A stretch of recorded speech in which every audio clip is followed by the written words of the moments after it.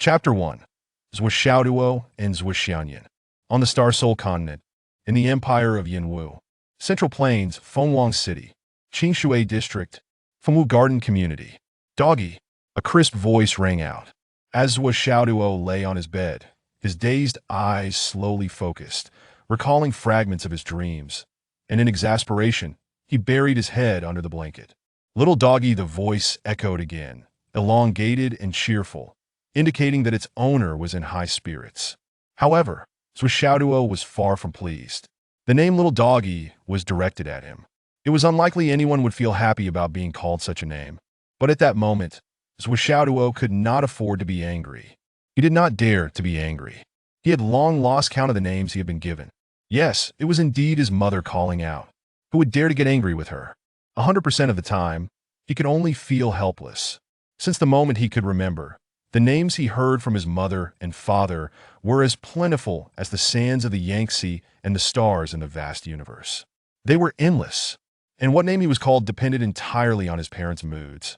When they were in a good mood, they would call him playful names like Doggy, Little Kitty, Little Cutie, Little Egg, Little Sweetheart, whatever came to mind. When their mood was neutral, he would hear Xiaoduo, which was quite somber. And when their mood was poor, especially if he had done something to annoy them, he faced a barrage of names like Little Brat, Little Scoundrel, Little Rascal, Little Troublemaker, Little Wretch, Little Devil, and so on, along with a variety of dialects from all corners of the country. Zuo Xiaoduo sometimes wondered at the vast knowledge of his parents, precisely how they were so well-versed in dialects from north to south and east to west, and they predominantly used them to scold him. The way he was addressed acted as a barometer for their feelings. For instance, being called Little Doggy now signified that his mother was in a pleasant mood. Since she was happy, she wouldn't be easily angered, so he could afford to ignore her summons for the moment. How can I gauge whether I'm about to get a beating simply from the names I'm called? This is too burdensome. Zuo Xiaoduo lay on his bed, letting out a silent sigh. Being whimsically called Doggy or Little Doggy was one thing. The real problem was he was utterly dissatisfied with his current name. Xiaoduo? Just listen to that, it sounds utterly uninspiring. Take, for example, a classmate named Zhao Jianghu. How grand is that? Or another named Li Changtian. It sounds impressive. But my name is. And then there was that day. His father, having indulged in a few drinks and in good spirits, Zuo Xiaoduo mustered the courage to ask, "Why am I named Xiaoduo? Could I get a more appealing name?" His father had looked at him askance, with disdain in his eyes, and had decisively replied, "No way. Why not? Just because," he retorted. "Changing names is simply out of the question." "Well then, why Xiaoduo? You have to explain that." His father had huffed and rolled his eyes, replying nonchalantly, "Because your birth was a little extra for me and your mother." Little extra Xiaoduo? Zuo Xiaoduo felt as though his heart had collapsed at that moment, represented perfectly by a long string of ellipses. "You mean to say you resented my birth because it intruded upon your world of two? Am I truly so unnecessary? What family isn't joyous when a child is born? Especially since I'm a boy. How could I possibly be viewed as an extra in your eyes?" At that moment, Zuo Xiaoduo had tearfully asked, "So you really dislike me?" His father took a sip of his drink, speaking leisurely. Here it's important to note, Zuo Xiaoduo's father possessed a demeanor that was elegant and refined, handsome and tall, resembling an archetypal gentleman with no faults except for a hint of laziness. His father had said slowly, "We were indeed quite unhappy at first. But then your mother discovered that since you arrived, she actually gained a fun little toy she found having a child to be quite entertaining, and then gradually didn't seem to mind so much. A toy." Hearing those two words struck Zuo Xiaoduo hard, leaving him speechless. "You too had a child, just to have a toy?" His mother chimed in. "Isn't having a child meant for some fun? Just like Aunt Lee's cat or Aunt Wong's dog, regardless of what it is, you've got to have one to play with, right?" That sounded so reasonable. He found himself utterly at a loss for words. That night's conversation ended there. Zuo Xiaoduo felt he had no further desire to ask anything else and returned to his room, his heart laden with distress. He credited his resilience to his own open-mindedness. He felt he might simply be too magnanimous, as he had been able to brush off such a severe blow. He continued on without a care, and surprisingly, after that night, he came to terms with it. No, to be precise, even before the night was over, he found a measure of peace. And just a toy is indeed a toy. In this world, who isn't someone else's toy? But can I please get a name change? Doggy. A loud voice broke through as his mother burst through the door, exuding an aura of authority. Didn't you hear me calling? Are you deaf? Zuo Xiaoduo sprang out of bed, a look of ingratiation on his face. You heard? You heard. I was just about to come help you, mother, I'm on my way. At the door stood a tall and graceful woman with stunning beauty, appearing no older than 27 or 28. This enchanting woman was none other than Zuo Xiaoduo's mother. To most people, the instant they laid eyes on her, feelings of admiration and longing would arise. This beautiful woman exuded gentleness and competence, embodying the ideal of a loving wife and nurturing mother. But only Zuo Xiaoduo knew how terrifying and formidable this seemingly gentle and virtuous woman could be when it came to her own son. Zuo Xiaoduo had lived under the shadow of his mother for 17 years. Eventually, he involuntarily stood at attention at the sound of her explosive voice. Whenever that gentle and beautiful face hardened, Zuo Xiaoduo felt a familiar sting in his behind, an indication that he was bound to receive a tasty serving of stir-fried bamboo shoots and meat. There would be no mercy shown. Typically, families might have a strict father and a gentle mother. However, Zuo Xiaoduo's family had the opposite dynamic, a strict mother and a lenient father. Lenient father in truth. It wasn't that he was particularly lenient, indifferent, and carefree would be a more fitting description. Yet, a strict mother now, that was an unyielding reality. Zuo Xiaoduo found it puzzling that after all these years, his mother hadn't shown the slightest sign of aging. She still looked as youthful and radiant as ever. Of course, his father was much the same, appearing no older than 26, 7, or 8, certainly never exceeding 30. He was like a tall, graceful willow, exuding charm and sophistication, instantly endearing him to others, giving the impression he was a cultured scholar. But in reality, he help you? His mother's face was filled with skepticism. Little doggy, do you really have such filial piety? Zuo Xiaoduo jumped up, eager to massage her shoulders. Mother, you work so hard every day, I feel awful just watching you. Let me give you a rub. Wu Yuding squinted her eyes, enjoying her son's massage, and with a satisfied sigh, said, Want some money? Not a chance. Let me tell you, Zuo Xiaoduo, you've already exhausted your allowance for this month. If you think you can weasel any more from me, you might as well give up that hope. Zuo Xiaoduo immediately stopped, his tone turning petulant. You really are my biological mother, so utterly ruthless. I haven't even opened my mouth. Wu Yuding rolled her eyes, bearing an oddly youthful disposition, pouting as she responded. I bore you, how could I not know what you're thinking? Zuo Xiaoduo hung his head. Don't think about asking your father. Zuo Xiaoduo felt utterly defeated. And especially don't think about asking your sister Xiaoyan. It'll alert them. Let's see who dares to give you money. Zuo Xiaoduo was suddenly filled with despair, feeling utterly despondent about life. He pleaded, Mom, I have something important to discuss. I really have an important matter. Wu Yuding scoffed as a 17-year-old drifting around in the realm of martial arts, specifically a junior martial artist, and having drifted for 5 years as a junior martial artist, and a person who sleeps 14 hours a day while drifting around for 5 years, what important matter could you possibly have? With tears welling in his eyes, Zuo Xiaoduo pressed a hand to his heart. Mom, I feel like I've received a severe emotional blow. You have a heart? Wu Yuding scoffed and turned to leave. Hurry and come help me prepare the vegetables. Your father and sister Xiaoyan will be back. Soon your father needs to take a nap after eating, and your sister Xiaoyan will want to meditate and cultivate to break through to the yin-yang realm. It's critical to rest thoroughly at this stage. Hurry up, or it'll break your dog legs. His mother huffed heavily. 2 legs. Zuo Xiaoduo fell silent and quickly followed behind, tail between his legs. Mom, just leave it to me. I'll do everything. As he picked vegetables, Zuo Xiaoduo sighed deeply, his eyes darting around. Was there any way he could coax some money out of his mother? Not too much, just 3,000, 2,000 would suffice. And if not, a mere 1,005, that would be fine too. Then he could experiment to see if his bizarre dream was real, and if that world truly existed. Was this really just a dream?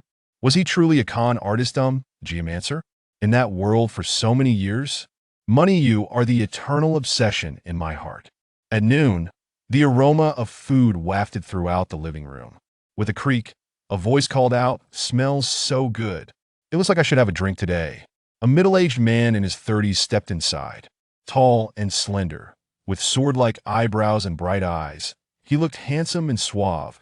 His hair black as ink, the well-fitted outfit accentuated his figure, adding to his charm. His polished shoes gleamed, and he exuded an air of calm and warmth. This was Zuo Xiaoduo's father, Zuo Xiaoduo, the man whose name translated to long path ahead. "Is Xiaoyan back yet?" Zuo Xiaoduo asked his routine question, though he understood well that his daughter always returned a bit later than himself by around 15 minutes. Everyone in the family had an acute sense of time. They rarely got it wrong. If they missed this window, they likely wouldn't be back for a meal. As he spoke, he settled down at the dining table with a smile on his face. "Tinger, I found that thing for Xiaoyan." Wu Yuding wiped her hands and came out surprised. "You found it? How much did it cost?" "Just a small amount." Zuo Xiaoduo smiled. "You don't need to worry about it."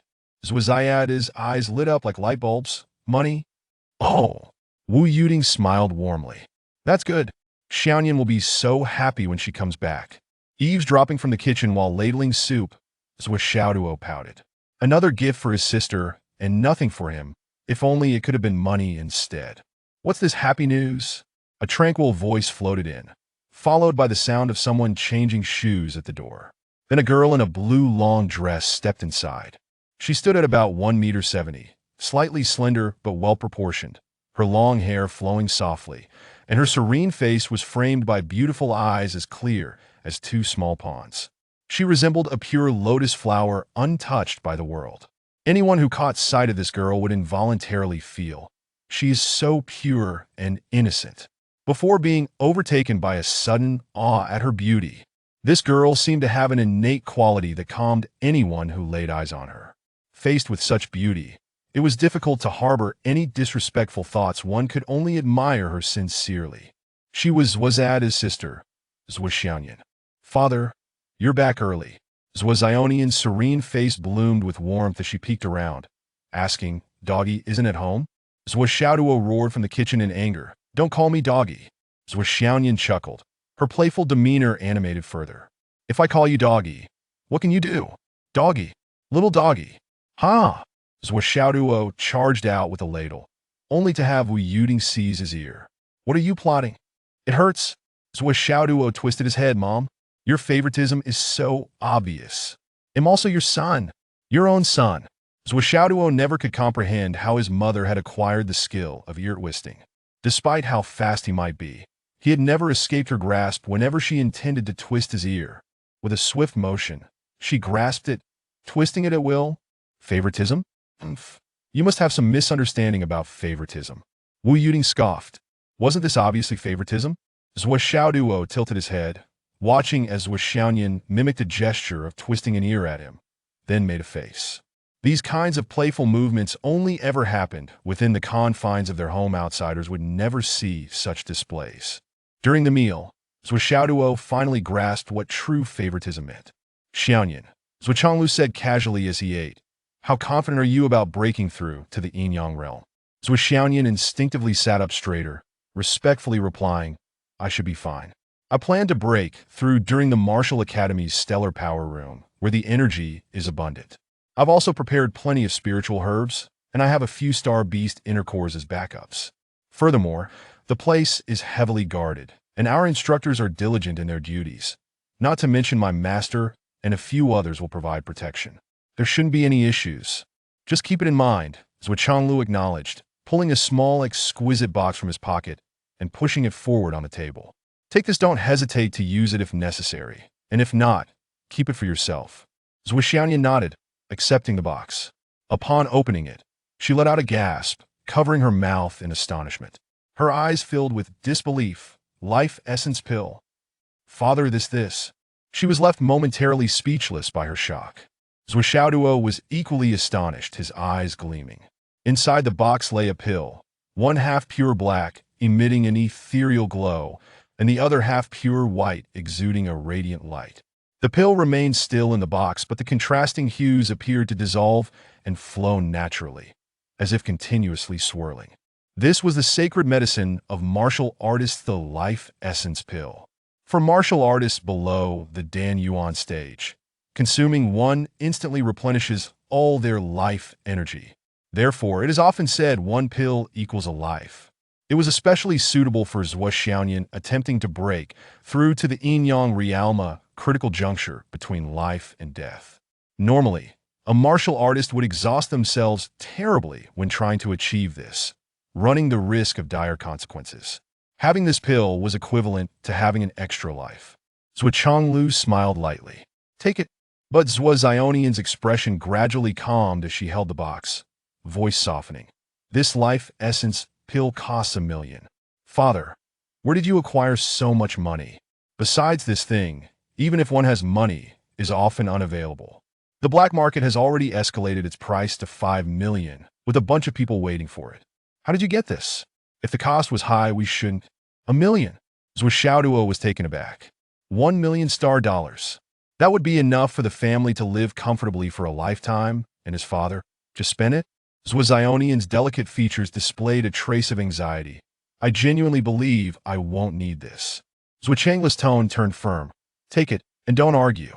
Do you think it's your place to worry about our finances? His voice was harsh. Zuo Xiaoduo's eyelids turned red, her slender fingers clenching the life essence pill, slightly trembling. After a long moment, she quietly replied, yes. I'm sorry, father. Zuo Xiaoduo softened his tone. That's more like it. Xiaoduo, you have a bright future ahead. After the yin-yang realm comes the Dan Yuan stage, followed by all the higher realms. Your mother and I can't assist you much, but you are still our daughter, and we will support you as far as we can. When we truly cannot help anymore, you can step out on your own. Until then, leave the rest aside. Do you understand? After a moment of silence, Zuo Xiaoduo replied, Father, if I can break through to the Dan Yuan stage this time, I will feel fulfilled. I don't wish to go further. This path is truly exhausting. I feel I can hardly bear it. After I break through this time, and when Xiaoduo turns 20, I want us to get married then. Zuo Xiaoduo was astounded, his eyes wide open in shock.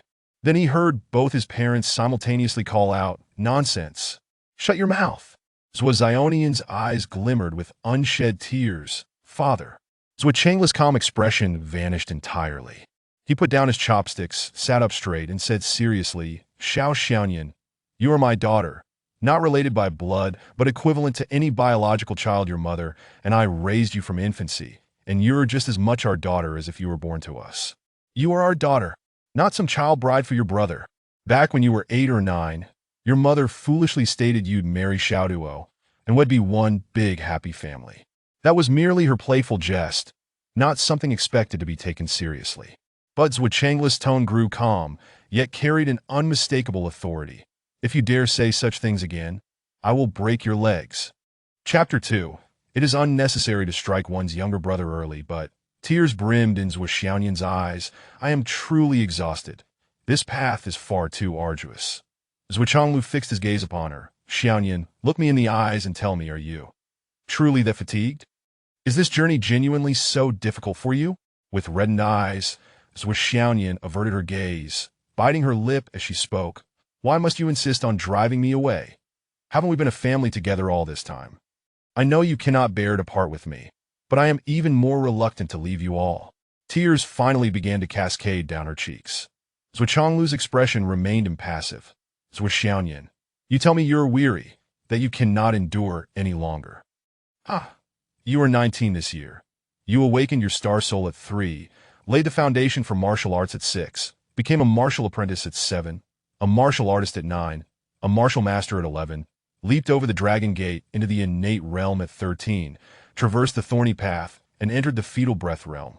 At 16, you crossed the chasm between immortals and mortals, and now at 19, you're on the brink of transcending the yin-yang path, striving towards the Dan Yuan realm. Your talent is unparalleled, not only the foremost in Phoenix City, but also in the entire Central Plains. Indeed, even within the Yinwu Kingdom, you rank among the top 3 prodigies. You claim to be exhausted, to be unable to bear it, but what of others? What Zuo Xiaoduo stated was irrefutable truth. Zuo Xiaoduo's aptitude had long been validated. With a star soul that connects all 100 meridians, such talent is exceedingly rare. The title of Phoenix City's #1 prodigy had been firmly affixed to her since she entered the innate realm at 11. No one could challenge it. Zuo Xiaoduo was the pride of Phoenix City, and even in the broader Central Plains, she stood unrivaled. Had it not been for her profound attachment to home, she would have surely been whisked away by major sects to training sanctuaries long ago. You have traversed this journey with virtually no encountered bottlenecks, and yet you tell me you are fatigued. Zuo Xiaoduo scoffed coldly. Zuo Xiaoduo, put away your ridiculous notions of repaying kindness. Though your mother and I are but ordinary people with mediocre talent, we would never resort to such despicable means to constrain a genius girl like you to remain as our daughter-in-law. If you still acknowledge us as your parents, then continue forth and forge your own destiny. If you do not recognize us as your parents, then leave. Your wings have grown strong now. A Danyuan master, a grandmaster. The world is yours to conquer. We shall act as if we have never raised you. My son will find a wife without needing your pity. Wow. Zuo Xiaoduo winced and burst into tears, throwing herself into Wu Yuding's embrace, her body trembling with sobs. Mom. Dad scolded me. Wu Yuding held her daughter close, casting a reproachful glance at Zuo Xiaoduo. If you are unhappy, then so be it. Why must you be so harsh? Can't you express yourself gently? I cannot abide your temper. Once you lose it, you are no longer yourself. Zuo Xiaoduo snorted, his anger still simmering. So tell me, is this girl seeking punishment? He then turned to Zuo Xiaoduo. Did you hear that? Zuo Xiaoduo, who had been hunching his shoulders and chuckling quietly at his sister's reprimand, suddenly found himself startled by Zuo Xiaoduo's shout, quickly raising his head, blinking innocently. What a... I'll tell you, your sister will not be on the same path as you in the future. Do not harbor foolish fantasies. Zuo Xiaoduo's voice was stern. Should I discover any inappropriate thoughts in your mind, you can expect a thorough beating. Your sister may be unable to fight back now, but I still have the strength to deal with you, a mere martial apprentice.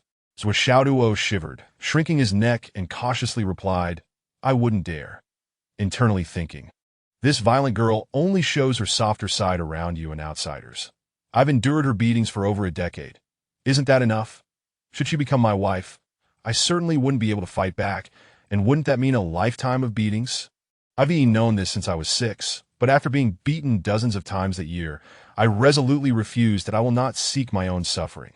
Zuo Xiaoduo clung to Zuo Xiaoduo's arm, acting cute. Dad, I was wrong. Can't we just leave it at that?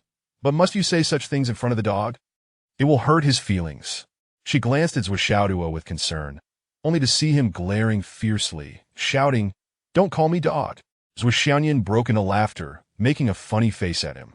Zuo Xiaoduo sighed. Xiaoduo's talent is mediocre, and his martial path is bleak. In this world where strength is revered, he is destined for an ordinary life. Xiaoduo, your future is bright. You two are destined for different worlds. If we do not clarify this now, any misguided thoughts will only lead to regret, and who will benefit from that? Wu Yuding also sighed softly, holding her daughter gently and rocking her. Xiaoduo, I understand your feelings, but your father is right. You must heed him. You have said that your father and I treat you as our own. Can we bear to delay your future? Moreover, you must understand that with your current achievements, should you truly stay, it would only bring harm to your brother. If you were to stay and marry him, I fear he would not survive long. At her words, Zuo Xiaoduo was suddenly taken aback, sitting up straight from her mother's embrace, her expression darkening as silence enveloped her. Her delicate brows knitted together, an aura of determination flashing briefly across her face. After that, the family fell into silence, eating in quietude. Zuo Xiaoduo pondered for a long while, but his thoughts were far from romantic matters.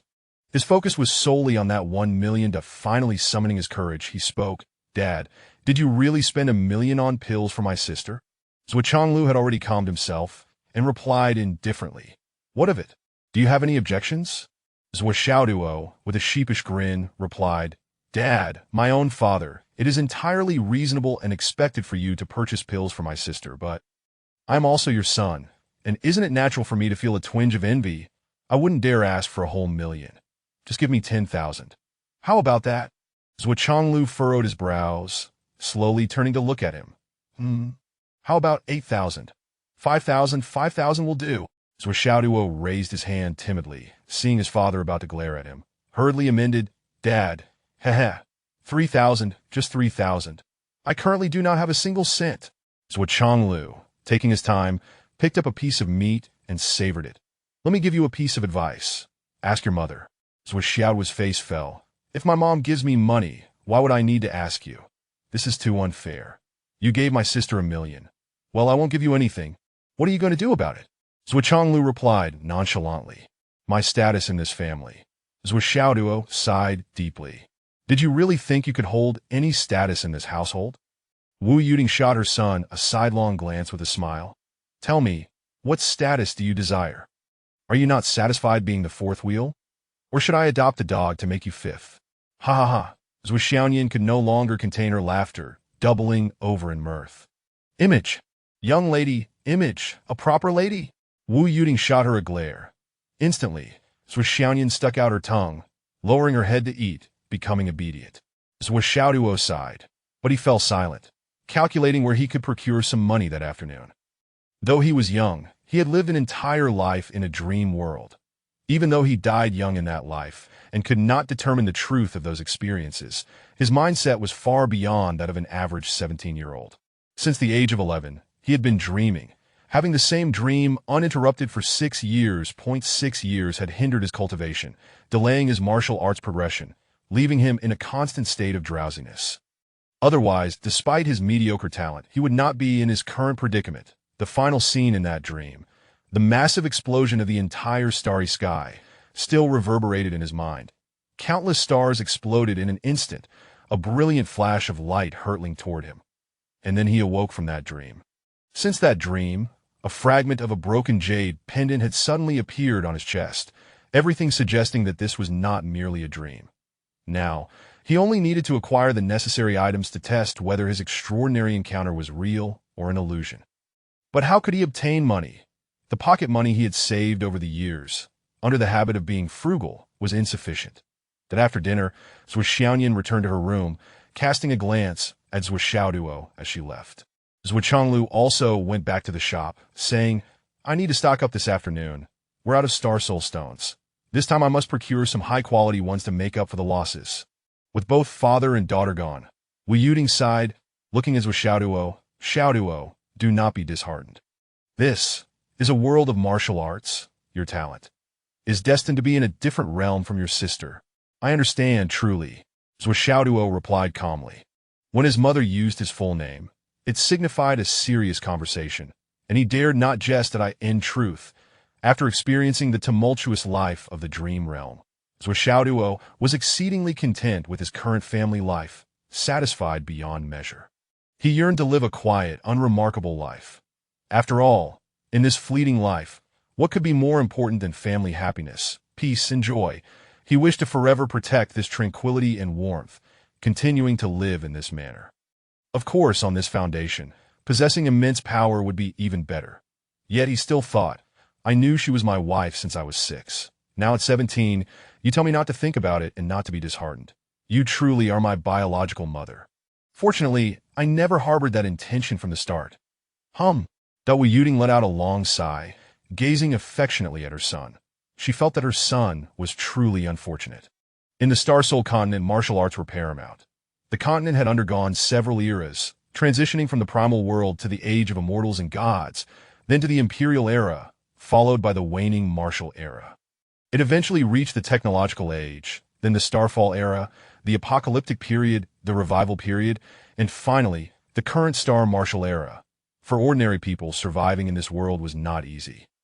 In every era of the Star Soul continent, one constant remained. The overwhelming majority were ordinary individuals with little to no talent, and her son was but one among countless ordinary people. In this age of martial renaissance, his life was destined to be a struggle for recognition. When Zuo Xiaoyan awakened her star soul at 3, it soared into the heavens, enveloping the sky, her entire body interwoven with star veins as dense as a web, almost coalescing into a whole. She possessed the rare 9-9 star soul body, just a step away from the complete innate star soul, that is for her brother, Zuo Xiaoduo. He awakened his star soul at 8, a mere flicker of a weak flame residing in his dantian, lacking vigor. It was almost as if he had none at all. To possess no star soul at all meant a lifetime devoid of the opportunity to become a strong warrior, relegated to a life of quiet normalcy. Yet having a star soul meant the possibility of becoming a martial artist, and with that came the responsibilities of a martial artist. The responsibility of a martial artist is akin to life and death. Above martial apprentices are martial artists. Above martial artists are martial masters. Above martial masters is the innate realm. Beyond the innate realm is the fetal breath stage. Above fetal breath is the Dan Yuan realm. The Dan Yuan realm is already worthy of being called a grandmaster. As for the realms beyond that, it is best left unspoken. But Zuo Xiaoduo is on the verge of breaking through to the Dan Yuan realm, and with her brother's talent, he would likely struggle for 300 years to reach that level. To pursue the martial path, you truly have little hope. Wu Yuding gazed at her son, sighing, Xiaoduo, why not just abandon your star soul and live as an ordinary person? That way, you can lead a steady life. Zuo Xiaoduo squinted his eyes and laughed. Mother, if I cannot walk the conventional path, it does not mean I must despair. I can still explore alternative routes. Wu Yuding snorted, glaring at him. What nonsense are you spouting? If you dare tread the path of wickedness, do not think the law will spare you. Even I will not let you off lightly. Zuo Xiaoduo shrank back, a chill running down his spine, his heart unperturbed. In such a glorious era, how could I live a mundane life? Mother, I just lack some money. Zuo Xiaoduo made one last plea. Get lost now. Wu Yuding was furious. Having just spent $1 million on pills, although she did not know where her husband had acquired the funds, Wu Yuding was well aware that while their family was doing decently, they could not afford to part with $1 million. Already burdened with such a hefty sum, this boy was still so thoughtless and oblivious. Wanting to squander money, it was utterly unacceptable. Not to mention that there was none available. Even if they did, she would not give it to him. She simply could not understand how this boy, at such a young age, developed such a deep obsession and desire for money. Over the years, all the pocket money and New Year's gifts she had given him, he had not spent a single cent. He was nothing short of a miser, fixated on wealth to an absurd degree, that he truly did not resemble either of his parents, who were generally generous in spirit. Did I really give birth to this child? Wu Yuding sighed, contemplating Zuo Xiaoduo's character, glancing down at her belly, puzzled. You have inherited none of your father's and my good traits, yet have fully embraced all the flaws. Wu Yuding also left the room. Zuo Xiaoduo sighed, just about to return to his room to devise a plan when suddenly, the world before him turned dark, feeling a familiar dizzying sensation as if he were spinning in the air, unable to see anything. Zuo Xiaoduo screamed, Zuo Xiaoduo. Ever since Zuo Xiaoduo had broken through and gained the ability to manipulate objects in the void, she had taken to whisking Zuo Xiaoduo around, often lifting him into the air whenever their parents were away. It was a torment beyond compare. What kind of sister does this? And now she expects me to marry her. Unbelievable. But they say to strike one's younger brother early. Zuo Xiaoduo felt that Zuo Xiaoduo had no need for such advice. She could continue to strike him indefinitely. With a whoosh, the world brightened. He beheld Zuo Xiaoduo's radiant face, a playful smirk adorning her features. Enjoying yourself?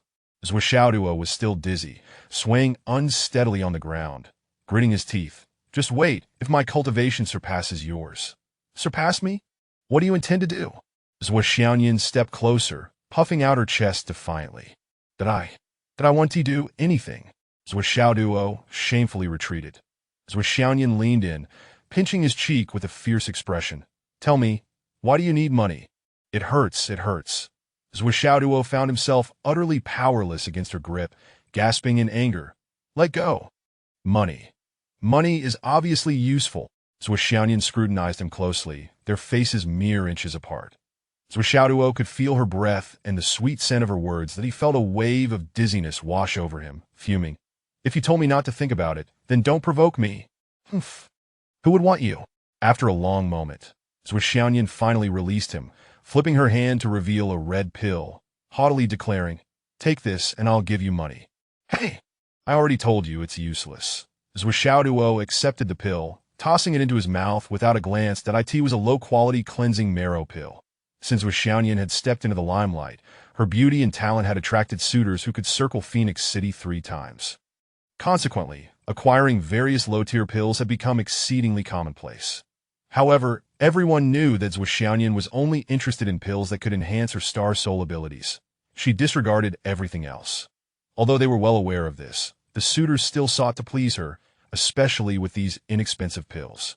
They were unaware that Zuo Xiaoduo had fed all the pills she received as Zuo Xiaoduo. He had consumed no fewer than 20 of these cleansing marrow pills. "Did you pick this one up again?" Zuo Xiaoduo asked while swallowing. "Of course." Zuo Xiaoduo blinked innocently. "Someone walked past me and dropped a bottle of pills. No matter how much I called out, they wouldn't come back. So I had to take them." Zuo Xiaoduo was left speechless. "Sister, you really are lucky." Zuo Xiaoduo rolled his eyes, sarcastically adding, "Meanwhile, I've never even found a coin my entire life. You find everything. I'm truly impressed." From the age of 13 to 15, Zuo Xiaoduo had collected countless such pills: Star Soul pills, Star Transformation pills, Awakening pills, Cleansing Marrow pills. All foundational, awakening, and enhancing Star Souls. "Why don't you pick up the other pills? Those are even more valuable. Those are useless to you. Why should I bother?" Zuo Xiaoduo retorted with conviction. "Zuo Xiaoduo, you are beautiful, so you have the final say. How can I argue with that?" After a long while, feeling the effects of the cleansing marrow pill spreading through his body, merely warming him slightly before dissipating as usual, Zuo Xiaoduo sighed. "Don't pick anymore. Over these past few years, I've consumed a cartload of your found pills, and they've yielded no real benefit. Please don't." Before he could finish, Zuo Xiaoduo began to chuckle coldly. "Oh, you've really grown bold, even trying to manage your older sister." Zuo Xiaoduo instantaneously retreated. There was nothing he could do. His status in the household was too low, and his combat prowess too lacking. Anyone could easily overpower him, especially Zuo Xiaoduo. Now that she had reached her current level, she could likely handle him as if he were a mere plaything. Last time he angered her, she tossed him 100 meters into the air, catching him and throwing him again 7 or 8 times, nearly scaring him to the brink of collapse. "A violent girl? How much do you want?" Upon hearing Zuo Xiaoduo's question, Zuo Xiaoduo's spirits lifted. "Not a lot. Would 10,000 be sufficient?" Zuo Xiaoduo touched her pristine jade ring, and a thick stack of cash appeared. "That's enough. That's more than enough." Zuo Xiaoduo exclaimed with great joy, his eyes sparkling with excitement. "Money. With this, he could smoothly. Humph.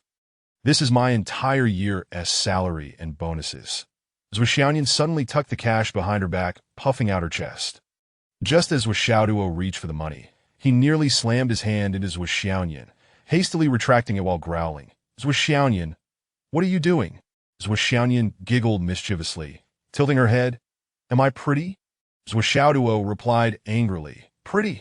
Beautiful, is that enough?" Ignoring his anger, Zuo Xiaoduo leaned closer, whispering, "So do you want to?" "I don't." Zuo Xiaoduo awkwardly jumped back a step, turning to flee. "I don't want the money anymore. To think you want me to do that for just a measly 10,000. Even after exiting the room, his heart raced uncontrollably. Inside, Zuo Xiaoduo's laughter echoed, followed by a large bundle of cash being thrown out. "Take it, doggy. You cannot escape your sister's grasp. And also, don't let Mom and Dad find out about this money." Chapter 3. All set. Zuo Xiaoduo gazed at the large bundle of neatly stacked banknotes on the ground, yet his heart was devoid of any joy. Instead, he felt a sense of confusion. After a prolonged moment, he bent down to pick up the money and stowed it away in his pocket. Zuo Xiaoduo was acutely aware of Zuo Xiaoduo's sentiments. Before Zuo Xiaoduo's birth, Zuo Chonglu and Wu Yuding had already adopted Zuo Xiaoduo. This young couple, without having their own children, had taken in an infant girl. Zuo Xiaoduo sensed that there was a story behind this, yet the reasons remained elusive to him. When Zuo Xiaoduo was 3 years old and her Star Soul talent had been detected, Wu Yuding unexpectedly became pregnant with Zuo Xiaoduo. This truly was an unforeseen event, that as Zuo Xiaoduo grew up, he often heard his parents recount this tale. The couple found it quite miraculous. They had clearly not intended to have another child. That thus, Zuo Xiaoduo's name came about quite naturally. However, being their own child, how could they not grow fond of him as they watched him flourish? When Zuo Xiaoduo was around 3 or 4 years old, Wu Yuding had a whimsical thought. If one day she and Zuo Chonglu were to grow old, having a pair of children who could rely on each other eternally would indeed be a beautiful thing. Unfortunately, during one discussion, Zuo Xiaoduo overheard this. That it was then that she understood her origins, that she was not the biological child of her parents. Yet this little girl, starting from the age of 7 or 8, began to regard herself as the potential daughter-in-law of the Zuo family. As Zuo Xiaoduo grew older, he could not help but comprehend Zuo Xiaoyan's feelings. Perhaps matters of love were not even worth mentioning. Though perhaps it was merely that Zuo Xiaoyan was reluctant to leave this home and felt a strong need to repay her parents' nurturing kindness. Thus, despite her exceptional talent, Zuo Xiaoyan resolutely refused to join any sect for cultivation, regardless of how esteemed the practitioners might be or how fervently they pleaded. She would always refuse without hesitation. I belong here, to this family. I will go nowhere. Zuo Chonglu and Wu Yuding had long since regretted their decisions. They lamented the delay in their daughter's future. Who could have imagined that a little girl could be so stubborn? Were it not for Zuo Xiaoyan's continued rapid progress in cultivation, Zuo Chonglu and Wu Yuding might have felt even more guilt. It was precisely for this reason that when Zuo Xiaoyan once again proposed marriage to Zuo Xiaoduo, Zuo Chonglu responded with stern words. A loud bang echoed at the door as Zuo Xiaoduo exited. Zuo Xiaoyan breathed a sigh of relief, feeling a slight flush on her face. Leaning against the door, her delicate features blushed, and as she recalled how close Zuo Xiaoduo had come to clawing at her, her face turned even redder as she murmured, "If you dare to lay a finger on me, you're done for. 2 worlds. What 2 worlds?" Zuo Xiaoyan's cheeks grew increasingly crimson. Coward. After a brief moment of distraction, she hurriedly departed. After all, this was a critical moment for her to break through the yin-yang realm. She could not afford to be lax and needed to devote herself to arduous training at the Star Martial Academy. Upon leaving, her demeanor transformed back into an expression of aloof indifference. As cold as the moon in the vast sky, in an instant, she vanished from sight. Blood from the fingertip, flawless jade, the fish of yin and yang, the heart of the stars. Zuo Xiaoduo muttered as he stepped outside. One must admit that this world is indeed quite wonderful, at the very least. This flawless jade was not as exorbitantly priced as in the dreamlike realms. The most valuable stone in the Star Soul continent was the Star Soul Stone, while items like jade were merely aesthetically pleasing stones, hardly worth much. As for the heart of the stars, that was easily resolved. It referred to Star Soul jade. His father had plenty of it in his shop. Though there were both high-grade and low-grade varieties at his current stage, Zuo Xiaoduo seemed not to require anything too advanced. Moreover, this item was readily available at his father's store, making it quite convenient. As for the blood from the fingertip, a simple incision would suffice, and the fish of yin and yang, he could draw it. That, however, with 8,000 star coins, Zuo Xiaoduo purchased a translucent, high-grade white jade piece the size of a fan that he had long coveted. With his personal savings, combined with the 10,000 given by Zuo Xiaoyan, Zuo Xiaoduo had a remaining balance of 7,000. He immediately felt a surge of wealth. Grabbing his purchases, he made his way to his father's Star Soul Stone shop. Zuo Chonglu's Star Soul Stone shop. Yes, this was the name of the modest establishment, aptly reflecting his father's laid-back nature. Simply named after himself, straightforward and practical. "Hey, Pop!" Zuo Chonglu exclaimed with surprise upon seeing his son enter as he was unloading goods. "Just in time. Come help me carry this inside." Zuo Xiaoduo grimaced. What a stroke of bad luck to arrive just as the unloading began. Recognizing his fate, he resigned himself to the task that a massive delivery truck, nearly 1,000 tons, had arrived. The density of Star Soul stones was far greater than that of high-grade jade. A fist-sized piece weighed over 100 pounds. Thus, while the truck appeared to hold a modest amount of stones, it was indeed quite heavy. Nearby shopkeepers rushed to assist, and Zuo Xiaoduo, drenched in sweat, eagerly took on more work. Together, they managed to carry all the stones into the shop. Finally, with the last few supersized Star Soul stones weighing tens of thousands of pounds, the father and son duo, assisted by several others, finally managed to move them, all panting heavily and exhausted. If only Sister Xiaoyan were here, Zuo Xiaoduo panted. If Zuo Xiaoyan had been present, she could have lifted the entire truck's load with a single hand. Zuo Chonglu rolled his eyes at his son. If you had any ambition, you wouldn't be gasping for air now, even as a warrior-level practitioner. Zuo Xiaoduo felt a lump in his throat, grimacing, "Dad, I have my pride." A warrior-level practitioner who's been training for 5 years still has pride? How shameless, Zuo Chonglu scoffed. "Now, tell me, what brings you here? And I warn you, I have no money. If you want money, go ask your mother." Zuo Xiaoduo looked dejected. I just wanted to come help you. Maybe watch the store? Zuo Chonglu snorted. No need to help. You start school the day after tomorrow, that warrior-level practitioner, and yet you're still stagnant in the warrior class. You stand out among the children. I truly take pride in you. Zuo Xiaoduo felt like he was bleeding from shame.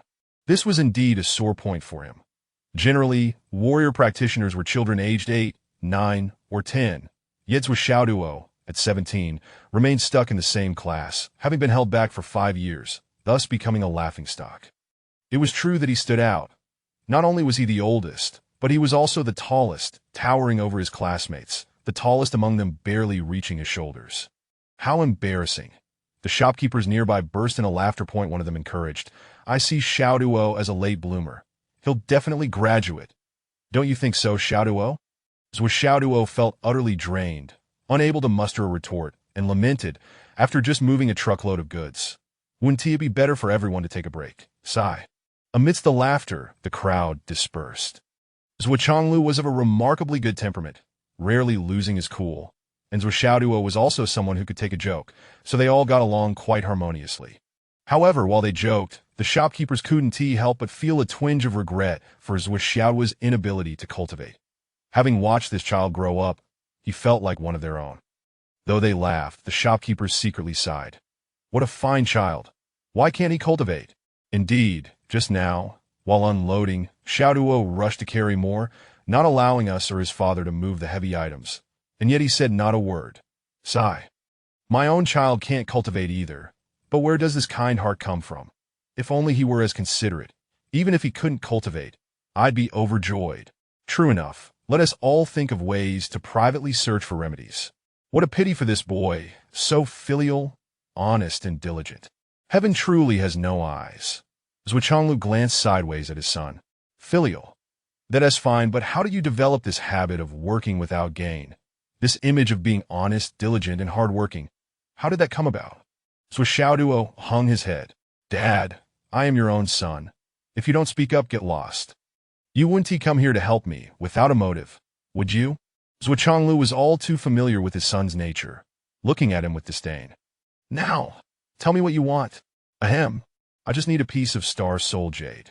About the size of a palm would be good, but if it's a larger piece like the size of a tabletop, that would be even better. Zuo Xiaoduo said, ingratiatingly circling around his father, eagerly massaging his shoulders. Smack! Zuo Chonglu slapped a radiant piece of star soul jade onto the table. Take it and go. As the owner of a star soul stone shop, he had no shortage of polished star soul jade, and the quality was excellent, top-notch. Thank you, father, Zuo Xiaoduo exclaimed, beaming as he snatched the jade. Your son takes his leave. Scram!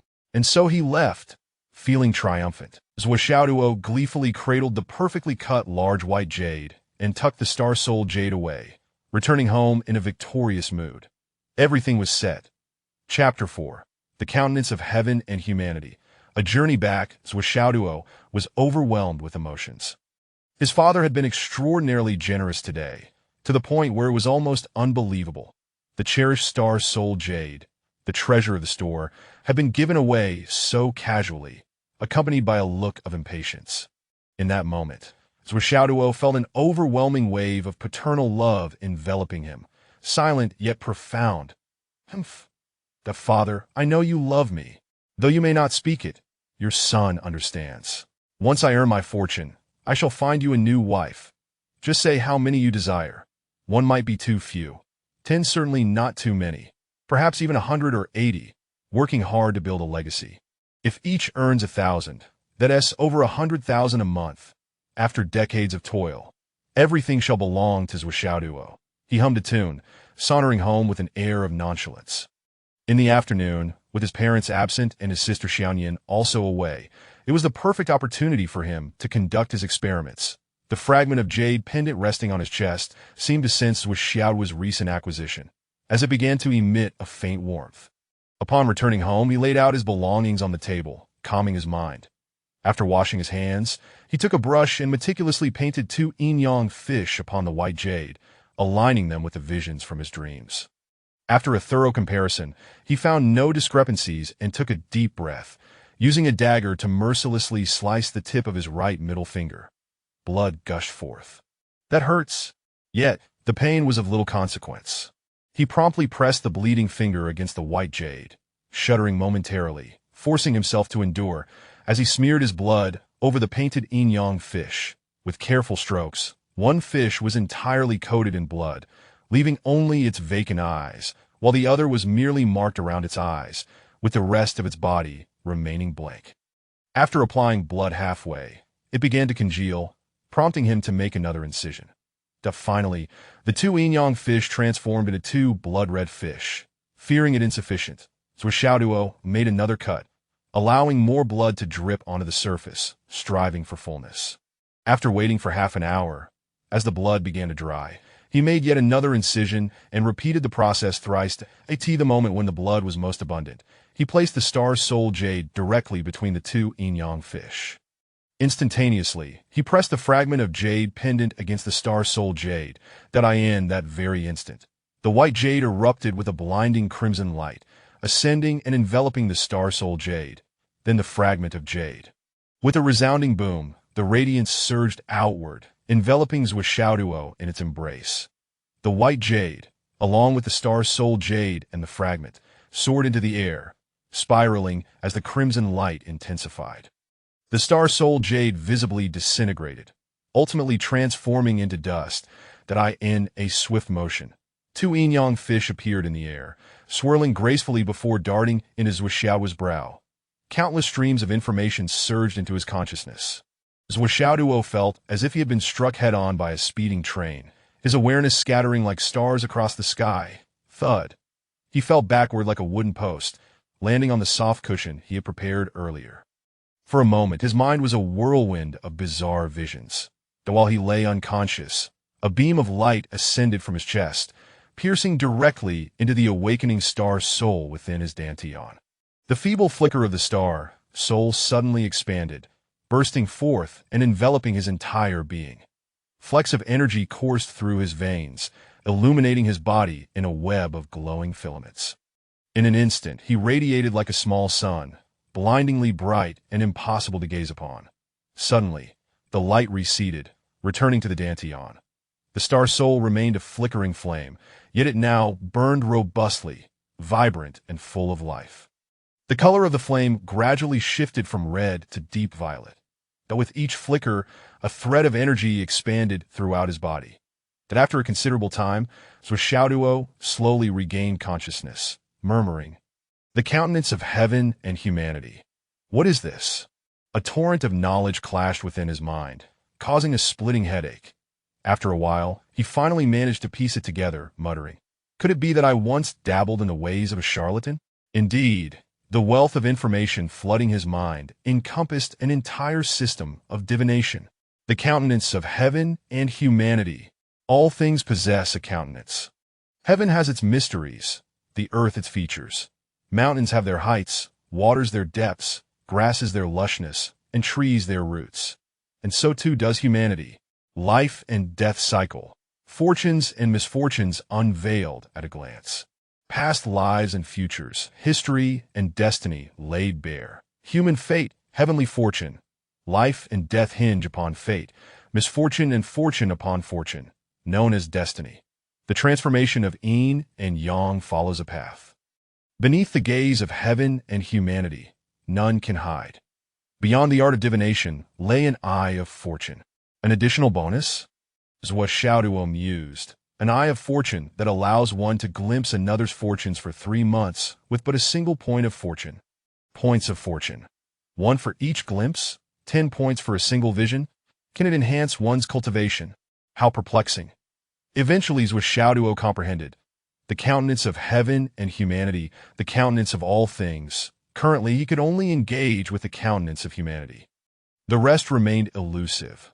Moreover, he was but a novice in the realm of diviners, merely an apprentice at the foundational stage in this phase. He could only perceive the surface, colloquially termed.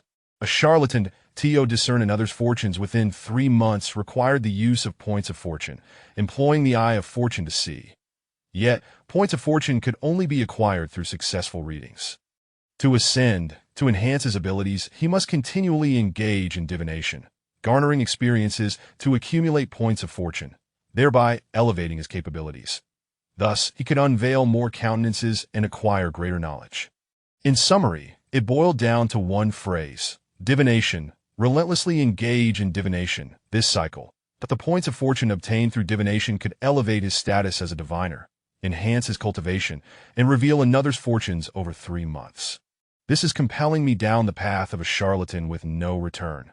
Zuo Xiaoduo gasped, but how can a man of integrity like me become a grand deceiver? Zuo Xiaoduo felt a wave of sorrow. He believed that with his upright and honest nature, his noble aspirations, and his concern for the nation and its people, he could never partake in deceitful acts. Was this not coercion? Am I such a person? However, after a thorough examination, his mood swiftly transformed. Impressive. Zuo Xiaoduo inhaled deeply. Even if I cannot become a master, with this knowledge, I can traverse the world, free from worry. Indeed, being a diviner is also a path of respect.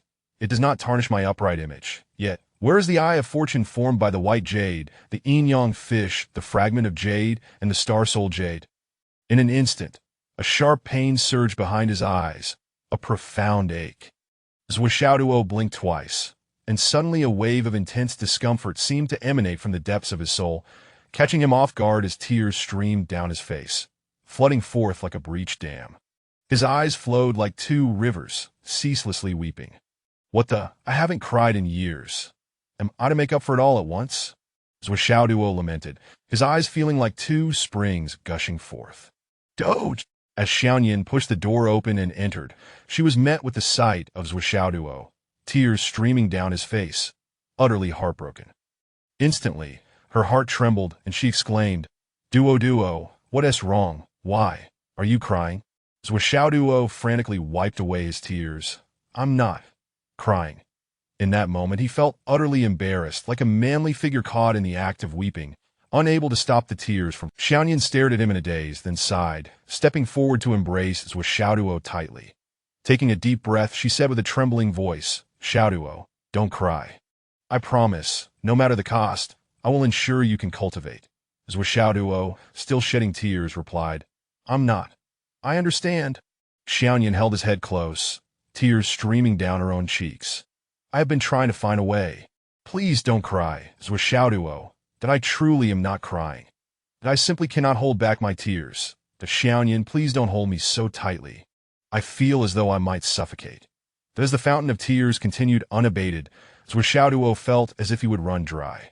Just when Xiaoyan began to weep alongside him, a miracle occurred. The tears abruptly ceased. Zuo Xiaoduo struggled free from her embrace, gasping for air, looking up at Xiaoyan with a sense of shame. I wasn't crying because I can't cultivate. Was I? As he spoke, he suddenly froze, his heart skipping a beat. In his gaze upon Xiaoyan's face, a cool sensation surged from his brow, rushing into his eyes. Then, he saw a line of text float forth from her face. Xiaoyan, female, 19 years old, peak of the fetal breath phase. 2.5 months later, during the breakthrough to the Danyuan phase in the Star Marshal Crystal Chamber, interrupted by a sudden attack, leading to her demise through deviation. Chapter 5. The Life and Death Tribulation of Zuo Xiaoyan. Zuo Xiaoduo was momentarily stunned. Zuo Xiaoyan, would she perish? The sister he had cherished and cared for meticulously since childhood. Would she meet her demise in 2.5 months? Gazing at the beautiful face before him, shattered by sorrow for his sake, Zuo Xiaoduo felt an overwhelming wave of suffocation wash over him. Why had such a line of text appeared before him? What was this? Suddenly, Zuo Xiaoduo asked urgently, Sister Xiaoyan, are you going to challenge the boundary of yin and yang in 2.5 months? Are you going to break through to the Danyuan stage? Zuo Xiaoyan, sobbing, felt her heart twist painfully at the sight of Zuo Xiaoduo's tears. It felt as if her heart might shatter. In the midst of her sorrow, she was taken aback by his question, her heart racing as she looked up at Zuo Xiaoduo with reddened eyes, stammering. How do you know? Only after asking did she regain her composure, wiping her tears, her expression turning grave as she reiterated, how do you know it's 2.5 months from now? Suddenly, the realization struck her, her beautiful eyes widening in shock. The fact that she was to break through the boundary of yin and yang was known to a fair number of people. After all, her cultivation level was evident. However, everyone merely speculated that it would happen soon, or at most within a month. And after a month, further misinformation would be disseminated to continue the ruse. The specific time and place must remain undisclosed. This was a matter of life and death. For a martial artist, breaking through to the Dan Yuan stage is a significant milestone. It signifies the complete opening of the path to becoming a powerful figure. The Dan Yuan realm is viewed by ordinary people as the pinnacle of martial arts mastery. The younger one is when breaking through this realm, the greater the potential for future development. Zuo Xiaoduo was only 19 this year, and to achieve a breakthrough at such a young age had been unprecedented in the Central Plains for thousands of years. If she succeeded, it would undoubtedly write a new chapter in history. A 19-year-old in the Dan Yuan stage, a teenage martial master, such a miracle would surely send shockwaves throughout the world. Thus, this news would undoubtedly attract attention and create unrest. Naturally, there would be those with ulterior motives who would seek to thwart Zuo Xiaoduo's smooth breakthrough. In ordinary circumstances, assassination attempts would likely prove ineffective, especially in a city familiar to Zuo Xiaoduo, where escape would be too easy and retaliation even more so. However, during the breakthrough process, particularly at the critical moment of overcoming a bottleneck, even a single shout from a mere mortal could disrupt the practitioner's internal energy and lead to calamity. If one wished to extinguish such a prodigy, that moment would undoubtedly be the best time. As of now, Zuo Xiaoduo's breakthrough date was the greatest secret in Phoenix City. To her knowledge, only two individuals were aware of it. One was Zuo Xiaoduo herself, and the other was her master. Even the usage of the Star Source Chamber was currently fully booked, showing no signs of Zuo Xiaoduo's intended use. Zuo Xiaoduo's heart was filled with uncertainty. How could Zuo Xiaoduo possibly know? Was it mere conjecture? But if so, it was eerily accurate. Upon witnessing Zuo Xiaoduo's reaction, Zuo Xiaoduo's heart sank. The content of that line was indeed true. Clinging to a glimmer of hope, Zuo Xiaoduo tentatively inquired, "Is it the Star Martial Gold Crystal?" Zuo Xiaoduo straightened her posture, her beautiful eyes widening in shock, filled with astonishment. He truly knows. The Star Martial Gold Crystal had been the result of extensive deliberation between her and her master, chosen specifically to avoid interference. They had even opted for the relatively ordinary Gold Crystal Chamber instead of the top three, Jade Crystal Chamber, Heavenly Crystal Chamber, and Soul Crystal Chamber. This was the utmost in confidentiality. She had never disclosed this to anyone, and her master, viewing Zuo Xiaoduo as the continuation of her own life, would be even more cautious. But how did Xiaoduo find out? Zuo Xiaoduo's complexion paled slightly. Turning away, she rasped, "Not necessarily. Everything is still undecided." Perhaps others might believe this statement, but Zuo Xiaoduo, who had grown up with her, could see through her lie immediately. Otherwise, she wouldn't have turned away. Zuo Xiaoduo felt his heart gradually sinking. Using the divination techniques he had learned, he scrutinized Zuo Xiaoduo's face, noticing a faint dark line forming between her brows. The dark energy in her center was gradually filling, ascending to the heavens and extending infinitely downward. Was this a sign of imminent death? Zuo Xiaoduo was overwhelmed with confusion. How could he convey his concerns to make her believe him? He was merely a martial apprentice. Though what could he do to help Sister Xiaoduo evade this deadly tribulation? Well, in truth, whether one breaks through early or late shouldn't matter much, right? Zuo Xiaoduo spoke awkwardly. Perhaps it's best to prepare more thoroughly. Zuo Xiaoduo, setting aside her doubts, smiled sweetly and replied, "You need not worry about me. Rather you, that little dog. Why were you crying so sorrowfully just now?" Zuo Xiaoduo had already made up her mind. Tomorrow, she would go to the Star Martial Academy and discuss this matter thoroughly with her teacher to ascertain where the problem lay. "I'm really not crying. I just got a bit misty-eyed." Zuo Xiaoduo buried this matter deep in his heart. Now that he was aware, he could not stand idly by, and no matter what, he had to resolve this issue. But for now, further discussion would be futile. The sky had already darkened. Zuo Xiaoduo furrowed her brow, sitting at the edge of Zuo Xiaoduo's bed, lost in thought and experiencing a slight headache. How could Xiaoduo, unable to cultivate, ever change his aptitude? The elixirs capable of altering one's aptitude were now rare and hard to come by, having not appeared for a long time. Even when they did, They were dealt with secretly by prominent families, and news of them never leaked out. What to do? And also, how had Xiaoduo inexplicably learned of her breakthrough plans? Where had things gone awry? Zuo Xiaoduo was similarly troubled. How could he explain? How did he come by this information? Moreover, what measure should he take? Also, it seemed that he could finally cultivate from now on. What should he do? Zuo Xiaoduo had never considered himself truly incompetent. When the Star Soul awakened, he realized that although his aptitude was not exceptional, it was by no means worthless.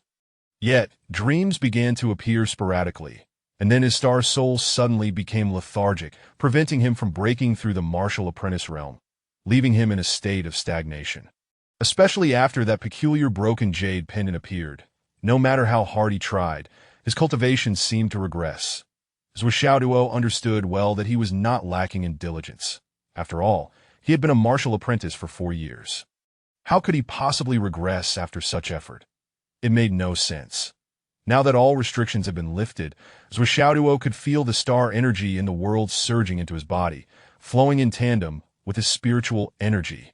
It was akin to a long-parched desert feverishly absorbing water, and the pace was accelerating, ever faster. The barrier between martial apprentice and martial artist was trembling violently, ready to shatter at any moment. Wu Yuding and Zuo Changlu walked together, engaged in conversation, both frowning deeply. The brother and sister duo were lost in their thoughts when they finally heard a sound at the door, followed by the loud bang of the door closing. They soon heard Wu Yuding's voice. "Doggy, is your sister back?" Zuo Xiaoduo, feeling exasperated, walked to the door. "Mother, could you refrain from calling me doggy? My sister is in my room." Wu Yuding immediately grew wary. "What are you two up to?" "Doggy, I warn you." Zuo Xiaoyan, her face flushed, dashed out. "Mom, what are you thinking?" As they exited, they encountered Zuo Changlu and Wu Yuding, both regarding the siblings with suspicion. "Don't cause trouble," Zuo Changlu warned. "Behave yourselves," Wu Yuding admonished. "You're both so annoying," Zuo Xiaoyan retorted, her face crimson as she rushed into her room. Behind her, Zuo Xiaoduo emerged, wearing a look of exasperation, casting a lifeless gaze at his parents. "Time to eat." Wu Yuding, having detected no abnormalities, finally relaxed, rolling her eyes and turning to Zuo Changlu. "You, as a father, don't even trust your own children. That's too much. I've never seen a father like you." She turned away in annoyance. Zuo Changlu was left bewildered. "Was it me who spoke first? Wasn't it you who yelled the loudest just now?" During dinner, Zuo Changlu remarked, "Xiaoyan, you need not come home every day for the time being at critical moments. It's best for you to stay at the Star Martial Academy and consult your teacher more." Zuo Xiaoyan smiled gently. "No worries. I'm already well prepared." Her beautiful eyes lingered on her parents and Zuo Xiaoduo, filled with deep affection. As she prepared to challenge the boundary of yin and yang, the stakes were life and death. Although she was confident and optimistic, there was always the slightest chance of failure. If that unfortunate scenario were to manifest, then the time spent with her family during this period would constitute her final happiness. As Zuo Xiaoduo ate, he simultaneously focused his energy in his eyes, feeling that refreshing sensation surge once more, albeit much weaker now, flowing into his eyes. He glanced at his parents' faces to gauge their fates, to be better prepared. Upon peering closely, Zuo Xiaoduo was left utterly bewildered. Zuo Changlu's face exhibited nothing. He looked again at his mother. Wu Yuding's face also showed nothing. Zuo Xiaoduo was instantly confounded. What was going on? Where were the words? Had the cool sensation been entirely consumed, leaving him with nothing to see? Had the hard-won ability finally malfunctioned? He looked left and right when Zuo Changlu, unable to hold back any longer, set down his chopsticks, facing Zuo Xiaoduo with a serious demeanor, quietly gazing at him. "Dad, why are you looking at me like that?" Zuo Changlu forced a smile. "I see you staring at me as if you've never met your old man, so I thought I'd let you see a little more closely. Take a good look. This is your father." Chapter 6 Little Brother Zuo, please don't go. Zuo Xiaoduo, burdened with concern for Zuo Xiaoyan and perplexed by the indistinct features of his parents, coupled with the exhilarating sensation of Star Soul energy continuously entering his body, had a restless night. Moreover, he realized that no matter how he practiced his techniques, that refreshing sensation had vanished. It seems that with the discovery of this ability, I was gifted a slight stroke of fortune, but after observing Sister Xiaoyan, I seem to have depleted it, Zuo Xiaoduo pondered. Yet he remained somewhat bewildered. When he gazed upon his parents' countenance, he distinctly felt that refreshing sensation emerge, albeit fleetingly. What could be the reason for this? Come morning, Zuo Xiaoduo emerged from his room with dark circles under his eyes and set out for school. Standing amidst a group of petite children, he undeniably towered over them. Yet it was undeniably embarrassing. Although he remained the class monitor, the predicament lay in the fact that at 17 years of age and a height of 185 meters, he found himself among peers who barely reached 1.2 meters in height. One does wish to maintain some dignity. Yet since dignity was unattainable, he resolved to abandon it entirely. However, today was different. He was on the verge of an upgrade from this day forth. He would no longer attend kindergarten. He was set to enter elementary school for last night. He had broken through to the rank of warrior disciple. Experiencing the influx of star soul energy, Zuo Xiaoduo felt an overwhelming sense of exhilaration and, in a moment of carelessness, inadvertently let out a fart, which astonishingly seemed to shatter his warrior's bottleneck wide open. Years of diligent practice yielding no results, and with a mere fart, I had burst through the gates of warriorhood. Once a crane among chickens, today I soar among phoenixes. Unable to contain himself, Zuo Xiaoduo composed a poem, feeling his literary talents soar. Following his breakthrough, he remained industrious, mobilizing the star soul energy throughout his body to begin refining his bones. By dawn, he had astonishingly refined half of his right leg. At this pace, he was nearly catching up to Zuo Xiaoyan. I have transformed. I am a prodigy. I am now a warrior, he exclaimed, excitement bubbling within him as he brushed his teeth. Even during his bathroom breaks, he couldn't help but strike a pose, exuding the demeanor of a master. Zuo Xiaoduo had never approached school with such vigor. He dashed directly into the office of the warrior disciple class instructor. Teacher Hu, I've broken through. I've become a warrior, he declared, brimming with pride. You've broken through? Teacher Hu, her delicate features widening in surprise, could scarcely believe it. Zuo Xiaoduo had been held back for 5 consecutive years in her class. This severely impacted her performance bonuses, leaving her somewhat haggard. For 5 years, she had not received a promotion bonus. The school administration had cast serious doubts on Teacher Hu's teaching abilities. How could a student, despite lacking in talent, remain unable to break through to warrior disciple after 5 years? This was a clear indication of her incompetence. As a result, the school had decided to keep him in her class as a form of punishment. Despair had begun to set in for Teacher Hu. As she contemplated the day, Zuo Xiaoduo turned 18 and would automatically drop out, allowing her to finally focus on earning a living. Yet, unexpectedly, joy had arrived. Zuo Xiaoduo had broken through. In that moment, Teacher Hu was overwhelmed with excitement, not only because she was finally able to send Zuo Xiaoduo on his way, but also for his long-awaited success after enduring 5 years of hardship. This child had suffered for 5 years and was finally able to break free. Teacher Hu felt genuinely happy for him. Throughout these years, she had witnessed Zuo Xiaoduo's unparalleled determination. At-17, towering among children, he was more than just a crane among chickens. The peculiar glances from those around him would have driven most to despair long ago. Yet Zuo Xiaoduo had persevered, never once skipping a class. He had endured, striving harder than every other child. He practiced to the point of fainting, yet upon returning home, he would wash his hair and shake it off, presenting an untroubled facade that he bore all burdens alone, refusing to let his family worry. This was the life he had led for 6 years that he had watched 5 classes graduate, all while shouldering the weight of criticism and strange stares, never wavering in his resolve. Many had called him thick-skinned, yet Teacher Hu had never viewed him that way. Those with Xiaoduo had impacted her performance bonuses for 5 years. She had never voiced her grievances. Instead, she had always felt compassion for him. If Xiaoduo can break through this barrier, his future achievements will be limitless. These were Teacher Hu Ruyun's words. Last night, on a whim, I broke through, Zuo Xiaoduo replied, a hint of pride in his tone, chuckling. That's why I rushed to tell you first thing this morning. Hu Ruyun smiled with relief. That's wonderful. Xiaoduo, you must keep pushing forward. Strive to break through to the warrior master realm before you turn 20. Her heart swelled with joy. From Zuo Xiaoduo's carefree smile, She could sense his newfound ease and a refreshing sense of liberation, as if he had cast away the burdens of the past. She felt utterly reassured. The storms of 5 years had not left a shadow in this child's heart. Instead, they had fortified his character. "This afternoon, I will take you to report to the warrior class," Hu Ruiyun exclaimed joyfully. "You've already laid a solid foundation, and your theoretical knowledge is already advanced." With a third of the semester gone, transitioning directly into the warrior class may be challenging, but if you can endure, it will be worth it.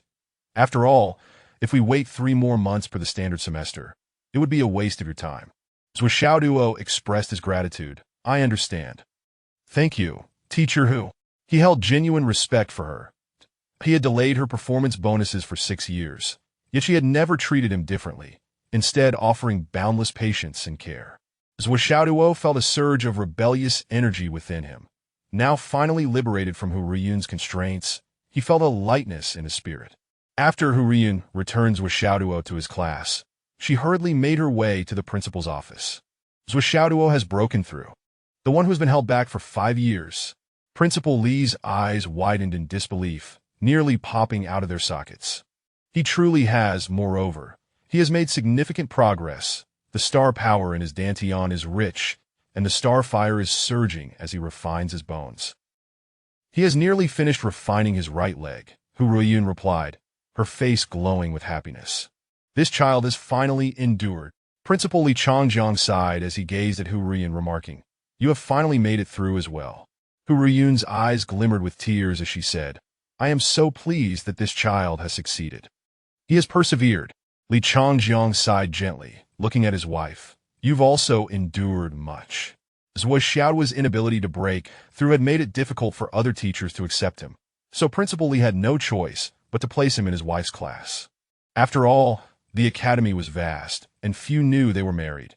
Most merely grumbled about the principal's perceived unfairness, but who would dare voice it? "What do you intend to do?" Li Changjiang inquired. "Immediately arrange for him to enter the warrior class," Hu Ruiyun asserted. "This child doesn't have much time left. If we delay any further, I fear he may walk the same path I once did." A look of guilt crossed Li Changjiang's face as he replied, "Very well, I will arrange for him to enter the Star Soul Tower this afternoon to connect him to the heavenly network. Then I will ensure he enters the warrior class." He sighed softly. "Rest assured, I am always seeking solutions. Old Liao from the capital has mentioned news of that item." Hu Ruiyun replied with ease, "No rush. Take your time. After so many years, I have grown accustomed to it that I simply wish to see these children grow smoothly." She turned to leave, urging, "Hurry and connect him to the heavenly network." The heavenly network. All who break through to the rank of warrior must first enter the Star Soul Tower, where they undergo trials to assess their willpower, temperament, and various qualities, resulting in an evaluation that is archived in the heavenly network. They will be re-evaluated when they reach Warrior Master and again at the innate stage, followed by a final evaluation at the Danyuan stage. The results of these evaluations will be stored in the internal network of the heavenly network, also known as the Master Hall. This process is referred to as 3 touches and 5 evaluations.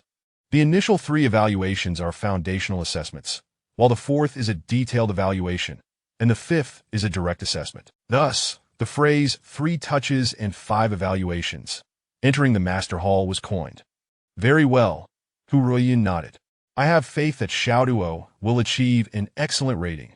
She brimmed with confidence, believing that with Zuo Xiaoduo's temperament and willpower, overcoming the first hurdle of the 3 touches and 5 evaluations would be a piece of cake.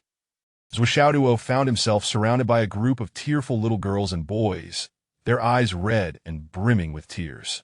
"Little brother Zuo, please don't go." One small girl sniffled, sobbing. "Class monitor Zuo, please don't leave." A little boy clung to Zuo Xiaoduo's leg. "Little brother Zuo, don't abandon us." All the children wailed in unison, tears streaming down their cheeks, reluctant to part ways. Zuo Xiaoduo felt a surge of emotion. His heart swelling. It seemed he was not a bad person after all. He had not particularly doted on these little ones, yet they were so attached to him. It appeared his character was indeed commendable. His 5 years of being held back were not in vain. "Little brother Zuo, please don't go. If you leave, I will be the bottom of the class," one little boy cried out, utterly distraught, tears and snot streaming down his face. Little brother Zuo, please don't leave. If you do, every time my father mentions that I'm 9 years old and still a warrior disciple, I want to be able to say there's a 17-year-old Zuo Xiaoduo in our class. My father will beat me. A 9-year-old boy trembled, crying, I will be beaten to death. Please don't go. Little brother Zuo, please don't leave. If you go, we will lose our sense of superiority. Sob, sob, sob. All the children wailed in unison. Zuo Xiaoduo, brothers, please don't go. Leave behind a recommendation before you depart. Chapter 7. What is this unfolding? Zuo Xiaoduo's expression darkened, veins throbbing on his forehead, his eyes radiating fury. Suddenly, an overwhelming urge to commit violence surged within him. Damn it. A bunch of little rascals, so this is why they wouldn't let me leave. It turns out they weren't reluctant to part with me at all. Zuo Xiaoduo erupted in anger.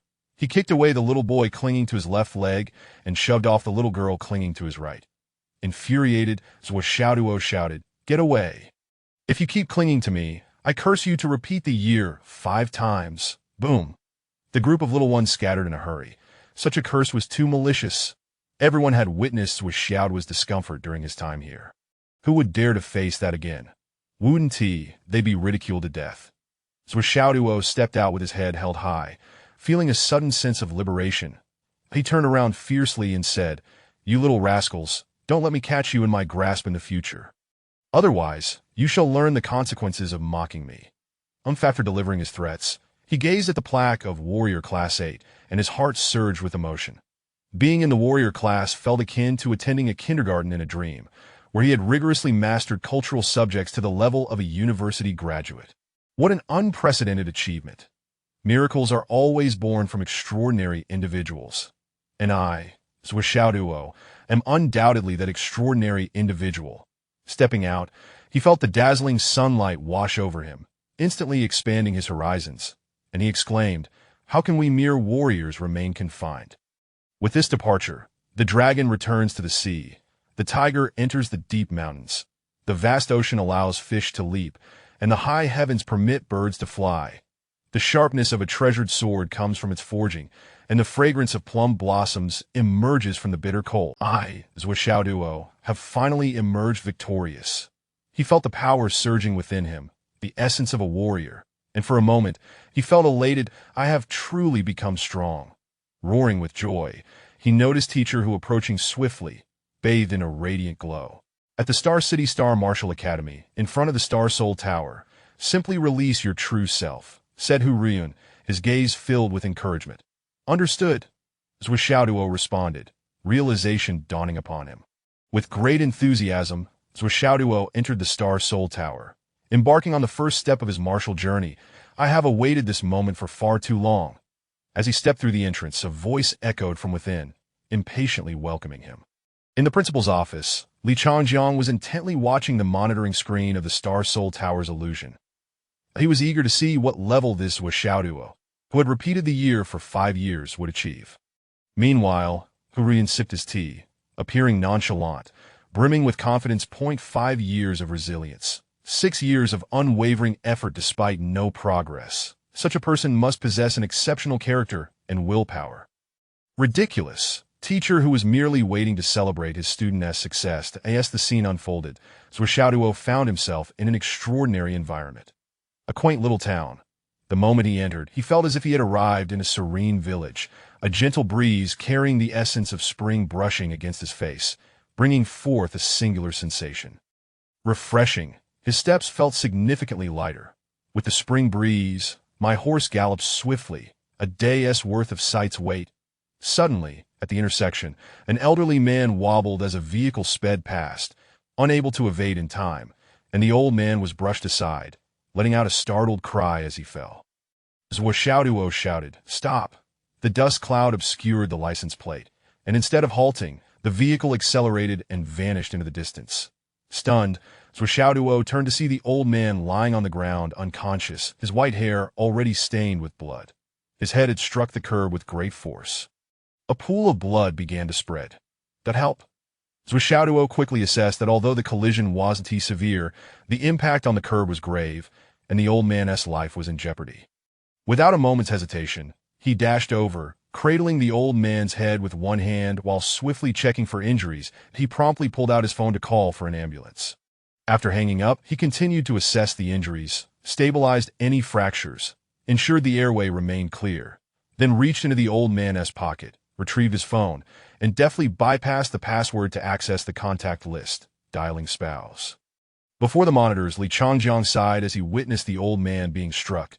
Such a Glitch D scenario, but can't there be any originality? When he saw Zuo Xiaoduo rush forward to aid, he couldn't help but praise. This young man is impressive. Observing Zuo Xiaoduo's calm demeanor as he treated the injuries and called for help seamlessly, he nodded approvingly, composed, unflustered, methodical, and organized. Very good.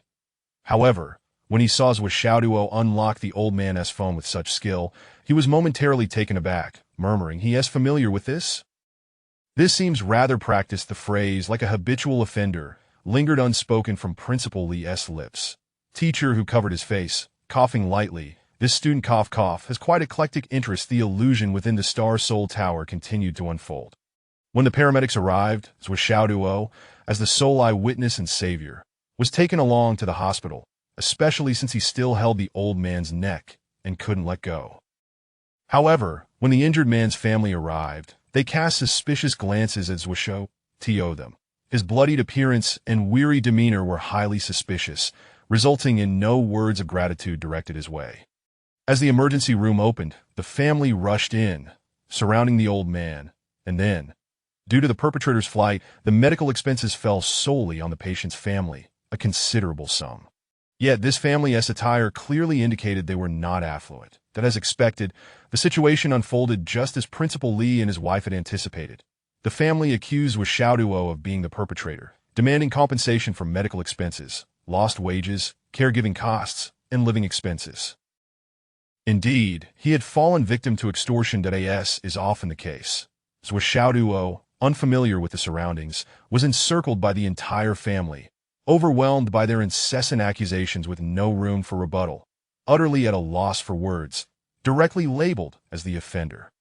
The elderly man, just regaining consciousness, even pointed a shaky finger at Zuo Xiaoduo, accusing him of the collision, his tone unwavering though tinged with guilt.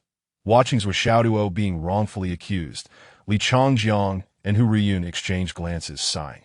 This was precisely the routine of the Star Soul Tower's illusions, designed to test the heart of the trial taker. And Zuo Xiaoduo, now ensnared within this predicament, how could he escape? Many trial takers in such a hostile atmosphere succumbed to rage, lashing out and storming out, a common occurrence, with revenge being a frequent aftermath. But of course, others chose to submit, working diligently to repay their debts until the illusion concluded. However, those with robust mental fortitude opted for legal recourse, seeking justice. As long as they provided sufficient evidence, they could turn the tide. Although the situation seemed unfavorable, upon closer inspection, numerous pieces of evidence favorable to the trial taker could be unearthed. Yet, such evidence required the individual to think critically and seek it out, as no one would step forward to champion justice. How one handled such a situation reflected their character. Time passed within the illusion, while to the two outside, it seemed merely a few minutes had elapsed. Despite Zuo Xiaoduo's visible anger and unwillingness, he found himself powerless to resist, soon declared responsible by the judicial system, compelled to work off his debts. Observing Zuo Xiaoduo's furious expression, Li Changjiang and Hu Riyun exchanged glances of helplessness, but he did not choose to pursue legal action, and his attempts at defense consisted only of repeated assertions of "it wasn't me. I swear it wasn't me," stammered out in a seemingly honest, almost overly naive manner, leaving him with nothing else to say. I had expected this young man to achieve a commendable evaluation, believing he possessed sufficient mental resilience, at least a semblance of composure. Yet now it seems he is neither combative nor intelligent, not even average. Perhaps, even if he succeeds in his cultivation, he may only serve as support or logistics to Li Changjiang's side. His disposition is far too soft. Hu Riyun furrowed his brow, puzzled. Watching Zuo Xiaoduo, who seemed to be dutifully working off his debts, she couldn't shake the feeling that he was not the type to simply accept being wronged. But what was truly happening? As Zuo Xiaoduo faithfully labored to repay his debts, a month passed in the blink of an eye, and upon receiving his wage, the two watched as he kept a mere tenth for his living expenses and pocketed the remainder, heading out. Clearly, he intended to confront that family to settle his dues. That Hu Riyun and Li Changjiang were left utterly disappointed. This fellow was simply too weak, lacking any semblance of resolve. Not only did he lack means, but also wisdom, exhibiting no subtlety in thought, allowing himself to be manipulated. It was a disgrace to the cultivator's dignity. Hu Riyun grew increasingly bewildered. Was this truly Zuo Xiaoduo? As Zuo Xiaoduo approached the family's residence, the screen revealed the usually docile Zuo Xiaoduo knocking on the door, only to suddenly change his expression. As the door swung open, he delivered a fierce kick, sending it crashing open with a resounding bang.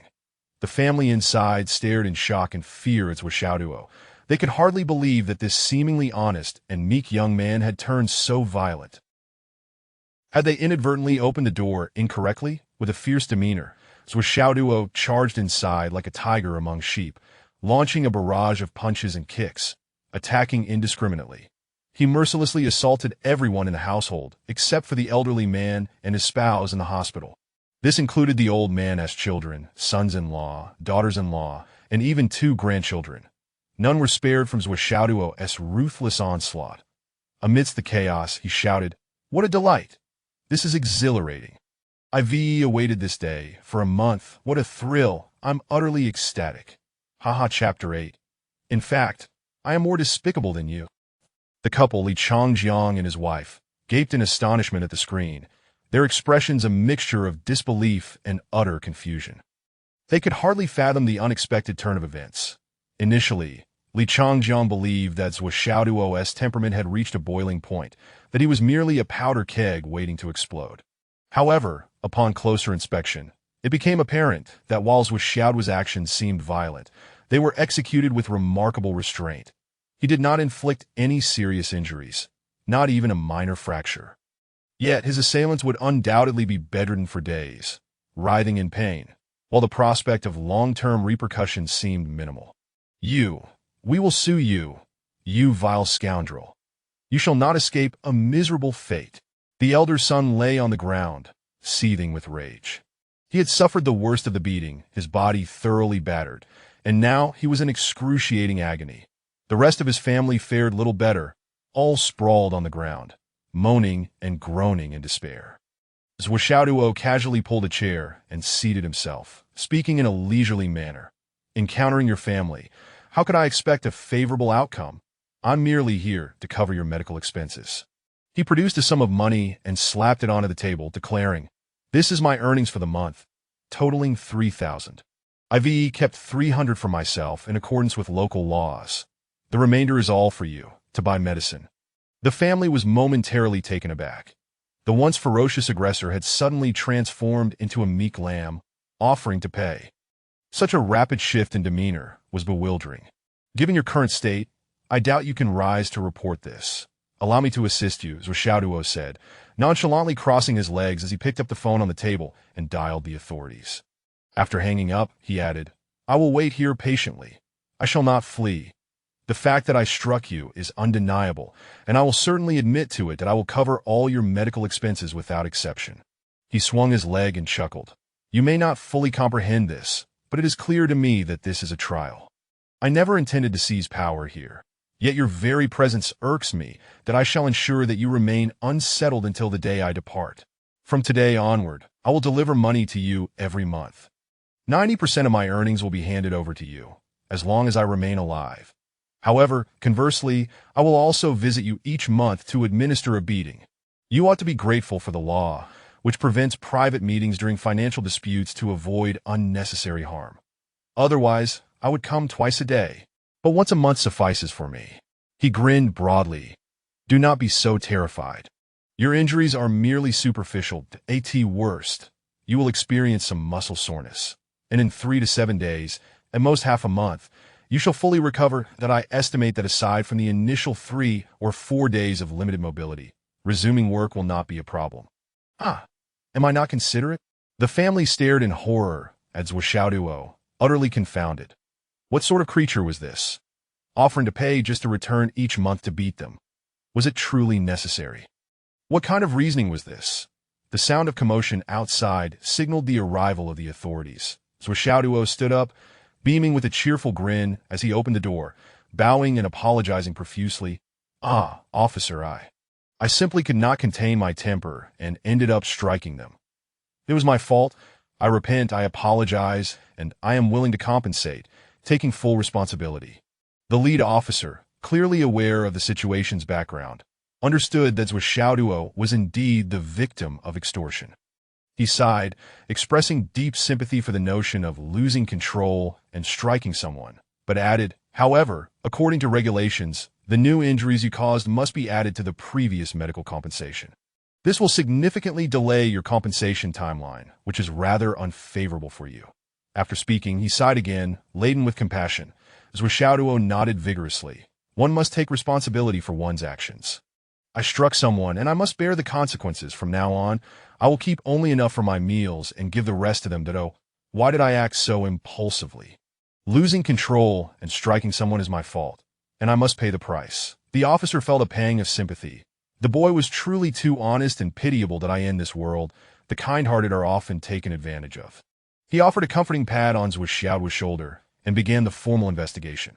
The family unanimously accused him, and Zuo Xiaoduo admitted his fault, sincerely apologizing.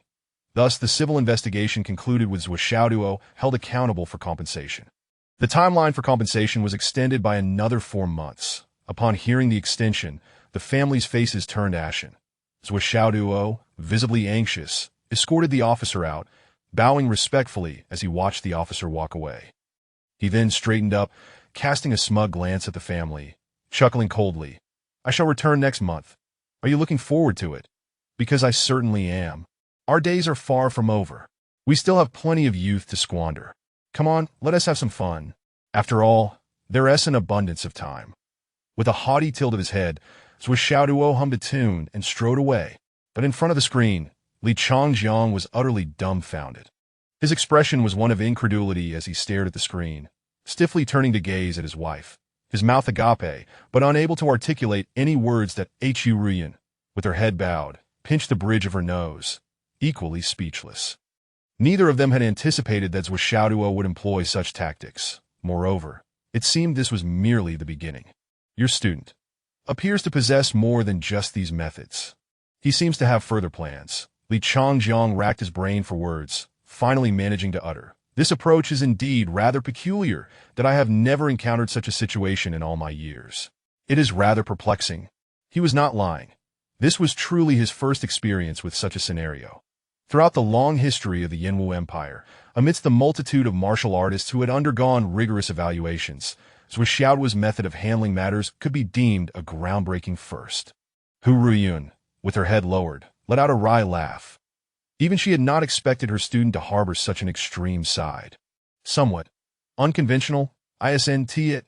Li Changjiang marveled.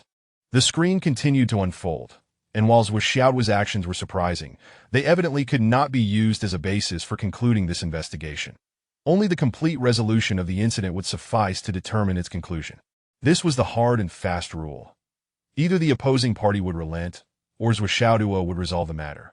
Alternatively, the Illusion Inspection Bureau would declare Zuo Xiaoduo blameless. However, it was clear that Zuo Xiaoduo had no intention of backing down, and judging by his demeanor, even if the opposing party wished to let it go, he himself would not relent. At this moment, both Li Changjiang and Hu Ruyan failed to see through his ultimate resolution. Time flew swiftly. The second month passed, and on this day, it was once again Zuo Xiaoduo's payday. On the screen, Zuo Xiaoduo appeared increasingly agitated from the morning, his face a tapestry of sighs, grievances, regret, and anger, an amalgamation of emotions that painted a picture of utter despair. He truly looked pitiable, evoking sympathy from all who beheld him. What a wretched child. Suffering from a migraine for several days, he had gone to the sauna that afternoon for a steam session lasting 15 minutes, only to end up fainting from the heat. He lay exposed on the hot sand for over 40 minutes, feeling utterly drained. Yet, recalling the classmates awaiting updates, a sense of responsibility and mission surged within him. He could not disappoint them, and thus he spent the night furiously typing for over 10 hours, finally completing his work. With such diligence and effort, surely everyone would want to collect, recommend, and reward him, right? Chapter 9. Why is it so difficult to be a good person? Both the boss and colleagues were well aware of Zuo Xiaoduo's predicament. Each one of them expressed their utmost sympathy, yet felt utterly helpless, only able to sigh in silence. During lunch, Zuo Xiaoduo, unusually, took the afternoon off that he ordered a simple dish and poured himself a bottle of the cheapest wine, drowning his sorrows alone, sighing deeply and frequently. The plump boss approached him, exhaling softly, and offered consolation. Xiaoduo, one must learn to let go. Life is rife with disappointments, and encountering such shameless individuals is a calamity, at least you are still young. This too shall pass. Here, I'll give you an extra 500 this month. Not as salary, nor as a bonus. This money won't be recorded, and no one will scrutinize it. Use it to better your life a little. Why capabilities are limited, but this is all I can do to assist you. Zuo Xiaoduo replied gloomily. Thank you, boss. His lips were tightly pressed together, and tears welled in his eyes, unable to contain himself any longer as he shouted. What kind of world is this? Why is it so difficult to be a good person? Where is the justice in this world? All who heard his words felt a tremor in their hearts. Indeed, why is it so challenging to be a good person?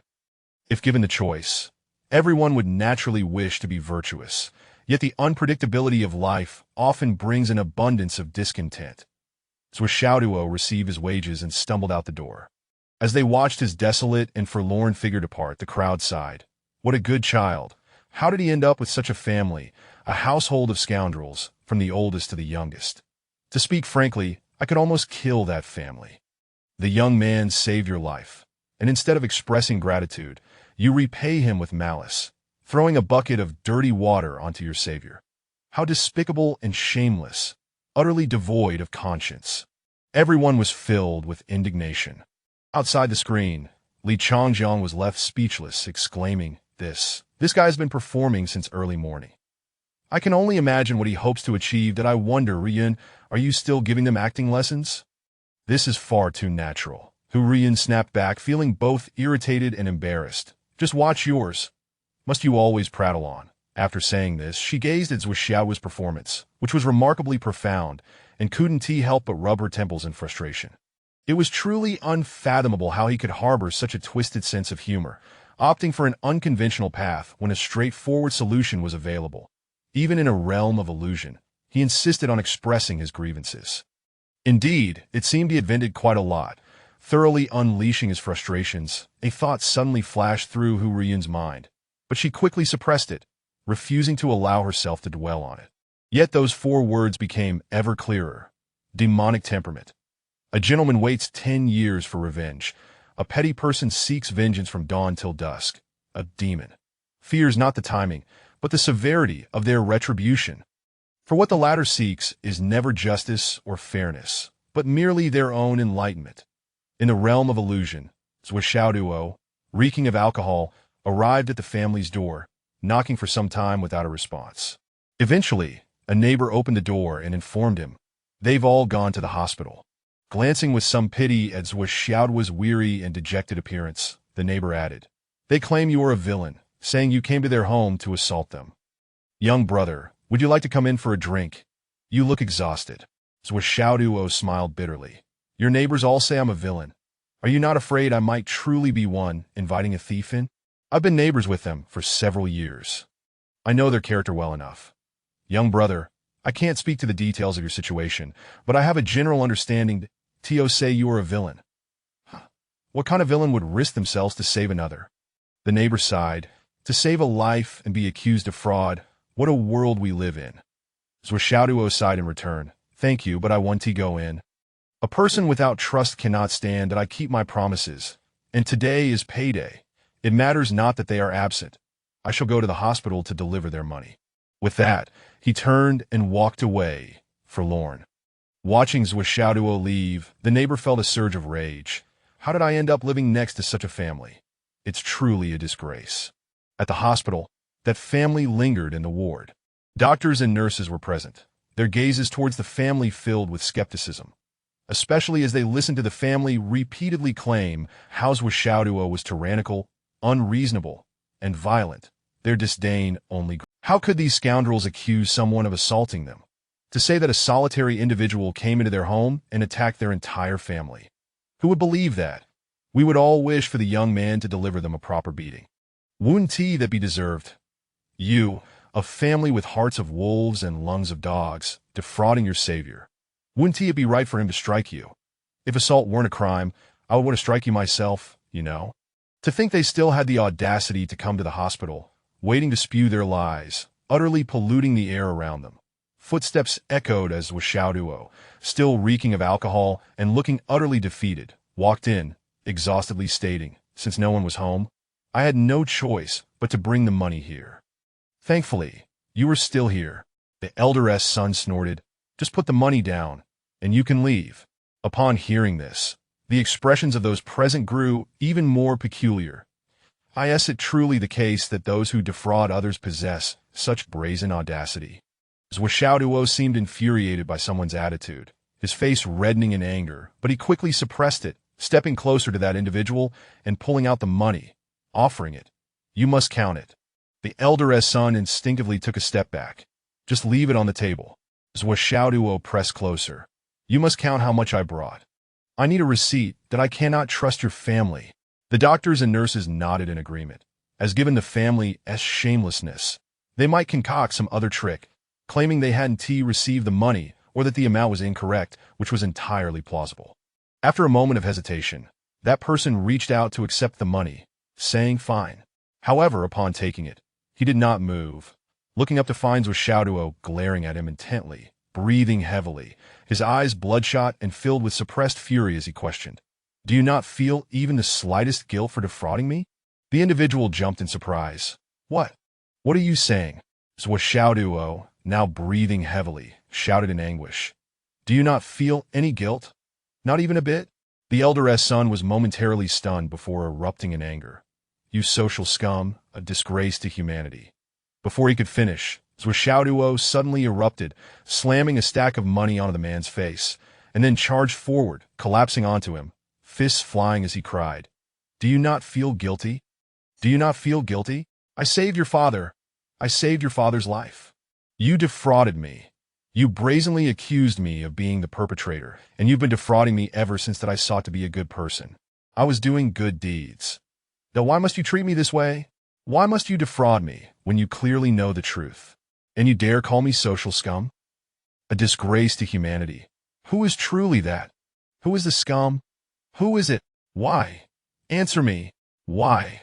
Why is it so difficult to be a good person in this world? Zuo Xiaoduo's anguished cries resonated with clarity, yet his movements were astonishingly swift, landing several blows that sent his opponent to the ground. After a flurry of punches and kicks, he charged at others, continuing to shout in rage while attacking. The elderly woman attending to the old man rushed over, only to be sent flying 3 meters away by Zuo Xiaoduo's backhand, collapsing onto the bed. Listening to the heart-wrenching, blood-curdling cries of anguish, some compassionate doctors and nurses had tears in their eyes. What must one endure to drive a kind-hearted young man, who earnestly sought to save others, to such a state of despair and madness? Indeed, why is it so difficult to be a good person in this world? Even as they witnessed that family being brutally beaten, no one felt a sliver of sympathy. Only 2 words echoed in their hearts. Deserved. Several doctors and nurses deliberately slowed their actions, waiting until Zuo Xiaoduo had exhausted himself before stepping forward to intervene. Do not strike, do not. Looking at the family now resembling a battered mass, each of them swollen and bruised, the doctors and nurses exchanged concerned glances. How could it escalate to this so quickly? Although everyone felt that the beating was indeed a welcome relief, it was also excessively severe and swift. But the sounds of cracking bones indicated that it was not just one fracture. I hit someone again. Zuo Xiaoduo stared blankly at his hands, murmuring in despair, I just wanted to be a good person. He turned around in confusion, asking vacantly, Why? Can a person who defrauds their savior brazenly proclaim that their benefactor is social scum? A disgrace to humanity. What on earth is wrong with this world? The doctors and nurses offered soft reassurances, though they were troubled. This situation could lead to serious injuries, which would be difficult to address. This young man had acted far too impulsively. Some compassionate nurses had tears in their eyes. How pitiful. This child was truly unfortunate that a heart full of passion, yet he faced such vile and disgusting circumstances. Zuo Xiaoduo cried out in despair. What is wrong with this world? Is there truly no place for reason? Those media outlets, those newspapers, those television stations, those reporters, those laws, those leaders, why do they not open their eyes to see? I am a good person. I am a good person. A series of anguished shouts echoed, yet they resembled a series of desperate pleas. Suddenly, a nurse's eyes lit up as she pulled out her phone and dialed a number. Perhaps, she thought, the media might be the only ones who could assist this unfortunate young man. Now Chapter 10. The trials conclude. I am a hero. That the inspection team arrived promptly. Upon seeing once again the familiar faces of Zuo Xiaoduo and his family, several inspectors exchanged bewildered glances. The investigation commenced, and the situation was crystal clear. Doctors and nurses eagerly stepped forth to testify. This family has gone too far. They are utterly despicable. This young man came willingly to offer assistance. Yet he was berated by that family as a societal scum and a disgrace to humanity. It is only natural that he reacted impulsively. Who wouldn't he? To save a life and be extorted while being insulted as a disgrace. Who truly is the disgrace here? One doctor declared passionately. That family initiated the insults towards Zuo Xiaoduo. Their words were atrocious, provoking his outburst. A nurse bravely testified. Indeed, this family has been excessively cruel, bullying others to an unimaginable extent. Such behavior is utterly devoid of morality. A patient from the same ward corroborated. The young man seemed to have had a drink. Encountering such distressing circumstances, who would not feel troubled? Drowning sorrows in drink only deepens the anguish, another nurse remarked. If I were faced with such a dreadful situation, I might have gone mad. However, Zuo Xiaoduo's response appeared rather severe, as two members of that family had suffered broken bones, and not just in one place. Judged purely by the severity of injuries, it was sufficient to constitute a criminal offense. In light of this, the inspection team continued gathering evidence. As the incident escalated, the media became involved, and reporters began interviewing relevant parties. Confronted by the press, a neighbor of the family stepped forward. On the day of the incident, that young man specifically came to their house to offer financial help, but they were not home. He then went to the hospital to provide assistance. I remember quite clearly. The young man said that without integrity, one cannot stand. What a fine young man. And yet, he is insulted. Does this family possess any conscience? Bah, they have long since lost their moral compass. They deserve to be beaten. If anything, I would say the beating was too light. They deserved worse for the harm they caused. I am their neighbor, and I shouldn't be seeking trouble for myself. But seeing that poor young man and hearing those words, my conscience would not allow me to remain silent. This family is nothing but a clan of scoundrels. The investigation led to the hotel where Zuo Xiaoduo worked. The young man is diligent in his work, striving to earn more and escape that family sooner. The proprietress stated. Alas, his spirits have been increasingly low this month. I've seen him cry secretly several times. Yet he eagerly takes on work, never shying away from the dirty or arduous tasks. That his character is beyond reproach, remarked a colleague. He had a drink before going out, but his demeanor was stable. Did he resort to violence? That cannot be. He was quite composed at that moment. Perhaps he was once again bullied and pushed to his limits. A child as honest as he would not strike unless utterly provoked. After all, even a cornered rabbit will bite. Anyone faced with such a scenario might resort to violence, even to the point of considering murder as an understandable reaction, the boss commented. Before leaving, he told me, in this world, why is it so difficult to be a good person? The boss sighed heavily, gazing into the camera. Indeed, I too want to ask, why is it so difficult to be a good person in this world? To act nobly and save lives, yet end up being extorted and insulted. Should a good person have to endure such treatment? Everyone has a breaking point. When one can no longer bear it, how can they continue to endure? While violence is never justified, this time, I stand with the young man. I support him too. So do I. He did nothing wrong. Well done, they echoed in unison. Upon learning of the events, passers-by expressed their outrage. What's wrong with beating them? It's well-deserved. It was too light a punishment. They deserve to be struck. If it were me, I would also question, what has happened to this world? Why is it so difficult to be a good person? That soon, The journalists compiled their findings and published them down on the front page of the local newspaper. A bold, large headline read, "In this world, is it so difficult to be a good person?" Following the question, 3 enormous exclamation marks stood out prominently. Beneath it were 3 photographs. The first showed Zuo Xiaoduo with a face full of despair, mumbling, "All I want is to be a good person. Why is it so difficult?"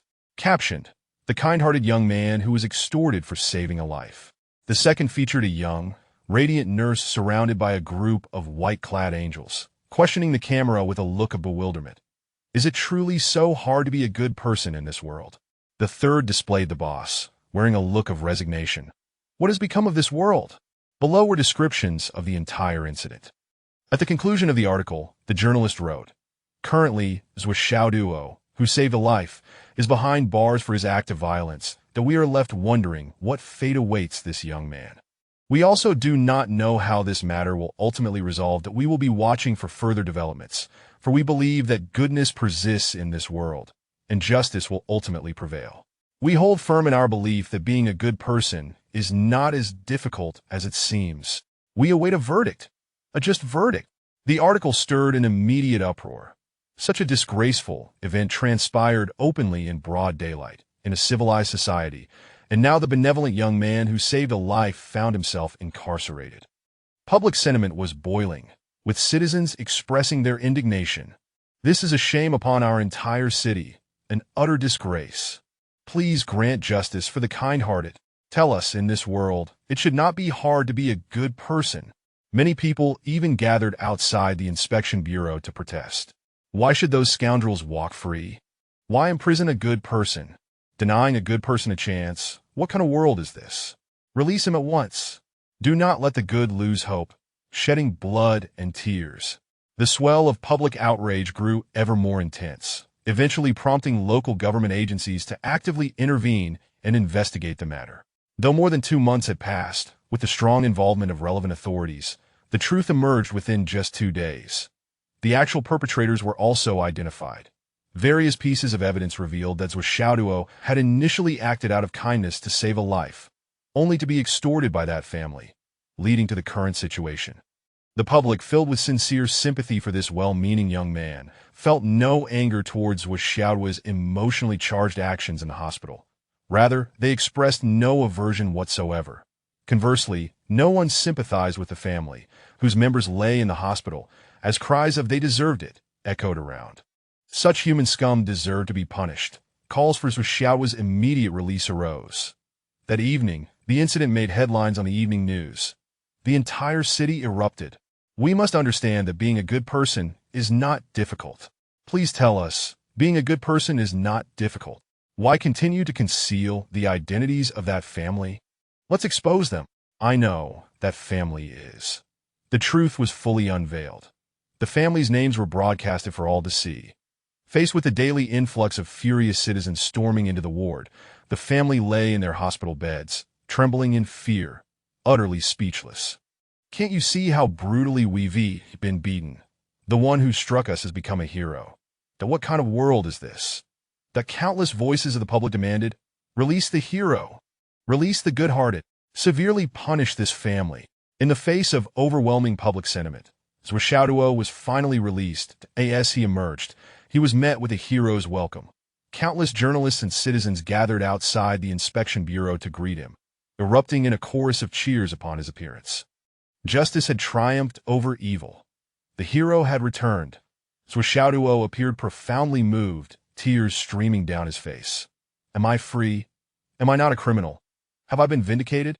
His expression was one of disbelief, as if he were dreaming.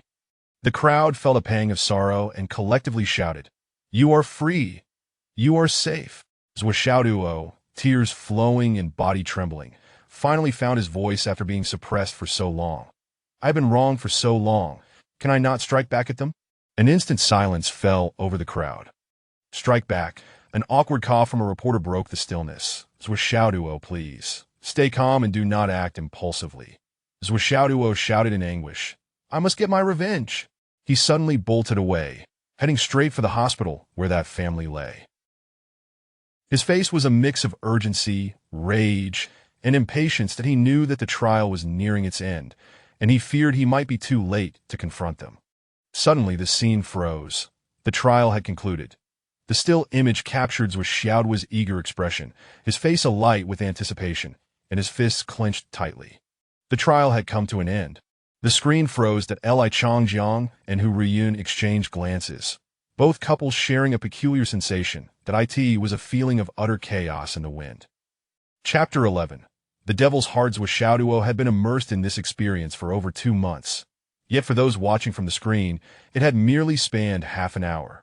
Nevertheless, that brief period evoked a sense of indescribable complexity for Li Changjiang and his wife, a subtle sentiment that was difficult to articulate. Even after some time had passed, they remained ensnared in a state of disarray, still not fully awakened to the reality of it all. Zuo Xiaoduo was truly an enigma. Going against the grain, Li Changjiang sighed. This boy's disposition is remarkably unconventional, distinctly unlike others. His thirst for retribution is rather intense. He belongs to that category of individuals. After a moment of contemplation, he continued slowly, those who, if you cause them discomfort, will ensure that you feel even worse. No matter the time and energy expended, they will relentlessly pursue your discomfort.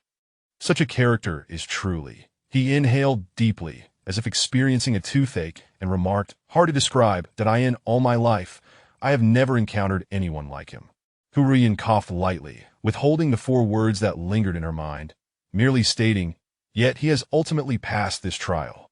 The helplessness he displayed initially, acknowledging his faults, was merely a prelude to a more severe retaliation. I believe he meticulously considered every aspect, utilizing all resources at his disposal, whether it be public sentiment, the compassion of doctors, nurses, colleagues, or neighbors, that he left no stone unturned, culminating in media involvement and the establishment of the overarching narrative. Moreover, it goes beyond that. From the moment he was extorted, he had already devised a comprehensive plan. His lack of defense was not due to an inability to argue, but rather a concern that failure to execute his preordained strategy would hinder his capacity. Hu Riyun had long suppressed her thoughts, now voiced by Li Changjiang. She sighed and said, perhaps he believes that conventional means would be too lenient on that family. By the time this matter his actions could ensure that this family struggles to lift their heads and find their footing in society. It is indeed rather ruthless. Li Changjiang replied indifferently. Do you not think so? The couple stared at the screen, awaiting the evaluation from TianyNet, which had yet to surface. They were both filled with anticipation. Zuo Xiaoduo's unconventional display. What sort of judgment would it elicit from the first review of this platform? Particularly for Hu Riyun, a sense of worry began to creep in, as her earlier confidence had long since evaporated, and she felt a reluctance to look. This evaluation would accompany Zuo Xiaoduo. In a moment, the screen began to shift, ripples emanating outward in layers. The evaluation was about to be revealed. Li Changjiang felt a tightening in his hand, as his wife grasped his wrist with. He glanced at her, finding Hu Riyun's eyes fixated on the screen. Unblinking and intensely focused, he sighed and patted her hand reassuringly. Be at ease. However, Hu Riyun's grip, the ripples suddenly expanded, and from the depths of the screen, 4 characters began to spin into view. In that instant, Hu Riyun's body stiffened. Li Changjiang's eyes widened in shock. Hu Riyun gasped, then erupted in anger. Unfair. This evaluation is utterly unjust. Why such a judgment?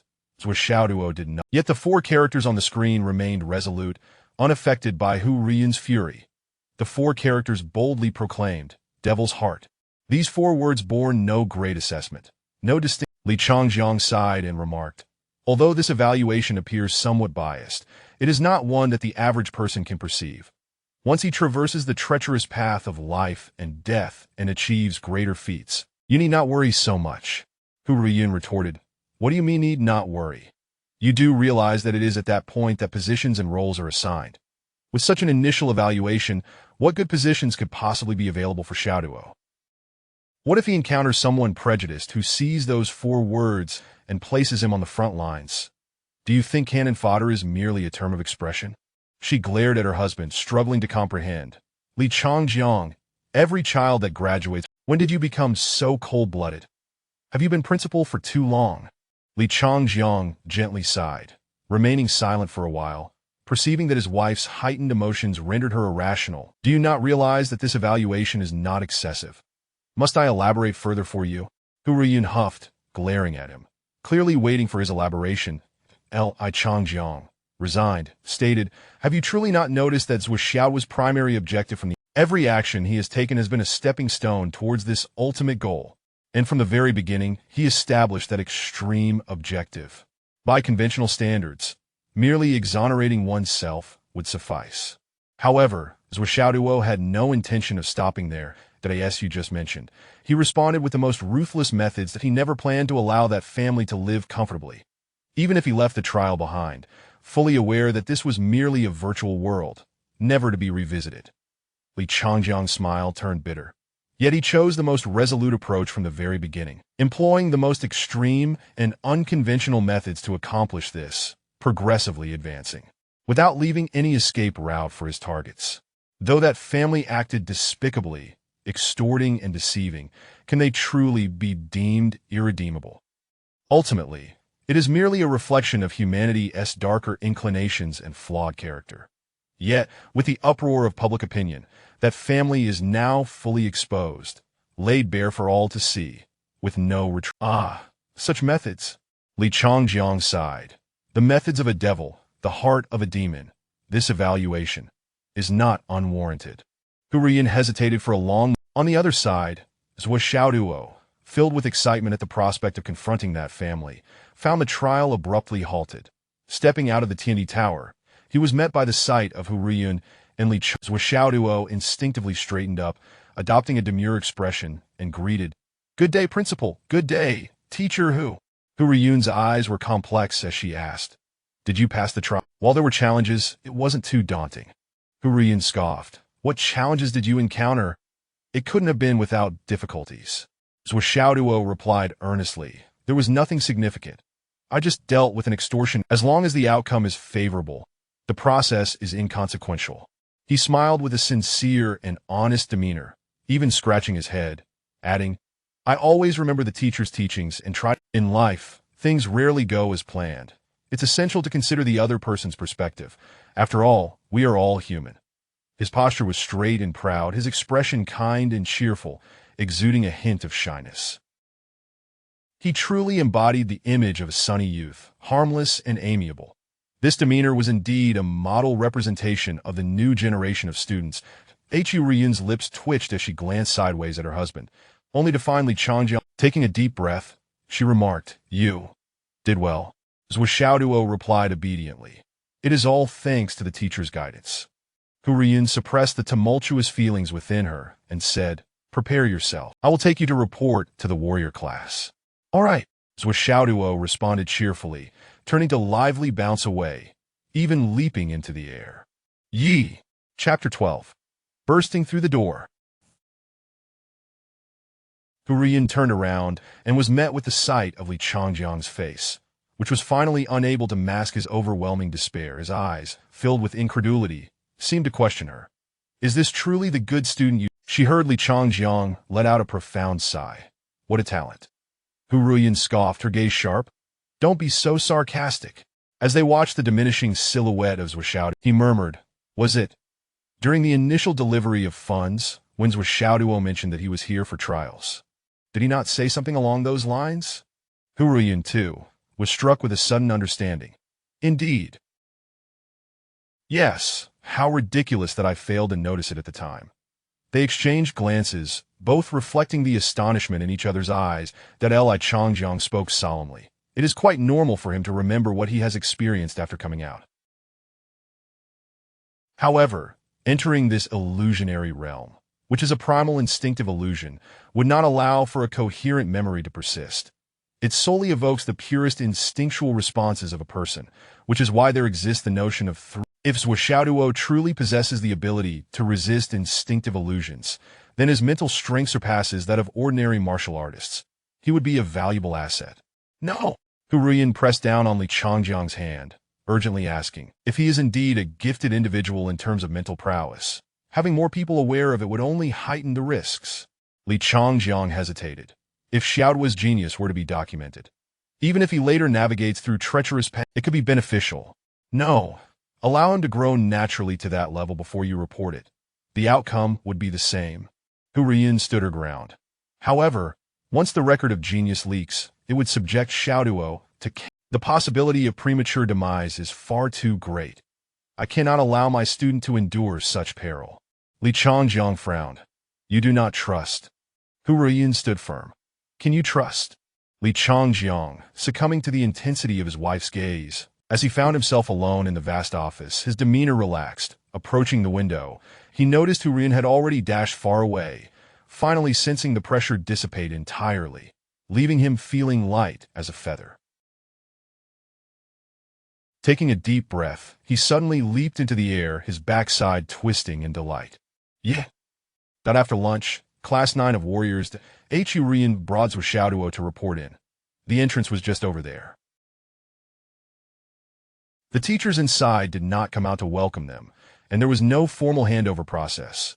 The path of a warrior, the door of a warrior, must be traversed and pushed open by oneself. 7 or 8 meters from the entrance, Hu Ruiyun halted, turned, and gazed at Zuo Xiaoduo with a tender smile. Xiaoduo, go on.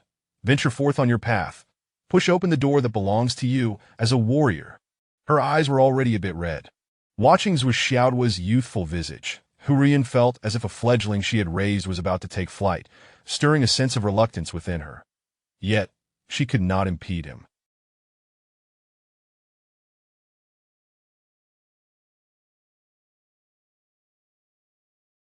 She understood how eagerly Zuo Xiaoduo had awaited this day. Zuo Xiaoduo paused for a moment before responding, understood. He turned and stepped toward the door. Hu Ruiyun remained rooted in place, watching Zuo Xiaoduo's figure recede, finally tremblingly calling out, Xiaoduo, no. After 10 steps, he stood before the door. He paused briefly, then suddenly turned around and sprinted back to Hu Ruiyun, embracing her tightly, as though holding onto a mother bidding him farewell. Hu Ruiyun smiled with gratitude, patting Zuo Xiaoduo's shoulder. Go on, child, you're still in school. It's not like we one team meet again. Though she said this, her voice trembled with emotion.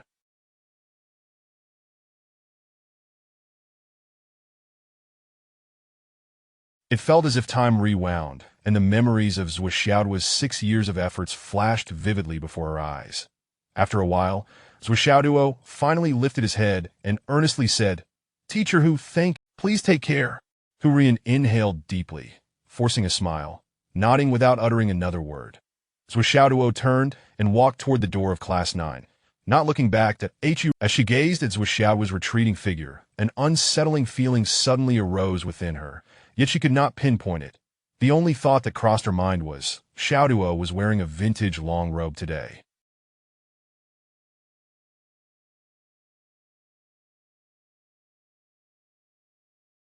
This robe? It resembled a Taoist robe. Hu Ruiyun felt somewhat perplexed. What was Xiaoduo planning? Reporting to a new class, yet arriving in a full Taoist robe?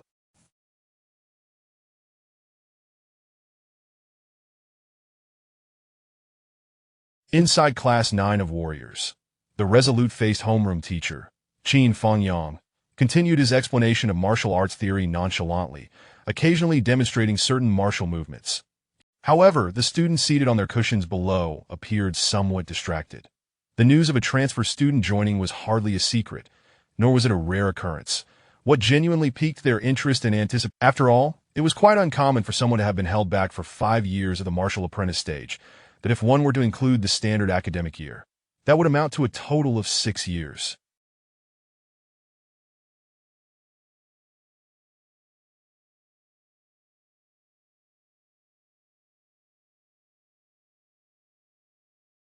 What sort of individual could not break through as a warrior in 6 years? To persist in training for a full 6 years without yielding, only to suddenly achieve a breakthrough.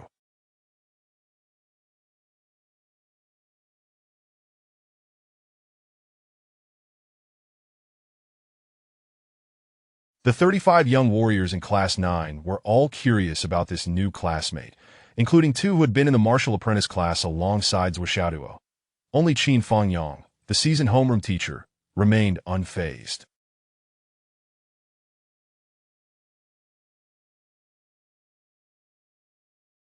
After all, He had seen countless batches of warrior students come and go over the years. The path of cultivation is arduous, filled with obstacles, and the disparities in talent among practitioners are stark, as is their level of. While a student who has spent 6 years as a martial apprentice might be rare, it was not unprecedented for Qin Laoshi. Moreover, as a homeroom teacher, one must not develop feelings for students. Other matters were of no concern to him. Just then, a sudden knock on the door interrupted. Bang, bang. Qin Fangyang cast a cold glance to the side, ignoring it, and continued his lecture.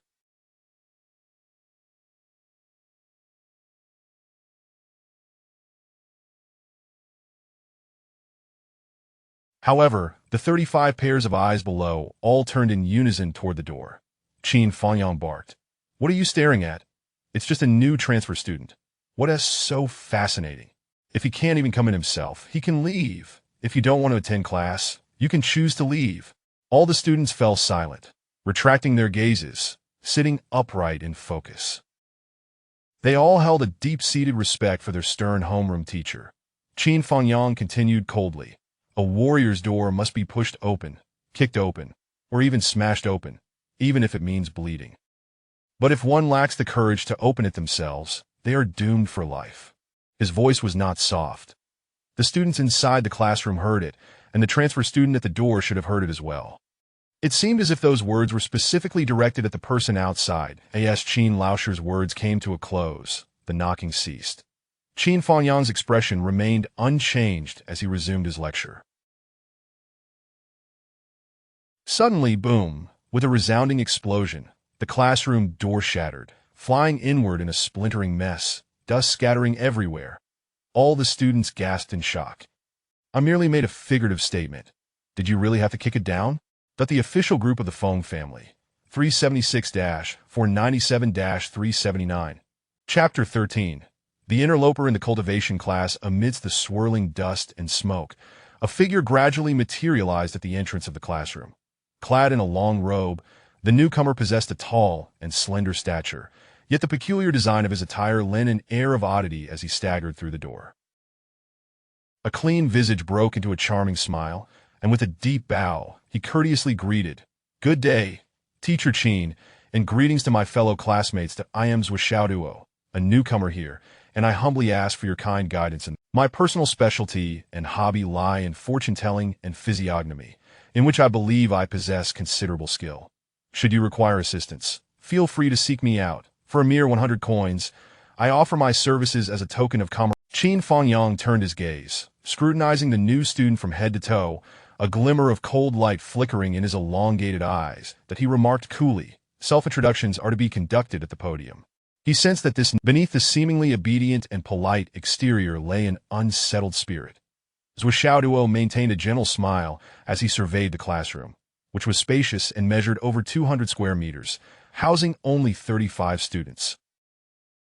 Each student occupied a tatami mat, with at least a meter of space between them. Above, the ceiling resembled a dome, studded with twinkling star soul stones that formed a spiritual array of ethereal energy.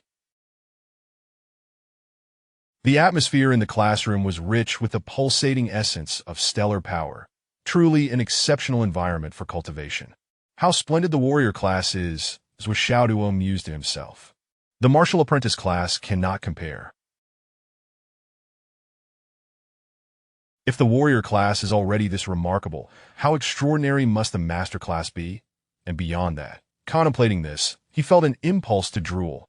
Simply the array of star soul stones above, though small in size, was numerous, at least dozens by rough estimate.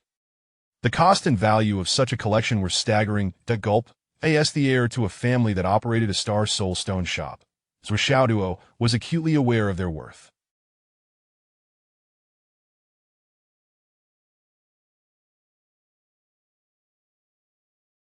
The quality of these stones appeared commendable. Perhaps they did not reach the pinnacle of high-end standards, but they were certainly not subpar. Yet, this was merely the cultivation environment of a warrior class.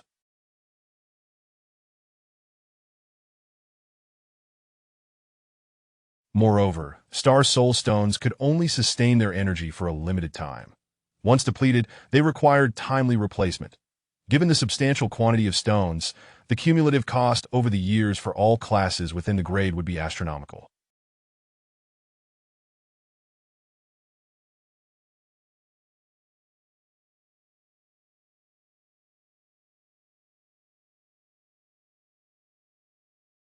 And with master classes and other divisions above, one could only imagine the total expenditure. At least in Zuo Xiaoduo's rough calculations, it would amount to a figure beyond comprehension, an unfathomable sum that would leave an ordinary person awestruck. If all the Star Soul stones for Feng City Martial Academy were to be supplied by his family, they would undoubtedly be wealthy beyond measure. At this moment, the 35 warrior students regarded this audacious newcomer with wide-eyed curiosity. It was indeed a rarity to encounter an interloper who barged in so boldly. One must admit, having repeated a grade for 5 years, Zuo Xiaoduo was older than most of the students present.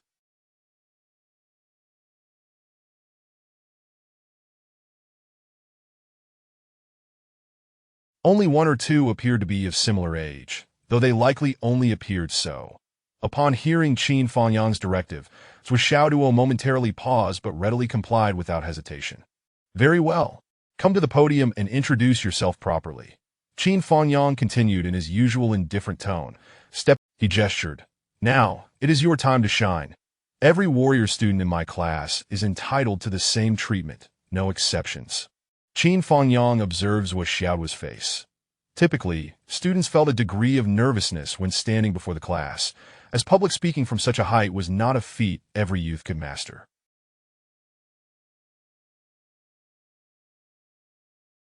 Many stuttered or faltered in silence. Over the years, few among the students Qin Fangyang had taught had managed to speak confidently in such circumstances. Zuo Xiaoduo nodded and strode confidently to the podium in just a couple of steps.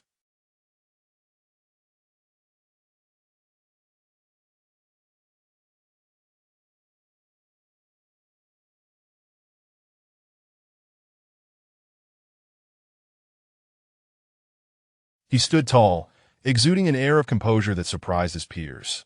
Qin Fangyang, however, was more intrigued by Zuo Xiaoduo's apparent lack of nervousness, a calm demeanor that earned his silent approval. The next moment, Zuo Xiaoduo spoke formally. Hello everyone, my name is Zuo Xiaoduo, that I may be slightly older than most of you seated here, so feel free to call me big brother or boss, I won't mind. Qin Fangyang's head snapped up. The 35 young men and women below also looked up in astonishment at this audacious claim. Did he really just declare himself the boss upon his arrival? Was he not afraid of being ridiculed?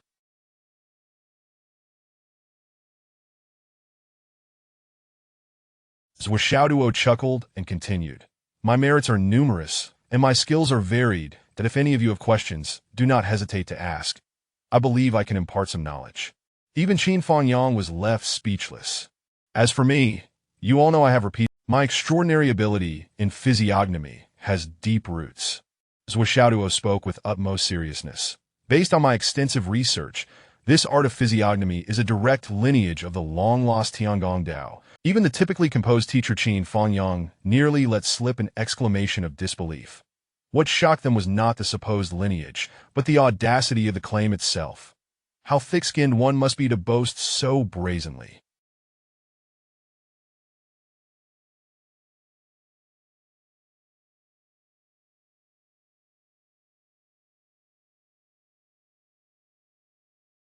"30 million years," he might as well have said 30 billion. Why not claim to foresee life and death, to determine fortunes with a glance? A chubby boy in the back could no longer contain himself and piped up, I have meticulously compiled and organized historical data spanning billions of years about our star soul continent, and I am confident in my knowledge of the once mighty sects that existed.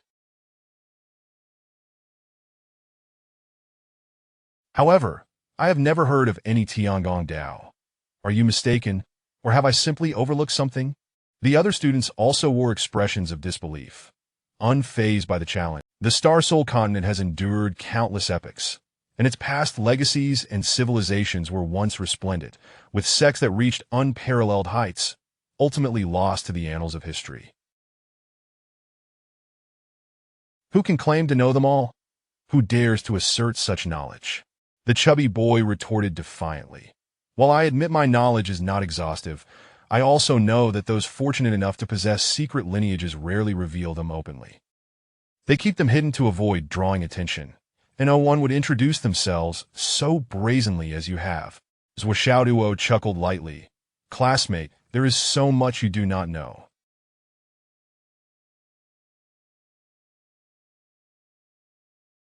The world is fraught with challenges, and life is filled with unexpected twists and turns that I end this age of strife. No one can foresee their fortune or misfortune, that we practitioners of Tiangong Dao observe the mysteries of heaven and earth, deciphering the signs of fate to prevent calamity for the common folk. We cannot bear to see innocents suffer due to ignorance of their destinies, so we strive to guide them. Since we are classmates, it is only fitting that I share my insights with you. Cough, cough, cough. Qin Fangyang could no longer contain himself and interrupted with a few coughs. Zuo Xiaoduo, do you have anything else to say? The implication was clear. If you have nothing more to add, kindly exit the podium. Evidently, Zuo Xiaoduo was not finished. He continued to speak passionately. What I say is true, my fellow classmates. Now that we share this bond of camaraderie, I am willing to share some secrets and offer assistance. If any of you feel uncertain about your future, your career, or even matters of love, Zuo Xiaoduo spoke with fervor. Do you wish to know about your destined partner? Do you wish to understand the taste of love, the ties of fate, the relationships of past lives that lead to growing old together? With unwavering certainty, Zuo Xiaoduo declared, I can provide guidance. Qin Fangyang's forehead twitched with irritation. Was this truly an interloper? What had he just brought into the class? Was this not a charlatan? The 35 students shared equally perplexed expressions. Zuo Xiaoduo continued unabated. As warriors, we will inevitably face countless crises and dangers in the future. If someone were to predict and inform you beforehand, you could naturally avoid misfortune and turn calamity into fortune. Qin Fangyang inhaled deeply and said, Zuo Xiaoduo.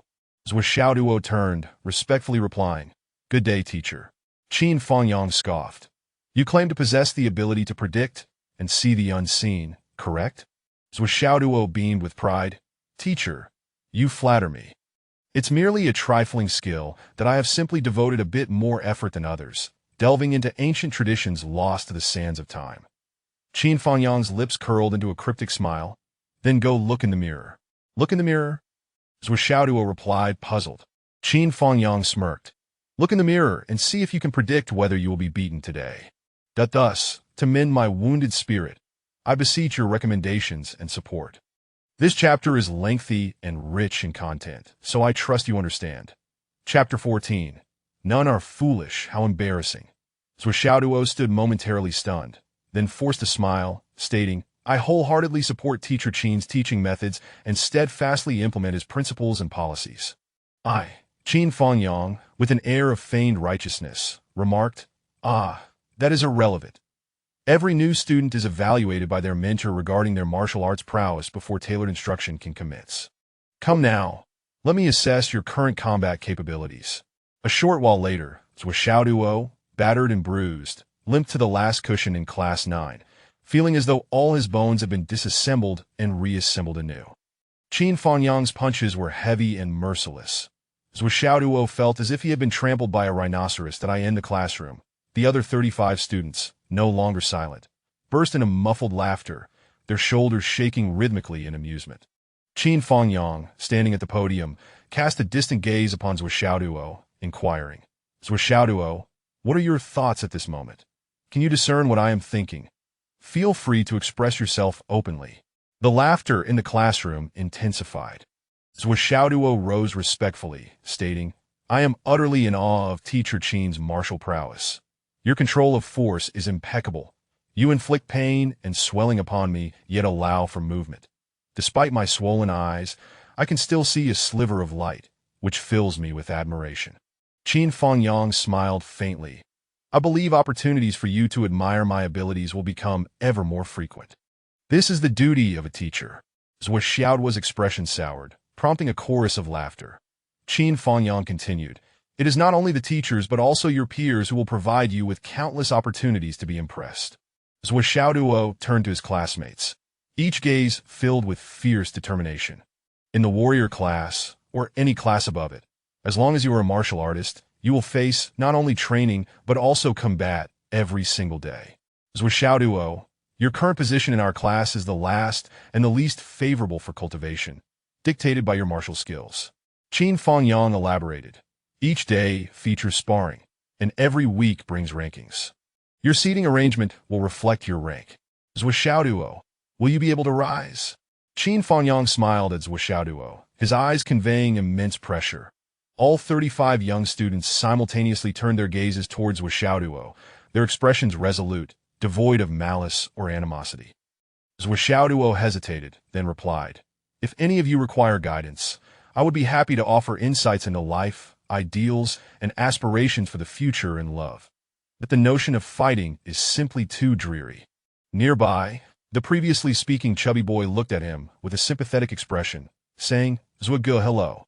Welcome, as you shall now serve as the class's punching bag." Only then did Zuo Xiaoduo realize that this boy was not truly overweight. He merely appeared so due to the extensive bruising he had endured. How ruthless! Zuo Xiaoduo gasped. In the front row, the first-ranking slender youth turned to Zuo Xiaoduo, saying coolly, "Isn't this precisely what you sought?" Zuo Xiaoduo was taken aback. Immediately following, a girl, ranking just below the boy, coldly chuckled and remarked, "This semester, someone entered this class with similar intentions, to make a spectacle of themselves, inciting animosity among all, in hopes of leveraging that hostility for sparring opportunities to enhance their own skills." The girl smiled wryly, a typical trope from novels. Zuo Xiaoduo exclaimed, "Was my intent so transparent? Had I been seen through right at the start? How could I maintain my facade and strike back? I had meticulously plotted my approach according to the narratives of novels. This is such a failure. How embarrassing." Upon hearing the girl's words, the chubby boy nearby lowered his head in evident shame, clearly understanding that she was referring to him.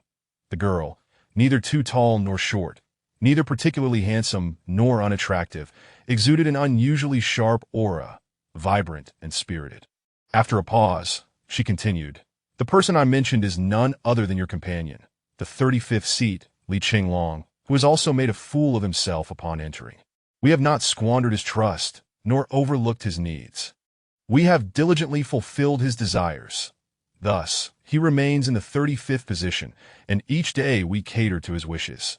That your recent words and actions have successfully captured our attention. You have become our new target." Li Qinglong wore a defeated expression, raising his head slightly, his lips twitching, before lowering his gaze in embarrassment that a wave of soft laughter rippled through the classroom. The girl lifted her chin and addressed Zuo Xiaoduo. "Zuo Xiaoduo, my name is Wan Lixio. You should remember me, because you will come to despise me deeply in the time to come, as it is after my words that your nightmares will commence." She smiled lightly, adding, "Though I do not believe in your so-called heavenly principles, it will not prevent me from keeping a close watch on you. Are you looking forward to it?" Before her words had fully faded, Wan Lixio took her seat.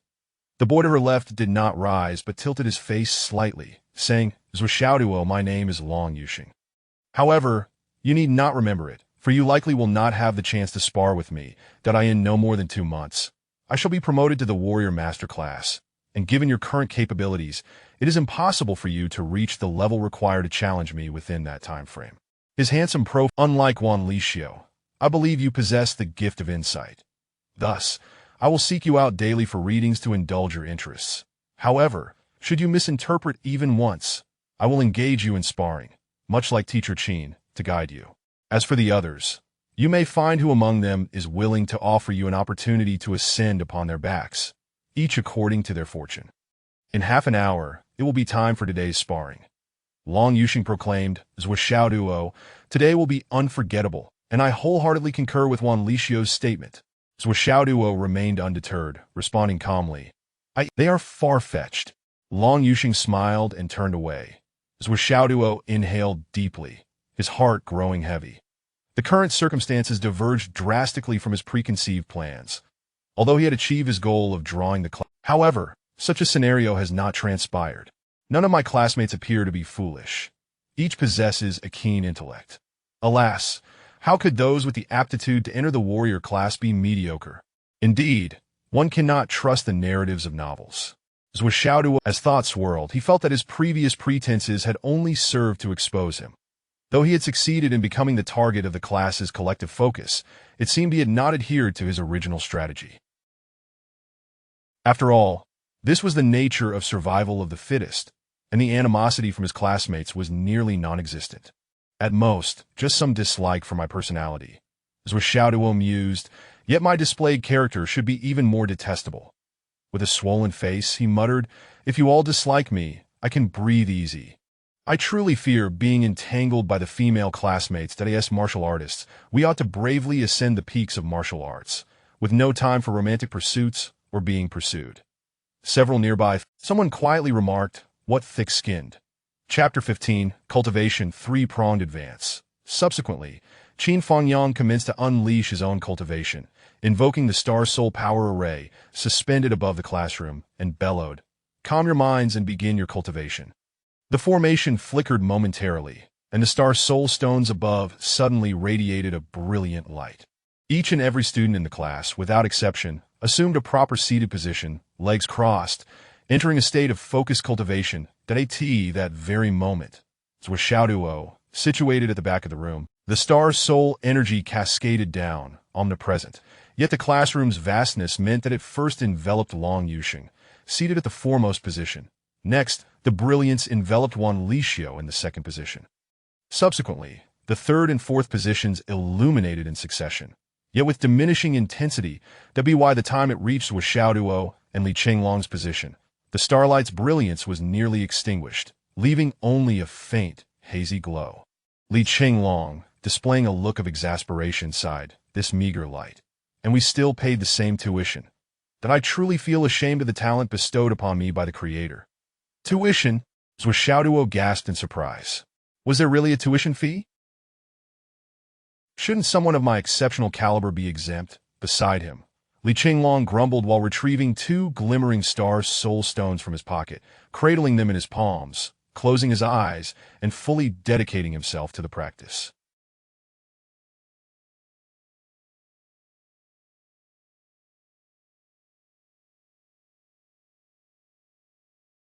As the Star Soul stones in his hands were activated, their radiance merged with that of the Star Soul Array, drawing closer, integrating into Li Qinglong's Star Soul field, and visibly enhancing the cultivation atmosphere. Wow! How ruthless!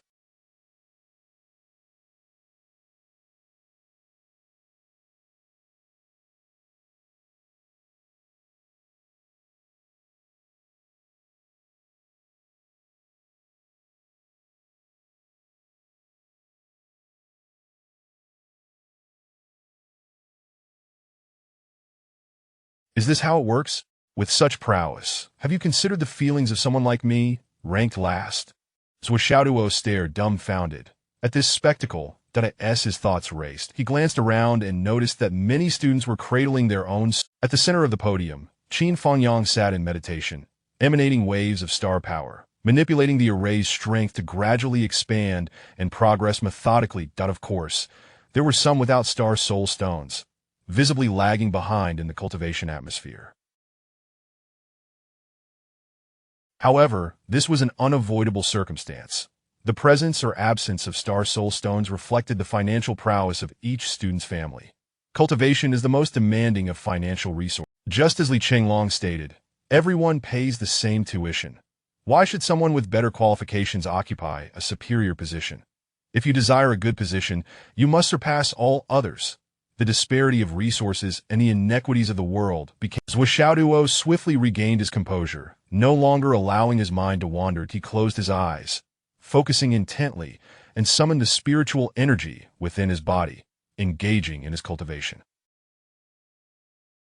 As he began to channel his energy, Zuo Xiaoduo immediately sensed a vigorous stir within his Star Soul, as the dormant Star Soul flames within his Dantian erupted, unleashing countless tongues of fire that splintered in various directions, connecting with the Star Soul. Simultaneously, a refreshing sensation surged from his brow, as numerous Star Soul energies descended from the classroom's array, akin to moths drawn to a flame, flooding into Zuo Xiaoduo's meridians. With the influx of this abundant Star Soul energy, the refreshing sensation rapidly intensified, manifesting in a nearly tangible form as it traversed his meridians, gradually extending outward. Wherever this refreshing energy flowed, Zuo Xiaoduo could distinctly perceive the transformation within his meridians, becoming increasingly supple, smooth, and unobstructed, allowing that refreshing essence to circulate more freely. He was unable to introspect yet, relying solely on sensation, but it felt incredibly pleasurable. The sensation ascended from his brow, coursing upward and downward. The entire process was slow, yet the changes were palpably real and immensely beneficial. The star soul energy from his dantian surged upward, while the cooling force from his brow bifurcated, one path encircling his head, the other descending. It resembled three armies embarking from different locations, converging at a singular point. Zuo Xiaoduo found himself perplexed, as he had never experienced such a phenomenon during his prior cultivation, which had followed the conventional method of absorption through the dantian. Yet now, how had it transformed into this? Unbeknownst to him, a small vortex was gradually forming above his head, spinning and voraciously drawing in the star soul light, cascading toward him that as the vortex took shape, the accumulation of that refreshing essence accelerated. The classroom was steeped in silence. Qin Fangyang, while harnessing the star soul energy within himself, maintained vigilance over the balance among the students. For those in less favorable positions, he deliberately directed some star soul energy toward them. After all, they were merely young warriors, and despite their notable talents, their limited experience and capacity to absorb star soul energy rendered them somewhat inefficient, necessitating the teacher's assistance to enhance their effectiveness. Once they broke through to the martial master level, such strenuous guidance from the teacher would no longer be required. Having been in this profession for over 20 years, Qin Fangyang had mastered the craft, executing it with ease and minimal effort. While responding to the star soul absorption and dispersing energy, he also observed the students' conditions that at that moment, the central core of the star soul array displayed three prominent vortices. The spiritual energy vortices served a specific function within the star soul array, allowing for a clear observation of each student's cultivation aura, facilitating tailored instruction from the teacher. These three vortices belonged to Long Yuxing, ranked first, Wan Lixiu, ranked second, and Yu Moyan, ranked third, all of whom were Qin Fangyang's most favored students. Even after years of teaching, the talents of these three remained exceptional. Barring unforeseen circumstances, these three students would likely break through to the martial master level within a few months, ascending to greater heights that in light of this. It was entirely reasonable for Qin Fangyang to extend special care toward these three students. Moreover, these names had already been registered with the higher-ups of the secondary school. The registration also implied that once they achieved the martial master level, they would become key figures within the institution. Qin Fangyang observed keenly as he noted that the star soul energy vortices above these three students had already taken shape, exhibiting remarkable stability, with their skin and faces beginning to radiate a luminous glow. This was an excellent indication of the star soul energy operating within their meridians. Impressive, very impressive, Qin Fangyang thought to himself, nodding in satisfaction, but he then shifted his gaze to the rest of the class, casting a sweeping glance around, and faintly sensed that the atmosphere was somewhat amiss, unlike before. But what was different? Qin Fangyang scrutinized the room again, yet failed to discern any anomalies. However, the feeling of unease persisted, intensifying by the moment. Upon closer inspection, his eyes abruptly widened in shock. To his astonishment, he spotted a radiant star, soul energy emanating from the two most inconspicuous positions at the back of the classroom, its brightness nearly surpassing that of the top three prodigious students.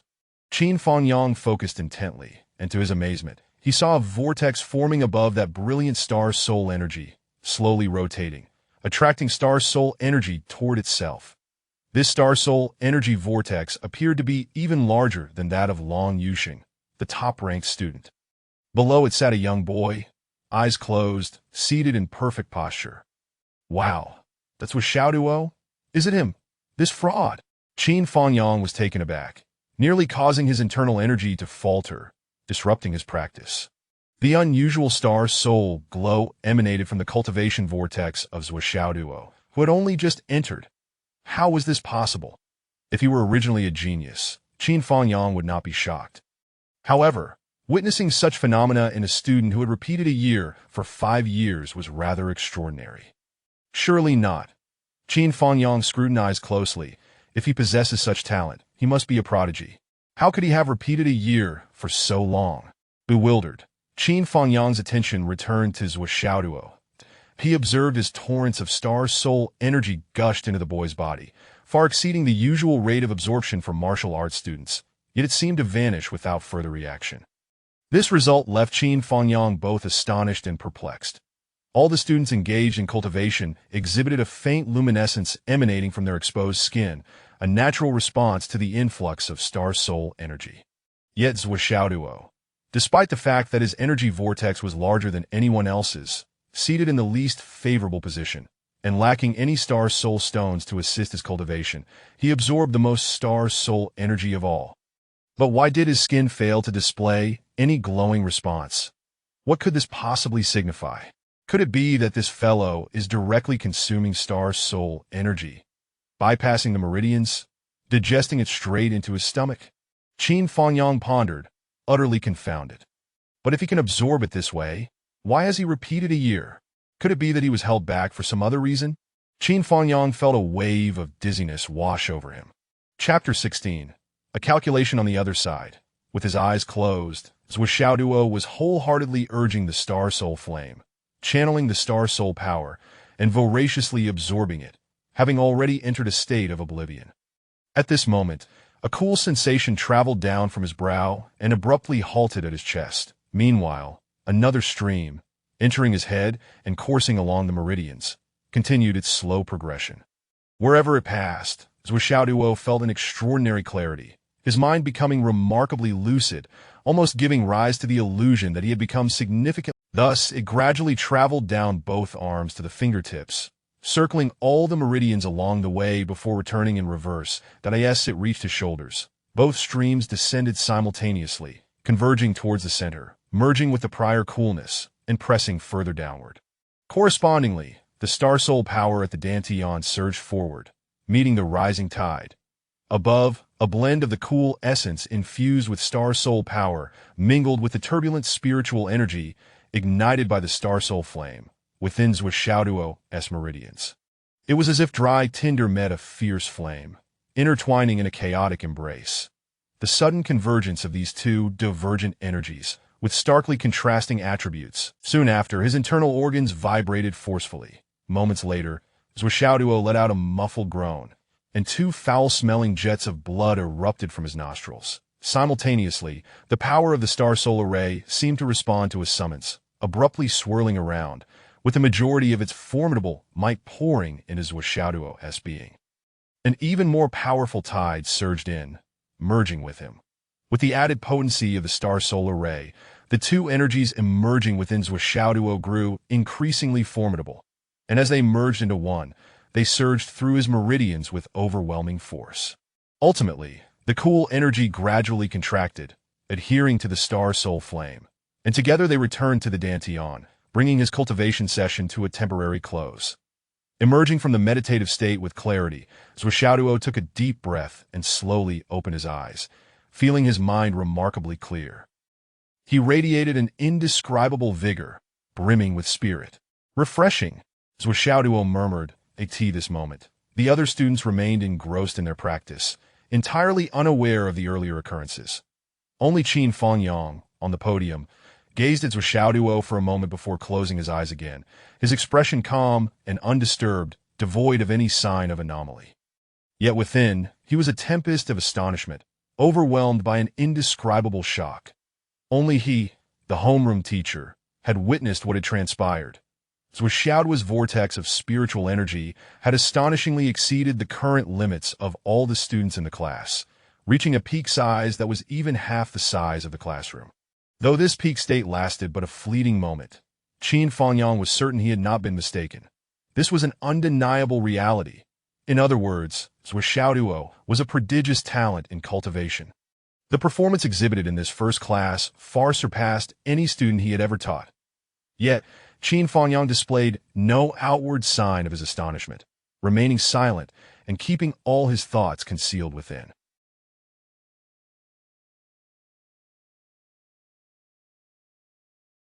After another 10 minutes, as Qin Fangyang concluded the session and the star soul array was deactivated, the other students gradually awakened, bringing an end to their routine practice that afternoon. One by one, the students rose from their mats, stretching their limbs and reflecting on the insights gained from their previous exercises. Wan Lixio frowned in contemplation while stretching, murmuring, "Why do I feel that today's training results are somewhat?" Her brows furrowed in thought, struggling to articulate her feelings.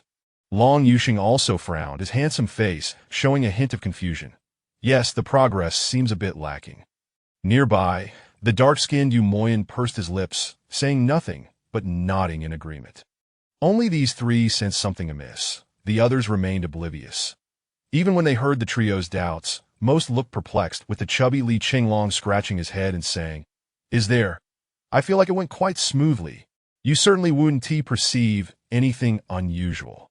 You reach closest to Zuo Xiaoduo. Under the shade of a great tree, one enjoys the coolness, and even if not deliberately favored, the benefits derived from the star soul energy far exceed the norm.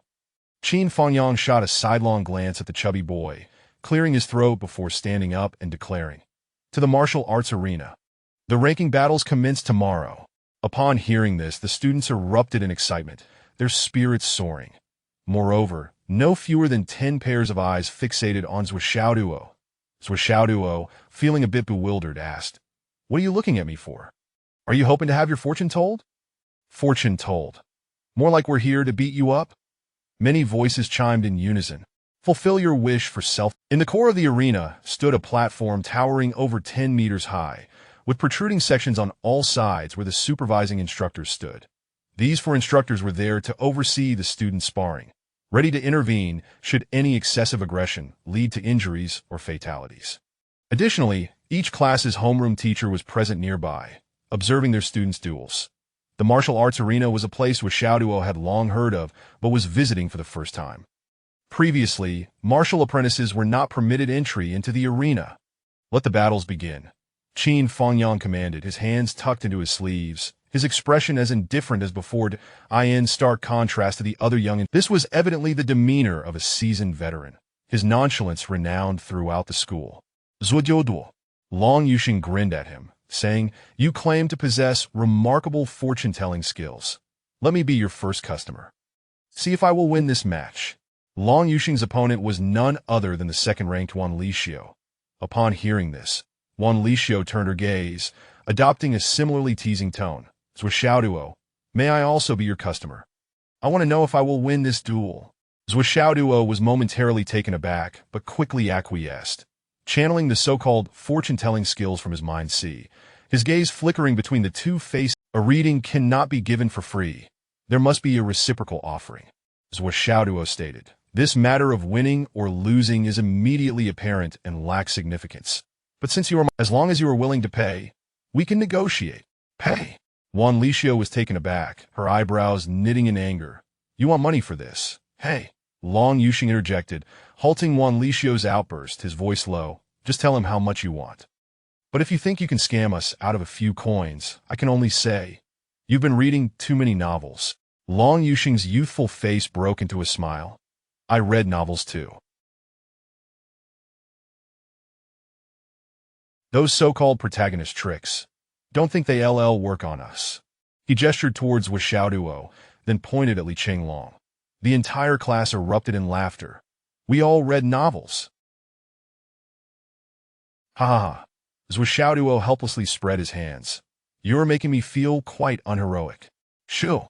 The mention of unheroic prompted a chorus of hisses. The 35 middle fingers were raised in unison, all directed at Zuo Xiaoduo, including the Zuo Xiaoduo looked at Li Qinglong. "You too, chubby? You feel the same way?" Li Qinglong replied, "Left brother, my dreams of being the protagonist were shattered shortly before you arrived. Let this be a lesson for future reference." Zuo Xiaoduo, feeling somewhat resigned, decisively said, "You can set the price. Whatever you say goes. You mentioned we're classmates, and I can't take advantage of my classmates. Just a token of appreciation will suffice. By the way, I must emphasize that fortune-telling abhors being done for free. To read someone without compensation is akin to carelessly offering a life, which is detrimental to both the reader and the subject." While Zuo Xiaoduo spoke earnestly, He felt a surge of delight within. The notion that he couldn't profit from this was absurd. Didn't they know that small efforts accumulate? He was nearly broke. Even $10 from each would be a fortune. Forget $10. He would gladly accept any amount. Long Yuxing pondered for a moment before suggesting, I'll randomly select 10 individuals. You predict the outcomes of their matches before they begin. If you get them all right, if you get even one wrong, not only will you receive nothing, but we'll also give you a beating. How does that sound? $2. Zuo Xiaoduo exclaimed. That is 100 times less than I expect. You think I'm going to get beaten up for just $2? Just tell us if you're in or out. Long Yuxing chuckled. You should think of it this way. Without those $2, you'll still get beaten up. Do you think I was joking in class? Zuo Xiaoduo, indignant, declared, I'm in. A promise is a promise. Even if I regret it later, Long Yuxing is the pinnacle of our $2 from each of 10 people would total $20. $20, that was money, wasn't it? Wasn't it appealing?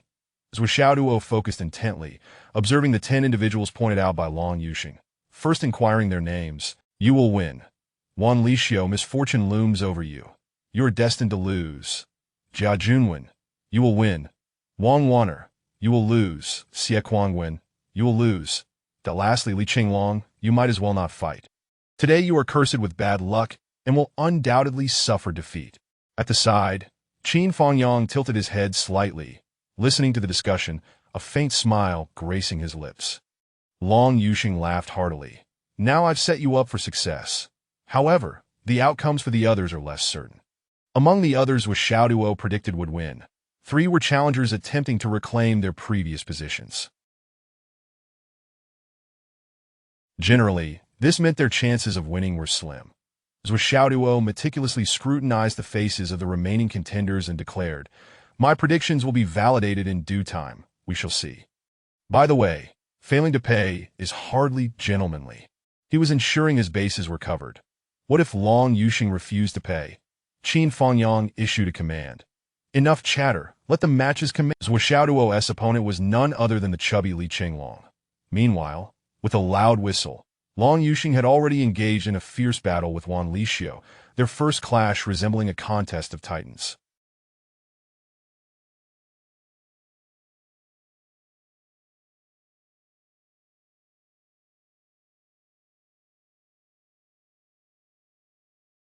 Li Qinglong shook his neck and grinned. Zuo Xiaoduo, even though you're older than me. Yes, which means I'm stronger than you. Not necessarily. Li Qinglong snorted. You think you can take me down on the first day? I can only say, you're overestimating yourself. It will be you who faces defeat. Just as Zuo Xiaoduo was about to retort, he suddenly felt a fierce gust of wind rushing toward him. Li Qinglong, seizing the moment while finishing his last sentence, launched a whip kick, sweeping toward him like an iron bar. That a sneak attack. Damn, he's resorting to this. Zuo Xiaoduo shouted. The two legs collided midair with a thunderous crash, resonating like iron striking iron. Zuo Xiaoduo felt a sharp pain in his right leg, a tingling sensation washing over him. But after a slight movement, he was unfazed. Conversely, Li Qinglong let out a wail, feeling as if his calf had smashed into a steel beam.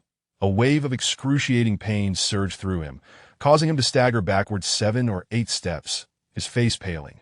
Why is your leg so hard? I assure you, other places are even harder. Thus, I seek your recommendations. Indulge me with your votes. Chapter 17 Full Marks. Welcome.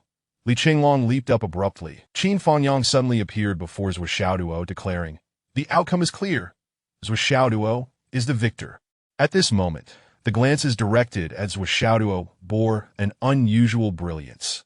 This student, who had just transferred from the defeating Li Qinglong in their initial spar, was not beyond Qin Fangyang's expectations. After all, if the cultivation levels had not been somewhat comparable, Hu Ruoyin would not have allowed him to transfer in.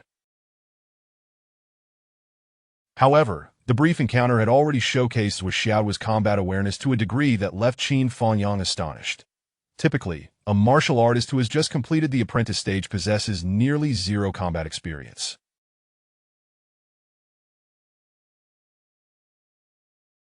This is basic knowledge.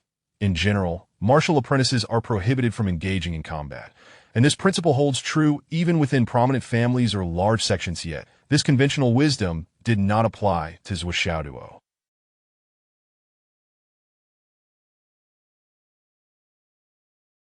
From the outset, he faced Li Qinglong's ambush. Although he feigned surprise with a gasp, his response was remarkably fluid, clearly indicating prior preparation. The ensuing battle further exhibited a... Before Li Qinglong could regain his footing, Zuo Xiaoduo was already upon him, launching an attack that struck true. He disregarded Li Qinglong's defensive posture, evidently having assessed all possible counters to ensure his strike would succeed.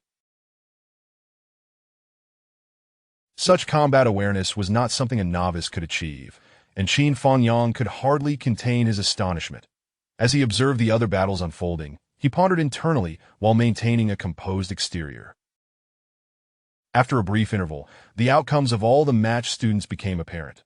Long Yuxing sauntered over, sporting a black eye, and laughed heartily.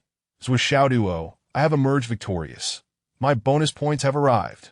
Behind him, Wan Lixio snorted derisively. But others may not fare as well. Long Yuxing began to call out names. Jia Junwen, Wang Waner, Xie Kuangwen. The individuals named were precisely those Zuo Xiaoduo had previously predicted. Jia Junwen exclaimed, I won. Wang Waner remained silent, while Xie Kuangwen scoffed that a vibrant voice declared, I won. It belonged to Wang Zhinshan, who had previously... This time, however, he triumphed effortlessly. He was indeed one of the individuals Zuo Xiaoduo had predicted would emerge victorious. Upon reviewing the results of the 10, Wan Lixio was equally taken aback, and others were left in disbelief. Even the class instructor, Qin Fangyang, was momentarily speechless. The results of the predictions were astonishingly accurate. Every single one correct. 36 pairs of eyes turned simultaneously towards Zuo Xiaoduo. Zuo Xiaoduo wore a smug expression, stating, I told you all before, I am the sole inheritor of the heavenly machine Tao, able to discern fate and life with... I could never believe it. However, I must admit, you have some small skills. Long Yuxing was merely 14 or 15 years old, yet wore a frown of confusion, almost appearing like... It was not only Long Yuxing who was left speechless. Every classmate, without exception, was rendered dumbfounded. Had he truly predicted everything correctly? Was there genuine skill behind this? Was it truly a legacy of the heavenly machine Tao? Yet, as they beheld Zuo Xiaoduo's self-satisfied demeanor, they could only respond with silence, that he had indeed predicted everything correctly. What more could they say? Qin Fangyang let out a gentle sigh, shaking his head. These students were still young and inexperienced. Such a trivial ruse had managed to deceive them. After all, while this group of children possessed remarkable talents and decent cultivation levels, they were ultimately just a bunch of 13 to 16-year-olds. Zuo Xiaoduo's predictions. Well, even if they were merely predictions, their accuracy warranted a moment of pride.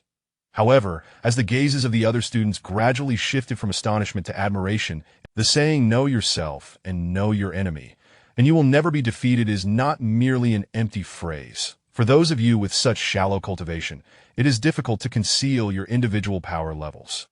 To those with discerning eyes, the outcome is plain to see. What difficulty is there in determining victory or defeat? Having spoken, he could not refrain from sighing inwardly. This Zuo Xiaoduo not only surpassed his peers in combat experience, this perhaps warrants further observation. Cut. The classmates, who had initially expressed admiration for Zuo Xiaoduo's remarkable ability to read opponents, suddenly shifted their attitude after hearing Qin Fangyang unveil the secret. Rolling their eyes, they had thought he genuinely possessed some talent, only to find that Long Yuxing exchanged glances with Wan Lixio and Yu Moyan, but none spoke a word. Even the plump and last-place Li Qinglong squinted as Zuo Xiaoduo, deep in thought. Long Yuxing readily produced 20 star coins, saying, Here, regardless of how you won the wager, it's your skill. A bet is a bet. This time, you have won. Zuo Xiaoduo, showing no hesitation, swiftly took the money, a broad smile spreading across his face as he exclaimed, Thank you, boss. You're generous. Do come by often. He then quickly stashed the money into his pocket. Long Yuxing's hand hovered in midair, once again rendered speechless that we are all classmates, and you couldn't even... If you had simply said, no need, I could have easily taken it back, and we could have laughed it off. That 20 coins was my allowance for the week. Those familiar with Zuo Xiaoduo would undoubtedly state, "You are indeed overthinking it." Politeness? Zuo Xiaoduo has never been polite when it comes to money. After a long pause, Long Yuxing scratched his head, still in a daze. Wan Lixio blinked and suddenly said, "Zuo Xiaoduo, if we have missions in the future, I can team up with you." Yu Moyan nodded steadily, saying, "So can I." Long Yuxing cleared his throat and interjected, "My friendship with Xiaoduo was forged through a wager. I've already paid up." He even referred to him as brother. The other classmates chimed in, including the chubby Li Qinglong, all expressing their warm welcome to Zuo Xiaoduo. Although Qin Fangyang, establishing good relations was certainly prudent. Furthermore, Zuo Xiaoduo's keen observational skills were invaluable to any team. Qin Fangyang observed all of this, committing it to memory. Yes, the 13 who spoke up showed some acumen.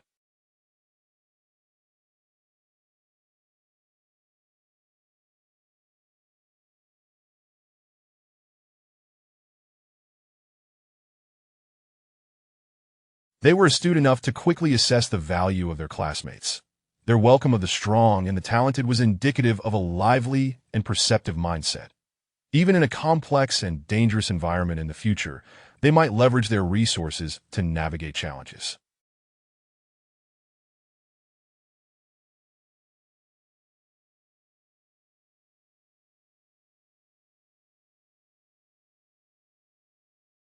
At the very least, their survival instincts would be stronger as for the remaining 22 students, who either remained indifferent or were too shy to speak. Qin Fangyang could not help but sigh. When they reach the martial master stage or higher and are required to undertake missions, it would be necessary to remind their teachers and parents that if they can avoid missions, they should.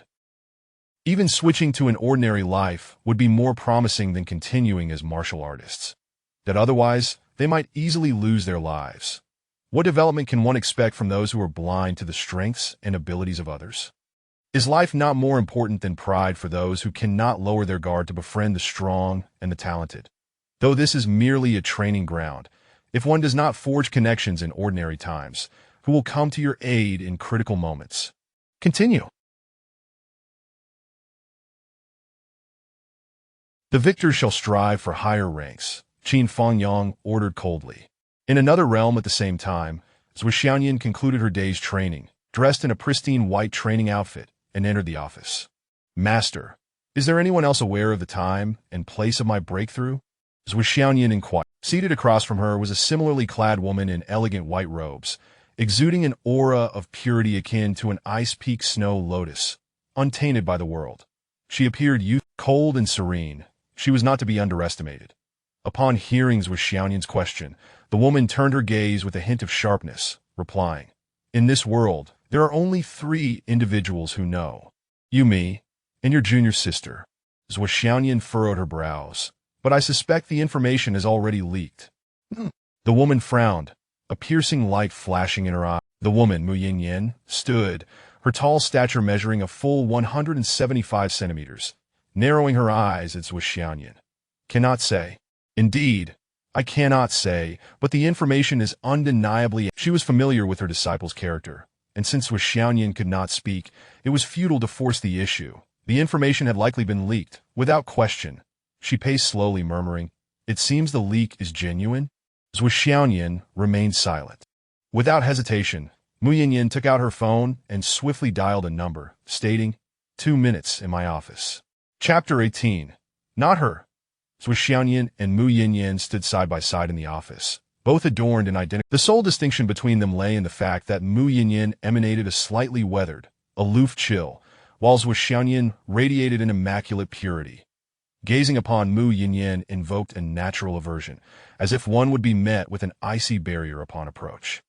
In contrast, Zuo Xiaoyan's presence incited a sense of inadequacy, making one hesitant to step forward, lest they tarnish the ethereal atmosphere surrounding her. After a brief moment, Mu Yinyan raised her delicate wrist, revealing an exquisite watch, its vibrant crimson hue reminiscent of a drop of blood against. Suddenly, the office door swung open with a bang, and a spirited young girl burst in, exclaiming, "Master, what is the matter?" "Oh, senior sister Nian is here too," the girl remarked.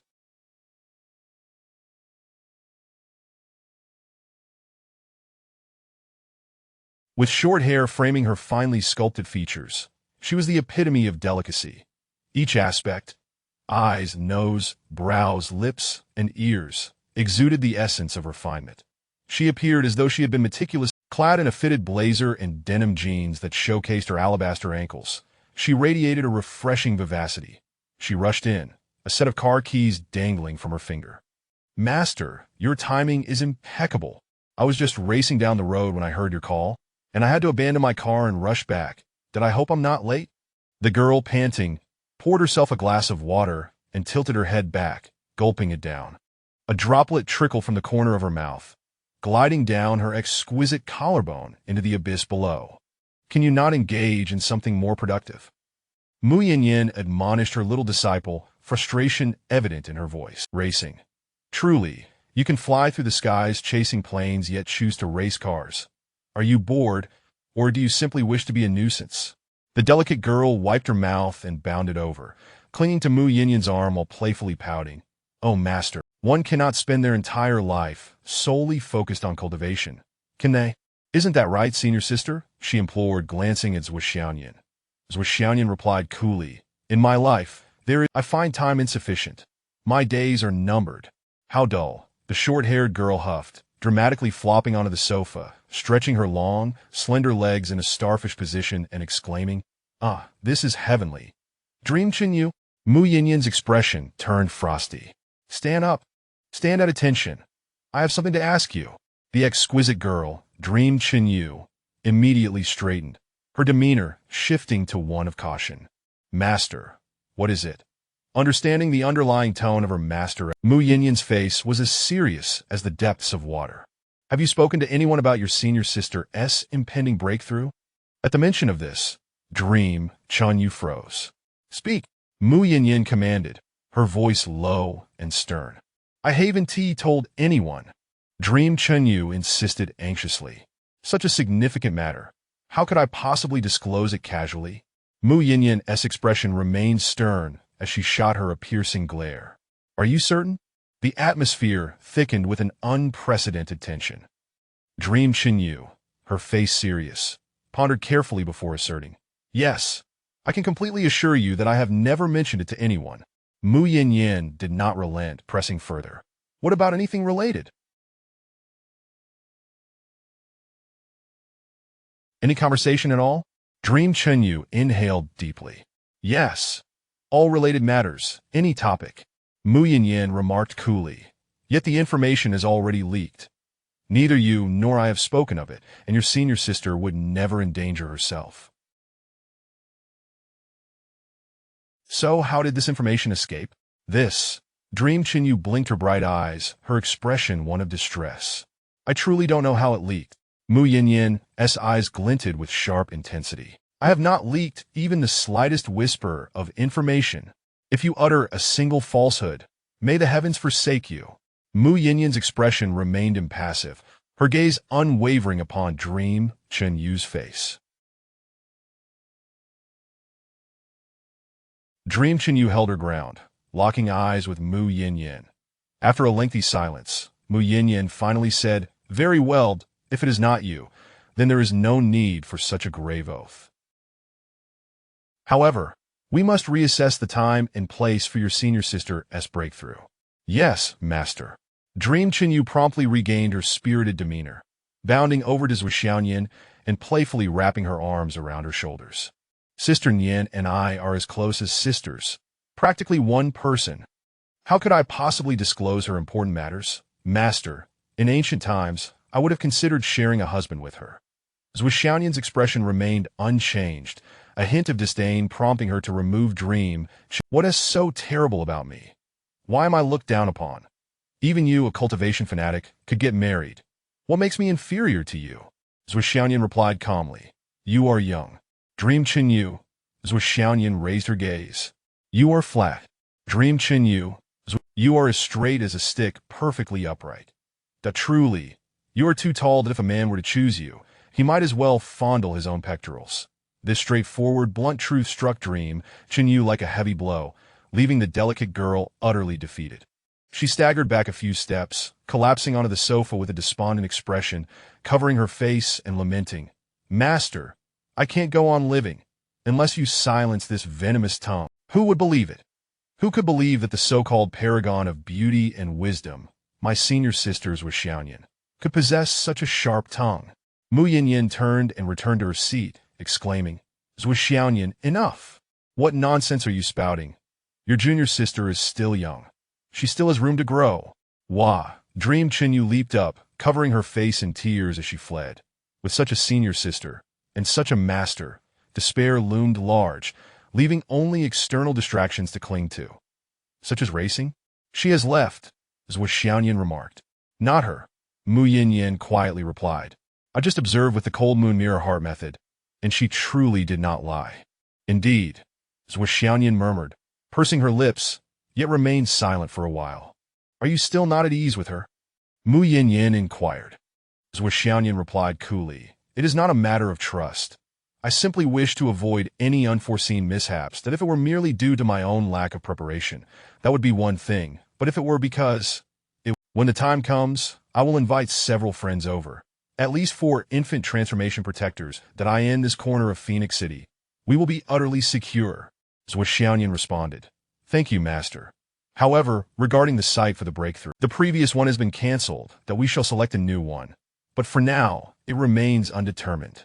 Everything shall be spontaneous. Agreed. By not deciding, we ensure that even we remain unaware. Consequently, outsiders will have no way of knowing, Mu Yinyan elaborated slowly. Once everything was settled, Mu Yinyan casually inquired, will you be returning home today? Yes, Master. I must say, there is truly no need for you to return home every day, Mu Yinyan remarked. Your cultivation has reached its pinnacle. What is most vital during this time is tranquility. When it comes to tranquility, I can only find it in the company of my parents, Zuo Xiaoduo chuckled. Master, has my family information been completely sealed off? To what extent? Mu Yinyan replied, when you traversed the thorny path back then, I had already classified your family situation as an A-level secret. Now, as you are, I hope this classification can remain for 60 years. You will not fail, Mu Yinyan asserted. I need your assurance, Master. Very well, I promise. Zuo Xiaoduo took a few steps as if to leave, but paused at the door, turning back to say, Master, there's one more thing. You need not investigate my true origins. Mu Yinyan asked. Why not? Zuo Xiaoduo replied calmly. At present, I am quite content and do not wish for any other revelations to disrupt the tranquility of my life. Moreover, should I wish to investigate in the future, I can always do so. After my breakthrough, I will have more time and resources, will I not? Chapter 19. The indomitable Zuo Xiaoduo. Mu Yinyan's cold gaze fell upon Zuo Xiaoduo's face, gradually transforming into a look as frigid as ice and snow. Xiaoduo, you must remember that your lifespan exceeds that of ordinary individuals by an extraordinary margin. Do not venture into matters of the heart. Once you do, it will bring misfortune to yourself and your family. Zuo Xiaoduo responded with a serene smile. Rest assured, Master, my family is my utmost. It is only upon losing that one realizes regret. Only then does one understand what truly matters. That I now see that I had once completely disregarded what was important. With a gentle sigh, at that time, several sects sought to recruit Zuo Xiaoduo, offering countless benefits, but the sole condition was that she abandon her family for the path of cultivation. Yet, Zuo Xiaoduo resolutely refused, unwilling to part from her parents. Mu Yinyan, appreciating this devotion, relinquished her secluded practice in the sacred grounds and moved to Phoenix City to teach Zuo Xiaoduo in close proximity. I must not allow my disciple to suffer the losses I once did. Such steadfast young women are rare. Thus, I have taken her under my wing, pouring all my efforts into ensuring my disciple does not repeat my past mistakes. Zuo Xiaoduo stepped out of the gate, only to be greeted by a sports car idling by the roadside. The driver was none other than Meng Qinyu. Senior sister Xiaoduo, come, let me give you a ride. Just go, Zuo Xiaoduo replied. Meng Qinyu hopped out of the car, exclaiming, Senior sister, I have a bottle of high-grade cleansing elixir from the alchemy sect.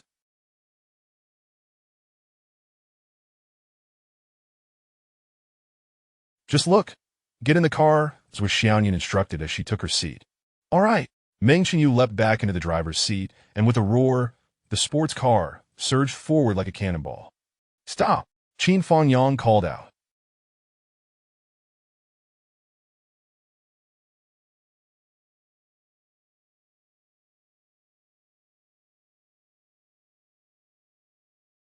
The training ground was now sparsely populated.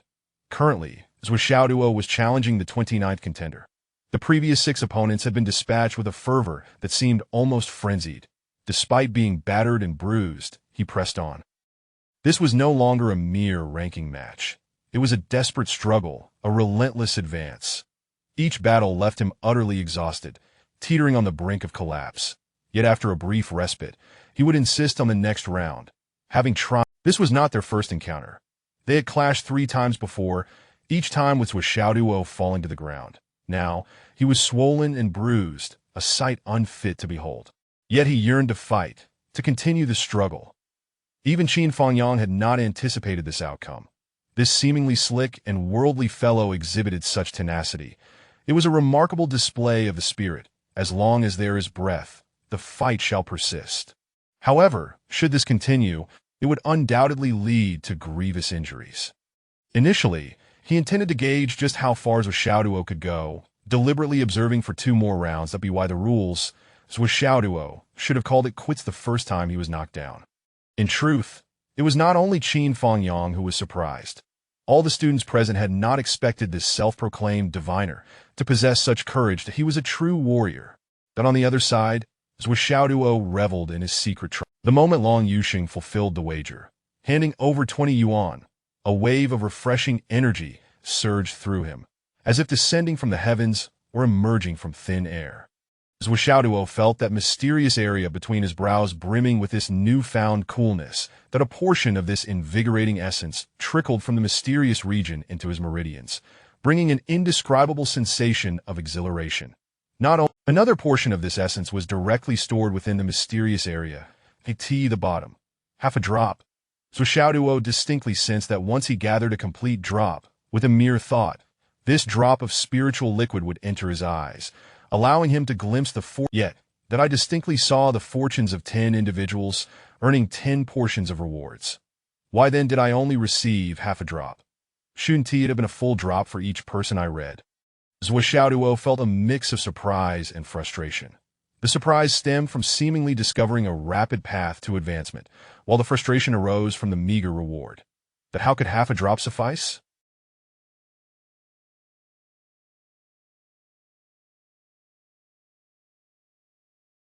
This was rather stingy. However, Zuo Xiaoduo quickly adjusted his mindset. His so-called fortune-telling had indeed, as Master Qin suggested, been based on personal experience and insight, often tinged with jest that it was difficult to consider it true fortune-telling. Receiving even half a drop was already commendable. Moreover, since the refreshing energy had entered his body, he felt acutely aware of the changes within his meridians. Thus, he chose to engage fervently in combat. This was an opportunity, a chance bestowed by the heavens. Yet to transform this opportunity into true strength, practical experience was essential. Only by fully assimilating it could it be deemed a complete no matter how exceptional a talent or treasure may be. If not properly digested and absorbed once it enters the meridians, it would merely be wasted through bodily metabolism, leading to a diminished benefit. To fully absorb it, combat, practice, and activity were the only viable methods. Everyone witnessed Zuo Xiaoduo's relentless fighting spirit, mistaking it for an excessive obsession with victory or defeat.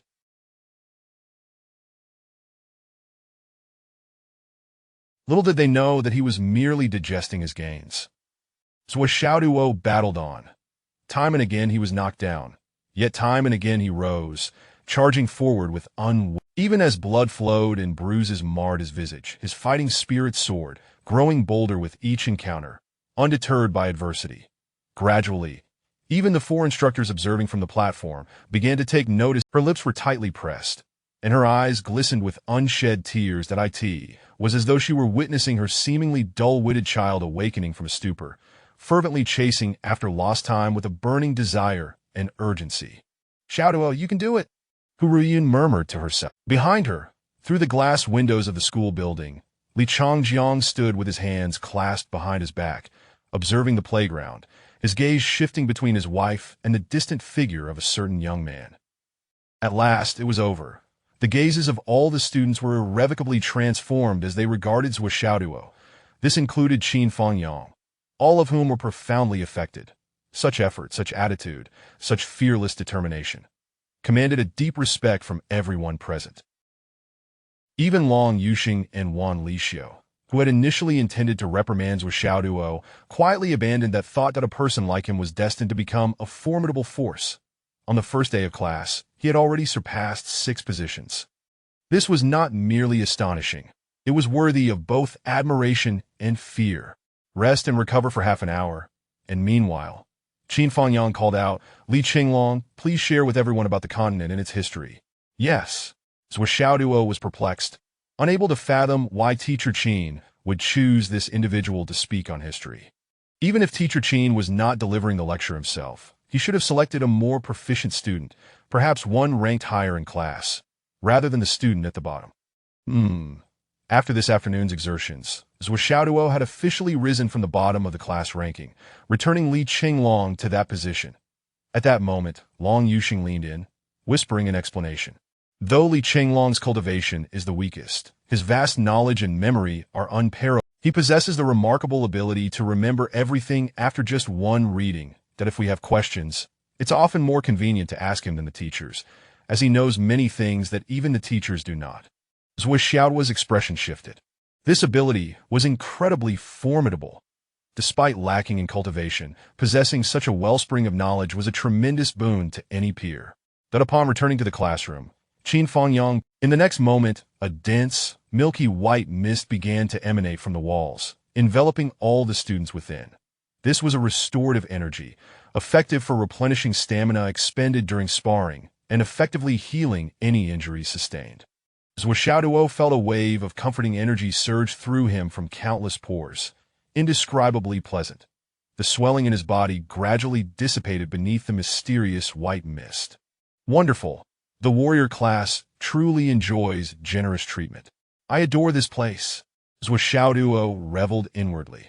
While savoring the sensation, he diligently cultivated, eagerly absorbing the mist. It felt like soaking in a hot spring on a frigid winter day while sipping a nourishing tonic, leaving him warm and comfortable from the inside out. At that moment, the plump figure of Li Qinglong nonchalantly ascended to the podium. Zuo Xiaoduo glanced over and noticed that this fellow had managed to change into a tailored suit and tie, his hair slicked back. Goodness, he had transformed. An unmistakable aura of a teacher radiated from him. Chapter 20. Teacher Li's lecture. At this moment, Li Qinglong stood resplendently at the podium, wielding a teaching stick in his hand, tapping it lightly against the desk, exuding an air of authority. Students, the chubby boy commenced his lecture, betraying no hint of nervousness, radiating an aura of poise that suggested he was no novice at this task. Now, it is time for Teacher Li's lesson. You may enjoy your rejuvenation while listening to my discourse. Do remember to focus your attention. Teacher Li possesses no talent for divination, nor the insight to discern victory from defeat, and certainly does not indulge in boasting. I am merely an ordinary student, just a tad more knowledgeable than the rest of you. As soon as the chubby boy finished speaking, a wave of soft laughter erupted from below, echoing on and on. Zuo Xiaoduo's lips twitched uncontrollably. This little rascal was clearly seeking revenge for having been knocked down earlier. To take the stage and make a jest of me was indeed lacking in grace. But this boy likely had no inkling of just how ungracious I could be. Just wait until you poke fun at me. Back to the point. The chubby boy seemed to have transformed in an instant, not only displaying an unshakable demeanor, but also exuding an air of profound wisdom. When speaking of history, we must first introduce our continent. Our star-soul continent boasts an ancient history that has become unfathomable. To merely categorize it by years would be a desecration. Hence, we can only surmise the events of each era based on the countless remnants left by our forebears. Of course, this may appear exceedingly complex and inscrutable to you, but for a genius like myself, it is as simple as breathing, readily articulated. Before the murmurs of dissent could rise from the audience, he continued, Now, allow me to elaborate. Zuo Xiaoduo, Do not think that just because you bested me today, you can glare at me. Though you may be older and possess superior combat awareness, do you believe that with a mere word, I could banish you from this classroom? Right now, smile at me, and do so with a demeanor of endearment. Laughter filled the air. Zuo Xiaoduo, bewildered, quickly put on a sycophantic expression, nodding and bowing. Good day, Teacher Li. Thank you for your hard work. Teacher Li is magnificent. Teacher Li, like a young cow wielding a sword, traverses the seas and skies, covering countless miles. Li Qinglong nodded with restraint. Sit down, listen attentively. This is the mark of a diligent child. Teacher Li acknowledges your efforts with verbal praise. Zuo Xiaoduo, you must have scarcely received any commendations during your 5 years of repeating a grade. Are you not feeling a swell of emotions? The entire class erupted into hearty laughter, doubling over in mirth. Zuo Xiaoduo forced a smile. Indeed, I am overwhelmed with emotions, deeply moved. Teacher Li, it appears there is another ranking match tomorrow. Li Qinglong shivered slightly, narrowing his eyes. Commence the lecture. Qin Fangyang nodded discreetly. Regardless of whether Li Qinglong's cultivation advanced further in the future, he was undoubtedly a fine educator. His ability to warm up the atmosphere and capture everyone's attention was exceptional, not to mention his subsequent choice of a partner to complement his efforts, creating a harmonious synergy. Of course, such a convivial atmosphere was also thanks to another person's cooperation. It was rare for Zuo Xiaoduo, who was older than all the students in the class, to exhibit no airs, seamlessly cooperating.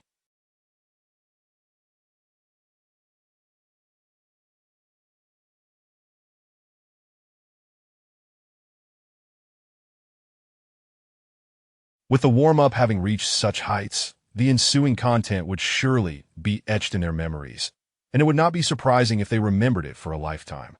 The Star Soul continent is vast and expansive. Its true size is unknown to anyone. The chubby boy's voice grew serious. From ancient times, there existed a great being whom we refer to as the Father God.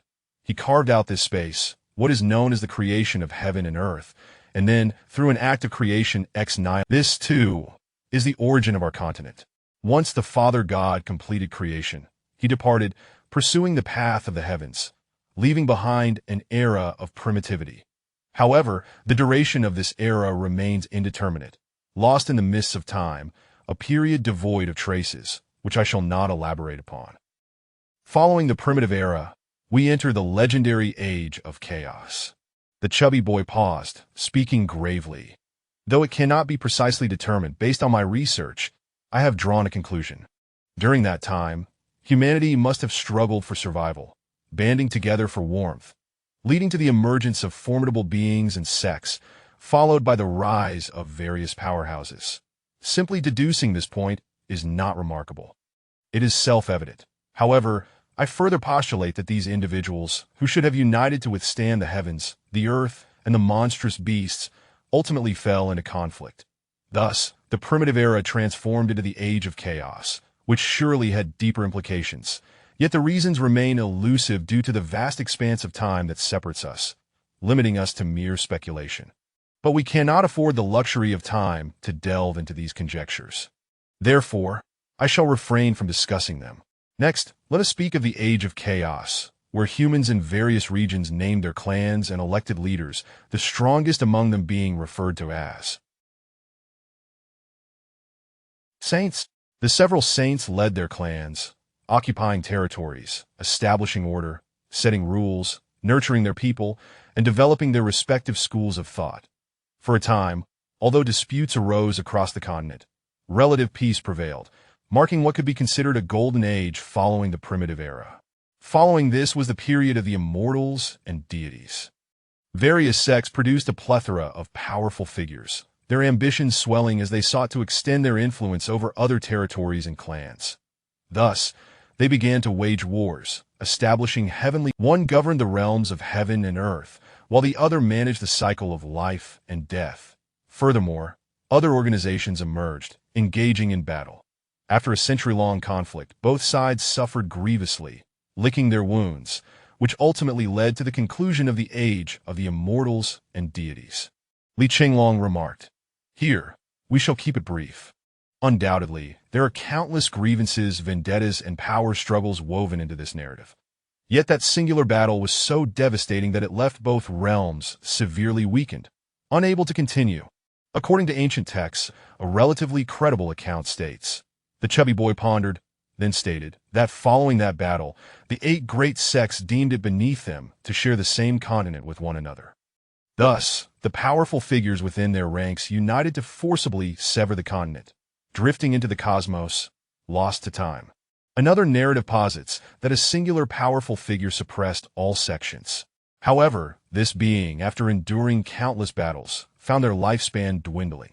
Fearing that their death might incite further turmoil, this figure expended their remaining life force, unleashing a power that transcended their limits, cleaving the continent and banishing the warring 8 sects into the void, forbidding their return. Everyone listened intently. Zuo Xiaoduo felt a profound sense of shock that he had some knowledge of these events but lacked the systematic understanding presented by the chubby boy. This, in essence, marks the greatest turning point in the ancient history of the Star Soul continent. The chubby boy sighed, continuing, with the conclusion of the age of the immortals and deities, we entered the so-called era of dynasties, a period of diminished martial prowess for cultivators. The catastrophic clash of the immortals led to widespread devastation and suffering, with countless sects reduced to mere wisps of smoke and the strong suffering grievous losses. After the departure of the 8 great sects, the world witnessed a near-total collapse of systematic cultivation. Martial practitioners bereft of higher-level techniques turned their focus toward physical training. However, even reaching the pinnacle of such practices would only allow one to stand against thousands. Yet without the cultivation of the spirit, longevity became elusive. Lifespans barely reached a few hundred years. During this period, occasional remnants of the legacy of the immortals would surface, often claiming to be deities and leaving their mark on history. However, from a contemporary perspective, they are nothing more than laughable anecdotes. During this feudal dynasty era, the strength of cultivators reached an unprecedented low. Dynasties rose and fell, illusions of unity and division perpetually shifting, providing countless heroes with a stage to showcase their talents. The chubby boy, Li Chenglong, gazed into the distance, softly stating, after the era of dynasties came an age that is more familiar to us, the era of technology. The concept of technology is likely well known to everyone. The smartphones, telephones, computers, airplanes, and trains we hold in our hands. All these are products unique to the technology. With the extinction of martial traditions, an increasing number of individuals began to carve out alternative paths, leading to combat methods beyond cultivation, as well as the creation of various machines capable of substituting for the strength of powerful martial practitioners, the so-called feats of moving mountains and filling seas, communicating over vast distances, all rendered as trivial matters.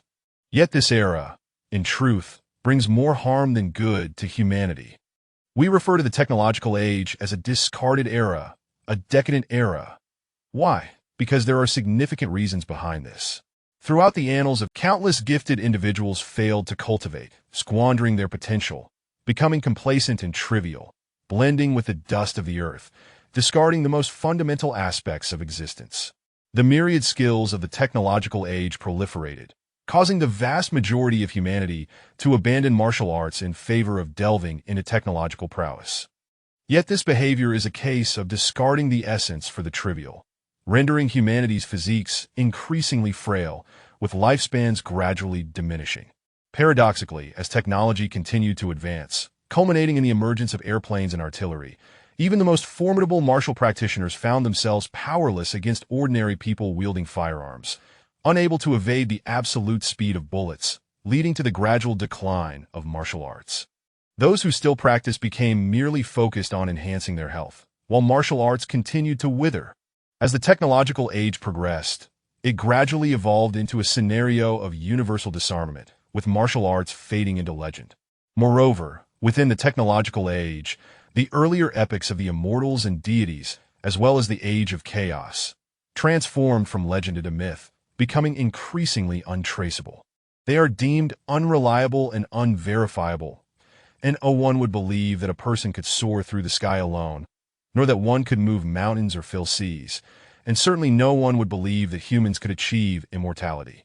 All knowledge of advanced practitioners was thoroughly overturned. The power of technology allows individuals to traverse the world with minimal effort, and even to fell a powerful martial practitioner with a single shot, leaving no room for counterattacks. What, then, is the purpose of cultivation? In that era, humanity had already forgotten that their true enemy was never other humans, but rather the heavens, the earth, the vast cosmos, and the laws of nature. Thus, we now refer to the countless technological wastes wreaked havoc on the environment, rendering the continent unsustainable, ultimately leading to the advent of the apocalyptic era. At the pinnacle of technological advancement, the land was filled with towering skyscrapers, cities sprawling across the terrain. The concept of urban-rural divides had long since vanished, and the spiritual energy of the Star Soul continent had become increasingly thin, making cultivation seem like a fantastical dream. Yet, during that time, one fateful day, a meteor shower appeared in the sky, causing countless celestial bodies to explode. Innumerable meteors fell incessantly upon the Star Soul continent. A piece of meteorite the size of a fist, falling from the infinite heights, could obliterate an entire village, let alone larger fragments, akin to mountains, descending from the heavens. This meteor shower lasted for an uninterrupted 300 years, a full 300 years. Had it been any ordinary meteor, based on the technological capabilities of that time, it would not have posed a challenge. However, the overwhelming cosmic forces at play during that time rendered the entire continent powerless. The ordinary populace, lacking the strength and resilience to resist, would perish in an instant from a single tremor. In the end, the continent's population, numbering in the hundreds of billions, was decimated, leaving it barren and lifeless. This is the apocalyptic era. It is the bitter fruit born of centuries of the technological era, savored by the entirety of the continent's inhabitants. Li Qinglong inhaled deeply. At last, heaven showed mercy, refusing to witness the complete annihilation of human civilization, and thus preserve an opportunity for humanity to rise anew, heralding the era of spiritual revival. Following the apocalyptic era, the population, which had already dwindled to an alarming degree, faced a world bereft of human presence, with desolate landscapes stretching for miles.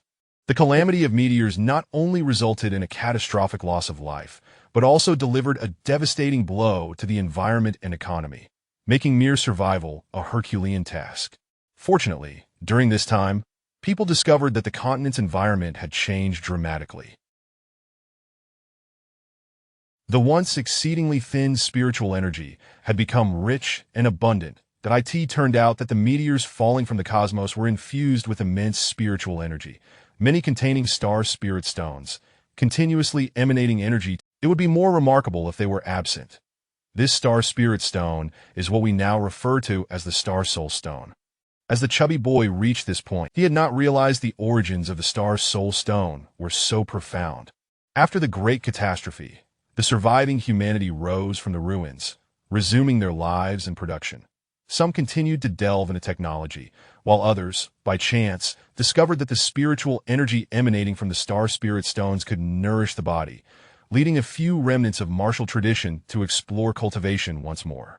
However, during that time, the utilization of star spirit stones was not particularly high. Even when occasionally employed for martial cultivation, the efficacy was limited due to the decline of martial traditions. Thus, after centuries passed, human society once again returned to the trajectory of the technological age, with a renewed technology capable of withstanding the ongoing meteor bombardments. Another earth-shattering transformation was on the horizon. 2 of the 8 continents, which had long been separated, suddenly returned from the cosmos, re-establishing contact with the Star Soul continent. This monumental change sent tremors across the entire continent, causing tidal waves in the seas and earthquakes on land, with countless mountains instantaneously submerging beneath the waves. Human civilization faced yet another devastating blow. In simple terms, they were envious of this land, which had been sanctified by the countless meteors. Humanity mobilized advanced technological weapons for defense, only to discover that firearms were utterly ineffective against these foes. The so-called weapons of mass destruction were rendered useless before they could even be deployed. The chubby boy wore a mocking smile when humanity witnessed their enemies approaching, dressed in flowing robes, while thousands armed with machine guns and artillery unleashed a frenzy of fire, only to find the adversaries unfazed. when a mere individual from the opposing side could easily slaughter thousands, when the so-called world-ending advanced weaponry proved utterly incapable of inflicting harm, when they beheld a mushroom cloud rising, with an enemy seated atop. Your current cultivation levels do not grant you the right to delve deeper into these matters. The chubby boy nodded in acquiescence. Yes, this marks the nascent stage of our current era. Or perhaps we could term it the second phase of revival. And now, we find ourselves in the high martial era. Having regained the legacy of cultivation from one of the returning factions, and after years of development, human experts have proliferated, gradually embarking on a new path. For instance, the white mist that was recently used to heal your injuries and restore your vitality is based on the energy from star soul stones, complemented by mechanical adjustments to suit each individual's current state. We remain on the precarious edge of survival. The might of our enemies is beyond what our current realm can fathom. Countless powerful beings are tirelessly guarding our borders, whether atop snow-capped peaks, on islands, amidst turbulent waves, or even, the chubby boy pointed upwards, in the skies above. Perhaps, one day, we may awaken to find our city has vanished. Or, on that day, we may fall asleep, only to find everything has come to an end in our dreams. This is our current high martial era. Outside, formidable enemies loom, forces of unimaginable strength, perhaps already infiltrating our midst, or even lurking within our homes. Moreover, meteors from the cosmos continue to rain down upon us, unceasingly. The 8 continents that were cast away have only returned 2 thus far. The others may not have perished in the void. They could very well return at any moment. When that day arrives, it shall herald yet another cataclysmic disaster. Our city remains. Qin Fangyang gave a slight NOD that Li Qinglong straightened his posture. That concludes today's lesson. That the teacher is pleased and delighted. Chapter 21. Too dark, too dark. Zuo Xiaoduo was instantly struck with a sense of foreboding, and the classroom erupted in laughter. Teacher Li has one last statement to make. Students, strive to become stronger, Li Qinglong earnestly declared. We must protect others. We cannot always rely on others for protection. Heaven has bestowed upon us the gift of cultivation, and we must not squander this divine favor. Our school and government have provided us with a comfortable environment for our training. We cannot let them down. Teacher Qin has worked diligently for us, selflessly and with integrity, expecting nothing in return, and we must certainly not disappoint Teacher Qin. Qin Fangyang chided with a smile. During this lesson, which was narrated by the chubby boy, Zuo Xiaoduo absorbed every word, and when it concluded, he was left with a heavy heart. Such knowledge was beyond the reach of ordinary people, for knowing it would be of no benefit. Most ordinary individuals merely appreciate the beauty of this world. Upon confronting its harsh truths, they would only be engulfed in panic, causing more harm than good. Of course, with the increasing prevalence of martial artists, many ordinary individuals surely possess at least a modicum of understanding, albeit in a rather superficial manner. The path of martial arts is indeed a heavy burden, and the journey is long, Zuo Xiaoduo sighed internally. Instantly, a sense of responsibility and mission welled up within him, as if he were about to shoulder the monumental task of saving the world. Zuo Xiaoduo felt a tinge of anxiety.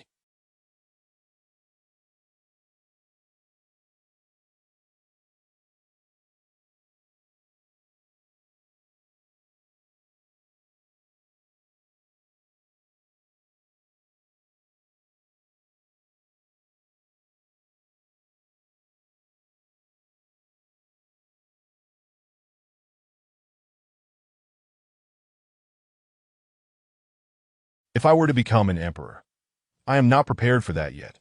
Qin Fangyang took to the podium to summarize. There is one point that needs clarification. Li Qinglong's assertion that the technological era is rendered obsolete is somewhat biased. Technology, in fact, is humanity's self-rescue and a means of convenience when the path of cultivation is lost. After all, any era is predominantly populated by ordinary people. This trajectory will undoubtedly continue. This is, in fact, a positive development that cannot be entirely dismissed.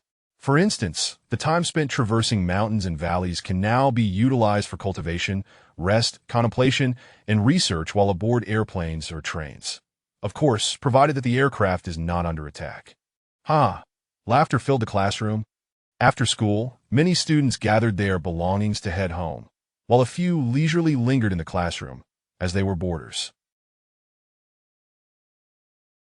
Zuo Xiaoduo, also unhurried, tidied his belongings and even checked his reflection in the mirror. Good, no injuries on my face that I can now prepare to go home with peace of mind. Zuo Xiaoduo, aspirations, goals. What are those? Zuo Xiaoduo, with a puzzled expression, humbly asked. Teacher Qin, what do you mean by aspirations and goals? Or what should they be?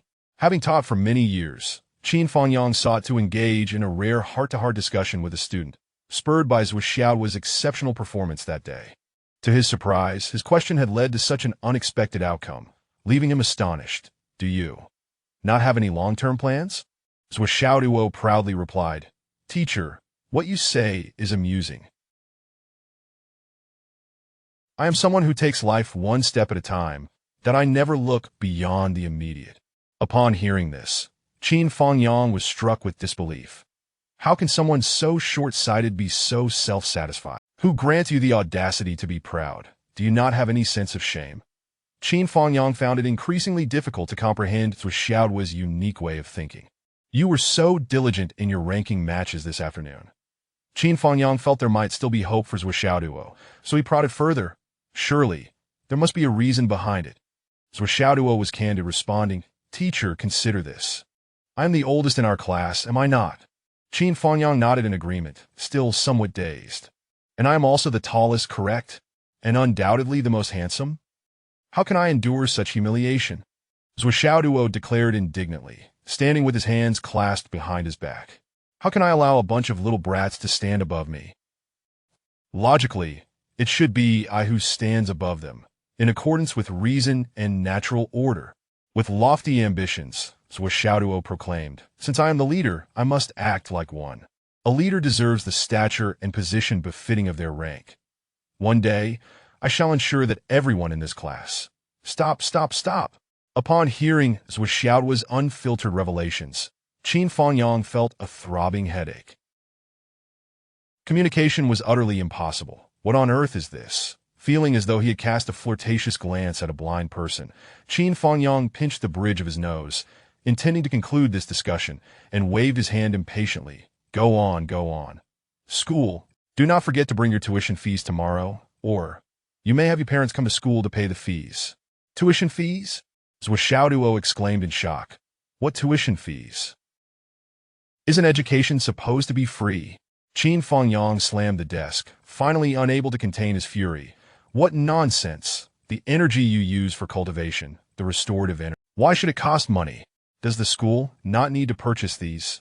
Do you think they're given to you for free? Who do you think you are? Years of tranquility in Qin Fangyang's life were shattered by Zuo Xiaoduo's relentless complaints, stirring within him an unprecedented urge to discipline a student. Oh, Zuo Xiaoduo felt disheartened at the prospect of having to produce such a hefty sum, a wave of discomfort washing over him as he struggled to catch his breath.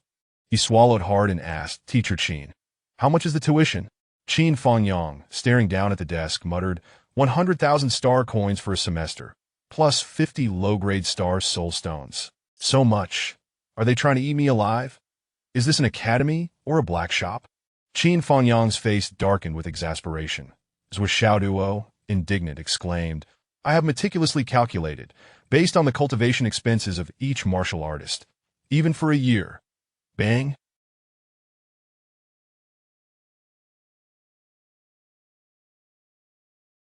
Unable to tolerate any longer, Qin Fangyang kicked Zuo Xiaoduo out the door. If you do not bring it tomorrow, you will not be allowed to attend class. With a resounding slam of the door, he was determined. I have come to realize that this kid is merely a stubborn opportunist, unwilling to part with his money, as if it were a matter of life and death. His parents are not business people, are they? Qin Fangyang thought, fuming. How could they raise such, not to mention the additional 50 low-grade star soul stones? Why not just rob us? Is this a school? Is this truly a place for cultivating talent? Even robbers are not this ruthless. Wait a moment, though. Sister Xiaoyan has been studying and cultivating since childhood without ever spending a dime, and she frequently finds good things. Why is it that I do not receive the same treatment? Zuo Xiaoduo lamented. How could they possibly come up with another 100,000? Zuo Xiaoduo felt a knot tighten in his stomach. I have barely 7,020 on hand. Where am I supposed to get that money? After ruminating and finding no viable options, Zuo Xiaoduo stomped his foot and sighed dramatically. For a genius like me to have to pay tuition. Shouldn't I be awarded a scholarship instead? It is truly outrageous. As he turned down a street, the main thoroughfare lay ahead. Although dusk had fallen, the street was still bustling with people. A girl, casually slinging a pink bag over her shoulder, was absorbed in her phone. Leaning against amid the hurried footsteps of passers-by, she appeared strikingly serene, seemingly engaged in a conversation with someone. Zuo Xiaoduo instinctively assessed her. Not tall enough. Too flat, skin too dark, and acne? Hair too short. Wait, boyfriend. No, that is a thief. Chapter 22 Benefactor. Our fates are intertwined. Zuo Xiaoduo was taken aback. The young man stealthily approached the girl, deftly producing a blade, and silently sliced open her pink handbag, gently extracting a wallet.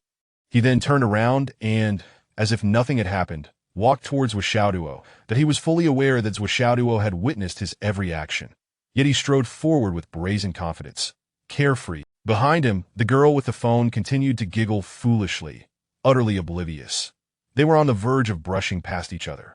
Instinctively, Zuo Xiaoduo felt compelled to intervene, that a thief, my innate sense of justice, cannot allow such miscreants to thrive. This is a splendid opportunity to uphold righteousness and aid the impoverished. Just as he was about to step forward, his vision suddenly brightened. A fortune-telling opportunity. Here was a customer. A chance to earn some luck points. The young man, seeing Zuo Xiaoduo make no move, grew bolder and, with a huff, pressed on. Smack! Zuo Xiaoduo extended his hand, seizing the young man by the collar. The young man exclaimed, What? What are you doing? How could this person possess such strength? Is he a martial artist? Zuo Xiaoduo sighed deeply. Ba, what a pity. The benefactor. What nonsense are you spouting?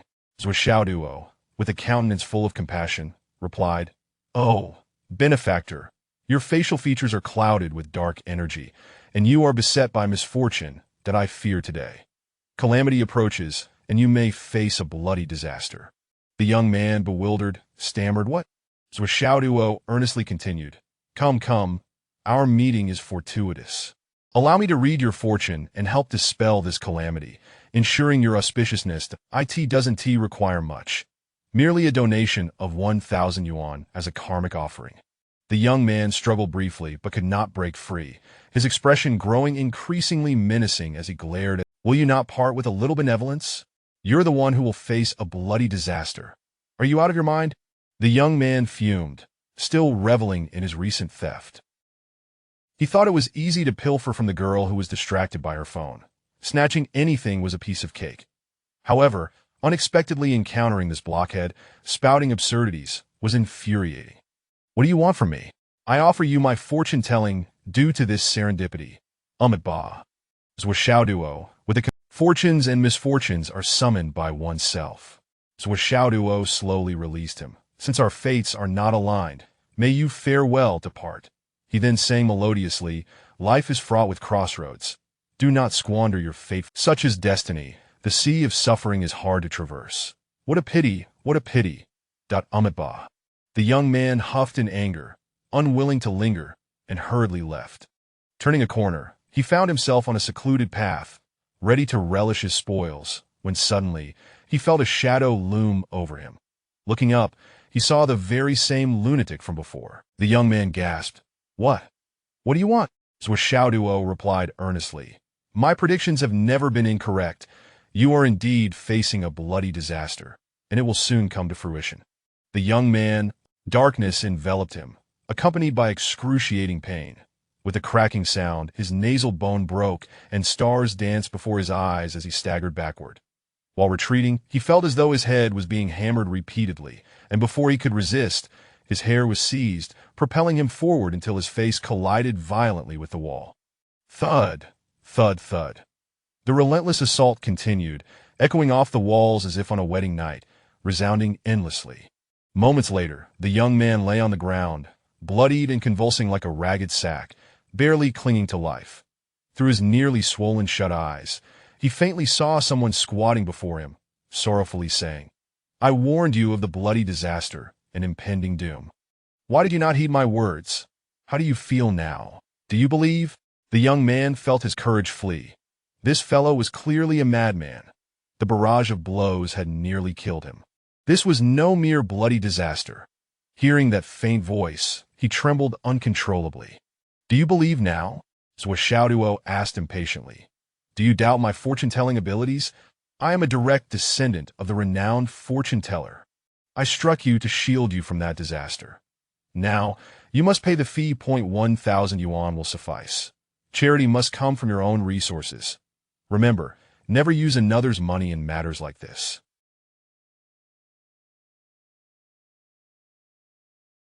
"That would be wicked karma," the young man, dazed, responded. "But that I have no money." Zuo Xiaoduo's kind smile gradually morphed into a sinister grin. "Without charitable funds to dispel your disaster, the bloody calamity cannot be avoided. Understand, life is predetermined by heaven. Do you have any or not?" I do. The young man, now filled with regret, lamented his poor choices. Today was not the day to engage in thievery, especially not with a madman possessing such overwhelming strength.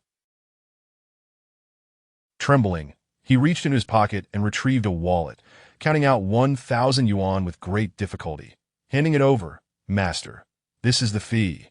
Zuo Xiaoduo accepted the money, glancing at the wallet to discover it was stuffed thickly. "Goodness, there is quite a lot. Ba, I have exerted great effort to help you avert a disaster. Is a simple thank you too much to ask?" Zuo Xiaoduo expressed his dissatisfaction. "Thank you." The young man was on the verge of tears.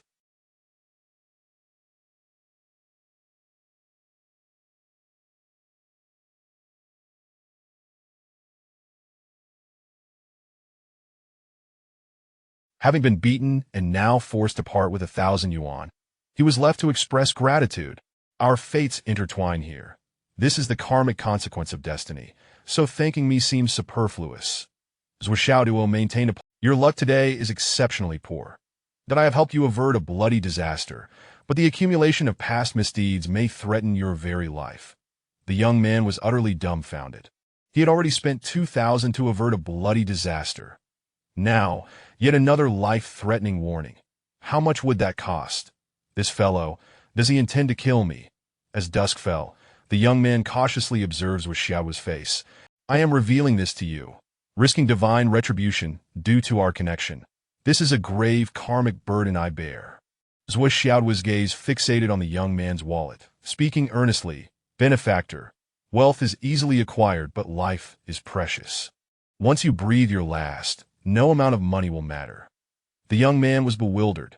"Does this mean if I don't pay, he will kill me and keep my money?"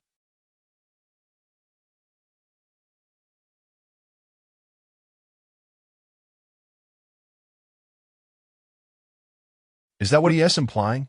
Is it, Master, that I'm just a petty thief? I only stole a few wallets.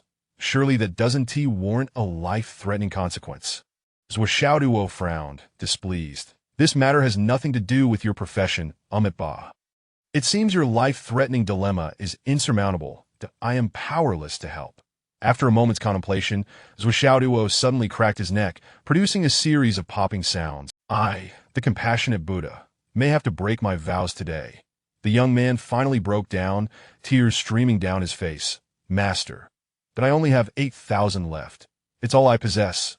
Take it all, just spare my— I have not misjudged. Benefactor, our fates are indeed intertwined today." Chapter 23. Floating Away.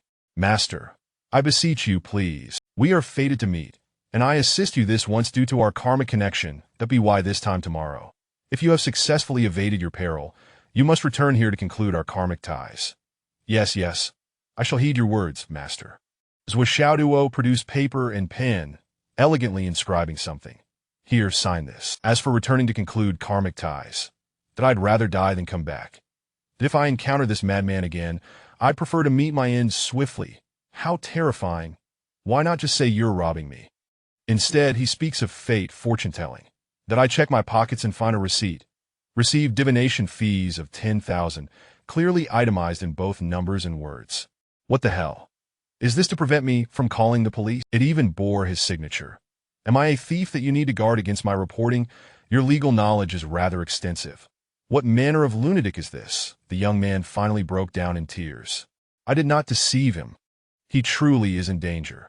However, from this moment on, if he continues eastward, he can indeed avert it. It all depends on his obedience. After delivering the young man his first lesson, Zuo Xiaoduo was taken aback to discover that the boy was— But now that he had given guidance, whether the boy heeded it was a matter of fate. To proceed east and not look back could provide a solution. However, if he disobeyed, it would end badly. Yet there was no sign of movement. What of the good fortune? Where was the refreshing aura? I have completed the readings, settled the payment, and yet nothing. Zuo Xiaoduo felt a surge of frustration.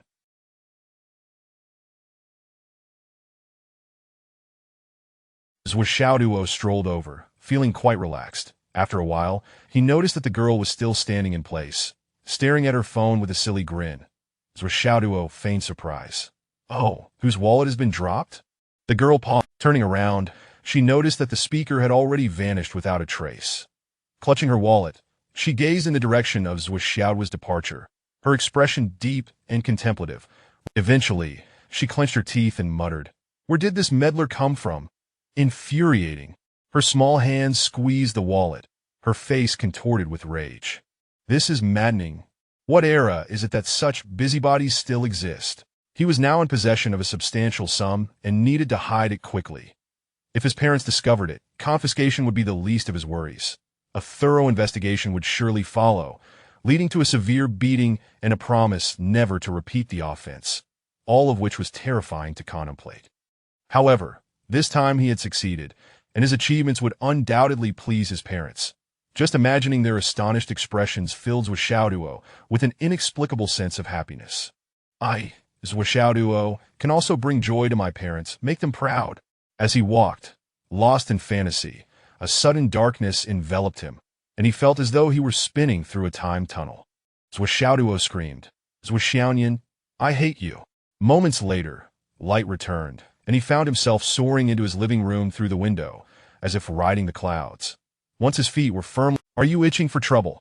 How dare you toy with the great Zuo Xiaoduo?" This proclamation was akin to thunder, shaking the very ground. Zuo Xiaoduo, who had always been the family's little pushover, had never— Moreover, referring to himself as Zuo Xiaoduo the Great was not only unprecedented, but also utterly unbelievable. Zuo Chonglu, who was sipping tea and reading the newspaper, looked up with the gaze of a revolutionary observing a comrade. Meanwhile, Wu Yuding, busy in the kitchen, poked her head out astonished as she asked, "Who just shouted?" It sounded so much like Xiaoduo, but he could never be so bold. Zuo Xiaoyan, taken aback by the outburst, froze in a pose reminiscent of an eagle preparing to pounce, her hand outstretched. After a moment, she slowly turned her neck, her beautiful eyes fixed on Zuo Xiaoduo, filled with skepticism and disbelief, murmuring, "Has the dog gone mad today?" Zuo Xiaoduo, still brimming with anger, proclaimed, "Zuo Xiaoyan, I solemnly warn you. If you dare to call me dog again, I will surely beat you until you are unrecognizable, too ashamed to show your face in public." Ha! Zuo Xiaoyan circled around Zuo Xiaoyan. "Mom, Sister Cat." The family was utterly astonished. What had happened to this boy? He was floating, and it was not a graceful float. Not only did he dare to slap the table, but he also audaciously referred to her as Sister Cat. The nicknames Doggy Duo and Sister Cat were childhood monikers given to Zuo Xiaoduo and Zuo Xiaoyan by Zuo Chonglu and Wu Yuding. Initially playful and lighthearted, the two children, oblivious to the meaning, would respond whenever called.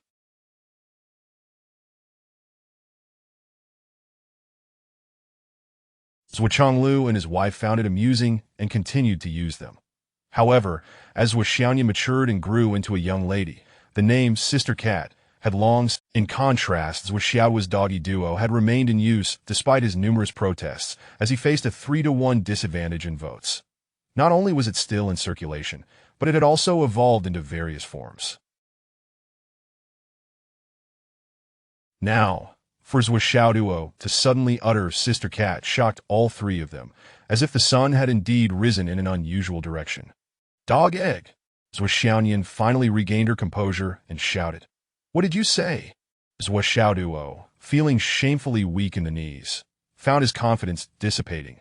Struggling to suppress the rising panic within and resolutely ignoring her, he declared, "I have some good news to announce. And also some bad news, Dad, Mom's sister." Meeting Zuo Xiaoduo's fierce gaze, Zuo Xiaoduo wisely altered the almost escaped sister cat to sister. Zuo Chonglu furrowed his brow in suspicion. "Have you finally found some money?" Wu Yuding's face lit up with anticipation. "Perhaps you received praise from your teacher. It seems like the first time in 6 years." Zuo Xiaoduo wore a mischievous smile, eagerly awaiting his next words. Zuo Xiaoduo took a deep breath, puffing out his chest to appear grand and imposing, clasping his hands behind his back, and with all the gravity he could muster, declared, "The good news I have to share is,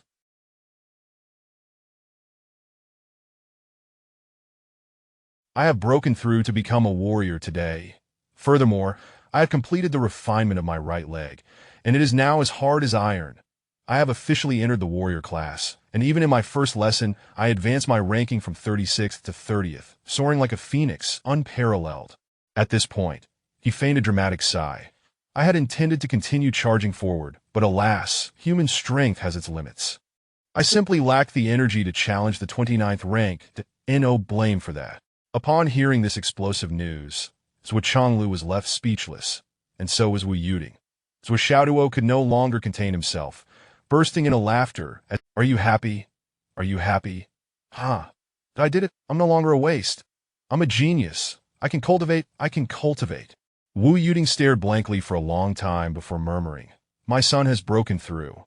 My son is not a waste. He can cultivate." She gently stroked her son's hair, her eyes suddenly filled with complex emotions. When she turned to look at Zuo Chonglu, she noticed that his expression had also grown deeply complex in that instant.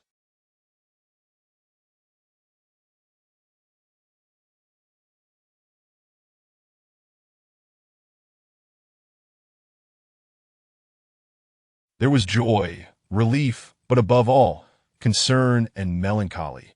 Yes, he was no longer a waste. He could cultivate. He had become a warrior, and the path of cultivation had opened before him. This was indeed a good thing. That, however, it also meant facing new risks, an influx of future dangers, and an unpredictable journey ahead, no longer a tranquil existence for an ordinary person. To cultivate or not, to live a steady life in the city without worry was not without its advantages. For once one becomes a martial artist, if successful, they must venture forth. They must confront those adversaries and dangers that ordinary people cannot face, or even imagine. In the Star Soul continent, there is a saying, an ordinary person can easily live to 70. However, among 10 martial artists, only 2 can live beyond 80. The path beyond martial artists and before Dan Yuan is the most perilous stage for a warrior. Warriors and martial apprentices face little danger, as they are not. The risks they face multiply by millions compared to ordinary folk. This is an exceptionally harsh reality. Zuo Chonglu's gaze gradually deepened. Chapter 24 regarding their demeanor could be described as contemplative and burdened, even somewhat apprehensive. Zuo Xiaoduo thought to himself that something was amiss, and he instinctively withdrew his smile, cautiously inquiring, "Dad, Mom, you aren't he happy?" "Oh, immensely so. Just now, you completely stunned your father." "Ha, my son, you can finally cultivate from this day forth. Who would dare to call my son a waste? Ha." With a triumphant expression, Zuo Dad subtly signaled to Wu Yuding. Wu Yuding also transformed her expression into a radiant smile, quickly wiping her eyes and saying, "Indeed, it is truly joyous. Doggy's successful cultivation is a momentous occasion for our family." Dog's father. "Oh, our Xiaoduo shall henceforth be a cultivator. But you should go buy some fine wine and delicious dishes. Let us celebrate tonight." Zuo Chonglu laughed heartily, exclaiming, "Indeed, this calls for a celebration." He stood up, ready to head out the door. Suddenly, Zuo Xiaoduo felt a pang of bittersweetness in his heart. Unable to shake off the memory of how Zuo Xiaoduo had seemed so discontent with the name Nian Cat, yet the sudden change in address had left her feeling dejected. So this is how it feels, that it seemed as though his parents had suddenly grown distant. That he murmured, "Let us stick with Doggy. The sudden change in address feels a bit unsettling. Ha ha ha. The three of them burst into laughter together. Zuo Xiaoduo then playfully added, if only we could gradually adjust. Giving me some time to adapt would be ideal. That's wishful thinking. Wu Yuding and Zuo Xiaoyan chimed in unison.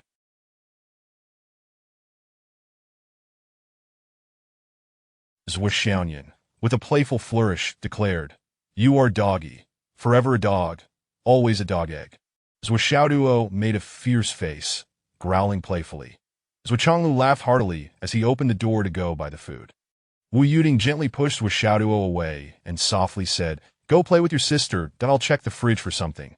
Let us whip up a few dishes. Eating takeout all the time just doesn't sit right. How about I fry you a salted fish? Sounds great, Zuo Xiaoduo exclaimed with excitement, but he was then pulled away by Zuo Xiaoyan, who said, doggy, come here. I need to ask you how you managed to break through. You've truly shocked your big sister. As Zuo Xiaoyan dragged him off, her voice faded into the distance, eventually silenced by the sound of the closing door. Zuo Xiaoyan's voice was now filled with exhilaration, almost uncontrollable. Just listening to her, one could sense that she was utterly overjoyed. Wu Yuding paused her chopping, lost in thought. After a while, she felt a tightness in her nose, and her eyes reddened. How could he cultivate the road ahead? How arduous it shall be. But the sky gradually darkened. Unbeknownst to her, Zuo Changlu returned, carrying several hearty dishes, quietly standing behind his wife in the kitchen.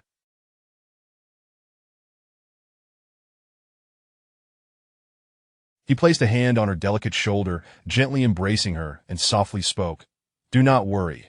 Remember, Xiaoyan is watching over him, so there is no need to fret too much.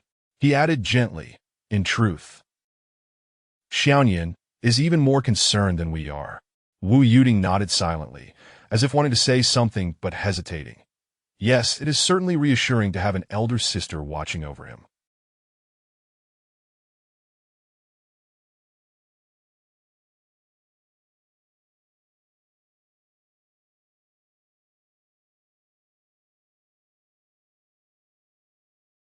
Yet, ultimately, nothing is as comforting as witnessing his safety with one's own eyes.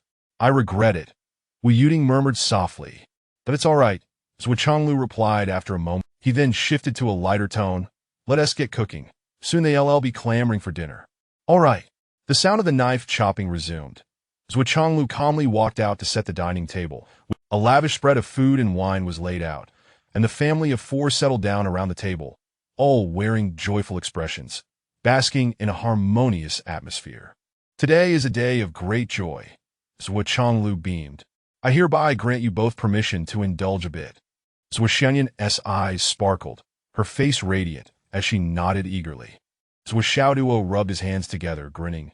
Dad, now that I've become a strong cultivator, I fear these 2 jars of wine may not suffice. Wu Yuding scoffed. Insufficient. Last year during the New Year, who managed to drink just 2 cups yet monopolized the bathroom for half the night? Who was that? My memory seems to be failing me. Zuo Xiaoduo turned beet red. Mom, I'm a warrior now, a warrior. A warrior? How impressive, so long. I wonder what level of unparalleled power a warrior constitutes. Zuo Xiaoduo pouted, feigning anger. Dinner's ready, Zuo Changlu declared, attempting to diffuse the tension. Just moments ago, Zuo Xiaoduo had been putting on airs, but now he swiftly reached out. What is it? Zuo Xiaoduo instantly remembered his sorrowful predicament, saying, Oh, let us not discuss it. It's just that the school I'm attending is truly unscrupulous. But the warrior class requires payment, a substantial amount, tuition. He wore a forlorn expression. It's just so outrageous. Zuo Changlu, Wu Yuding, and Zuo Xiaoyan exchanged glances, speechless. ISNT paying tuition, a standard procedure. How could it be deemed outrageous? Just tell me how much, Zuo Changlu replied, taking a sip of his wine. We have money at home. Anything that can be resolved with money is not a problem for us. Speak plainly. 100,000. 100,000 and an additional 50 low-grade star soul jades. Tell me, ISNT that extortionate?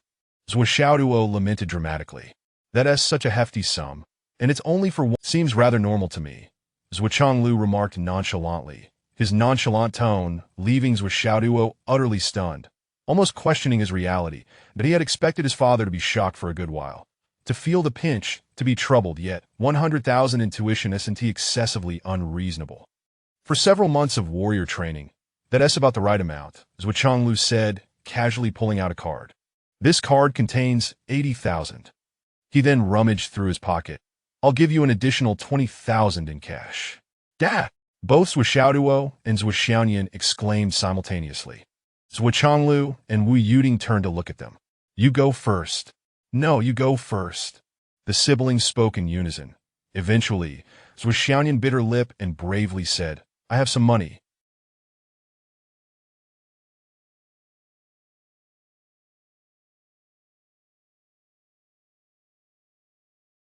I'll cover the tuition for Doggy.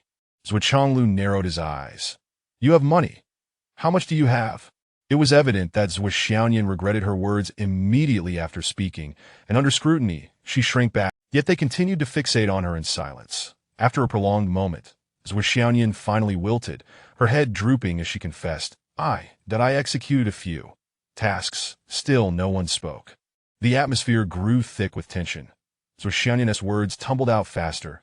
I didn't mean to keep secrets from the family. But I've grown up, Haven Ti. I should contribute to this family. Mom, you just said I'm a grandmaster. Am I just to sit idly by like a decoration? But the tasks I took were all very simple. Exceedingly simple, easy. She emphasized the simplicity of the tasks.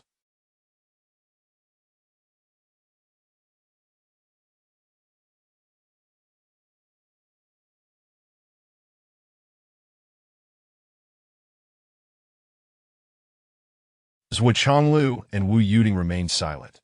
Zuo Xiaoyan's eyes began to glisten with unshed tears. It's really that simple. Zuo Qianglu turned expressionlessly to Zuo Xiaoduo. What were you about to say earlier? Zuo Xiaoduo stuttered. I meant to say that I've saved a little pocket money over these years, that I could contribute a bit. Pocket money? Wu Yuding squinted, sighing. What can that little amount of money do, my silly doggy? Zuo Xiaoduo immediately felt indignant. I have over 10,000. What? Both Zuo Qianglu and Wu Yuding exclaimed in unison, and even Zuo Xiaoyan turned to look at him in astonishment. That Wu Yuding frowned. You emptied the book of the continent's major events to find that money, which totaled only 5,000. How could you have over 10,000? Zuo Xiaoyan nodded vigorously, desperately steering the conversation back to Zuo Xiaoduo. That's right, Mom. Just the day before yesterday, I counted it. It was exactly 5,000, not a penny more or less. If he is saying over 10,000, there's definitely something off. You should investigate it thoroughly. Zuo Xiaoduo was utterly bewildered. His eyes widened, and had it not been for his eyelids, they might have popped out. His mouth dropped open so wide that the chicken leg he was holding fell to the floor. Thankfully, with his significant cultivation progress, he reacted quickly, bending down to slurp up the meat, swallowing it whole, leaving only a bare bone on the ground. After a final unconscious chew, he finally asked in shock, How? How do you all know about my money? My little treasure trove? Zuo Xiaoyan burst into laughter, her mirth causing her to tremble. Wu Yuding smiled lightly, saying, I can't boast of many skills, but I'm quite confident in finding hidden pocket money. With that, she shot a sidelong glance at Zuo Qianglu, as if hinting at something.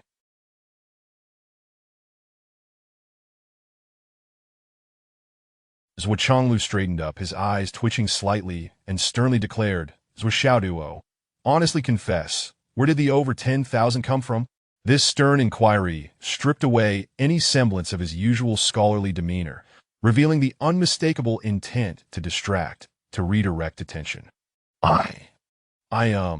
Zuo Xiaoduo's eyes darted around, stammering, I earned it today. Cough, cough, that I earned it. Earning it, is it? Quite commendable. Zuo Qianglu probed. What did you do to earn it? Zuo Xiaoduo glanced around, searching for an escape, and hesitantly said, Well, I read fortunes for others, and earned it. Zuo Qianglu chuckled. Oh, you earned it by reading fortunes, did you? He then proceeded to unbuckle his belt. Chapter 25. The Celebration Feast of Zuo Xiao. My dear father, you have no idea. I have acquired an unparalleled legacy, a magnificent fate that allows me to perceive a person's destiny, that I really can. Zuo Xiaoduo, maintaining his composure, interjected, "Speak. How much did you earn?" Zuo Xiaoduo trembled all over, stammering, 1,000. 1,000? Your little treasury contains a mere 5,000 that you claimed earlier to have over 10,000. Do you think your father is devoid of intelligence, easily deceived by your tricks?" Zuo Qianglu's roar echoed like a ferocious tiger howling in the mountains, its force formidable. His piercing gaze, under years of accumulated authority, Zuo Xiaoduo's mind went blank, instinctively shrinking back in fear.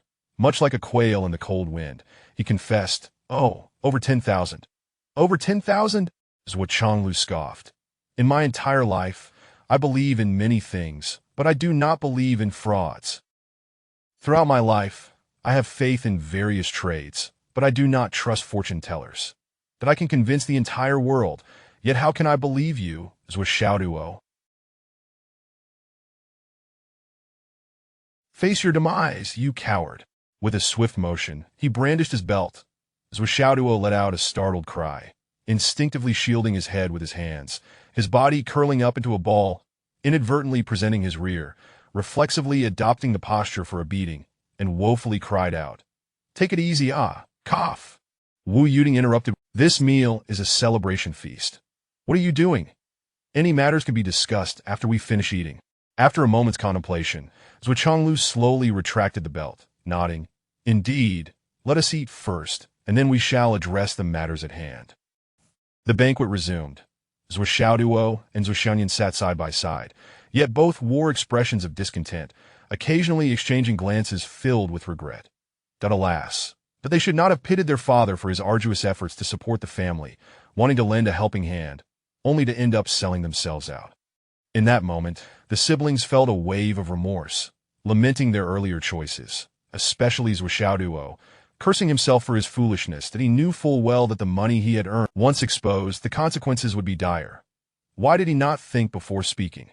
The nature of their meal had transformed from a celebration into a grim affair, uncertain whether it would end in a solo or a mixed doubles punishment. Most likely the latter. He dared not ponder further. The thought was too terrifying. While pouring wine for Zuo Qianglu, Wu Yuding remarked, "Xiaoyan, don't you have over 200,000 now? Times have been tight at home lately. It would be good for you to contribute a bit, but do not take it all out. That as a girl, it is wise to keep some funds for emergencies." Startled, Zuo Xiaoyan straightened her posture, eagerly responding, "Mom, I will leave 35,000 for Dad and keep 10,000 for myself." "Oh, so it is not merely over 200,000, it is 360,000. Wu Yuding nodded approvingly. "Then you should take out 300,000. You are now an adult. As a girl venturing out, it is essential to take care of yourself, and being without money is not acceptable." Zuo Xiaoyan felt as if a weight had been lifted, nodding vigorously, "Yes, Mom." "All right, Mom, that I will get it right away, Mom." She promptly retrieved her card, executing a transfer on her phone, finally feeling a sense of security. Casting a glance at Zuo Xiaoduo's pleading eyes, she sent him a good luck look and turned her focus. Though their parents still harbored anger, they had a scapegoat in front of them. It was better to deal with him first. Zuo Xiaoduo's mistake seemed far graver. He. "I spent 300,000. Surely this beating should cover it, right?" And Xiaoduo. Wu Yuding lifted the wine jug, personally pouring a glass for her son, smiling warmly. "Xiaoduo is now a warrior. How delightful! Today, I shall not restrict your drinking. Enjoy a few more cups with your father." So Xiaoduo's hand trembled as he held the wine glass, his complexion pale, stammering, "Mom, I truly earned this through fortune-telling. I did not steal or rob." "Indeed, I believe you. What reason would I have to doubt my own son?" Wu Yuding replied, then added, "Now, let me see the money you earned. I find it hard to believe you made over 10,000, for that is quite a sum." Zuo Xiaoduo hastily rose, tail tucked between his legs, darting into his room, that he opened the hollowed-out ledger and presented it like a treasure, declaring, "Mom, look, this is 5,000, and here is 12,000. Wu Yuding, isn't that over 10,000? This amounts to nearly 20,000. Zuo Xiaoyan coughed repeatedly, turning her back while silently signaling to Zuo Xiaoduo that don't betray me, don't betray me. Zuo Xiaoduo hesitated, but under his mother's scrutinizing gaze, he wavered for only 2 seconds before betraying Zuo Xiaoyan. "Well, There was a day when I asked you for money, and you didn't give me. Sister Nian gave me 10,000. Then I bought a piece of jade, spending 8,000. Zuo Xiaoyan's face darkened again, biting her lower lip, casting a resentful glance at the trader. Wu Yuting shot Zuo Xiaoyan a knowing look before saying, "Oh, is that so? No matter." She counted the money in hand, noting 17,020. "What about this 20? Zuo Xiaoduo swallowed hard, just a small amount. Change. He dared not mention that it was earned from fortune-telling. Wu Yuting remarked, "You are in school. You do not need this much money. That your sister gave you 10,000 and you spent 8,000 right away. You seem to be quite extravagant." Zuo Xiaoduo gazed at the money in his mother's hand with despair, his eyes twitching, feeling as if his heart was being sliced open. So, I will keep it safe for you," Wu Yuting said matter-of-factly, placing the money into her purse. After a moment's thought, she added, "However, as you are now a warrior, it would not do for you to lack pocket money while at school. Here, take this 20 as your change. Use it wisely." Zuo Xiaoduo numbly accepted the 20, his heart swelling with myriad emotions that he had left his sister 60,000, and was left with just 20. That ratio. But thankfully, Xiaoyan's money was effectively his money too, right? If he could evade a beating, it might just be worth it. He endeavored to soothe his heart, which felt as if it were bleeding. Zuo Qianglu and Wu Yuting indeed ceased their inquiries, and the family shared a harmonious meal, exchanging toasts and laughter as the atmosphere lightened. Zuo Xiaoyan and Zuo Xiaoduo's anxious hearts gradually settled. Zuo Xiaoduo even began to ponder the unjust gains of 12,000. He intended to hand it over, as that was his original plan, but could he possibly reclaim his 5,000? If so, how would he explain it to his mother? Zuo Xiaoduo ruminated deeply, weighing his words carefully, for that money had been accumulated through his own efforts over the years. The painstaking process of saving, converting small amounts into crisp, brand-new bills, was known throughout the family. Thus, the possibility of reclaiming it seemed quite feasible. Lost in thought, he lifted his wine glass and drank, unaware that he had already consumed quite a bit. He was truly sated. "This 5,000. Wu Yuting began. "Surely, she would return it to me." Zuo Xiaoduo's spirits lifted, his eyes sparkling. "I will keep it for now, to observe your behavior. If you perform well, I shall return it to you," Wu Yuting stated. "All right. Mom truly cares for me." Zuo Xiaoduo quickly showered her with praise, feeling considerably reassured. Yes, there was still hope. Quite a bit of hope. "Ah, you love this salted fish, don't you?" Wu Yuting remarked. "But don't just eat one side. Flip it over." Zuo Xiaoduo promptly complied. However, he felt something was amiss in her words. Zuo Xiaoyan burst into laughter at that moment. Zuo Qianglu was already somewhat tipsy, wearing a cheerful expression. Yet, Zuo Xiaoyan did not share Zuo Xiaoduo's optimism. Her heightened warrior instincts hinted that a crisis still loomed, brewing quietly, not yet fully realized. This suggested that their surroundings were not entirely safe. Once the meal concluded, Zuo Xiaoyan set down her chopsticks, her face serious. "Dad, Mom, do you not know that after a meal, you should tidy up the table?" Zuo Xiaoyan, with a gentle demeanor, replied, "Yes, Dad, I will clean up." "Mom, please put it down, I will wash." Zuo Xiaoduo hastily offered his assistance, and together they began to clear the dishes, exchanging glances. "What should we do?" "We must think of a way to sneak away." "Sneak away where?" "Anywhere will do. The main issue is whether we can actually escape." "I feel utterly lost." "So do I." That at last, the siblings tidied up the place thoroughly, lingering for a while in the living room, ready to express their intent to return to their rooms. However, before they could speak, Zuo Qianglu initiated the conversation. "I leave Zuo Xiaoyan to you. She is a young lady now, and you two can sort it out yourselves," Zuo Qianglu said to Wu Yuting. "I will handle the esteemed warrior, Zuo Xiaoduo." A lesson for each. Zuo Xiaoyan's face turned pale, instinctively covering her behind as she whimpered, "Mom." Her voice was soft, sweet, and pitiable. "Lie down." Wu Yuting remained unmoved, her expression frigid, her gaze unwavering. Zuo Xiaoyan's eyes reddened, yet she dared not resist, obediently prostrating herself on the bench, choking back tears as she pleaded, "Mom, please be gentle." Crack! The ruler, slicing through the air, landed sharply on her rounded dairy. Zuo Xiaoyan gasped, gritting her teeth, desperately suppressing her body's instinct to defend itself. With her mastery at the grandmaster level of spiritual power, Even a slight retaliation could inflict severe harm upon an ordinary person. Sensing the precariousness of the moment, she chose to disperse her entire reserve of spiritual energy, ensuring that she would not inadvertently injure Wu Yuding. The bamboo stick striking flesh was akin to pain that a mere mortal would feel. Smack, smack. Wu Yuding continued to wield the ruler with relentless precision. Zuo Xiaoduo trembled nearby, torn between sympathy and a sense of shared despair, stammering, "Mom, isn't that enough? Sister Yin Yin looks like she's in so much pain." Zuo Chonglu chuckled lightly. "Ah, the bond between siblings is truly touching.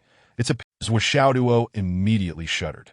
Zuo Chonglu deftly pulled another bench closer with the tip of his shoe, his cold gaze fixated on Zuo Xiaoduo. Without a moment's hesitation, Zuo Xiaoduo laid himself down, instinctively raising his behind, presenting in the next heartbeat, crack, crack, crack. The sounds fell like a hailstorm. Zuo Xiaoduo's wails echoed through the air, resembling a pig being slaughtered. "You can tell fortunes. You can read faces. How did you acquire such... You even learned to deceive. Stealing money. You've become a warrior. You truly are remarkable." After what felt like an eternity, the sounds of punishment ceased. Zuo Xiaoduo groaned weakly, while Zuo Xiaoyan sobbed softly. "Do you understand where you went? Will you do it again?" "I won't dare." Zuo Xiaoyan's capitulation came swiftly, though Wu Yuding's anger was not unfounded. Typically, when a martial artist breaks through to the Dan Yuan realm, it is a momentous occasion in their life. During this critical period, they would nurture their dantian daily, fearing it insufficient, and would never accept tasks, even halting regular sparring. Major sects or esteemed academies often impose house arrest on disciples at this juncture, forbidding any outings and prohibiting any emotional disturbances that might disrupt their cultivation. A single misstep, a single injury, could irrevocably sever the path to mastery. This moment is indeed the most crucial. Zuo Xiaoyan's decision to accept a task at such a time was infuriating. On the other side, "Do you know why you were punished?" "I know half." Zuo Chonglu's brows furrowed. "I feel that I was wrong, but not entirely." Having endured the punishment, Zuo Xiaoduo's mind cleared. "You deceived someone out of 10,000 with your fortune-telling nonsense. Shouldn't you be punished for that? And then you come back and try to deceive me again. Isn't that deserving of a beating?" Zuo Chonglu glared. There was a reason for that. There truly was. Zuo Xiaoduo genuinely felt wronged. He even found his earlier cowardice hard to believe. "Yes, I did nothing wrong. Why should I feel guilty? Not only did I get punished, but my pocket money was confiscated. Who do I turn to for justice? I acted heroically. I caught a thief. I'm a model citizen. And yet I was beaten. Moreover, before the beating, I was panicking and cowardly. My mindset is flawed, that I have been wronged. Zuo Xiaoyan brought this upon herself, but I did not." With that thought, Zuo Xiaoduo hurriedly recounted the entire affair. "I was doing a good deed. I was acting heroically." He failed to notice that as he spoke, Zuo Chonglu and Wu Yuding exchanged glances.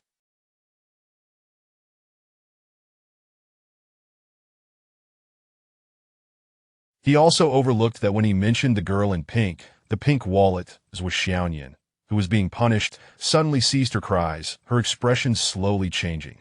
Zuo Xiaoyan, deep in thought, her eyes became profound. "I see.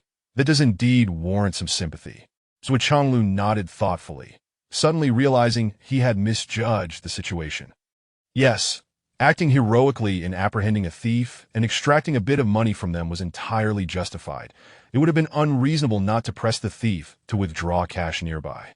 Seeing his father acknowledge this, Zuo Xiaoduo felt wronged to the verge of tears.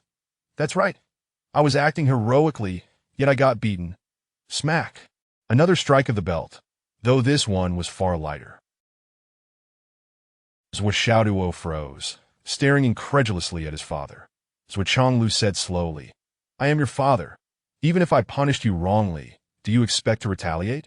Zuo Xiaoduo, feeling aggrieved, did not dare to respond. "I wouldn't." "Then there you have it." Did I endure this beating for nothing?" With a crack, a small pouch appeared before him. Inside are 50 low-grades. It should suffice for a month's consumption. For safety's sake, come back in about 20 days for another 10, and when it comes to cultivation resources, the more, the better. That Dio not be stingy. Zuo Xiaoduo was instantly astonished. 10 mid-grade Star Soul Jades. Although the Zuo family owned a Star Soul stone shop, Zuo Xiaoduo knew the price of mid-grade Star Soul Jades, each worth at least several tens of thousands. Moreover, such quantities are exceedingly rare. His father had never been this generous with his sister. Zuo Changlu said nonchalantly, "As I said, money matters are for me to resolve as the head of the family. You two need only focus on your studies and cultivation. For now, this household does not require your support. When the day comes that I can no longer manage, then you may take charge, understood? Oh, return that 5,000 pocket money to him. This little miser has saved 5,000 over 10 years without spending a single cent of him. Just give it to him." Zuo Changlu instructed Wu Yuding before swiftly retreating to his study. Yet Zuo Xiaoduo felt an unexpected joy. He sensed his father had left in a somewhat flustered manner, as if he were retreating in defeat. Yes, he must have felt he wronged me, struck me unjustly, yet lacked the courage to apologize. Dad, you seem to be leaving rather awkwardly. That in the return of 5,000 felt like a tremendous victory. Though 1s behind still stung, the mindset felt victorious. For the first time in his life, he witnessed his father exhibit such a demeanor before him. The exhilaration was singular, and he would welcome it again and again. Becoming a warrior is truly remarkable. Zuo Xiaoduo being, the siblings had both endured punishment. Yet now, as Zuo Xiaoduo looked at Zuo Xiaoyan, he felt a sense of superiority. "I was misunderstood, while you truly acted foolishly. The essence of our situations is fundamentally different. Do you not see that?"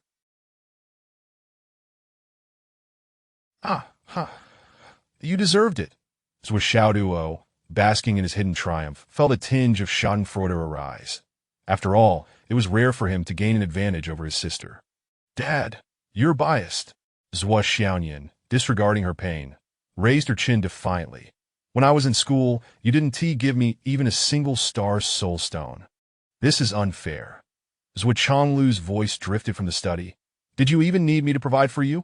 After that, he fell silent. Zuo Xiaoyan pouted but did not continue to argue. Zuo Changlu was correct. Once her exceptional talent became apparent, not only were all her tuition fees waived, but the school also allocated Star Soul Jades to her, far exceeding what an average family could afford. In such circumstances, there was indeed no need for Zuo Changlu to prepare anything.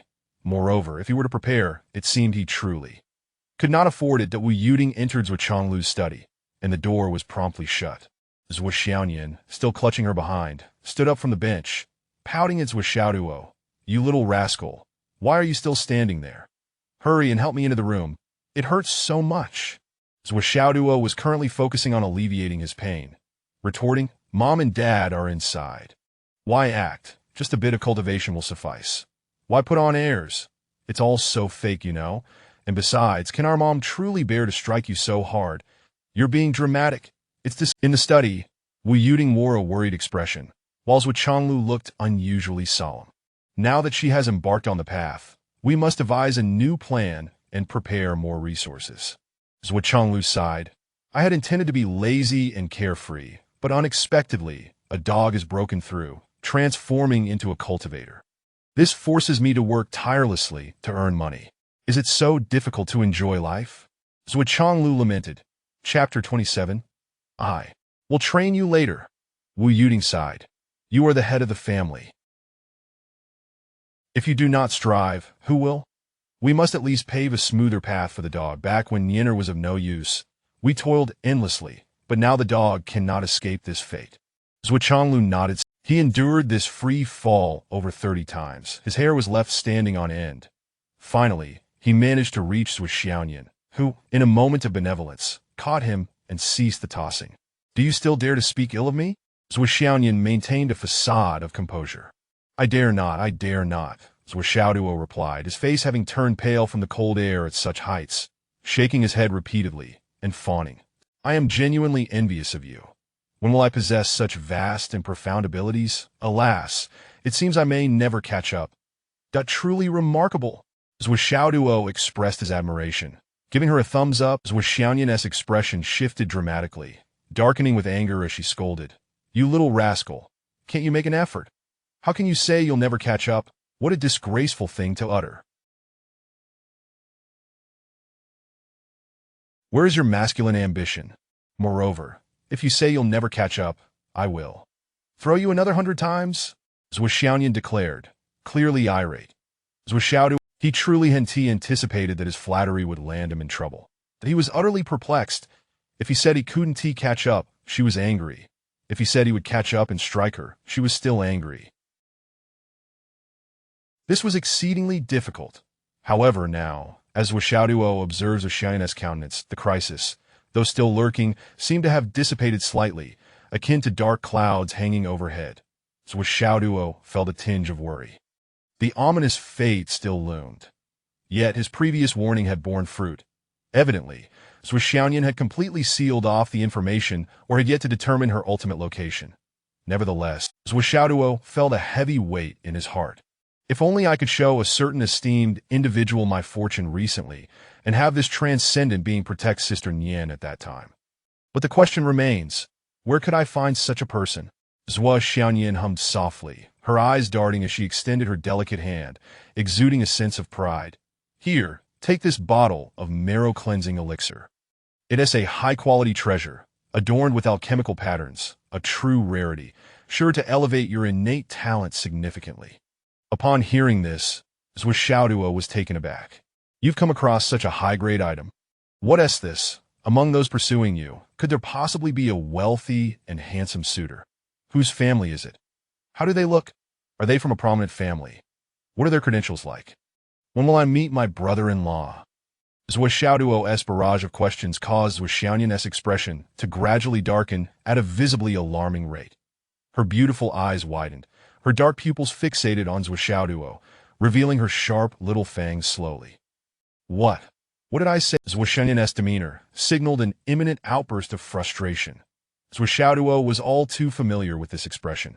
He had lost count of the number of times he had been on the receiving end of her wrath under such circumstances.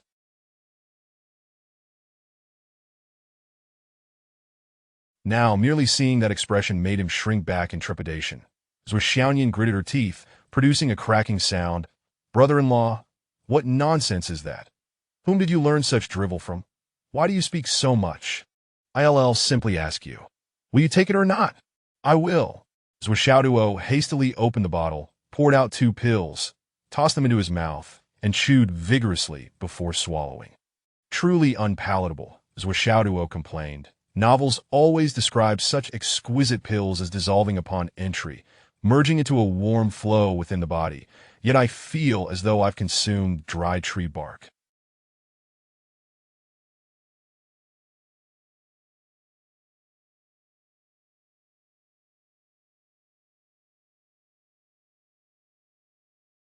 It is harder than last year's mooncakes. Utterly revolting. Zuo Xiaoduo responded gently. This is already the highest quality elixir available to the public, suitable for ordinary individuals and even martial artists below the innate level. He forced a conversation. Why can't you give me some? His words were muddled due to her playful manipulation. Zuo Xiaoduo replied softly. I fear you might burst from Why even ask? Zuo Xiaoduo felt utterly defeated, speechless, and stunned into silence.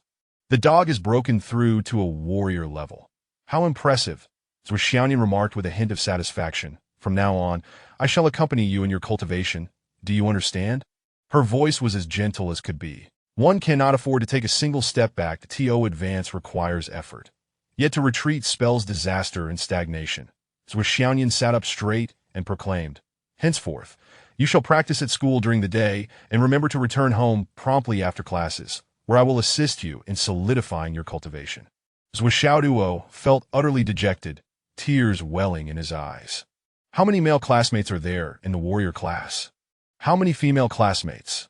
Zuo Xiaoduo abruptly changed the subject.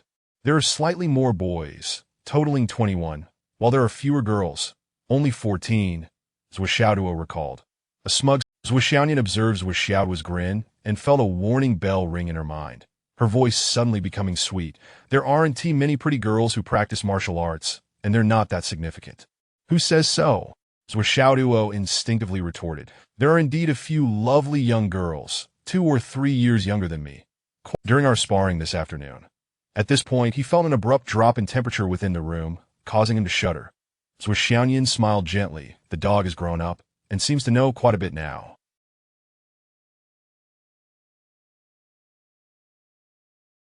A neighbor girl 2 or 3 years younger than you. Truly quite lovely. Isn't she? Zuo Xiaoduo trembled. No, not at all. I think it's quite nice. Zuo Xiaoduo stood up, brushing her ring. Sister, dear sister. That I would never dare. Dear sister? Zuo Xiaoduo lifted her chin, closed her eyes, and after a moment, opened them, stating, Is it merely a matter of not daring? You are hinting at something. Zuo Xiaoduo was left speechless, bewildered. Well, I'm not one to be petty. Let us set that aside. Zuo Xiaoduo bit her teeth and handed over the 3 tomes. Let us return to discussing your cultivation. These 3 manuals consist of 1 for fist techniques, 1 for palm techniques, and 1 for footwork. Zuo Xiaoduo remarked, lifting Zuo Xiaoduo. Come, let me demonstrate for you. You must master all 3 sets of skills within the next 3 days. Starting from the 4th day, our special training will officially commence. That's just a little secret. If you master these 3 techniques, the special training will be considerably easier. If not, it won't be a big deal. Just a bit more arduous, truly nothing to fret over. Let us go. We shall depart now. No. Zuo Xiaoduo shouted. You have no right to do this to me.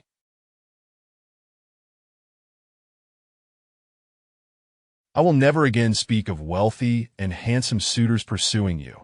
I will never utter the words brother-in-law, nor will I mention female classmates. I absolutely refuse to say such things. Dad, Mom, save me. Manage your daughter. Before he could finish his long-winded begging, a gust of wind abruptly cut him off. Zuo Xiaoduo had already seized Zuo Xiaoduo and soared into the air, racing above the cityscape.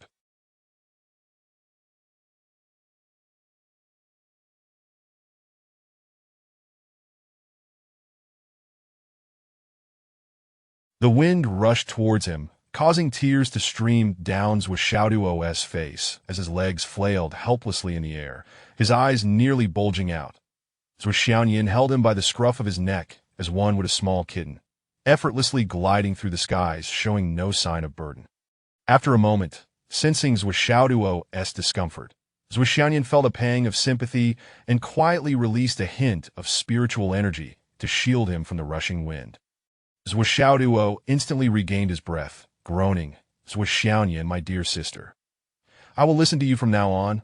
Listen to me, you say? Zuo Xiaoduo snorted, rolling her eyes as she discreetly sent another wave of energy. The anger that had once surged within her seemed to dissipate almost entirely. That looking down, a satisfied smile crept on her lips.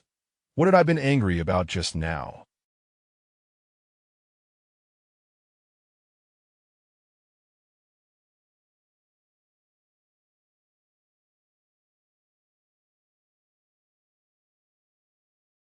I can't recall. Sometimes I wonder why I don't have a sister like this. That my parents never brought one home for me either. Sigh, seeking recommendations for comfort. Chapter 28. I have truly become a genius. The Stargrab Palm, the Dragon Gate Leg, and the Starry Sky Step are all. This enormous space was remarkable not only for its size, but also for the mirrors that adorned every corner, allowing one to observe even the slightest nuances of their movements. Back when I trained in these 3 techniques, I mastered them in just 1 day, Zuo Xiaoduo declared, her fierce yet adorable demeanor shining through. Now, I am giving you 3 days, which is more than sufficient. Watch closely as I demonstrate. Pay attention. Zuo Xiaoduo swiftly leaped into the arena, but did not immediately commence her movements. Instead, she turned to Zuo Xiaoduo. Instantly, he entered a state of intense concentration, taking deep breaths, his eyes wide open like copper bells. Given his understanding of Zuo Xiaoduo, her earlier words suggested that if he failed to master the techniques in 3 days, the consequences would be dire, far exceeding mere hardship. Just by observing her expression, previously I couldn't train, and though she might have wished to impart her knowledge, she was unable to act on it. Now that I am capable of training, it is evident she is even more excited, which suggests she intends to use this as a pretext to give me a thorough beating. Casting a sidelong glance at Zuo Xiaoduo, he mused, despite her beauty, she has never held back when it comes to thrashing me. I must not give her any reason to seize this opportunity. Otherwise, my life would be unbearable. Gritting his teeth, he focused intently and said, "Let us begin." Zuo Xiaoduo, amused by his fierce expression, shot him a sideways glance and said, "Pay attention." With that, she began to move. Star grab palm, first form. Zuo Xiaoduo nodded nervously, his eyes nearly bulging out. In his heightened state of anxiety, he felt a refreshing sensation enter his gaze, and simultaneously, an extraordinary experience unfolded. Zuo Xiaoduo, intending to demonstrate, performed the movements at a pace slower than usual. However, as the refreshing sensation entered his eyes, each of her actions appeared to him to slow down by a factor of 10, to every gesture, every step, every shift of her body, and even the intricate pathways of her energy flow became crystal clear, penetrating deeply into his heart. As Zuo Xiaoduo's thoughts raced, he found himself involuntarily mimicking Zuo Xiaoduo's demonstration. By the time she finished her display, he was astonished to realize that the sequence of movements was indelibly etched in his mind. Wow, I have truly become a genius, Zuo Xiaoduo thought, his heart brimming with inexplicable delight. Could it be that this was the effect of her teaching? No, I must act a bit clumsily. If the enchantress sees me learning too quickly, she will certainly devise other methods. Go for it, Zuo Xiaoduo observes Zuo Xiaoduo following her lead. Haste makes waste. That you will soon learn? How dare you speak of being a rich and handsome brother-in-law, flaunting tales of your female classmates and the girl next door in front of me.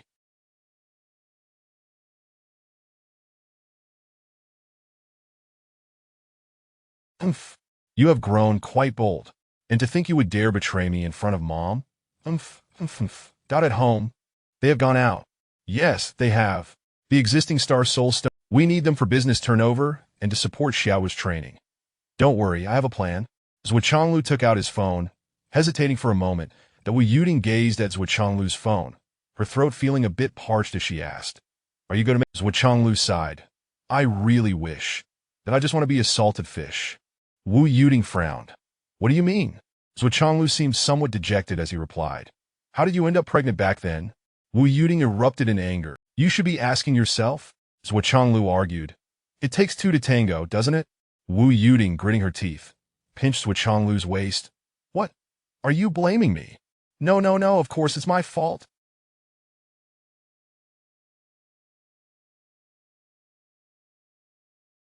"It is definitely my fault," Zuo Chonglu proclaimed earnestly.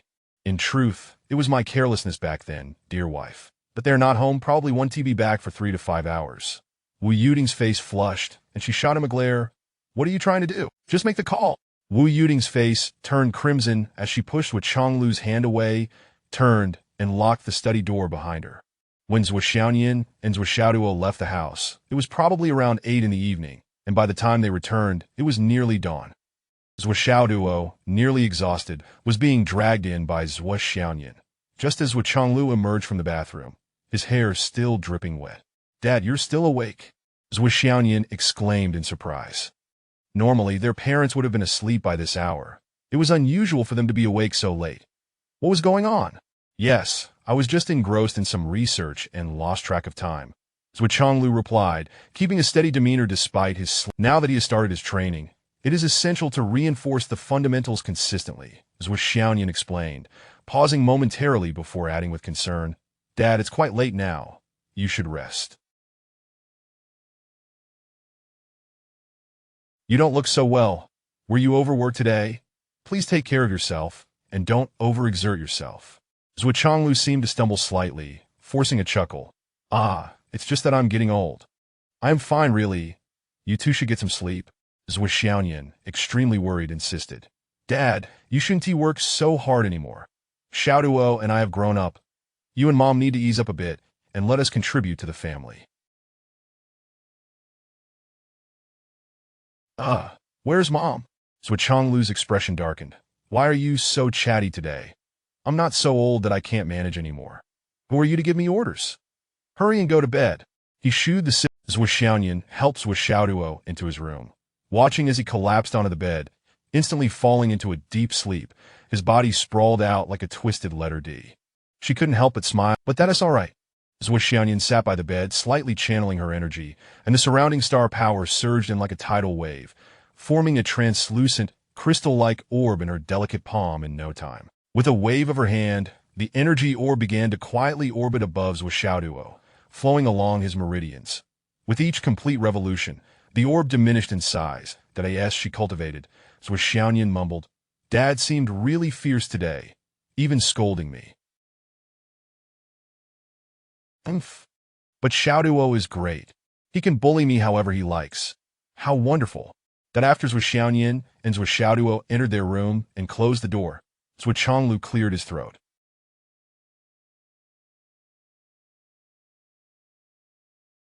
Wu Yuding, wrapped in a bath towel, stealthily emerged from the bathroom. Her face flushed as she shot Zuo Chonglu a fierce glare before silently entering their room. Zuo Chonglu coughed again, commanding with authority, "Get to bed early." Then he leisurely returned to his own room. That night, exhausted from the intense training, Zuo Xiaoduo slept soundly and even had a delightful dream that he dreamt that he had mastered his training, surpassing Zuo Xiaoduo, and was playfully pinning her down, spanking her while laughing heartily, filled with joy. How exhilarating! This is simply too delightful. As the early morning hours approached, a meteor shower arrived as expected, causing the earth to tremble with a familiar sensation. Zuo Xiaoduo woke up at the right moment, feeling invigorated after a good night's sleep, his body brimming with energy. Upon channeling his energy slightly, he was pleasantly surprised to find that his cultivation seemed to have progressed significantly. The techniques he had learned just the night before were vividly imprinted in his mind. "I truly am an unrecognized genius." After awakening, even a good night's sleep can lead to such advancement.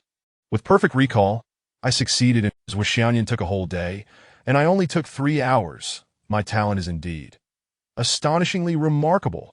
Zuo Xiaoduo sprang out of bed, rushed out of his room, and turned on the tap, splashing water on his face.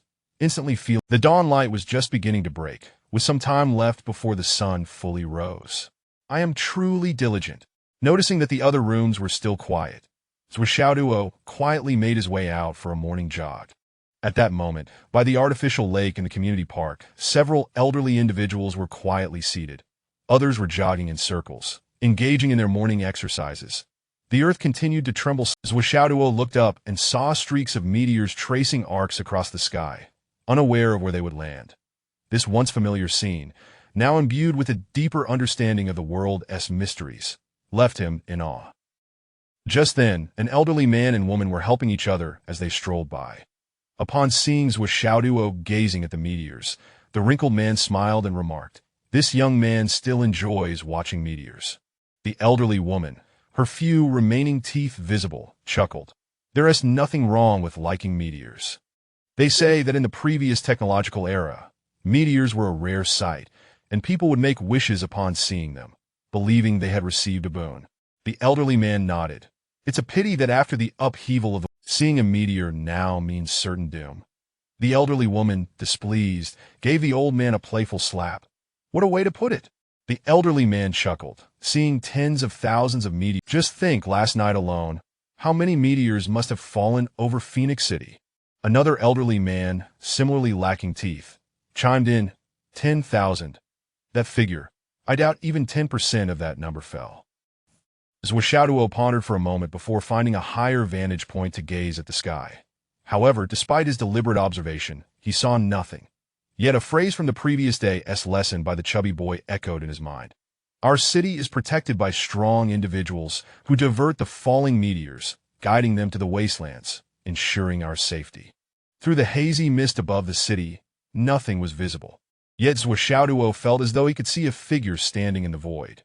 This person was altering the trajectories of the falling meteors, guiding them away from the city towards uninhabited lands. He was twisting and turning, deftly maneuvering, ensuring that no meteor went unnoticed, leaving nothing to chance. Dressed in wide sleeves, his garments billowing, he stood tall and imposing, radiating authority. How many strong individuals have devoted their lives to ensure the peace of ordinary folk? Zuo Xiaoduo suddenly grasped the deeper meaning of this statement, standing there in a daze, gazing at the sky, lost in thought for a long while. On the way to school, Zuo Xiaoduo moved swiftly, At his warrior level, his speed far surpassed that of an ordinary person.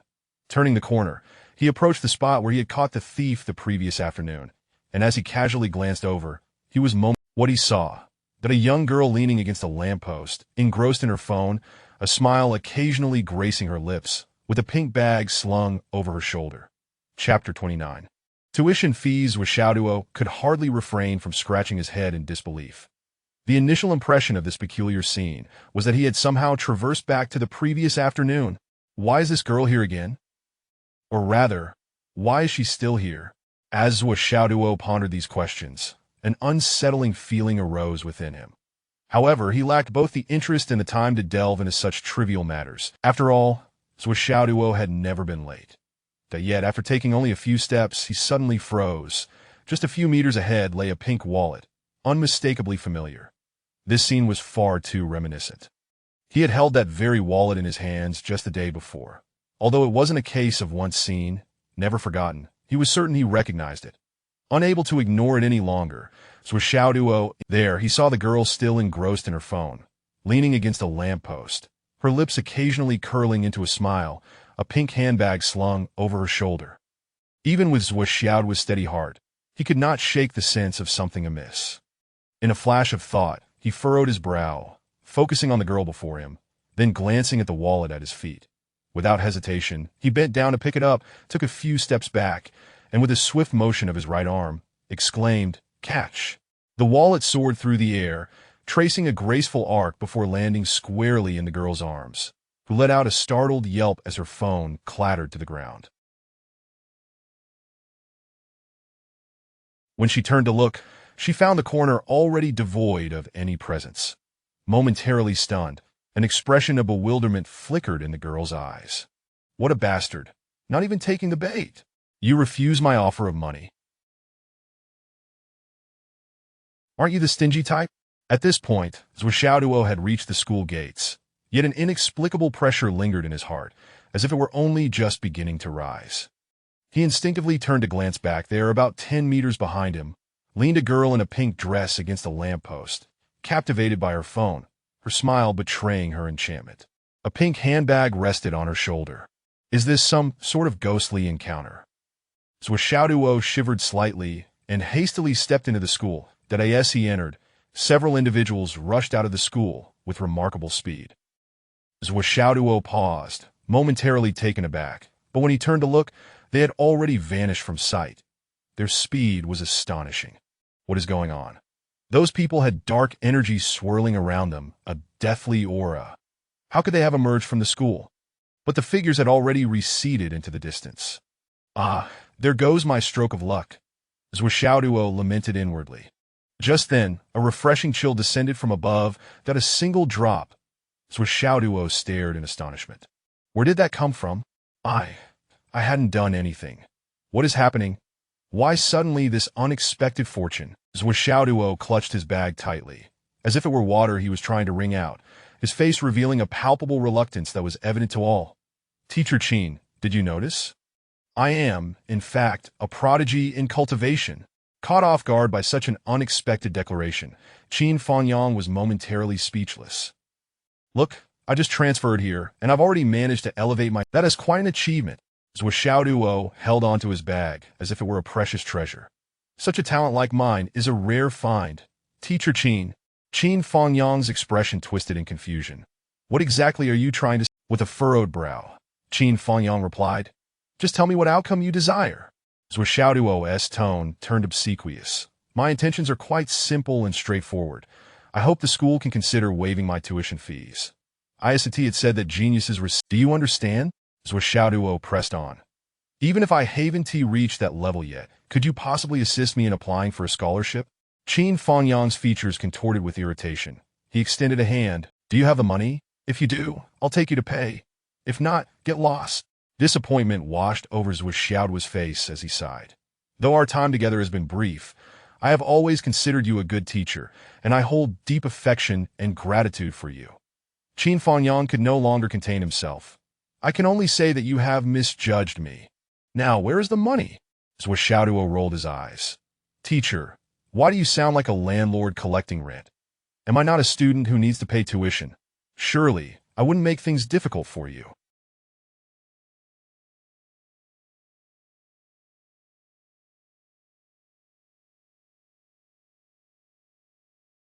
The money, the star soul stones, they are all secured. I just wanted to negotiate a bit, considering your rather anxious demeanor. Follow me. Qin Fangyang's expression darkened further as he shoved his trembling hand into his pocket and turned to leave.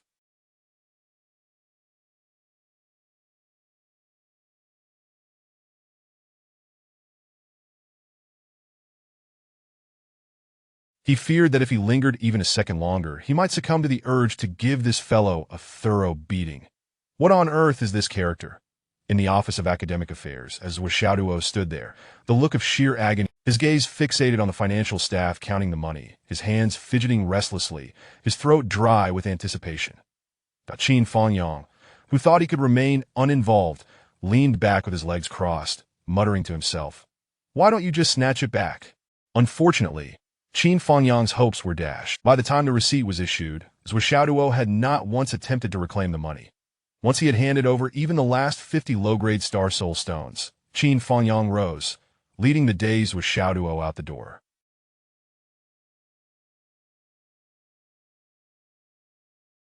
Casting a sidelong glance at Zuo Xiaoduo, he noted that the expression on his face had shifted from mere dazedness to one of profound despair. He looked as if someone had cruelly hacked away dozens of pounds of flesh from him.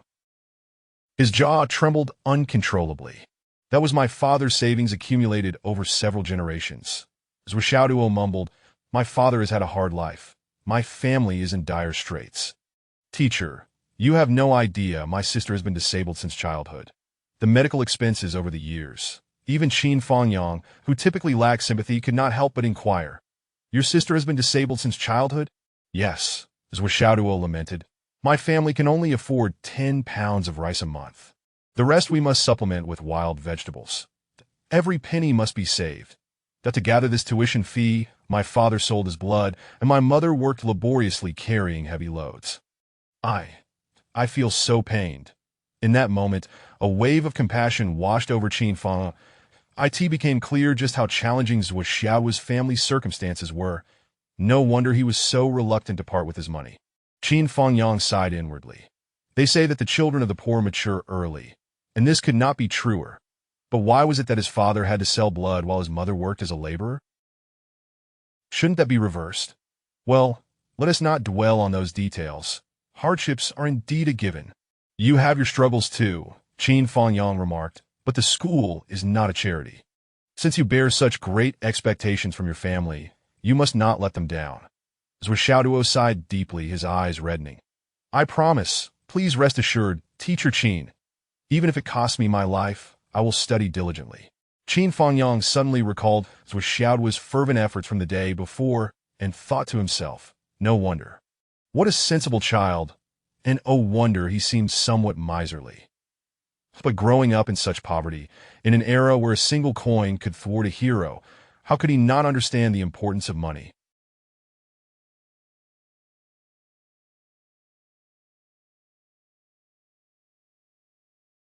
Qin Fangyang couldn't help but let out a sigh. Working hard in your studies and practicing diligently are commendable pursuits, but you must also take care of your health. "I'm fine, teacher," Zuo Xiaoduo replied with a resolute expression. "I know that my family background and aptitude cannot compare to others, so I must rely solely on myself." He also recalled the year he paid his tuition, when his father had taken out every last bit of his savings, counting each bill under the sun, fearful of any counterfeit that might jeopardize his son's future. He had borrowed from family after family, pleading with each one. How similar his situation was to Zuo Xiaoduo's. As this thought crossed his mind, a pang of emotion welled up within him. He pressed Zuo Xiaoduo's shoulder and asked, "Now that you've paid this, do you have any resources left for your usual cultivation?" Chapter 30. Who is Moon Pass? Zuo Xiaoduo revealed a smile that was more difficult to bear than tears. "How could it be? Just these have already left my family destitute. I have no idea how to handle next semester's tuition." Qin Fangyang sighed deeply. He rummaged through his pocket and retrieved 2 low-grade star soul jade, placing them in his Zuo Xiaoduo's hands, saying, "Take these for now."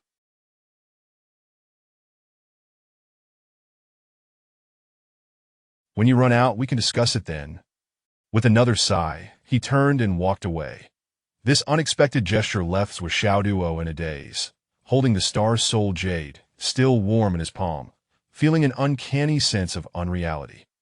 As he glanced at Qin Fangyang's retreating figure, a strange feeling suddenly welled up in his heart that he then recalled. He shouldn't be accepting this, that he still had 10 mid-grade jades in his backpack. Using low-grade ones for cultivation could not compare to the mid-grade. This was not a trivial matter, that if the truth were to come out. But moreover, teachers are known to conduct home visits. Teacher, Zuo Xiaoduo hurriedly pursued, his forehead slick with cold sweat. This was bad. He had boasted too excessively, and the teacher believed him. But Qin Fangyang had already vanished without a trace. That in the morning, during the cultivation class, Qin Fangyang activated the star soul array as usual, drawing forth his own spiritual energy. The energy swiftly enveloped the entire classroom, that as before, 3 luminous circles lit up first, followed by the others sequentially. However, the circle where Zuo Xiaoduo stood, Qin Fangyang nodded subtly. Zuo Xiaoduo indeed possessed exceptional talent, confirming his own self-praise. Yet he found his authority limited and could not offer him more assistance, that he could only hope the little fellow would strive diligently. Qin Fangyang quickly focused his mind, carefully guiding the spiritual energy to assist the students in their cultivation. Halfway through the class, he sensed that the atmosphere felt somewhat off. The vortex of light above Zuo Xiaoduo's head was undoubtedly powerful, not inferior to the top 3 students. However, the radiance emanating from his hands, this certainly did not seem like something a low-grade star soul jade could produce. But the progress was simply too extraordinary. Qin Fangyang extended his spiritual awareness, hovering above Zuo Xiaoduo. With a soft hum, the entire classroom's spiritual energy suddenly fluctuated, causing everyone engaged in cultivation. The source of this disturbance was Qin Fangyang, whose eyes bulged from their sockets as he beheld that Zuo Xiaoduo was not holding low-grade star soul jade, it was unmistakably mid-grade. Mid-grade, gazing at this earnest student who claimed to be from an extremely impoverished family, with a sister suffering from cerebral palsy, a father selling blood, and a mother carrying heavy sacks. Qin Fangyang's head damn it! I've been duped. This fellow has not spoken a single word of truth. I knew all along that he was a con artist, yet I still fell for his tricks.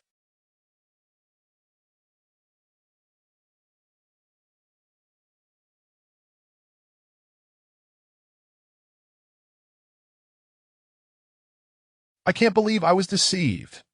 After the class, during break time, Qin Fangyang remained, holding a scroll of news, his gaze complex as he observed below. Everyone felt the unusual atmosphere.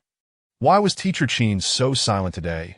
Wasn't it customary for him to read the news and major events at this time, every morning? What was going on today? That was Xiaoduo. After much contemplation, Qin Fangyang decided he could no longer remain silent. Zuo Xiaoduo stood up obediently. Hello, Teacher Qin. Before the teacher could express his displeasure, Zuo Xiaoduo passionately addressed his classmates. Everyone, there's something I must say. If I don't, my conscience will feel guilty. All 35 classmates looked at him in confusion. What was this fellow up to now? Zuo Xiaoduo, filled with emotion, continued. As you all know, my family is impoverished, and after gathering the tuition fees, there is hardly anything left at this time. Teacher Qin, shut up. Qin Fangyang snapped, alarmed. What nonsense was this brat spouting? By saying this, everyone in class who couldn't afford Star Soul Jade would surely come to me. I can't even claim to be destitute. I've staked everything I have, and still don't possess that much Star Soul Jade. Even if I expose Zuo Xiaoduo's colossal lie, which has deceived me, it doesn't change the fact that I voluntarily supported his Star Soul Jade. I have already funded a fraud, and what of those who genuinely need help? I cannot deny them. No. Zuo Xiaoduo, being from a poor family means you must work harder in your cultivation. Qin Fangyang said, there is no need to discuss anything else. The only thing you need to do now is study. Do you understand? Zuo Xiaoduo lowered his head. Thank you, teacher. You truly are a role model for the world. I will certainly take you as my example in this life. Qin Fangyang felt a lump in his throat, unable to breathe, that he suddenly felt the urge to hit something, but there was no one to strike. Sit down. Qin Fangyang said gloomily, now, I will announce some good news. Upon hearing it was good news, all the students perked up. However, they found it strange. Why did he seem so glum today? This was indeed quite unusual. Just a few days ago, the Witch Alliance's army, numbering in the millions, even summoned beasts to invade the Sun and Moon Pass. Both sides fought fiercely for 7 days and nights, and the line of defense at Sun and Moon Pass was perilously close to collapse. However, just when the situation was dire, our right route Heavenly King, Yudantian, arrived, leading a bloody battle, defeating one of the 12 kings of the Witch Alliance, the mighty King of Clouds. This turned the tide for the Sun and Moon Pass, allowing us to pursue and drive the enemy back 3,000 miles. As Qin Fangyang spoke, his voice grew more fervent. Currently, the front line of Sun and Moon Pass has advanced 2,500 miles and is constructing a new fortress. And this new fortress will be named King Pass. This is a monumental victory for our Star Soul human race. Long live! The entire classroom erupted in excitement. All the students were filled with exhilaration, cheering fervently that we, the human race, have held the Sun and Moon Pass for tens of thousands of years, and now we finally have a chance to breathe. Qin Fangyang's face glowed with excitement. The right route Heavenly King is magnificent. The classroom was in an uproar. Only Zuo Xiaoduo appeared bewildered by this proclamation, as he had heard none of it before. What did this victory and the establishment of the fortress signify? For countless years, we have fought tirelessly at Sun and Moon Pass, with mountains of bones and millions of heroic souls. Qin Fangyang sighed gently. However, before the Sun and Moon Pass, the number of heroically fallen human warriors has long surpassed hundreds of billions. In the future, those who reach a certain level of cultivation must ascend to that is our symbol and also our territory. Ancient sayings declare, for every inch of land, a drop of blood. Qin Fangyang spoke with deep emotion. Yet, for the land of Sun and Moon Pass, every inch, is it merely one drop of blood? Every piece of soil bears the weight of millions of souls. In an instant, the entire classroom fell silent. Even Zuo Xiaoduo, with his typically lazy demeanor, felt an inexplicable heaviness in his heart at that moment. Just then, a languid voice broke the silence. Actually, what I'm most concerned about is, who is Moon Pass? Why do so many people want to go there? And why will we also have to go there in the future? Who is Moon Pass? The Qin Fangyang exploded. Even Zuo Xiaoduo felt that this speaker was incredibly reckless, that he turned to see it was a little chubby boy, ranked 4th, with an utterly indifferent expression, even appearing somewhat drowsy. At this moment, he blinked his bleary eyes, as if just awakening. Yet upon sensing the classroom's tense atmosphere, his drowsy eyes widened in shock. The Li Changming. Qin Fangyang was livid, his face turning purple. You practice your family's dream god technique, which is certainly commendable, but can you refrain from interjecting randomly? Can't you clear your mind a bit? Li Changming seemed to finally awaken fully, panic written all over his plump face. Teacher, I'm sorry, I didn't mean it.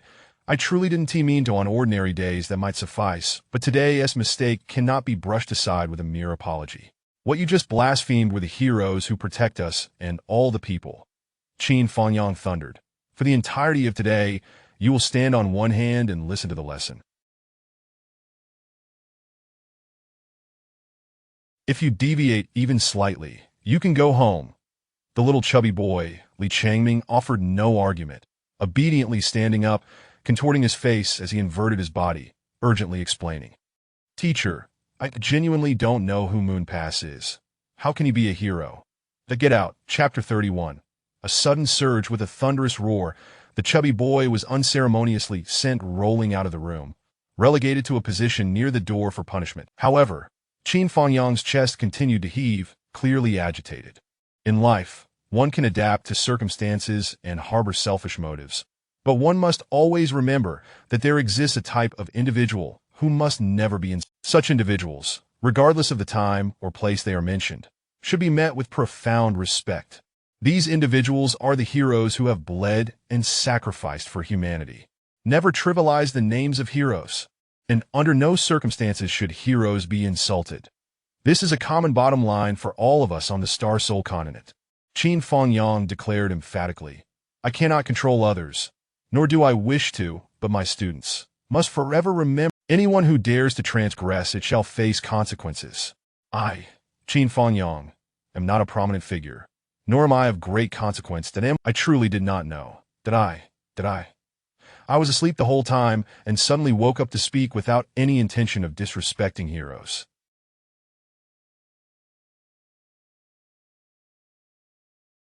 Please, teacher, forgive me this once. That I genuinely did not know that there was a person named Yu Guan among our human heroes. Qin Fangyang's expression darkened further, his veins bulging, and he chose silence. After a moment of despair, the chubby boy burst into loud sobs outside the door. Long Yuxing pondered for a moment, then stood and said, Teacher Qin, that I believe that Li Changming's words are largely truthful. We are not very familiar with his family's martial arts, but we are well aware of his tendency to sleep, and he basically sleeps as soon as he arrives, especially when he begins his training, diligently improving his skills even in slumber. His indifference to the outside world is nearly absolute, but it is not born from malice. Wan Li Xiu also rose to plead. Teacher, although I have always looked down on Li Changming, this time, the lesson he received is truly excessive. Even if he did offend the name of the hero, it was ultimately an unintentional mistake. Circumstances led to this that I watched as he slept through an entire semester, mumbling in his dreams. How could he have known otherwise? The chubby boy's heart-wrenching cries grew ever more intense. He choked out, Teacher Qin, that I truly only spoke out of turn. It was not intentional. That I genuinely did not know. Please forgive me. Umo Yin hesitated before adding, Teacher Qin, Li Changming has been sleeping since his days as a martial. He has hardly been awake, so why must we hold him accountable? The implication was clearly to plead for Li Changming. Some matters are essential for a martial artist to understand and embody. Whether it is the great dream divine art or any other sacred technique, they do not serve as excuses. After hearing the entreaties of Long Yuxing and the others, Qin Fangyang's anger finally subsided somewhat. For the next 2 days, let him stand outside. If there is even the slightest infraction, I will have him transferred immediately. With that, he picked up chalk and wrote 3 large characters on the blackboard. Ryugwa. After briefly scrutinizing these characters, he enlarged and bolded them, then pointed and declared, This is the sacred ground for martial artists. This is the place for which martial artists fight throughout their lives. Everyone must remember this. This is a hallowed place. It must not be insulted. Zuo Xiaoduo gazed at the 3 characters on the blackboard, feeling inexplicably that they were imbued with an aura of martial ferocity. Meanwhile, the sight of his classmates pleading for Li Changming did not escape his notice. Indeed, the students are united. Teacher Qin may not be unaware that the chubby boy's actions were unintentional, yet he still chooses to escalate the matter. Could it be that he wishes for the students to plead for him, to foster camaraderie among classmates in this manner? Such unity, while seemingly trivial, accumulates over time that in the future, on the battlefield or during missions, it could prove invaluable. A single life is equivalent to countless others being safeguarded. Could Teacher Qin be considering such far-reaching implications? Zuo Xiaoduo pondered, stealing a glance at Qin Fangyang's face, however, revealed nothing at all. Throughout the day, Qin Fangyang maintained an icy demeanor, leaving all the students silent and apprehensive. Each one was on edge, diligently cultivating their skills. Approaching Zuo Xiaoduo, Qin Fangyang glared at him with a piercing gaze that sent shivers down his spine. Zuo Xiaoduo dutifully retrieved 2 pieces of low-grade star soul jade from his pocket. I meant to inform you earlier, teacher, that these are not necessary, but you turned away before I could return them. I remain ever grateful for your kindness, which I will remember for a lifetime. But truly, these are unnecessary. Please consider giving them to students in greater need. Qin Fangyang was unyielding, sweeping his sleeve. He then asked, Zuo Xiaoduo, is your family truly in dire straits? Zuo Xiaoduo sighed, about to respond when Qin Fangyang cut him off. Think carefully before you speak. Zuo Xiaoduo straightened, stating earnestly, Report, teacher, compared to the majority, my family is indeed extremely impoverished. However, compared to many others, we managed to get by. Qin Fangyang grunted, observing Zuo Xiaoduo's respectful demeanor. A sudden, inexplicable urge to strike him arose within. He extended a finger, curling it, and delivered a resounding knock on Zuo Xiaoduo's head, admonishing, Behave yourself? The sound was remarkably loud, not only crisp but also accompanied by an echo that bore a semblance to the deep, ancient chimes of a secluded temple at dusk. The sudden shift in tone elicited a burst of laughter from the entire class, dissipating much of the earlier tension. From the morning, skipping class? Zuo Xiaoduo inquired during the lunch break. This lad had teased him yesterday, yet today he had vanished without a trace. Long Yuxing rolled his eyes. Skipping class? That fellow is teaching in another class. Teaching? Zuo Xiaoduo was taken aback, stunned into silence, unsure of how to respond. The chubby boy teaching the class for their own group was one thing, but to be able to teach other classes, and judging by Long Yuxing's tone, Wan Lixiu sighed with a hint of regret. Li Qinglong possesses an exceptional talent for historical studies. Unmatched by many, he has an extraordinary photographic memory, able to grasp information after just one glance. He knows everything you ask him, that if not for his rather mediocre martial talent, he would have already been closely monitored by the school, but this has led to intentions from the school to appoint him as a lecturer and historical consultant upon graduation, with a salary even surpassing that. With Li Qinglong's insight and experience, if he were part of my team, or any team, he could contribute immensely, earning far more. Staying at the academy would merely provide a meager salary, a life of complacency. Long Yuxing echoed the sentiment. It's truly a pity for him to remain at the school. Zuo Xiaoduo could only listen in silence. The afternoon's ranking battle proceeded as scheduled, and the final results left Qin Fangyang utterly astonished. The reason was simple. Zuo Xiaoduo's progress had far exceeded his expectations and understanding. Merely a day and a night had passed, yet Zuo Xiaoduo had undergone a remarkable transformation. Just yesterday, he had only completed the refinement of his right leg, and even though it was incomplete. However, today, not only had he finished refining his right leg, but he had also made significant progress on his left leg. Even more critically, the techniques he employed during combat, his footwork, palm techniques, and leg techniques. Next, in the arena, Zuo Xiaoduo's cocky tone rang out once more, his voice brimming with self-satisfaction. This lad had achieved consecutive victories in 3 matches, climbing all the way to the 27th position, and he showed no signs of slowing down. It appeared that he still had strength in reserve with plenty left to give.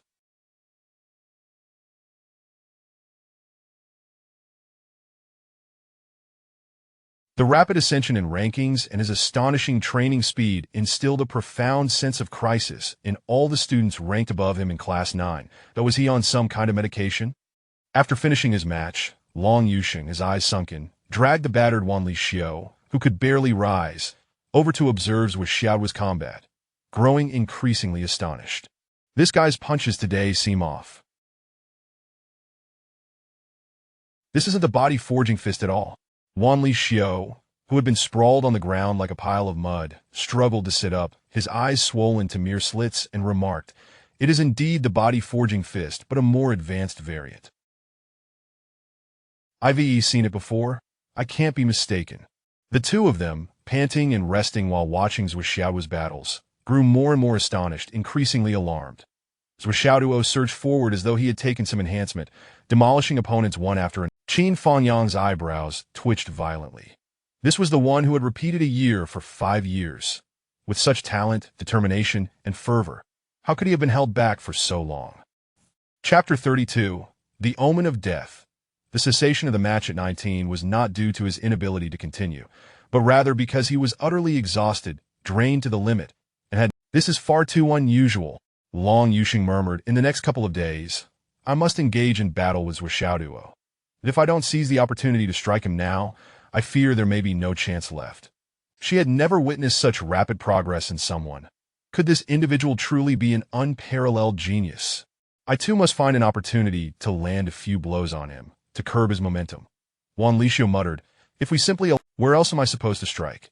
If I hit your chest, I'm a rogue. If I strike your backside, I'm a rogue. If I target your thighs, it's the same."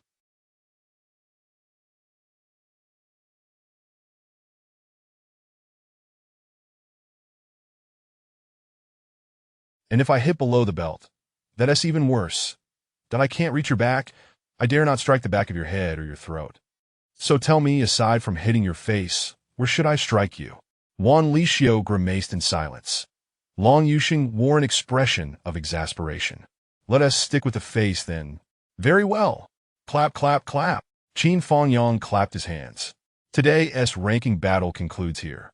First and foremost, let us extend our congratulations to classmate Zuo Xiaoduo. He has only been here for 2 days, yet within this brief span, he has succeeded in defeating 16 classmates, elevating himself to the 19th position in the class. Qin Fangyang expressed with deep emotion, such an achievement, such progress, I must say, is unprecedented in all my years of teaching. Upon hearing this, the gazes of all the students shifted towards Zuo Xiaoduo, now imbued with admiration and envy. Zuo Xiaoduo lifted his head at the opportune moment, brimming with pride and a sense of honor. That moment, Zuo Xiaoduo felt a rush of self-satisfaction, a sense of being a genius. It simply reveals how weak you all are, Qin Fangyang emphasized. I trust you all witnessed Zuo Xiaoduo's relentless training over these past 2 days. This, I wish to state. If you could exert the same effort as Zuo Xiaoduo in your training, even if your innate talent is slightly inferior, you would not so easily be surpassed by others. The entire class collectively raised their heads, drinking deeply from this motivational exhortation. Only Zuo Xiaoduo felt somewhat discontented, unable to resist casting a sidelong glance. What does Teacher Qin mean by this? Is he suggesting I am not a genius, that with mere effort, others could catch up to me? This notion is fundamentally flawed. I suspect he is discriminating against me. In years past, the students I taught, your seniors, many have already established their merits at the Sun and Moon Pass. And you, with the exception of a few, the rest. Qin Fangyang chuckled, choosing to remain silent thereafter.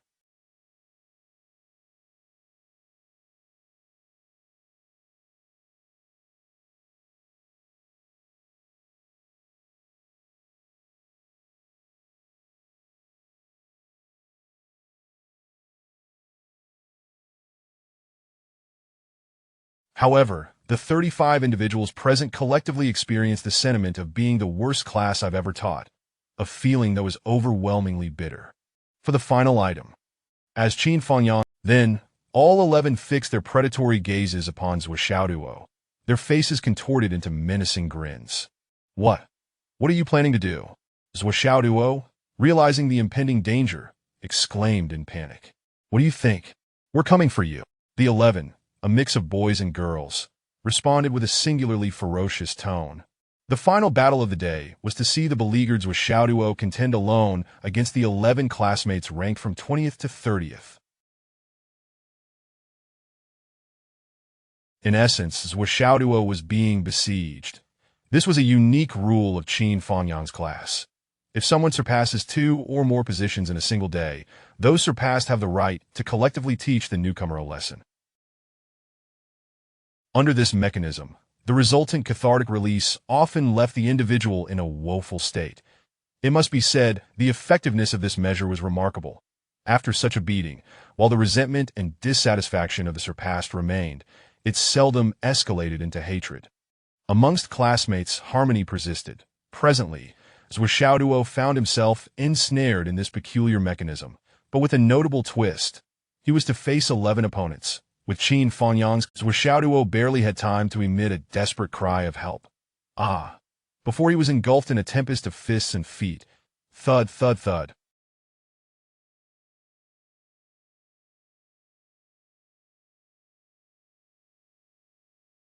Moments later, Zuo Xiaoduo's agonized shrieks resonated through the air, like the wails of a slaughtered pig, sending shivers down the spines of the other onlookers who had not participated in this fray. I too wished to endure such a beating. At some point after the lesson had concluded, the late-arriving rotund boy, Li Qinglong, remarked with envy, immediately earning him a chorus of disdainful glances. You wish for it? Everyone wishes for it, all right. However, this gang assault by 11 individuals seemed a tad ruthless.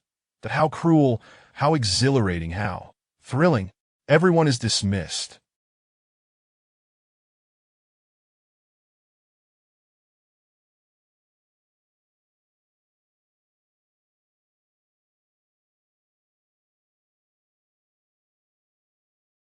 Return to tend to your injuries. Qin Fangyang stated decisively, Zuo Xiaoduo, come with me. No sooner had he spoken than the students scattered in a tumult. Observing with your capabilities, you could have easily taken down 3 or 5 of them in a full-blown counterattack. Hiss, hiss, hiss. Zuo Xiaoduo frantically rubbed his sore spots. Hiss, hiss, hiss. Those little... Why should I retaliate? Today I surpass them, and from now on, they are my subordinates. As the leader, I isn't it necessary for me to let my brothers vent their frustrations.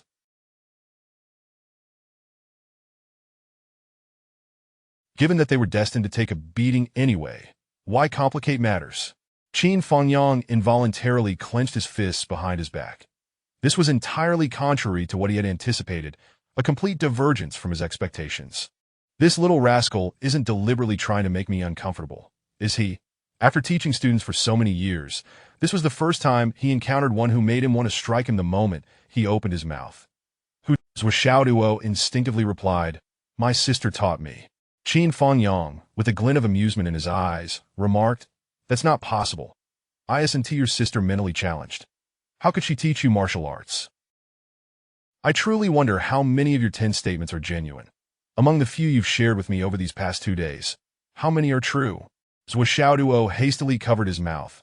Qin Fangyang continued on his path, choosing not to revisit the topic of the mentally challenged sister: such advanced techniques are not to be used in the future, though private practice is permitted. However, in school, their use is strictly prohibited. Do you understand? Why? These movements are fundamental skills employed by advanced cultivators in battle. The inherent killing intent is beyond what martial artists can handle, rendering them highly inappropriate for sparring. Qin Fangyang elaborated. Understood. Do you realize that these techniques belong to the Kunlun School's martial arts? Their presence among our students is inherently unsuitable. Should anyone become aware of this, it could pose a risk to you. Qin Fangyang continued. Fortunately, this was your first time employing them. The other students are still relatively inexperienced and unaware of the implications, so it should be fine. However, in the future, especially in public, refrain from using them. Understood. Thank you for your guidance, teacher.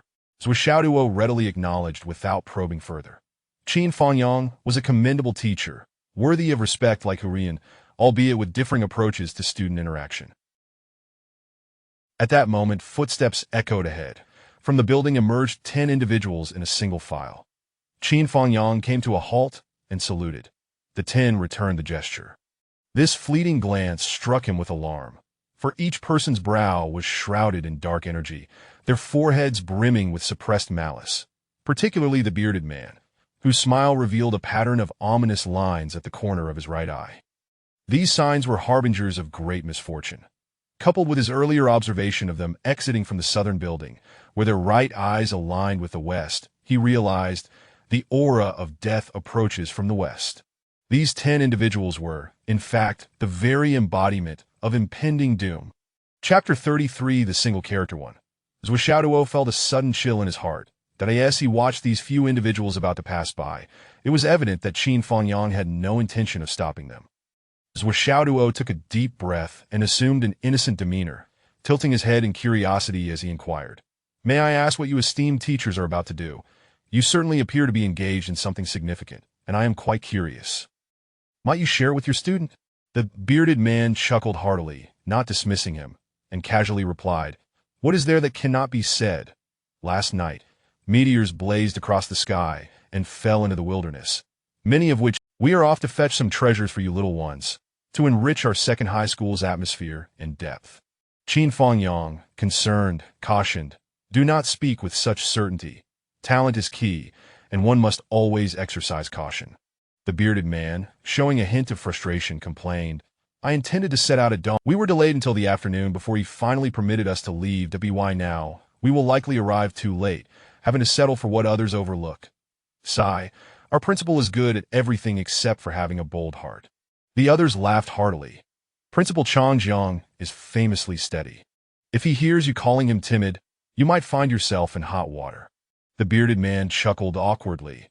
"I didn't mean to say the principal is timid. Rather, he is just overly cautious."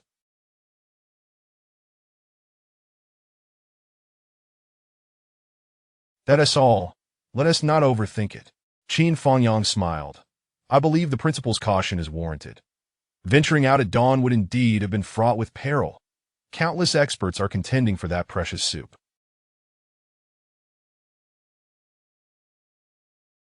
Do you think you could best them?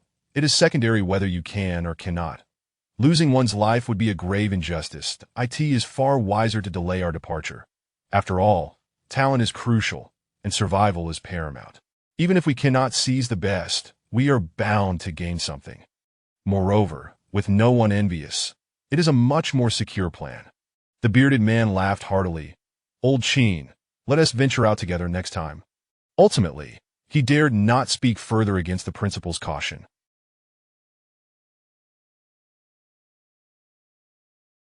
Qin Fangyang smiled and replied, agreed. They clasped their hands in the ancient warrior's salute and were about to part ways when Zuo Xiaoduo suddenly interjected, hold on. The bearded man frowned. It appears that you are likely to have some gains from this venture, but such gains depend on direction, and your current path is ill-advised. May I assist you in divining your course? Zuo Xiaoduo smiled innocently, feigning seriousness. What do you mean? What I mean to say is that your current route is fraught with divergence, making it difficult to achieve anything. If you wish to gain something, you must seek another path that as long as the established direction is correct, rewards will naturally follow, Zuo Xiaoduo asserted earnestly. You can read faces. You wish to guide us on our path. The bearded man was momentarily taken aback, then burst into laughter, waving his hand dismissively. Let us go. Clearly, he was not convinced. However, at that moment, Qin Fangyang felt a sudden stirring in his heart. Zuo Xiaoduo's unexpected interruption, declaring his intent to read fortunes, was utterly illogical. Yet Zuo Xiaoduo was no fool that if he brought this up now, he must have some ulterior motive. After glancing at Zuo Xiaoduo, Qin Fangyang stepped forward to block the bearded man, smiling. Old Lu, my student can indeed perceive things that others cannot. As the saying goes, a cautious ship sails for 1,000 years. Why not let him take a look? It will surely put our minds at ease, especially mine and that of this young lad. The bearded man, Lu Gu, furrowed his brow in impatience, but with Qin Fangyang's words hanging in the air, he suppressed his irritation and said, Very well, little one, come and tell me, where should we go to find our gains? Zuo Xiaoduo furrowed his brow in thought. The ominous energy was approaching from the west, while traveling eastward was surely unsafe. However, his limited understanding lacked persuasive power, and without any renown to back him, it was like speaking into the void. How could he guide them away from calamity?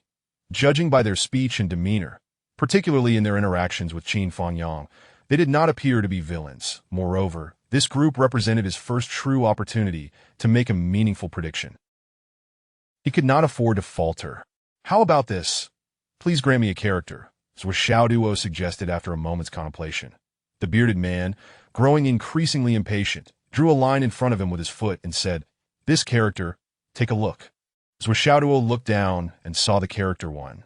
From east to west, the other 9 individuals giggled and gathered around, observing the character drawn by the bearded man.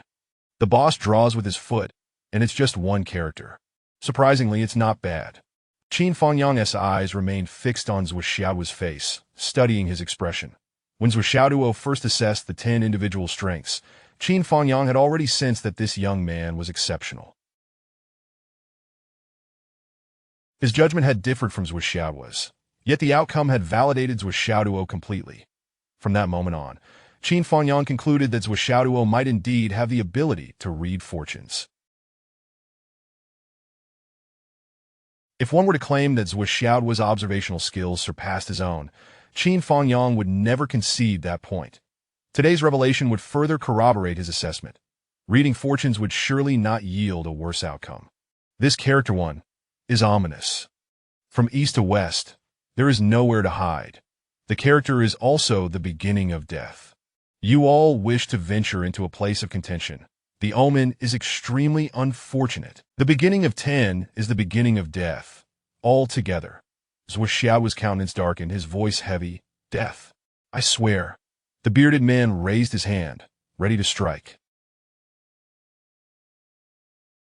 Qin Fangyang swiftly intervened, lifting Lu Ji's right hand into the air. Do not act in anger when reading fortunes. He then turned to Zuo Xiaoduo. Xiaoduo, are you speaking the truth? This is of grave importance. Do not jest. How could I joke about life and death? The path from east to west is indeed fraught with peril, a near certain death. Then how should we counter this? Zuo Xiaoduo inhaled deeply and replied, to the south, which is the terminus of 10, is even more perilous, 10 deaths without life. Only the north harbors hope. The north is a realm of vast skies, and it is also the origin for if you head north. Not only will you encounter no danger, but you will also reap considerable rewards. Zuo Xiaoduo asserted solemnly, this journey should be directed northward. Only the north holds auspicious prospects. Upon hearing Zuo Xiaoduo's predictions regarding life and death, the bearded man, Lu Guo, scrutinized him with skepticism. How can you derive so much from it? This seems like a stretch. Zuo Xiaoduo's face was serious as he replied, the mystery of life is one of the most wondrous phenomena in this world. Within every movement and stillness lies unfathomable significance that in life, during significant events, even without prior indications, one may still sense a subtle awareness. For instance, some individuals completely unaware. This is the feeling of unease that arises days before calamity strikes. That I trust you have all experienced this. Conversely, before auspicious events occur, people may also notice inexplicable signs, and everything they undertake seems to flow seamlessly. These instances are indeed clear evidence. Zuo Xiaoduo spoke with solemnity, articulating each word with care. These examples, at least in my view, reflect the subtle hints life offers us in the unseen. The art of reading faces and characters is a way to express these divine insights in a relatively tangible manner. Lu Guo, caught between belief and disbelief, stood stunned for a moment before responding. Are you saying you possess profound knowledge, able to glimpse the divine will? You aren't merely spinning tales to deceive me, are you? Teacher Lu, think carefully. Did you seriously consider which character you would write before I inquired? Yet after I asked, this one appeared with ease. Why did you choose this character? You could have written your name or anything else that occupied your thoughts. But why this one? This is the divine revelation, the manifestation of fate. Zuo Xiaoduo exhaled deeply, raising one hand to his chest, and sang out softly, limitless heavens.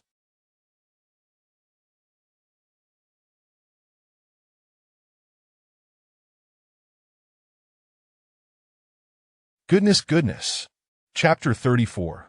Parting ways. Lu Guo and his 10 companions were momentarily taken aback by Zuo Xiaoduo's words, their expressions shifting to one of uncertainty. Particularly, the bearded teacher Lu felt an inexplicable sense of mystery emanating from the young man before him. The aura of enigma surrounding him was truly formidable and could not be dismissed lightly. Lu Guo hesitated for a moment before turning to inquire. Teacher Qin, what is your... Zuo Xiaoduo, being his student, had evidently inherited a remarkable talent for divination, likely passed down through family tradition at that moment. Qin Fangyang was also caught off guard, scratching his head instinctively as he replied, Old Lu, questioning the origins of my student's skills seems rather futile at this point. Regardless, I genuinely feel that what Xiaoduo said holds considerable merit. Matters of life and death must not be taken lightly. It is far better to believe in the possibility than to dismiss it entirely. The bearded man cleared his throat, his gaze increasingly perplexed. Deep down, he found it hard to accept, yet one particular instance which Xiaoduo mentioned struck a chord with him. It was a situation he had encountered just the previous night.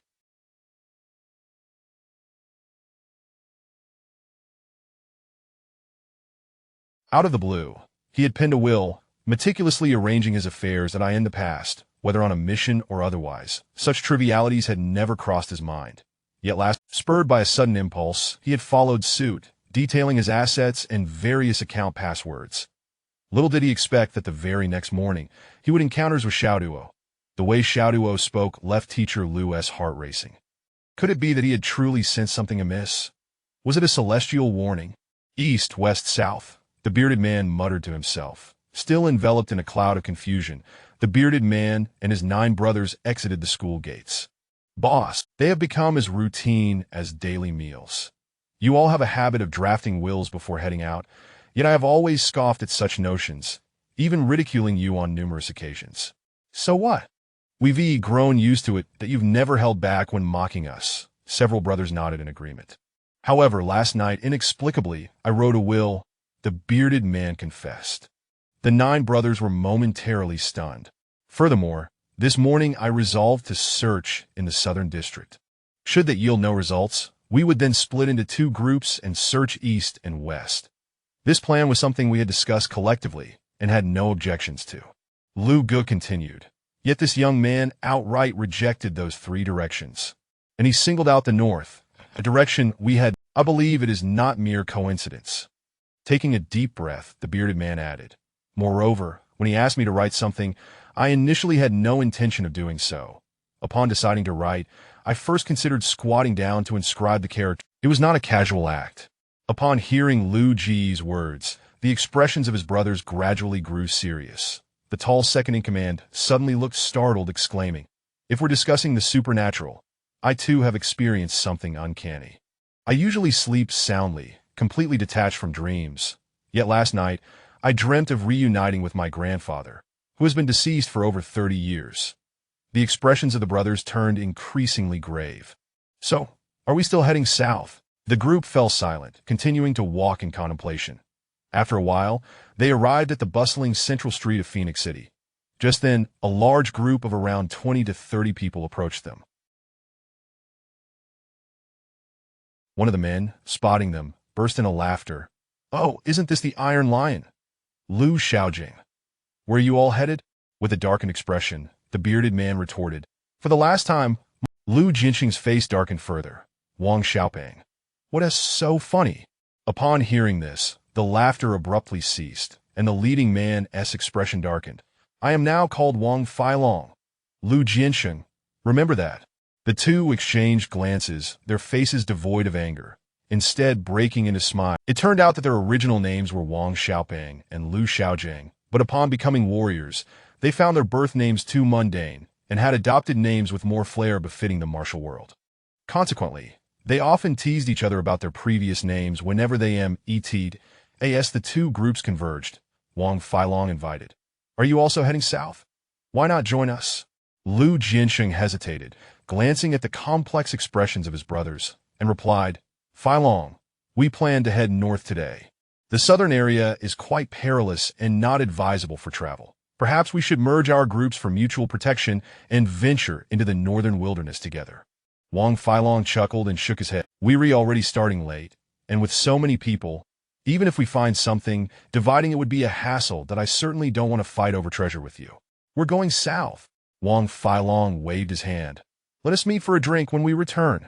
Lu Jinxing stepped forward, his tone serious. "Feilong, the southern area is genuinely dangerous. I consulted a master earlier. Come with me to the north, it's safer there." What did you say?" Consulted a master. Wang Feilong looked at Lu Jinxing in disbelief, bursting into laughter, slapping his thigh. "Ha, lion, are you still the same lion I know? You killing me with laughter. Ha ha." After laughing for a while, he straightened up, pushing Lu Jinxing aside with a hearty chuckle. "Brothers, let us go." He took the lead, dashing towards the south. Behind him, 20 or so people waved and called out, "Lu Ge, let us meet for drinks. Farewell, lion." The spirited group headed south, radiating confidence and vigor. However, the sun was setting, casting a blood-red hue across the sky. Lu Jinxing and his 10 brothers remained silent for a moment. "Boss, what do we do now? Wang Feilong and his crew have gone south. We shall not follow them," as he rightly said. "We each have our own agendas, and once we find something valuable, the division will be contentious." Wang Feilong's group was just disappearing around a corner, never to be seen again. Surrounding skyscrapers loomed, while on the other side, a small plaza buzzed with life. Pulsating music filled the air as hundreds danced in the square. The vast horizon is laughter, children's calls, the playful chase of young couples. On the other side stood a massive billboard. "Main Group, making your dreams come true." Colorful neon lights swayed above the city, illuminating the ceaseless flow of pedestrians. Lu Jinxing's gaze faltered momentarily. "Let us move." "Right." As Lu Jinxing and his group moved on, Qin Fangyang's expression turned grave, Is there truly danger? Zuo Xiaoduo's countenance was equally somber. Yes, that is indeed how it appears to me. At that moment, Qin Fangyang found it hard to doubt Zuo Xiaoduo's ominous words, pressing further, "How confident are you?" After a moment's contemplation, Zuo Xiaoduo replied, "About 80 to 90%. Their encounter with me marks the beginning of a change in fortune. As long as they heed my words, they will naturally turn misfortune into fortune and adversity into good fortune." Qin Fangyang sighed softly, his gaze drifting back toward the school gates. He murmured, "I hope for their safety." That afternoon, as school let out, Zuo Xiaoduo instinctively turned to glance back the moment he exited the school gates. Upon doing so, he immediately sensed that something was amiss. He spotted a girl in a pink dress leaning against a nearby lamppost, engrossed in her phone, a subtle smile gracing her lips that a pink backpack hung casually from her shoulder. In that moment, Zuo Xiaoduo felt a wave of suffocating anxiety wash over him. Although the crowd surged around him, he felt an icy chill envelop him. Something was off. This girl was undoubtedly here with intent, and her target was undoubtedly him. His route home led through a rather secluded path. Would she ambush him there? If it were merely a robbery, that would be one thing. But what if her intentions were more sinister?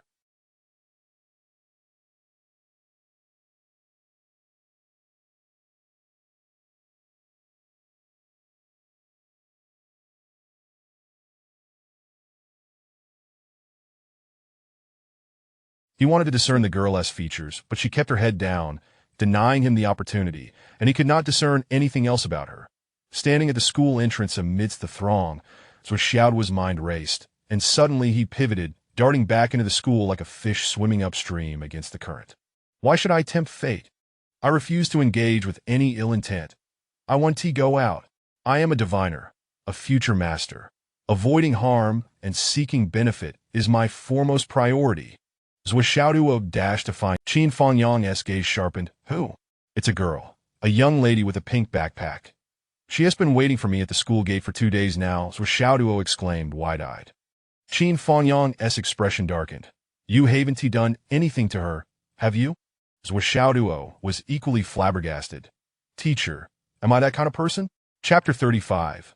The First Transformation.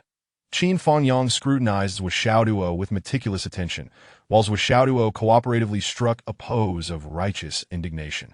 Although we have only known each other for a mere 2 days, I can responsibly assert that you are. After a prolonged observation, Qin Fangyang arrived at this conclusion. Zuo Xiaoduo was utterly speechless. Despite Zuo Xiaoduo's repeated reassurances, Qin Fangyang remained skeptical and followed him to the school gate. By this time, the crowd had thinned out, and the street appeared. Suddenly, he was taken aback. What the heck, where is everyone? There was nothing there. Qin Fangyang, with a growing frown, looked at Zuo Xiaoduo. Zuo, my dear disciple, I have already exhausted myself teaching for an entire day, especially with a student as troublesome as you. It is not just a physical fatigue, but a mental one as well. Could you refrain from dragging me into your adolescent games? And no, that's not what I meant, Zuo Xiaoduo stammered, somewhat flustered. Let me give you one last warning. Qin Fangyang sighed, turning to leave. While romantic entanglements are undoubtedly alluring and particularly irresistible at your tender age, you must remember that you are a martial artist. Never forget your self-encouragement. You are a genius, with the potential to ascend to great heights, but such elevation requires more than mere talent. It demands relentless effort. Once you attain innate mastery, your lifespan essentially begins at 200 years. Should you progress further to the realm of Danyuan, a millennium of life awaits, ripe for your enjoyment. Beyond that, while that realm may seem distant, achieving several thousand years of longevity, or even immortality spanning tens of thousands of years, is not outside the realm of possibility. It is truly a typical woman, at best, may only live to 70 or 80 years, and even at her most splendid, her beauty can only be sustained for 2 or 3 decades. Qin Fangyang smiled. What would that feel like? In his smile lingered a sense of unspoken melancholy. Zuo Xiaoduo, matters of the heart must be approached with utmost caution. It cannot be overstated. Zuo Xiaoduo opened his mouth to protest. I swear it's not like that I suspect, Qin Fangyang waved his hand dismissively. Just go home. With that, he turned and walked back to the school, his silhouette imbued with an indescribable sense of desolation. I truly am not involved in that. Zuo Xiaoduo felt utterly speechless and turned his head to see. Zuo Xiaoduo, in a fit of panic, shouted, Teacher! Qin teacher, she has come. She is really here? Ah! Hearing his desperate cries, Qin Fangyang sighed and hurried back to him. That he hastily arrived at Zuo Xiaoduo's side and, maintaining his composure, inquired, Where? Zuo Xiaoduo pointed, There. But suddenly, he was left dumbfounded. The area beneath the streetlight was completely empty, devoid of any presence. Qin Fangyang, witnessing this, could no longer suppress the frustration bubbling within him. He shoved Zuo Xiaoduo, causing him to stagger, and sternly admonished, You behave yourself? Then, the figure vanished, and this time, she truly left. I am wronged. Zuo Xiaoduo felt tears welling up, at a loss for words. Qin Fangyang departed, leaving Zuo Xiaoduo grappling with the bizarre situation, an unsettling feeling lingering in his heart that if this girl were to rob him, that would be one thing. But what if her intentions were more sinister? Should he alert Sister Xiaoyan? Yet if nothing occurred, he would be the subject of her ridicule for being paranoid. But that would give her enough fodder to laugh at him for months. Reluctantly, Zuo Xiaoduo leaned against the school gate, peering out, only to discover that the girl was still there. He quickly ducked back out of sight.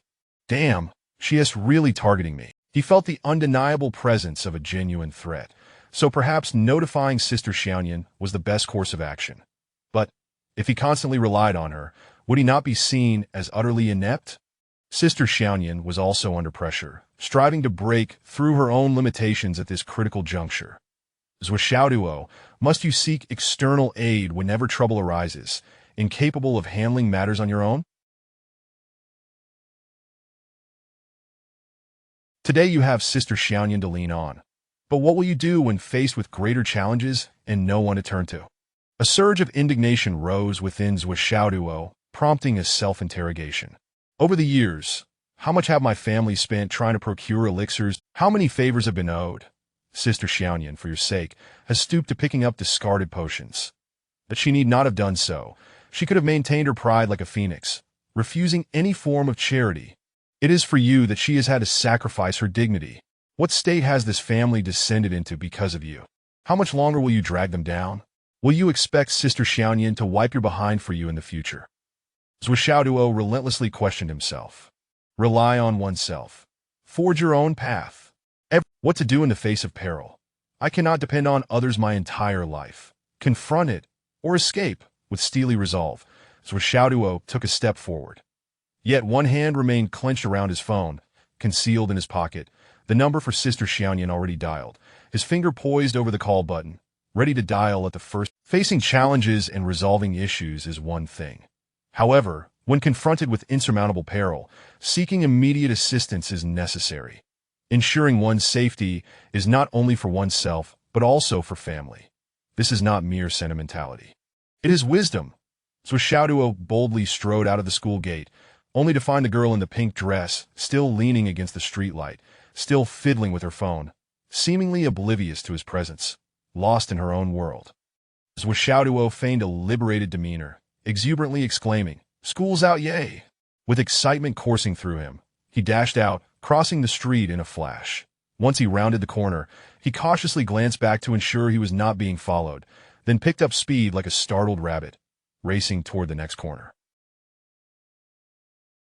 Although he felt he had escaped the ominous presence of the girl in pink, Zuo Xiaoduo remained vigilant, his mind already made up.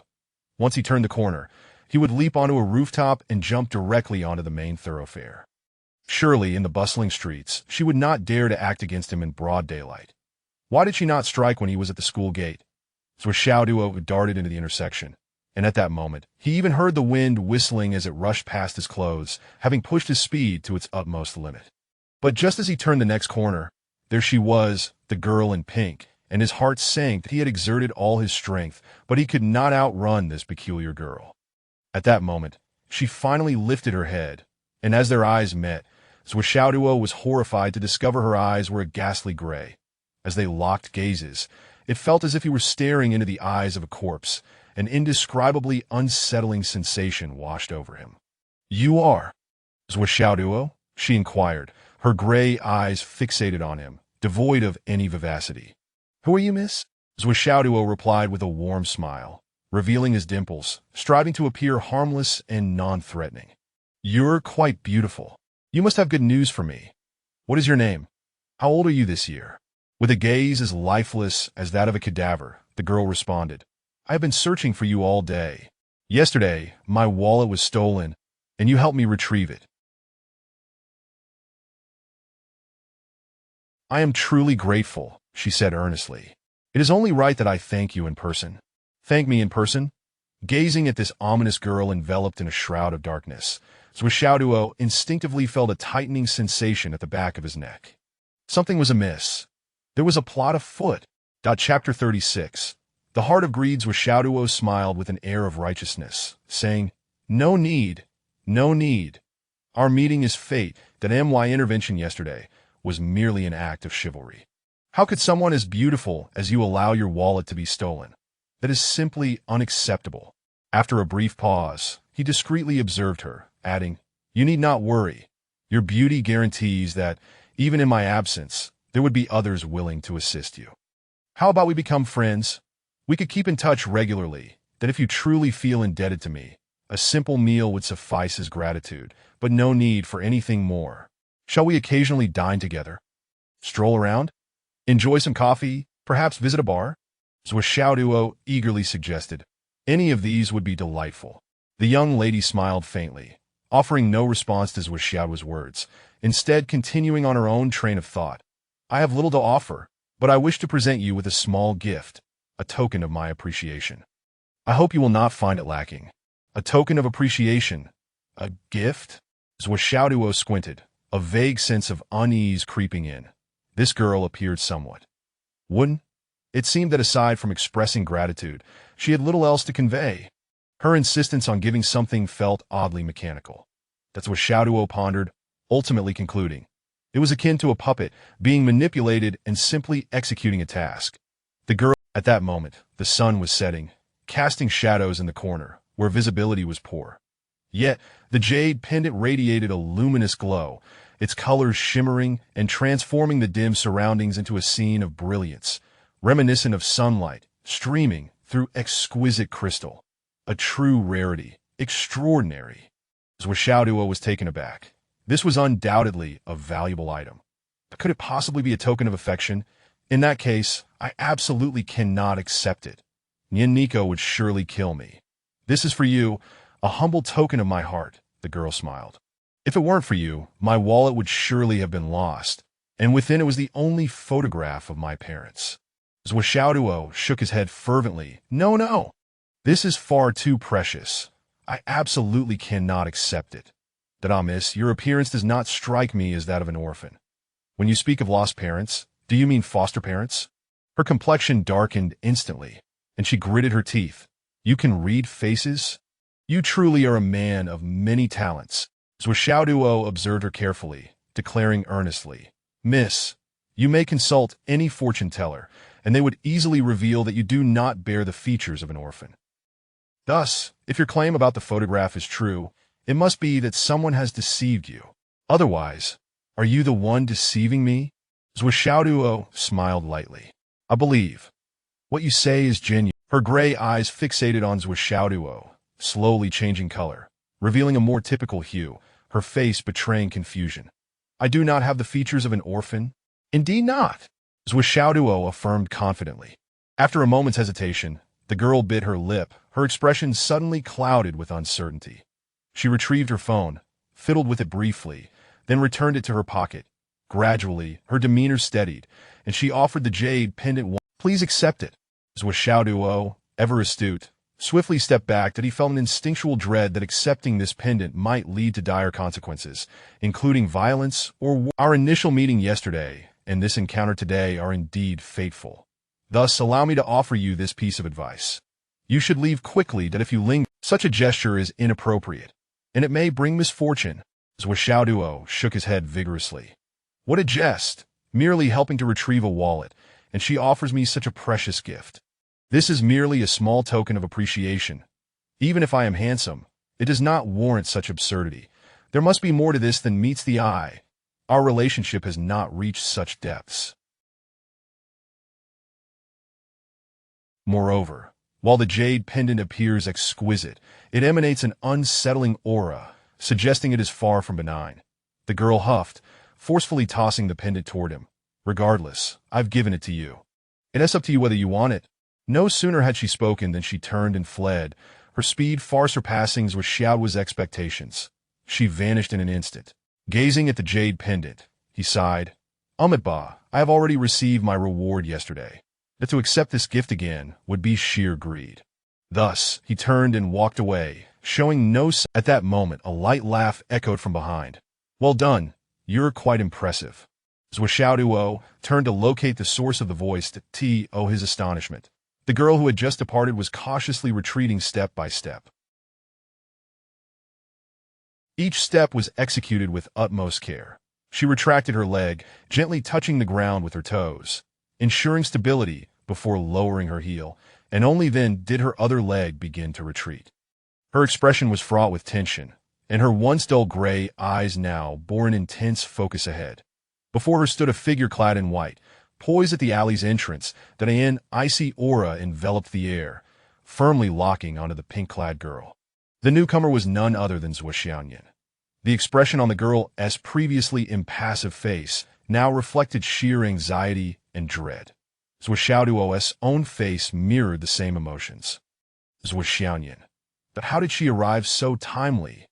Has she been following me all along? When I was speaking of my sister, surely she couldn't have overheard. Could she? Under the chilling pressure emanating from Zuo Xiaoduo, the girl in pink found it difficult to breathe, paralyzed by fear, too intimidated even to move a finger, let alone consider capturing Zuo Xiaoduo as a hostage to navigate this precarious situation. As Zuo Xiaoduo approached with deliberate steps, the girl could only retreat inch by inch.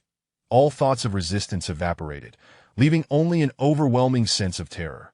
Zuo Xiaoduo, appearing delicate, yet emanating Are you associated with the Greed Wolf sect? A seed disciple traversing the world. However, if you are permitted to roam freely and infiltrate the inner sanctum of Yanwu, directly entering Phoenix City, surely you shouldn't be so feeble, right? Zuo Xiaoduo furrowed her brow, tilting her head slightly. It can't be a mere projection. You should be more concerned about your own life. Wouldn't you agree? Greed Wolf sect. But how did you breach the defenses to enter the mainland? How many have you gathered? What is your name? What is your true purpose here? How many individuals accompanied you this time? Last night, a theft ring was suddenly eradicated. Does that have any connection to your recovered wallet? Was it your doing? Zuo Xiaoduo's voice was soft and gentle. Oh, why the focus on the heart of greed rather than the soul of greed? That surely he thwarted your plans, and your last piece of the heart of greed could not be successfully delivered.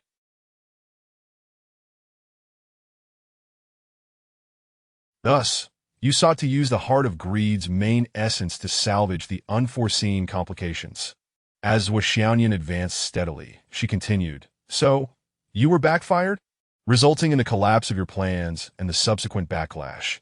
It is only natural to harbor deep resentment, prompting you to seek him out and present this heart of greed. Or should I say, he disrupted the most critical element of your scheme, necessitating that you complete it through him to bring closure. Zuo Xiaoduo spoke slowly. While it seemed as if she were interrogating the girl in pink, Zuo Xiaoduo understood that every word from his sister was, in essence, a lesson for him. The Greed Wolf formation is a common tactic employed by the Greed Wolf sect. Utilizing the Greed Wolf formation as a catalyst, with a heart of greed as the core, it disseminates 10 fragments of the soul of greed, invoking the greed of 10 individuals, and through a prearranged bloodline connection, it triggers a resonance with the heart of greed.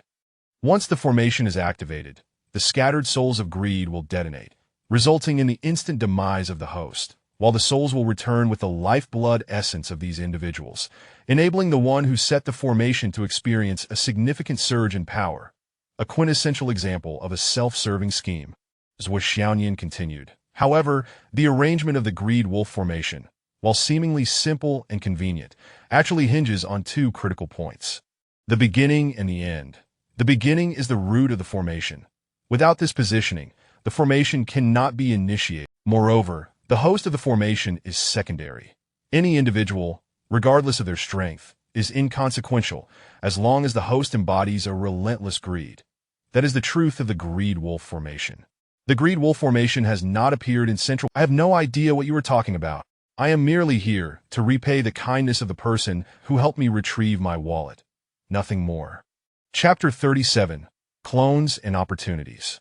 Your ignorance is of little consequence, Zuo Xiaoduo gently remarked. My cultivation is still rather shallow, making it difficult for me to instantly suppress your greedy thoughts and escape. However, having engaged in such lengthy discourse with you, if I am still unable to prepare an effective interception, that would indeed be my failing.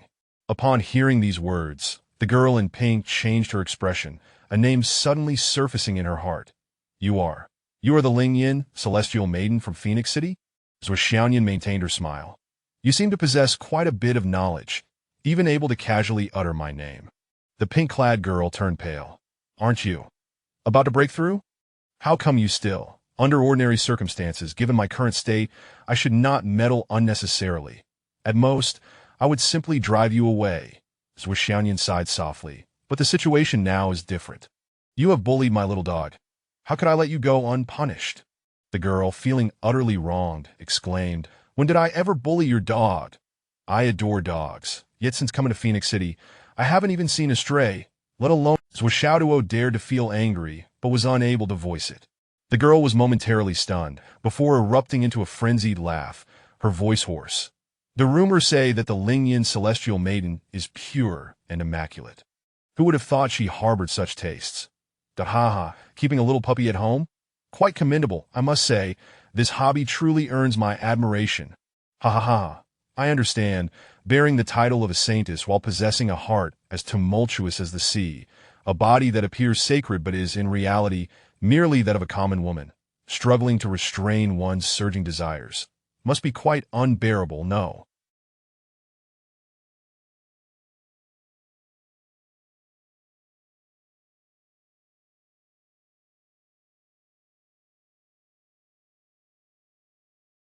How is it that the esteemed Ling Yin celestial maiden ultimately cannot resist the nature of a woman, yearning for continual solace from a man? Ha. The once graceful face of the pink-clad girl contorted into a grotesque mask, spewing forth the most vile and filthy words imaginable. Zuo Xiaoduo's smile turned icy. I am aware that you seek to provoke me with your words, hoping to incite anger and reveal a flaw that might enhance your chance of escape. Yet I assure you, I am not the least bit angered. Do you know why? Because I have never stooped to quarreling with the dead. It is far too trivial. You have bullied my little dog, and that alone is an unforgivable sin. Prepare to meet your fate. No sooner had the words left her lips than Zuo Xiaoduo's white robe billowed, and in a fleeting moment, she appeared above the pink-clad girl, extending a fair, delicate hand from which a slender sword materialized. With a mere flick of her wrist, the dim alleyway was instantly filled with a myriad of sword lights. Like meteors falling from the heavens, a torrent of celestial light cascaded down upon the pink-clad girl. Wait! Aren't you going to ask for my name? The girl cried in desperation. My sect will not spare you. You of the greedy wolf witch sect are already a part of the witch alliance, and have long been destined to be our greatest foe. What talk is there of mercy? Zuo Xiaoduo's voice was as cold as ice. I had intended to refrain from action, but your conduct today has sealed your own fate. You have no one to blame but yourself. The sword light descended mercilessly, filled with the intent to kill. Is she dead? Finally regaining her senses, Zuo Xiaoduo gazed at the girl lying on the ground, a gaping wound in her throat, struggling to swallow, her heart racing. Dead. She is dead. Right before my eyes. She has perished. Though she had seen many corpses in her dreams, dreams remained dreams. So Xiaoduo's palms grew clammy, her heart pounding, forcing a facade of calm upon her. She could not let it show. Nian is killed. I must support her. We should wait a little longer. Zuo Xiaoduo, sword in hand, stood protectively before Zuo Xiaoduo, furrowing her brow. The Witch Alliance possesses myriad methods. There may yet remain secret techniques for escape. Even the possibility of resurrection is not entirely ruled out. She frowned, observing the girl's lifeless body, and murmured, "What I fear most is that this is merely a—" That would indeed be the best scenario, yet also the worst. Zuo Xiaoduo cleared her throat and said, "I once heard someone mention 2 ways to determine if an enemy is truly dead. The first is to sever their head. If that is not sufficient for reassurance, the second is to reduce the body to ashes. Only then can one be at ease." Zuo Xiaoyan turned, surprised, to look at Zuo Xiaoduo. "Doggy, you are quite remarkable. The first time witnessing a corpse, and a living person transforms into a body right before your eyes, yet you show no fear. You can still speak so freely. It truly impresses me. It feels as though I have not seen you for a day, yet it seems like 3 autumns." Gradually overcoming her fear, Zuo Xiaoduo stopped gazing at the girl's corpse and quickly changed the subject with a huff. "Where is this not seeing you for a day? It has barely been half a day." After a moment of silence, Zuo Xiaoduo's gaze fell upon the girl's body, and she quietly remarked, "Sister, your intervention in this matter will likely invite many repercussions, won't it?" At her words, Zuo Xiaoyan paused, then replied indifferently, "She is merely a minor character from the Witch Alliance. It is nothing of great concern, much less something that could lead to trouble." Zuo Xiaoduo insisted, "But you were very angry just now. You were quite furious." Zuo Xiaoyan huffed again. "She spoke far too harshly to you." Zuo Xiaoyan huffed once more. The words of the pink-clad girl could not merely be described as harsh. For Zuo Xiaoyan, a girl untouched by the world, it felt as though her ears had been subjected to severe pollution. If she did not lash out in anger, it would have been unexpected and unreasonable. Although Zuo Xiaoyan had maintained a composed demeanor, seemingly devoid of emotional fluctuation, Zuo Xiaoduo, familiar with her, had already discerned that her fury had reached an uncontainable. For instance, her ears had turned slightly red, the fine hairs on that side standing on end. Or, for another, her neck had deepened, and her pert backside had tightened. Ahem, these minute details were only recognizable to Zuo Xiaoduo, who had endured countless battles and been tempered through experience. Outsiders could hardly perceive them. Over the years, whenever Zuo Xiaoyan exhibited such signs, it had signified the optimal moment for Zuo Xiaoduo to concede. Although the pressure from her parents had not been overwhelming over the years, the pressure from Yin Yin was considerable. For this Yin Yin cat, she would not only strike out when angry, but would also seize Zuo Xiaoduo for a thorough thrashing when pleased. Zuo Xiaoduo's mind was filled with countless thoughts. It truly is a clone. Doggy, your luck is quite remarkable." Zuo Xiaoyan's eyes sparkled as she noticed the pink-clad girl's broken body beginning to melt away like. With a flick of her sword's tip, she lifted the greedy wolf heart that had fallen to the ground, then returned to the girl's corpse, seemingly awaiting something.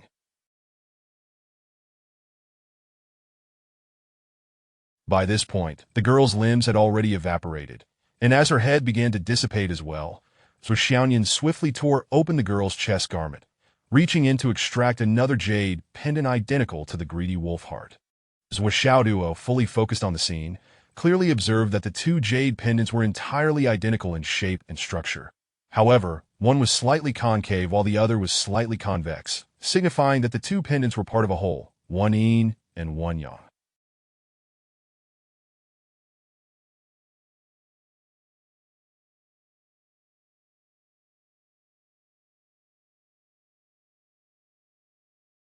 Zuo Xiaoyan wasted no time. With a gentle motion of her hand, the 2 jade pendants seamlessly fitted together, forming a single entity, after which Zuo Xiaoyan swiftly placed it upon the girl's forehead. The girl's head, previously dissipating like her limbs, began to slow in its disappearance. Moments later, the previously still jade pendant suddenly began to spin, radiating a dazzling brilliance. After a brief interval, the pendant ceased its rotation and fell silent, while the girl's body vanished as though transformed into dust, completely ceasing to exist in this world. However, Zuo Xiaoduo's attention had entirely shifted to the jade pendant, as she distinctly saw a trace of crimson emerge within it at the moment the girl's remaining form dissipated.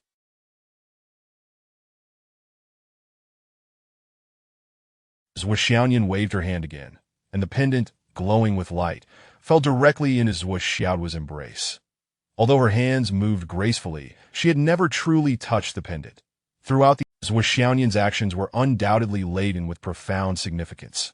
At the instant the pendant made contact with Zuo Xiaoduo's skin, she felt an overwhelming surge of energy. The sheer magnitude of this power was staggering. Nian Nian. Zuo Xiaoduo felt her head spin, and before she could finish her sentence, she fainted. Little doggy. Your luck. When Zuo Xiaoduo regained consciousness, her mind clear, she felt as though her entire body was floating, as if she might soar into the air. Initially thinking she had merely fallen into a daze, she attempted to sit up and move slightly, but to her astonishment, she found herself completely levitating, even taking a few steps mid-air. Quick-witted as she was, Zuo Xiaoduo instantly realized that this was no dream but reality. However, in her panic, the flow of qi throughout her body faltered, and she could no longer maintain her floating state, crashing down onto the floor with a thud. Prostrate on the ground, she looked around. Isn't this my room? What is going on? How marvelous! Chapter 38. The bed collapsed. Zuo Xiaoduo felt a surge of doubt creeping into his mind.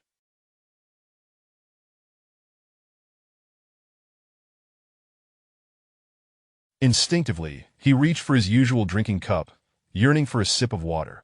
However, a sudden crack echoed through the room, and his glass, a companion for several years, shattered into pieces. The unexpected sound startled him, causing him to plop down onto a nearby chair. Yet another crack followed, and the chair splintered completely, sending him tumbling to the ground. Oh my heavens! Zuo Xiaoduo moaned, only to be overtaken by an inexplicable sense of turning towards the source. Zuo Xiaoduo was taken aback, his eyes widening in shock. There lay Zuo Xiaoduo on his bed, utterly exhausted, breathing softly as she slept soundly. Zuo Xiaoduo instinctively jumped back 2 steps, covering his mouth to stifle an impending scream.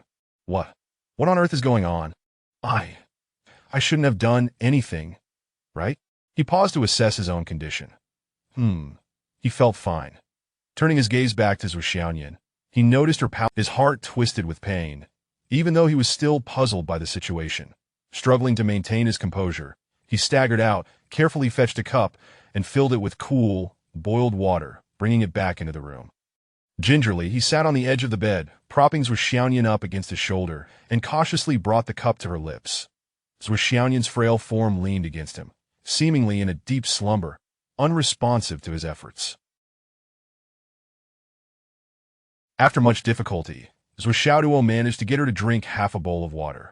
Seeing her color improve slightly eased his anxious heart, which had been gripped by a suffocating panic. After repositioning Zuo Xiaoduo comfortably on the bed, he suddenly remembered something and hurriedly retrieved all the mid-grade star soul stones he had on hand. He placed one in her right hand, another in her left, one on her chest, one in her dantian, and even positioned one at the soles of her feet. When he grasped her delicate foot to place the star soul stone, he could only pinch her little toes and murmur, I'm not doing this on purpose. But once I'm done, I'll help you channel energy into your body. Giggle. The sensation of her soles being tickled roused Zuo Xiaoduo from her feigned stupor, and she couldn't help but laugh, rolling off the bed. With a playful pout, she exclaimed, Why are you tickling my feet, you rascal? I didn't tee. Zuo Xiaoduo instinctively defended himself, only to be struck dumb, realizing he had been outwitted. He should have been furious, and so he let the anger flow. What were you thinking? Is it amusing to pretend to be unconscious and scare people? Do you not realize that such fright can be deadly? At your age, how can you still be so reckless? Can't you be a bit more mature? Despite his anger, his tone lacked the ferocity he intended. Instead, he felt an overwhelming sense of relief. Oh, how wonderful! How wonderful! Nian Nian is all right. What a relief. Who pretended to be unconscious? Zuo Xiaoduo initially felt a tinge of embarrassment at being caught. Is there any justice in that? Only then did Zuo Xiaoduo truly begin to fume. Sleeping soundly. Do you have any idea how close I came to being scared to death by your antics? At your age, why are you still so immature? You nearly. He paused mid-sentence, snorting in frustration. Do you believe I'll tell Mom and Dad tomorrow? I'll have them give you a good thrashing. Just how close were you to being scared? Tell me. Zuo Xiaoduo replied in exasperation. What the hell? What was that ridiculous act of yours all about? Zuo Xiaoduo huffed but remained silent, rolling over to lie on. No one invited you to sleep here. Get down, and tell me clearly what is going on. Zuo Xiaoduo snuggled deeper into the bed, giggling. Guess, guess, guess. At that moment, the fear that had gripped Zuo Xiaoduo dissipated completely, replaced by a simmering rage. You come here right now. With that, he lunged forward. However, the sudden surge of power within him was far from controllable, resulting in a thunderous crash as dust filled the air. The bed collapsed. Zuo Xiaoduo fell to the ground amidst the... But outside, Zuo Changlu's voice boomed. Zuo Xiaoduo, what time is it? What are you up to? Zuo Xiaoduo, moving with extraordinary speed, wrapped herself in the comforter, concealing her. She rolled into the chaos of the bed, remaining perfectly still, rendering her presence nearly undetectable. She then subtly signaled for Zuo Xiaoduo to respond. Zuo Xiaoduo cautiously approached the door, trembling. Dad, everything is fine. Everything is fine. I'm just exceptionally gifted, making rapid progress in my training that I might have broken a cup and collapsed a chair. In the bed, Zuo Changlu's voice came from the other side of the door. What? The bed collapsed too. Is everything all right? Open the door and let me see. Hearing this, Zuo Xiaoduo gasped, causing the blanket to tremble. Zuo Xiaoduo wished he could seal his lips shut, his face paling. Dad, really, it's nothing. My progress in cultivation is a good thing. Good for the world. I just lost control of my strength for a moment. It's a trivial matter that it's late. Whatever it is, we can discuss it tomorrow. You really don't understand martial arts, do you? It's just a small issue. Ha ha. Zuo Changlu chuckled from outside, then warned. You better go to sleep quickly. Disturbing someone's peaceful dreams is no small matter. Yes, yes, yes, absolutely. Zuo Xiaoduo replied repeatedly, but he pressed his ear to the door and listened for a while. Hearing Zuo Changlu walk back to his room. After a lengthy silence, he finally exhaled a long breath, patting his chest. You scared me to death. Just then, a voice from behind echoed. You scared me to death too. Turning around, he saw Zuo Xiaoduo cautiously peeking out from the blanket. He cleared his throat and asked, Have you ever witnessed a caterpillar emerging from its cocoon? Zuo Xiaoduo frowned. What about an eel? Zuo Xiaoduo continued, quietly poking its head out from a hole. Zuo Xiaoduo, if you dare to lay a finger on me, I'll immediately open the door and let Mom and Dad in. Let us see what happens next. Either we both face the consequences, or you'll be in deeper trouble. Zuo Xiaoduo threatened, his smug expression betraying his delight. Zuo Xiaoduo glared at him with wide eyes, her expression incredulous.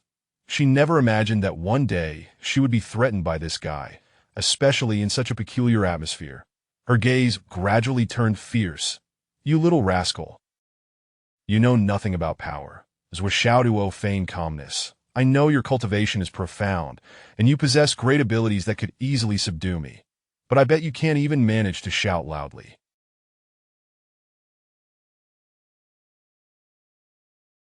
Go ahead, try and touch me, and let us see who comes out on top. Zuo Xiaoduo seethed with rage, but found herself hesitant to act. Chapter 39. A windfall. She harbored suspicions in her heart.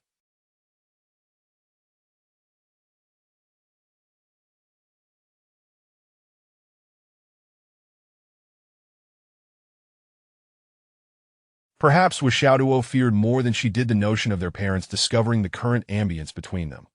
Yet, more than that, she was unwilling and dared not take the risk. What if their parents were to catch her in Xiaoduo's room at such a late hour, nestled in his covers, and even had the bed collapsed beneath them? Just the thought sent a wave of heat and embarrassment coursing through her. How could she even contemplate such an endeavor? Though her strength was currently diminished, subduing Zuo Xiaoduo would still only require a mere thought. His cries could most likely be stifled. Nevertheless, the risk remained. At last, Zuo Xiaoduo found himself in a rare position of advantage, feeling invigorated and self-satisfied as he strode over with a swagger and boldly took a seat, declaring, Let us talk. What is going on here? Zuo Xiaoduo turned. No, it should be said you look neither human nor ghost. Zuo Xiaoduo retorted angrily. Do you have any idea how terrified I was when I first saw you? And you're still quite weak, aren't you? Otherwise, you could easily subdue me with a mere lift of your hand and wouldn't be threatened by me. Hurry and explain what is going on. If you don't, ILL. He hesitated, ultimately reluctant to utter a harsh threat, instead stating, that I want to accept anything from you in the future. I'll let you pick up scraps. However, this threat lacked any real weight and seemed exceedingly feeble. Though his expression and actions appeared fierce, to Zuo Xiaoduo, they were rather endearingly fierce. Consequently, she couldn't help but laugh, emerging from her cocoon of blankets with a stretch and then completely liberating herself, wrinkling her nose and exclaiming, "It stinks." Zuo Xiaoduo immediately dropped her hands and glared fiercely. "What are you staring at? What is so interesting?" Zuo Xiaoduo's thick-skinned face inexplicably flushed, and he wanted to say everything looks good, but he dared not. Instead, he deflected the conversation, muttering, "What is so impressive? That hurry and get to the point." Zuo Xiaoduo initially intended to make a few more jokes, but thought better of it and solemnly stated, "Xiaoduo, you need to understand, you are in grave danger today." "Dangerous?" Zuo Xiaoduo replied, "So, you are correct. There is indeed no immediate threat to your life." Zuo Xiaoduo explained, "You have already developed a warrior's instinct. However, your comprehension of the degree of danger is still lacking. While there may not have been a life-threatening situation at that moment, had you accepted the heart of the greedy wolf, the subsequent developments could have been dire." Noticing Zuo Xiaoduo's bewilderment, she elaborated, "That woman was a practitioner from the Witch Alliance's greedy wolf sect. As for the heart of the greedy wolf, it is quite a history." She proceeded to elucidate the matter further, particularly emphasizing the dangers associated with the heart of the greedy wolf. "Then why did you give me the heart of the greedy wolf after dealing with that witch?" Zuo Xiaoduo expressed his confusion. "Didn't I still obtain it?"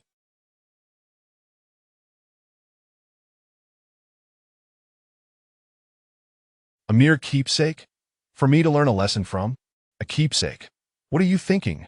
Upon mentioning this, Zuo Xiaoduo's expression brightened. "Speaking of which, Xiaoduo, you're incredibly lucky. To say you turned misfortune into fortune would be an understatement.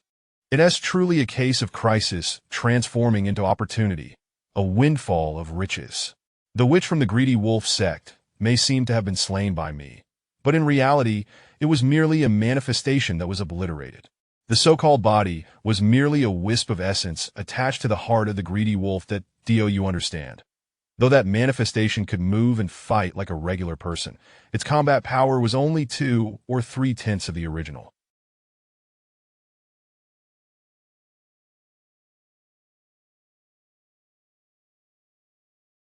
After the woman died, she left nothing behind, not even a drop of blood, which serves as clear evidence. Zuo Xiaoduo continued, "In truth, she had already completed a significant portion of the greedy wolf formation, which means she had caused the demise of many, and you were the last and most critical one. The heart of the greedy wolf. This was a desperate measure. Your good intentions yesterday inadvertently disrupted her preordained plan, preventing her from achieving full success and causing a backlash. That she needed you to fulfill her original scheme. Just then, her manifestation was killed by me, causing her plans to completely unravel. However, the power she had amassed in this scheme remained intact, not yet absorbed, all left within the heart of the greedy wolf. Once the two halves of the main artifact are united, it will form a complete energy inheritance, containing not only the power she absorbed through witchcraft, but also the 2/10 cultivation of the manifestation itself. It is a classic case of losing both the wife and the soldiers, a significant loss. By overpowering the manifestation of the witch, I also intercepted the residual power, sealing it in other words, though the original body is aware of the manifestation's demise, it cannot ascertain who is responsible. Thus, there will be no repercussions as long as you remain silent. No third party will ever know. Xiaoduo, this is our secret fortune, he. Zuo Xiaoduo's heart brimmed with genuine joy as she rambled on. Though she lowered her voice, Zuo Xiaoduo could still perceive Zuo Xiaoduo's elation, a delight that was almost exuberant, as if she might leap up and cheer. Such an unrestrained demeanor had not been witnessed in her for quite some time. "So, you transferred the power of the heart. Is that what refined turned you into this ghastly state?" Zuo Xiaoduo's expression faltered momentarily, and she awkwardly cleared her throat, explaining, "The heart of the greedy wolf is akin to a mountain of gold that has fallen from the sky. Excavating such wealth requires effort that I merely exerted a bit of energy. I haven't damaged my own foundation. All the benefits have gone to you, and yet you scold me. Zuo Xiaoduo lamented. You've clearly exhausted yourself, refining that heart of the greedy wolf with your own power. That if you had utilized it for yourself, you would have reaped far greater benefits. Instead, you transferred it to me, which not only offers no advantage but also drains your energy, that I would rather go without such benefits. Zuo Xiaoduo's smile faded, replaced by a gentle expression. Suddenly, she broke into a grin, softly saying, Xiaoduo, are you concerned for me? Zuo Xiaoduo replied awkwardly. Is it wrong for a younger brother to care for his sister? Zuo Xiaoduo was correct. Had she absorbed the energy from the jade pendant herself, it would have been a fortuitous opportunity, yielding far greater benefits than transferring it to Zuo Xiaoduo. Just as Zuo Xiaoduo had surmised, Zuo Xiaoduo's act of transferring the refined energy to him was not only extraordinarily difficult, but also accompanied by numerous unnecessary losses. One must understand that Zuo Xiaoduo's physical constitution was merely at the warrior level, incapable of withstanding too much external force.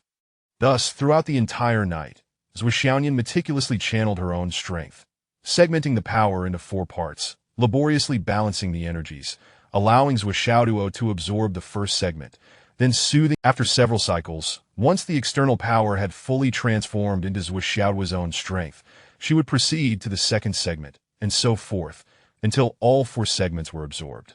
While this process may sound simple, it was fraught with immense risk. A moment's carelessness could lead to the explosion of the jade pendant, resulting in a backlash of power against Zuo Xiaoduo. What was even more critical was that throughout this entire process, Zuo Xiaoduo lay in a state of unconsciousness, entirely unaware, and thus unable to cooperate. Everything had to be managed single-handedly by Zuo Xiaoduo. Even as the favored daughter of heaven, possessing extraordinary strength, after channeling all the power into Zuo Xiaoduo's body and completing the operation, Zuo Xiaoduo found herself utterly exhausted, nearly reaching the point of serious injury. Thus, when Zuo Xiaoduo awoke to find Zuo Xiaoduo in such a wretched state, it was no act. She was genuinely fatigued, utterly spent, and had even fallen asleep from exhaustion. Why didn't you absorb it yourself? Seeing Zuo Xiaoduo's smiling face, Zuo Xiaoduo felt his hair.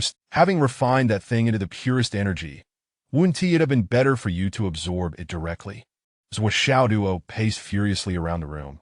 Did you think I was joking when I told you that you were in danger recently? You are infuriating.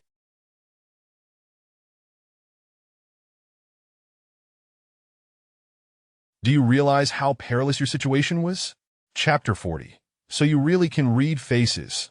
Zuo Xiaoduo rushed over, his teeth bared and his claws out, seething with anger. You let such a golden opportunity slip away. For me? What do you mean by that, you? It's infuriating. Zuo Xiaoduo paused for a moment, and then her gaze grew softer, like water. She reached out to caress Zuo Xiaoduo's face and said, Doggy. Fuming, Zuo Xiaoduo swatted her hand away, exclaiming, You yourself mentioned that this thing contains 2. If you were to use it on yourself, wouldn't that allow you to break through early, even silently? You're wasting it on me, and in the process you're severely depleting your own energy. It's like a fortune from the heavens, a pile of nonsense. Zuo Xiaoduo stood up, his expression frantic, tugging at his own hair as he spun around 3 times, growling softly. Do you even realize how dangerous your situation is right now? Zuo Xiaoduo's gaze deepened. She fixed her eyes on Zuo Xiaoduo and said, So you truly can read faces. Zuo Xiaoduo was taken aback. Zuo Xiaoduo continued in a hushed tone, Did you not catch a thief that day? And then you advised him to avoid the east, to evade death and prolong life. Zuo Xiaoduo replied, Yes, so what? So what? Zuo Xiaoduo inhaled sharply and said, Do you know that the thief you caught was the last target chosen by the members of the Greedy Wolf sect, and he was the key to the Greedy Wolf scheme? By thwarting his theft and returning the wallet, you disrupted the closing phase of their plan. The most immediate consequence is that the Greedy Wolf soul contained within that wallet was never delivered. It is precisely this reason that caused that individual to suffer a backlash, which led him to seek you out. Do you understand? That thief's gang, including the leader, consisted of 10 people in total. Last night, except for this thief, all the others died. Zuo Xiaoduo felt his throat dry up as he muttered, all dead. Suddenly, he realized how cheap human life could be. But that thief survived. He was quite obedient. Well, I'm not sure if it was true obedience or fear of you. But in any case, he followed your advice and joined the caravan to Antai City that very afternoon, leaving Phoenix City. Now, this thief is still in Antai City and has not perished. Zuo Xiaoyan's cold gaze rested on Zuo Xiaoduo as she uncertainly asked, so, what you said about reading faces, is it truly not just empty talk? Zuo Xiaoduo felt a whirlwind of confusion in his heart as he murmured, how do you know all this so clearly? Zuo Xiaoyan replied nonchalantly, early this morning, the greedy wolf scheme was triggered. The 9 corpses involved, while found in different locations, had identical causes of death, and we were informed of this at dawn.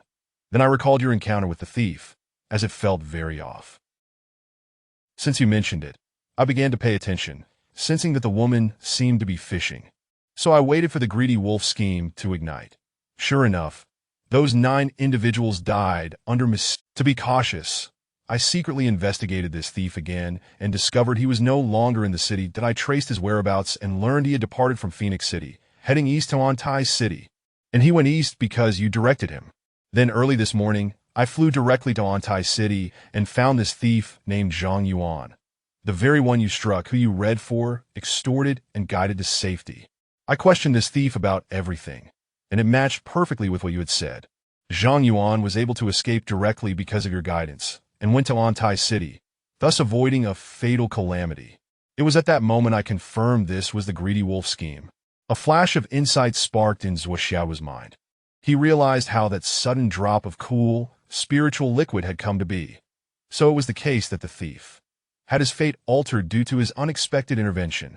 Zhang Yuan has also learned of the deaths of the other individuals and is currently looking for work in Antai City, vowing never to thieve again. He asked me to convey his gratitude to you. Zuo Xiaoyan smiled gently. He said he has no ability or money right now to repay you, but he will certainly find a way to thank you in the future. Zuo Xiaoduo nodded silently. So that was it. Everything fell into place. Zuo Xiaoyan continued. Thus, I have been following you since I returned, because I know the one who orchestrated the greedy wolf scheme will inevitably come after you. If she does not deal with you, she cannot claim complete victory. This is so complicated. Zuo Xiaoduo murmured to At that moment. He felt an icy chill creeping down his spine, his heart turning cold.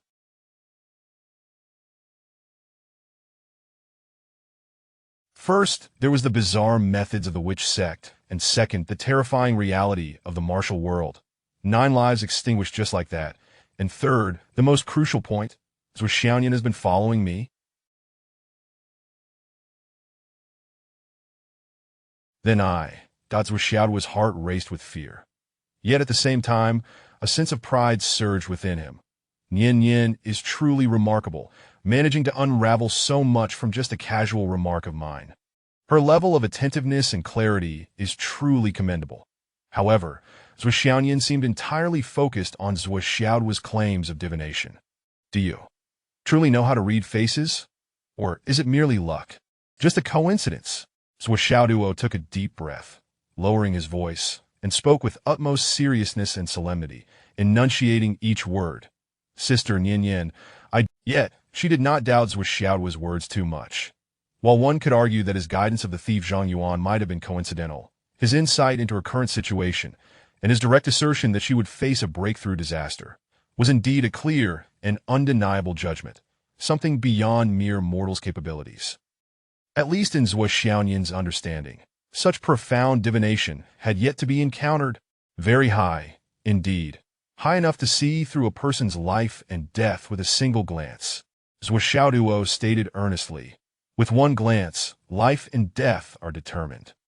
With one word, misfortune and fortune are altered. With one phrase, the universe's fate is sealed. Truly, why do you laugh? Zuo Xiaoyan covered her mouth, shaking with laughter. If it weren't for the collapsing bed, it would have been quite the sight. Zuo Xiaoduo gazed at his sister's disheveled appearance, feeling a pang of helplessness. Were it not for the concern of their father unexpectedly walking in, she would likely be laughing uncontrollably by now. Zuo Xiaoduo frowned, feeling a surge of irritation.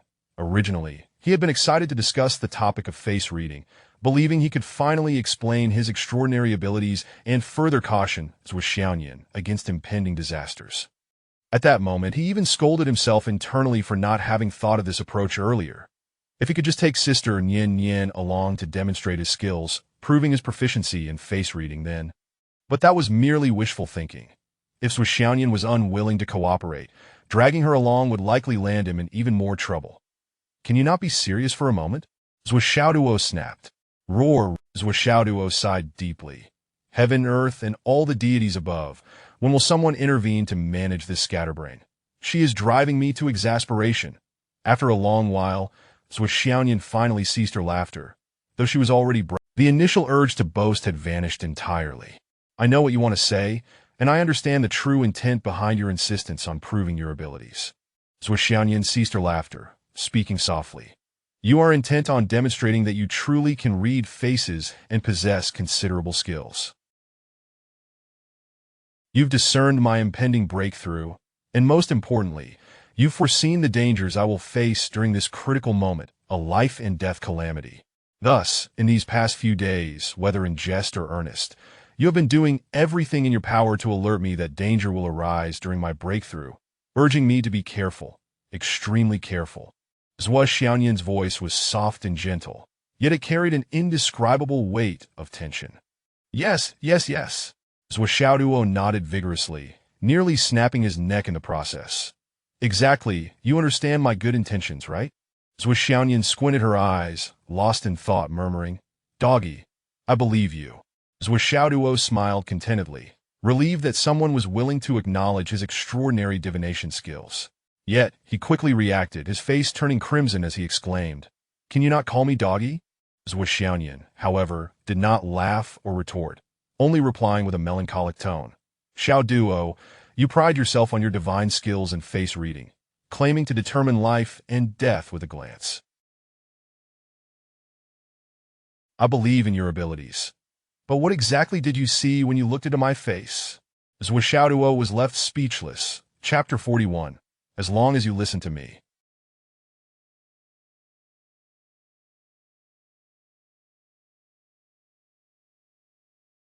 Doggy, look at my photograph. Did you see it?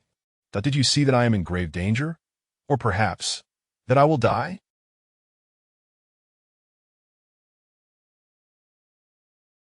Zuo Xiaoyan's voice was filled with a haunting echo. Upon hearing her question, Zuo Xiaoduo found himself momentarily at a loss for words, rendered silent. Regardless, the situation must be exceedingly dire, right?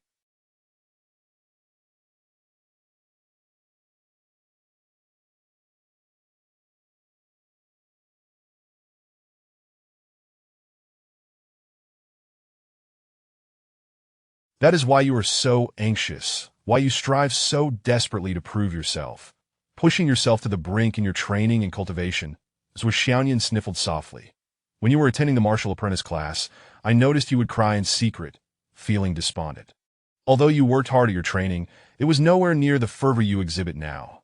Currently, you arrive at school early, practicing your punches and breathing exercises quietly. During class, while others awaken naturally after absorbing spiritual energy, you are different. Even when you wake, you strive to absorb as much spiritual energy as possible. That after class, you hardly visit the restroom or socialize, continuously cultivating in the classroom. Only when it's time for the ranking battles in the afternoon do you venture out to fight, relentlessly challenging others without a moment's respite, continuing to battle whether victorious or defeated.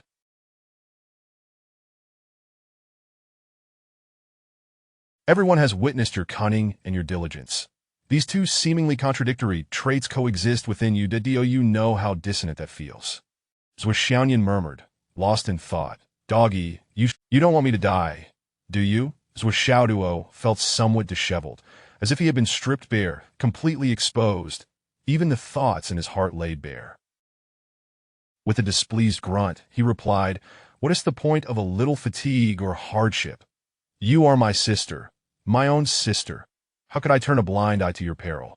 As long as I can prevent your death, I am willing to pay any price. Zuo Xiaoduo, hugging her knees on the bed, murmured, so you truly see it, so I am destined to die. Zuo Xiaoduo paused. That you even specifically pointed it out 2.5 months from now, the star Marshall Golden Crystal.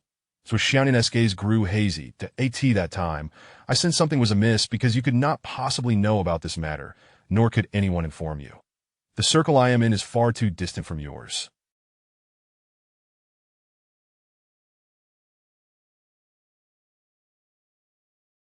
Zuo Xiaoduo took a deep breath and said, Sister Nian, I actually noticed the problem and the danger at that time, but there is something I must say up front. Zuo Xiaoduo replied, Go ahead. I discerned your breakthrough, and I can assure you that you will encounter tribulations at that time. That is absolutely true. Zuo Xiaoduo's expression turned serious.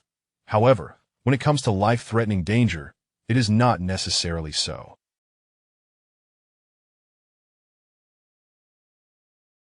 Oh, Zuo Xiaoduo looked at him with skepticism.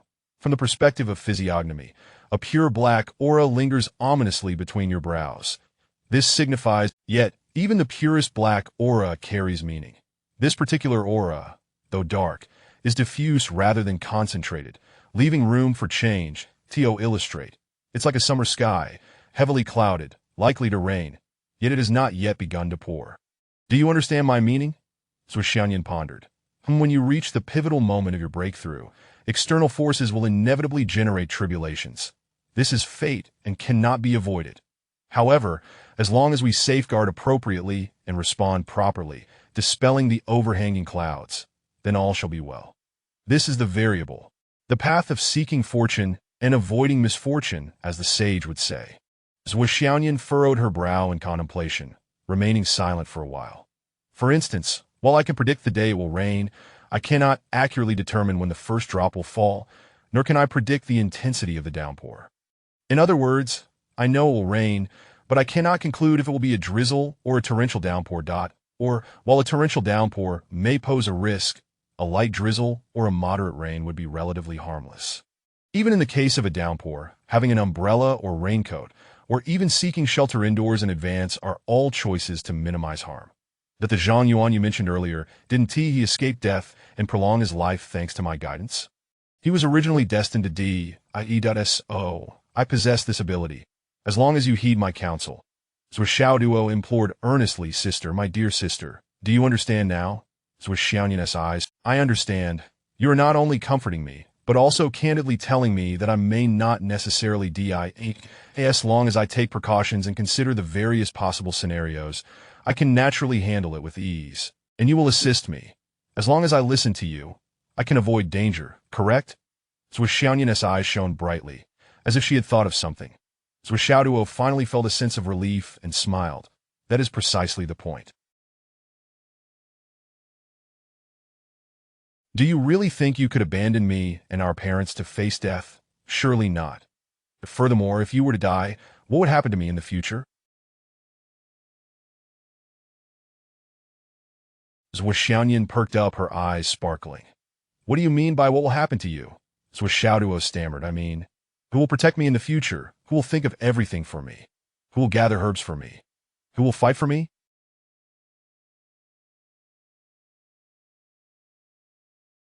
Who will bully me? This and that, don't you agree? Humph, humph, humph. That's Zuo Xiaoduo scrunched her nose. That is not what you meant to say. How would you know what I'm planning? Zuo Xiaoduo became animated, saying, You mean to say that if I die, you want to be able to find a wife in the future, right? Hee. That's Zuo Xiaoduo was incensed. Nonsense, fabricating lies and distorting the truth. With my handsome, dashing appearance, how could I fail to find a wife? At school, I do not know how many girls have written me love letters, but I threw them all away.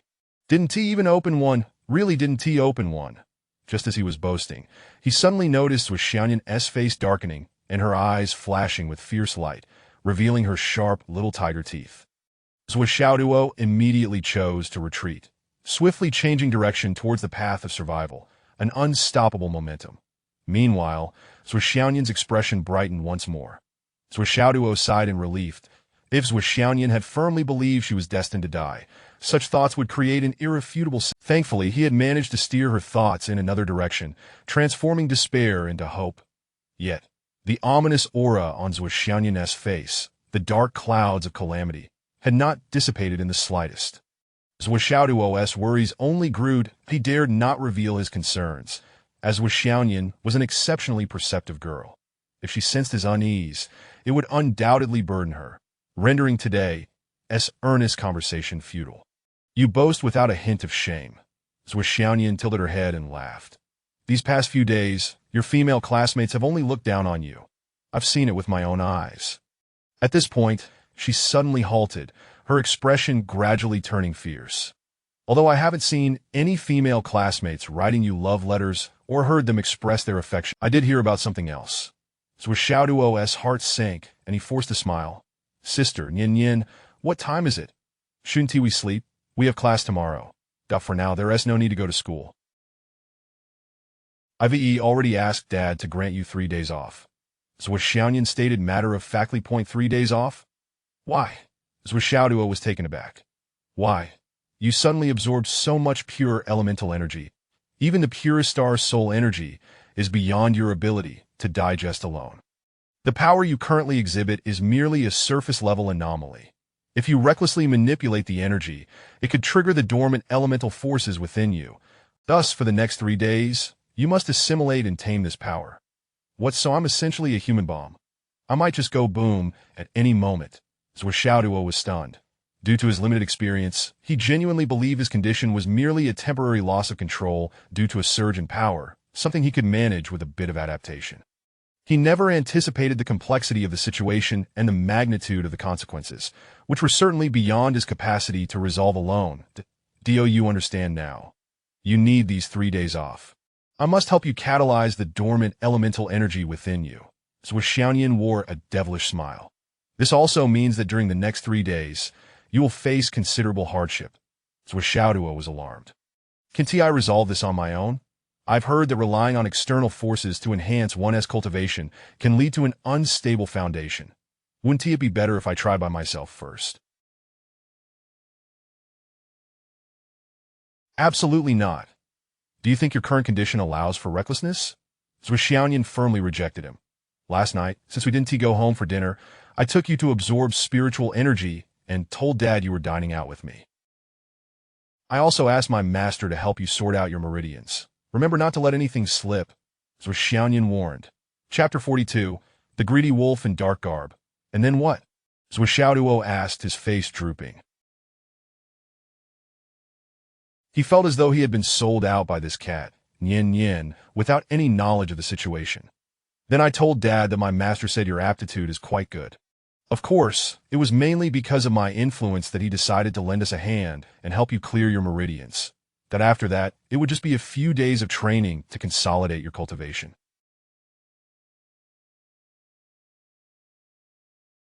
Naturally, this would take 3 days. Zuo Xiaoduo, with no hint of embarrassment or breathlessness, continued. Dad happily agreed and promised to help you take leave. Although he doesn't have the contact information for your current homeroom teacher, he managed to get in touch with teacher Hu Ruyun, asking her to assist in your leave request. And then what? Then I carried you back. Dad asked what happened, and I said you had increased your cultivation after clearing your meridians, but your body couldn't handle the burden and fell into a deep sleep state. As long as you had a good rest, you'd be fine. Zuo Xiaoduo stated matter-of-factly. In summary, for the next 3 days, you have nowhere to go but to stay by my side. Zuo Xiaoduo, on the verge of tears, exclaimed, Are you saying you've planned out my next 3? If I didn't arrange it this way, you wouldn't get past Dad's scrutiny. Zuo Xiaoduo suddenly felt as though the world had turned dark, the sun and moon losing all color. No, it should be said that for the next 3 days and nights, both the sun and moon had lost their hues, that I have indeed been sold out. Sister, dear sister, has my little brother become a human bomb? Surely, I won't be beaten, right? Zuo Xiaoduo asked, trembling. Ha. Zuo Xiaoduo chuckled for a while before saying, No, you are now a protected species. How could anyone bear to hit you? Zuo Xiaoduo lamented. But I can clearly sense there's something amiss with your laughter, as if you've caught a hen like a weasel. or perhaps like a cat toying with a mouse. Humph. Zuo Xiaoduo ignored him and casually tossed back the 6 pieces of Star Soul Jade, then retrieved 2 pieces of mid-grade Star Soul Jade from her spatial ring, closing her eyes and channeling her energy. Swish, swish, swish. Zuo Xiaoduo watched in astonishment as the mid-grade Star Soul Jade, sufficient for him to absorb with all his might for several days, changed color at a visible speed in Zuo Xiaoduo's hands, transitioning from crystal clear and radiant to dull and lifeless, until it eventually crumbled into powder. This entire process took less than 5 minutes. In the blink of an eye, Zuo Xiaoduo switched to 2 more pieces of Star Soul Jade, still cradling them in her palm, continuing to operate her energy to digest. As she continued to absorb the jade's energy, her previously pale complexion gradually became more vibrant. Zuo Xiaoduo, he finally recognized the vast chasm between himself and advanced practitioner's 0.2 pieces of mid-grade Star Soul Jade would take him at least 3 days to fully absorb. And even after that, the jade would merely turn into 2 black stones, remaining in existence. In stark contrast, Zuo Xiaoduo had consumed 10 pieces of mid-grade Star Soul Jade, reducing them to powder in a mere 5 minutes. The efficiency gap between the two was astronomical. After absorbing 10 pieces of mid-grade Star Soul Jade, Zuo Xiaoduo finally stopped, twisting her body to sit on the bed. Doggy, why are you just standing there like a fool?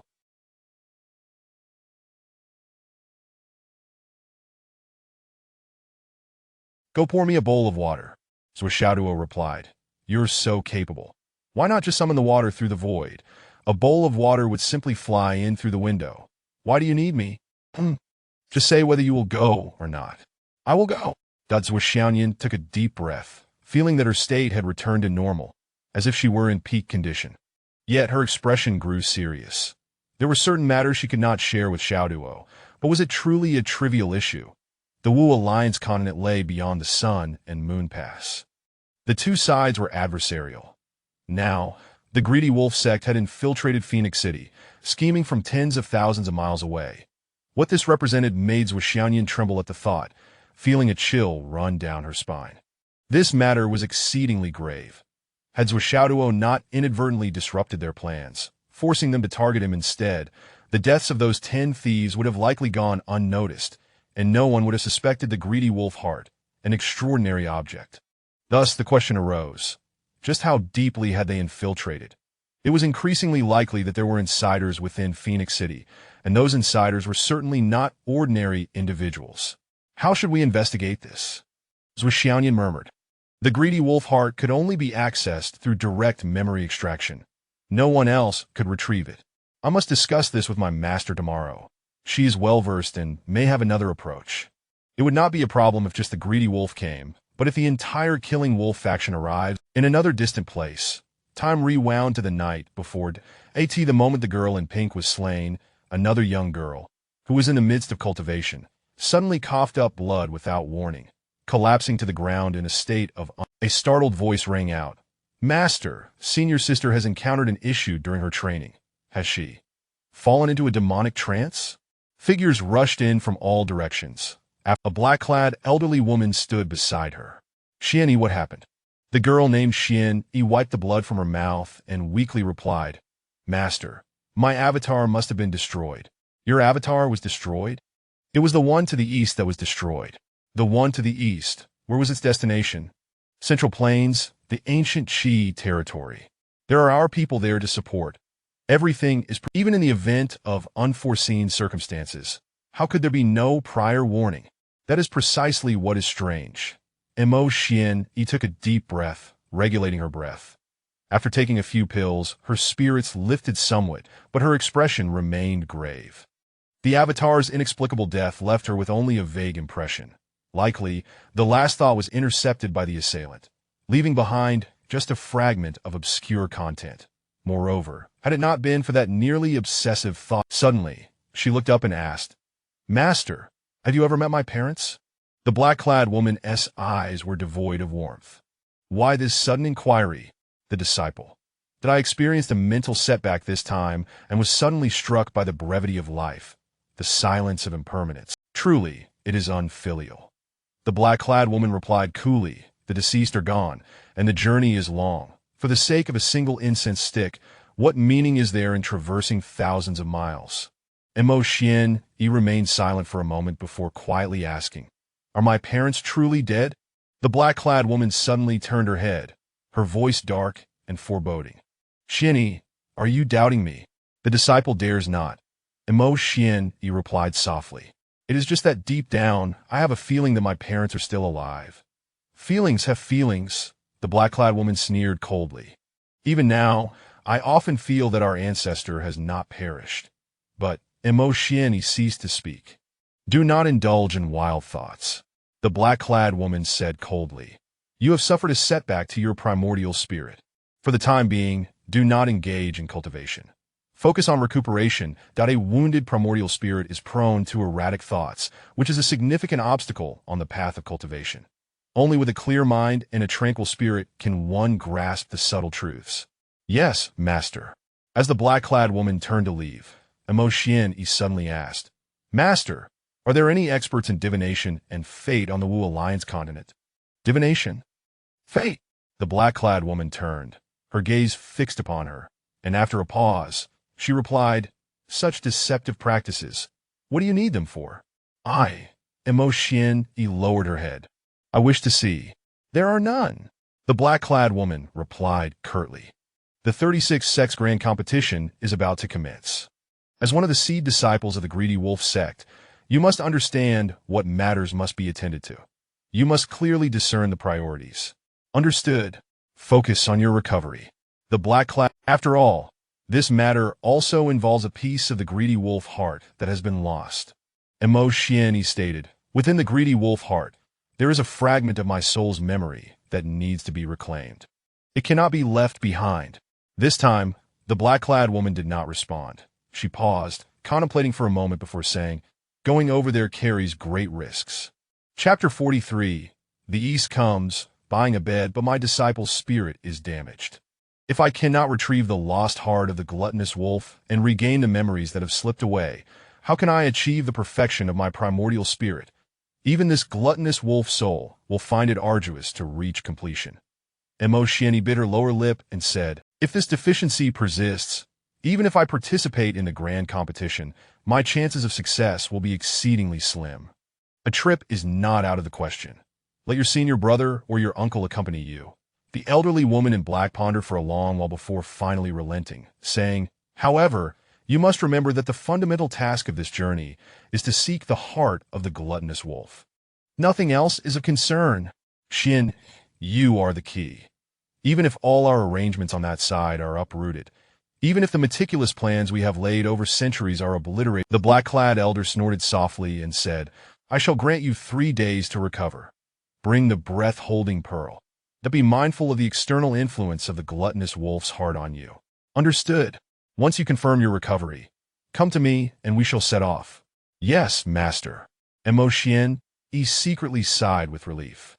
For some unknown reason, she was particularly concerned about the fragment of information relayed back to her. Throughout the entire ordeal, she had not entertained a single doubt.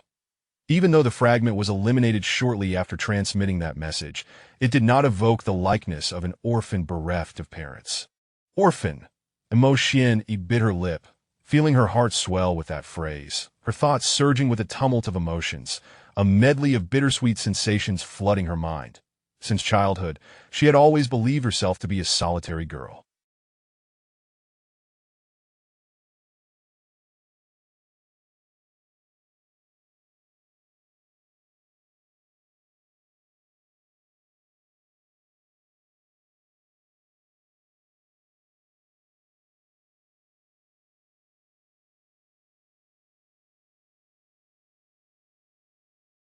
Observing others with their parents, daughters often cradled by their fathers, riding on their shoulders, she was engulfed in envy, longing for this and that. Her heart ached with desire. If only I had a father or a mother, they would surely indulge me. They would lift me high, let me ride a grand horse, they would. But alas, I do not. My parents have long since perished at the hands of the vile inhabitants of the Star Soul continent. Yet, after so long, the fragment returned with that statement that I am not an orphan bereft of parents. I must uncover the truth behind this. Therefore, I need to seek a fortune teller, ideally one who can reveal that I am not an orphan. This is of utmost urgency, that I must ascertain what transpired over there. Did they uncover news regarding my parents? The mere thought of news about my parents ignited a flame within Mo Xianyi's heart. How I yearned, how I longed to be held by my mother, how I wished to be embraced by my father. Even if it were but once. But the following morning, Zuo Xiaoduo rose early, and shortly after, Zuo Xiaoyan emerged from her own room, stretching exaggeratedly, and remember not to embarrass me. Zuo Xiaoduo stammered uncertainly. Wu Ting brought over porridge and a plate of meat. Finish your breakfast first, doggy. Make sure to eat plenty of meat. When you visit your sister's master, remember to show respect, be obedient, and avoid causing. This is a precious opportunity your sister has fought hard to secure for you. Zuo Xiaoduo nodded vigorously, wanting to assert that he was no longer a child and did not require such admonitions, but ultimately refrained from voicing it. Zuo Changlu maintained a stoic expression while eating, revealing no signs of emotion. Once he finished, he instructed, Xiaoyan, keep an eye on him. Zuo Xiaoyan straightened her posture, replying respectfully, yes, father. After breakfast, the siblings set off. As they gently closed the door, the sound of their frenzied footsteps echoed, accompanied by an exuberance of joy. Wu Ting listened for a moment, then sighed with a wry smile. They seem quite fearful of you. Zuo Changlu rolled his eyes dramatically, retorting, Zuo Tai, perhaps it is you who are too stern with them. I hardly manage them at all. Wu Ting returned the eye roll and quietly inquired, how late was Xiaoyan in Xiaoduo's room last night? Without lifting his gaze from his food, Zuo Changlu replied, each word deliberate, not past 4 o'clock, at 3:49 and 17 seconds. Wu Ting frowned. This morning, I checked Xiaoduo's room. The bed collapsed, but there were no other signs. It seems nothing else occurred.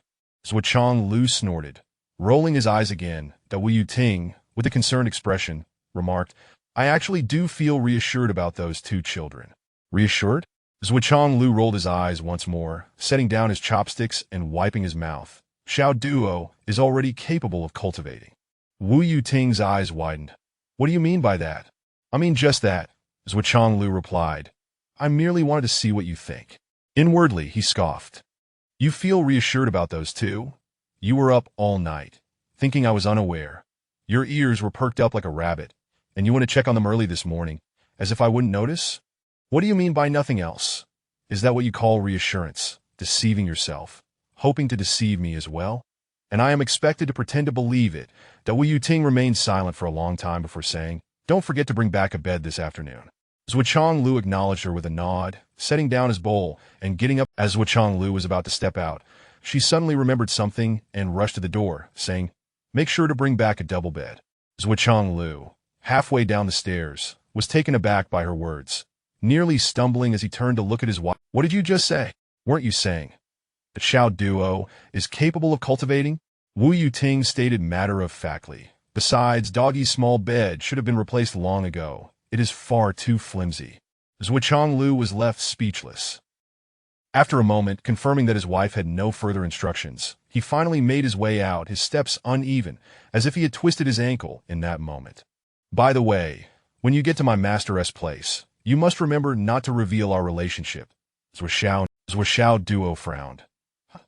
We can't even mention that. Isn't that rather difficult? Your name is Zuo Xiaoyan, and mine is Zuo Xiaoduo. The moment we mention our names, it's clear as day. What more is there to say? How can we avoid exposing ourselves? Zuo Xiaoyan coughed twice. It's all right. I'll try to minimize your interactions with others. After a pause, she added, actually, my master knows about you. It's just that my junior sister is unaware of your existence.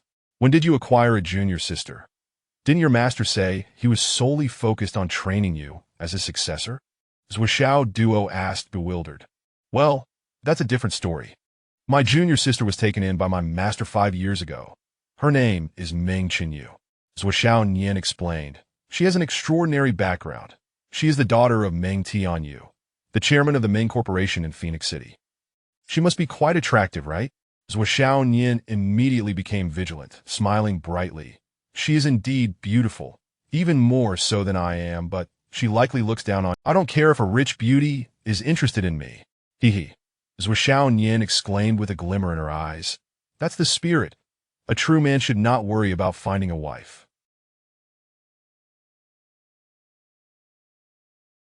The focus now should be on career and cultivation.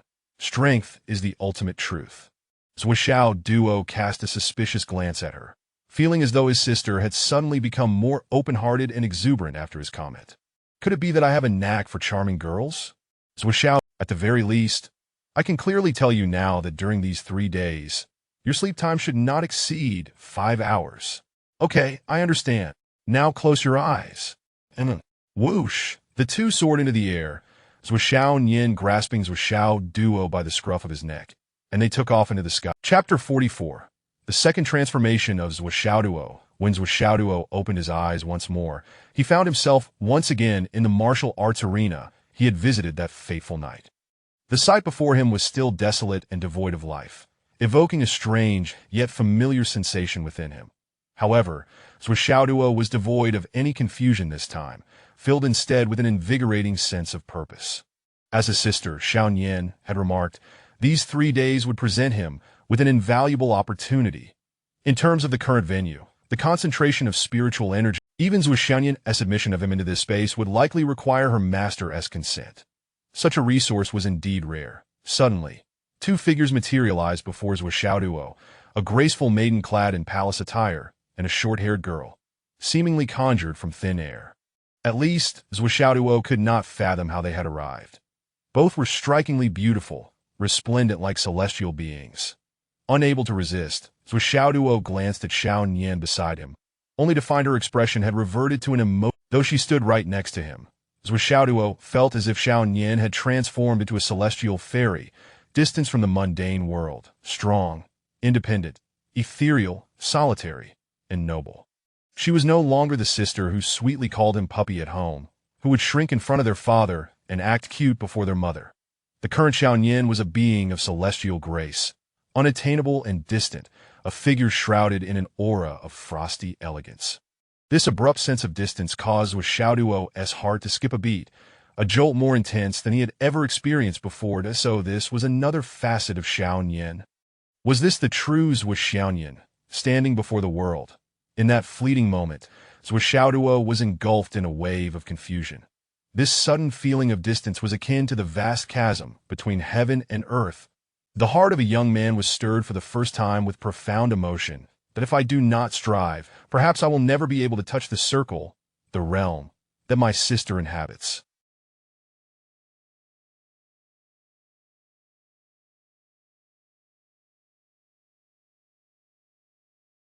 Despite Xiaoduo being his dear sister in the eyes of the world, she was merely a celestial being whom all looked up to.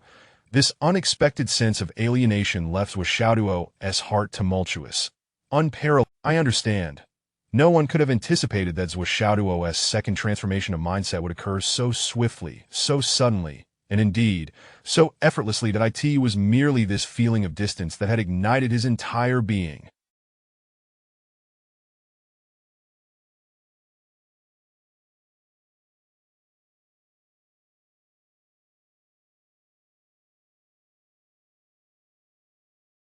If I do not endeavor, perhaps I will never be worthy of standing beside Nian Nian. She is right here with me, yet the distance between us feels insurmountable, like a star in the sky, beyond reach. At that moment, Zuo Xiaoduo's spirit was profoundly shaken.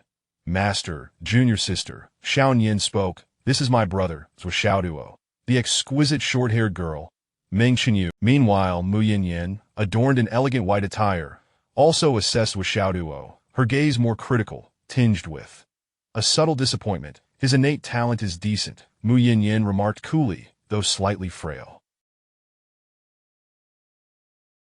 At 17, his bones have largely solidified. His qualifications are acceptable, with moderate flexibility in his meridians. His limbs are well-proportioned and coordinated. He could be considered a potential mark. At 17, regardless of effort, his future achievements will be limited, destined to not go far. Xiaoduo replied with a chill in her voice, I do not mind these assessments, nor does my master need to concern herself with them.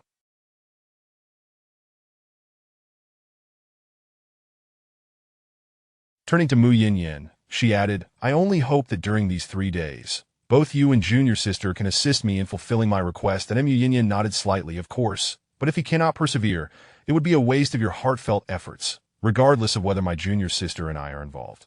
That is my concern, Xiao Nian insisted resolutely. On the other side, the exquisite girl, Meng Chenyu, chimed in with a playful tone. Sister, I assure you, I will honor my commitments to you, but do not forget your promise to me as well. Remember, reciprocity is key. Xiao Nian nodded slightly, but chose not to elaborate further. In the next moment, with a graceful wave of her hand, Mu Yinyan and Xiao Nian abruptly vanished without a trace. The expansive martial arts arena was left with only Meng Chenyu and Zuo Xiaoduo. Calmly, Zuo Xiaoduo regarded the girl before him, fully aware that despite her seemingly delicate appearance, she possessed an overwhelming prowess that he could not yet aspire to touch. It was evident that the training of this first day would be conducted through her. The only aspect that troubled Zuo Xiaoduo was that, although Meng Chenyu was extraordinarily beautiful, captivating enough to astonish, her expression and gaze instilled in him a sense of discomfort, particularly after his sister's departure. Her scrutiny felt akin to a normal person observing an ant, filled with disdain and superiority. What are you staring at? Meng Chenyu narrowed her eyes. Are you implying that I cannot look? Zuo Xiaoduo retorted, that of course you can look, and you may even seek to understand. Meng Chenyu replied with a cold. Zuo Xiaoduo raised an eyebrow in confusion. Do you know what this place is? Meng Chenyu proudly lifted her slender neck. This is the underground facility of the Meng Corporation. It is situated 300 meters below the surface, a sanctuary for cultivation meticulously crafted with immense human and material resources. 300 meters. Zuo Xiaoduo gazed at the spacious hall, akin to a football field, unable to suppress his astonishment. What you see is merely 1/10 of the entire cultivation area, Meng Chenyu stated nonchalantly. This sanctuary is equipped with various facilities, encompassing all necessary locations for cultivation. A gift from my father after my master accepted me as his disciple, costing him a staggering 12 billion star dollars.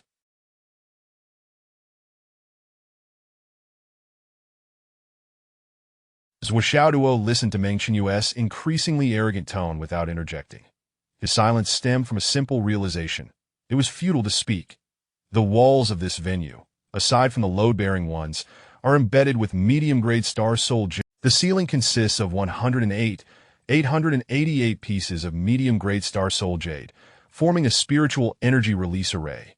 The star soul arrays on the ceiling and surrounding walls, to put it bluntly, every breath taken here contains energy that an ordinary person would find impossible to acquire in a lifetime, Meng Chenyu stated coldly. The other parts of the arena are even more advanced. I won't bother detailing them for you. Just know this.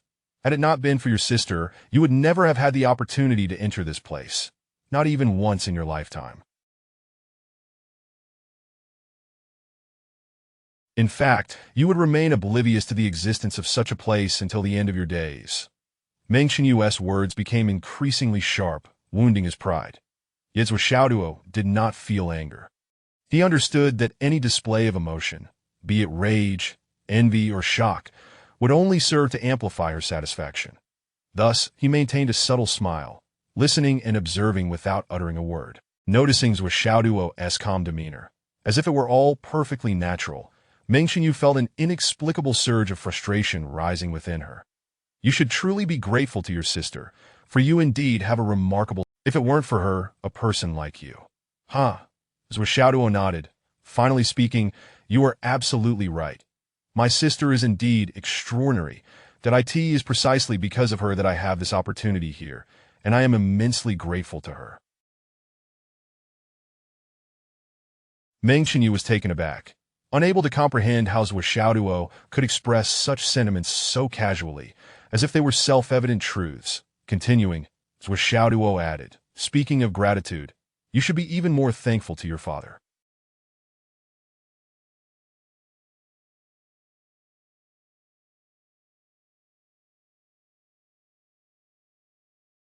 He is truly remarkable, providing you with so much, far beyond what ordinary people like us could ever know or see, allowing you the chance to show off in front of me.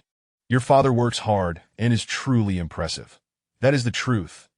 Meng Qinyu's delicate face flushed crimson, momentarily losing her composure as she retorted, "Of course my father is impressive." Zuo Xiaoduo's expression darkened completely as he scoffed. "Your father is much better than mine? I beg to differ. Your father may head a trillion-dollar conglomerate, but the daughter he raised is hardly exceptional. In contrast, my father has no wealth. Yet he raised my sister, who surpasses yours." Meng Qinyue fell silent, unable to refute this statement. "But how does that matter if I am far superior to you?" Meng Qinyue pondered for a long moment before countering that I may not surpass your sister. "But does that mean I cannot surpass you? You claim to be superior to me. In what way?" Zuo Xiaoduo replied, his face brimming with pride, "That I possess many things you lack, yet you dare to boast of superiority, blinded by your own arrogance." Chapter 45. The Life Goals of Zuo Xiaoduo. "What do you have?" Meng Qinyue exclaimed, springing up as if she had stepped on a cat's tail. "What do you have?" "I have my sister, a genius sister, who wholeheartedly thinks of me. I also have parents who raised such a prodigy," Zuo Xiaoduo replied calmly. "Moreover, I am male, and what I possess, you can never have, nor will you ever." Zuo Xiaoduo finally began his complete counterattack.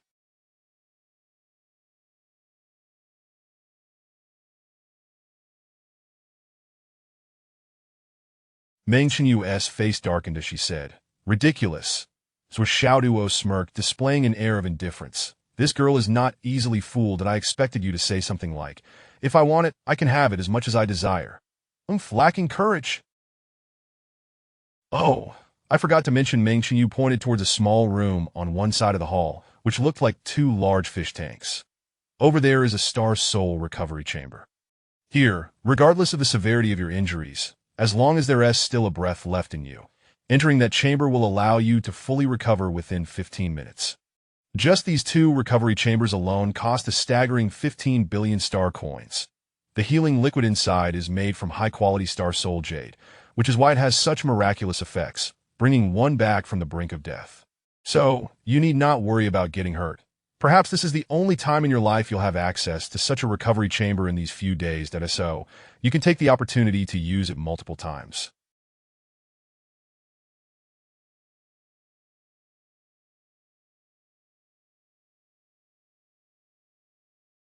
Meng Qinyu's words dripped with sarcasm. Zuo Xiaoduo gazed at the two recovery chambers, taking in the opulence of the place, his eyes shimmering with brilliance. In that moment, a goal suddenly formed in his heart. To become stronger, to stand beside my sister and tell her, "Don't be afraid, I am here for you." This was Xiaoduo's first thought. His second thought, "I must acquire wealth. I want a vast fortune." Meng Qinyue looked at Zuo Xiaoduo with a hint of mockery. By the way, do you remember what I told your sister about reciprocity? Your sister promised me a favor, just so you could have these 3 days of opportunity." Zuo Xiaoduo's expression darkened suddenly. "What did my sister promise you?" Meng Qinyue replied smugly, "You have a sister who cares for you. While I do not have a younger brother, I have an older brother who has had a crush on your sister." Zuo Xiaoduo's gaze shifted, becoming as venomous as two poisonous snakes directed at Meng Qinyu's face. After a long silence, he spoke in a low voice. "What do you mean?" Meng Qinyue, reveling in her triumph, said, "Guess that I refuse this opportunity." Zuo Xiaoduo declared angrily. "Impossible," Meng Qinyue retorted. Even if you refuse, our pact cannot be altered.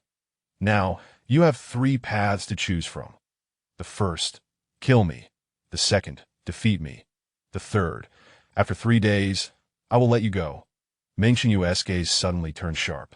"Rather than wasting words, action is the most practical. The special training begins now." Boom! Zuo Xiaoduo was kicked out. In that instant, he formed a third goal to become stronger and wealthier. "Once I am strong enough, I will teach this girl a lesson, revive her, and then use money to crush her and her father." Meanwhile, in an office upstairs, Zuo Xiaoyan stood with her arms crossed, her gaze fixed on the surveillance screen. Mu Yin was also watching the footage. Both women wore expressionless faces, silent for a long time. At this moment, Zuo Xiaoduo had been defeated by Meng Qinyue for the 17th time, already battered and bruised. Meng Qinyue continued to hurl taunts at him. "What a useless appearance! You still want to protect your sister?"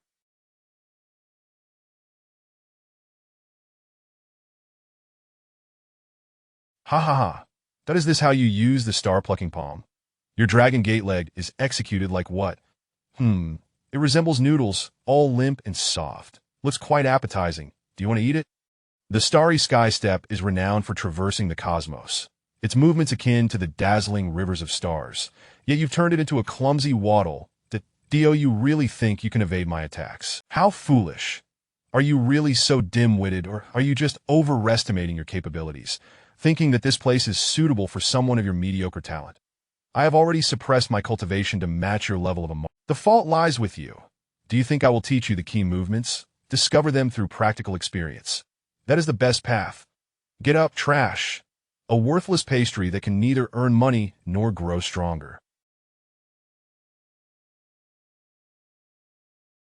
You've been given such a splendid opportunity, yet you waste it.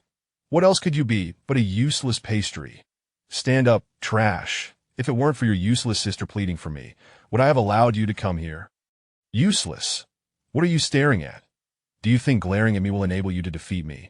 You are not just useless, but also an idiot. Why have you stopped? Why aren't you attacking?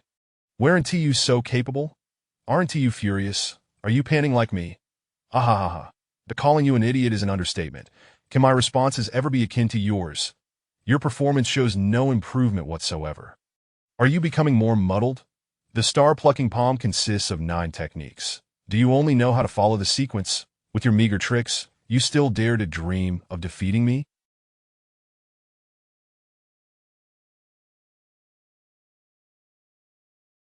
Truly an idiot, haha. Not under Meng Qinyu's relentless verbal barrage, Zuo Xiaoduo had completely lost his mind. Despite being knocked down time and again, he rose again and again, his face swollen like a pig's. To become stronger, to acquire wealth, I can feel my transformation. I may not be as capable as you now, but I am gradually growing stronger, faster, more faster. Again and again, once more, once more.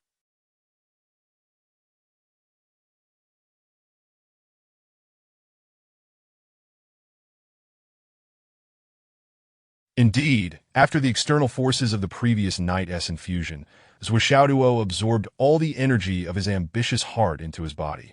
Although his cultivation level remained that of a martial artist, his power level, from the perspective of this prowess, one could say that ascending to such heights was not an exaggeration. Trash. Given such a wonderful opportunity, such an advantageous environment, you still cannot display the corresponding strength.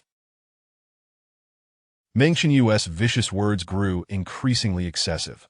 Someone like you, with latent strength, would merely serve as a meat shield on the battlefield, and a rather incompetent one at that. Do you understand? Even if someone like you possessed several billion coins, you would still end up a pauper in the hands of seasoned veterans. This is a truth applicable at the gambling table, and to you, Zuo Xiaoduo.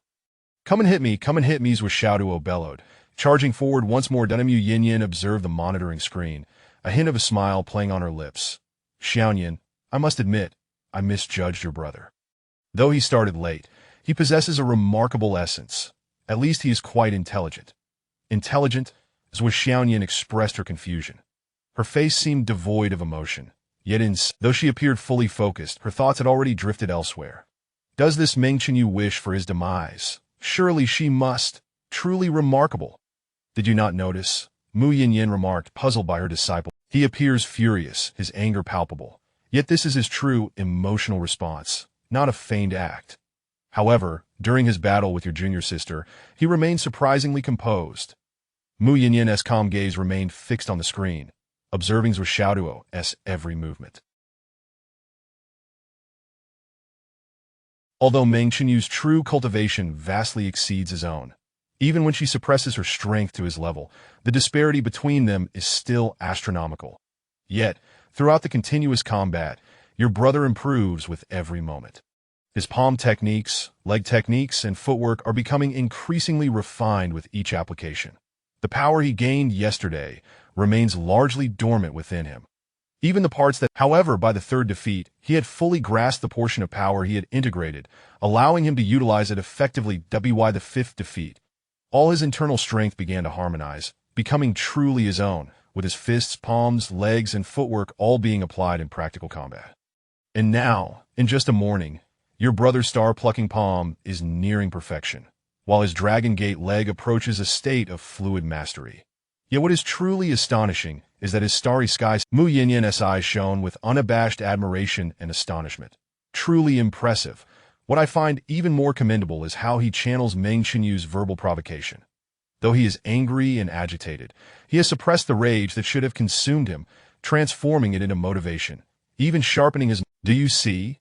Those are not the eyes of a mindless fury. Look at his gaze, which has remained contemplative. He is not swayed by his anger. This character trait deserves the praise of being extraordinary.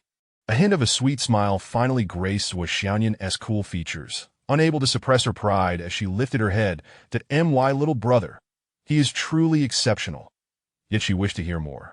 With a hint of playful innocence, she said, Master, it seems this is the first time you've praised someone so highly. Chapter 46. First that, then this. Mu Yinyan smiled and said, For those who are truly praiseworthy, I have never withheld my commendations. Your younger brother is deserving of such praise. No, he undoubtedly exceeds Chunyu. Mu Yinyan said with a sigh. Ah, Master, from where does this assessment arise? While I am indeed pleased by your compliments regarding Xiaoduo, there is no need to elevate him too high. Zuo Xiaoduo found it hard to withstand Mu Yinyan's evaluation. Who was Mu Yinyan, and what level of discernment and experience did she possess? Among her two disciples, Zuo Xiaoduo and Meng Qinyu, both were unparalleled geniuses. They had long since proven her discerning eye and the stringent criteria for accepting disciples. Now, for her to suddenly state that Zuo Xiaoduo outshone Meng Qinyu in certain aspects, should such a remark circulate, it would almost certainly render Zuo Xiaoduo a target of scorn. I speak the truth.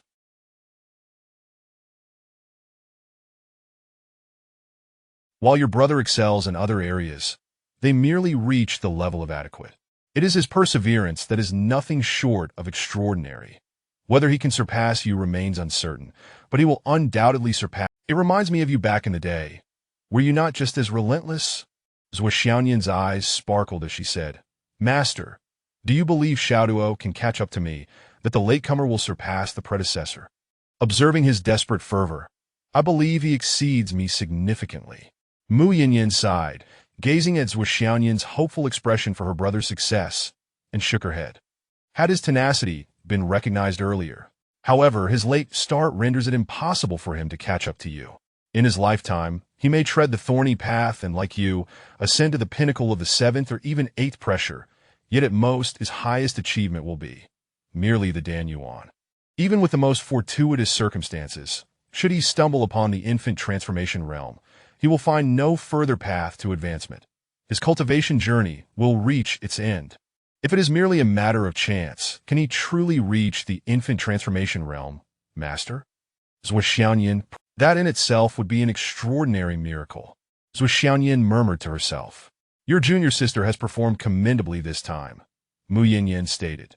Zuo Xiaoduo turned to the screen, where Meng Qinyu's limbs rained down upon Zuo Xiaoduo's face, body, and head like a tempest. Furrowing her brow, she expressed her concern. Master, my junior sister's training progress has been rather slow of late. Indeed, it has been somewhat sluggish, Mu Yinyan acknowledged. She is simply too playful, wasting such a splendid opportunity for cultivation.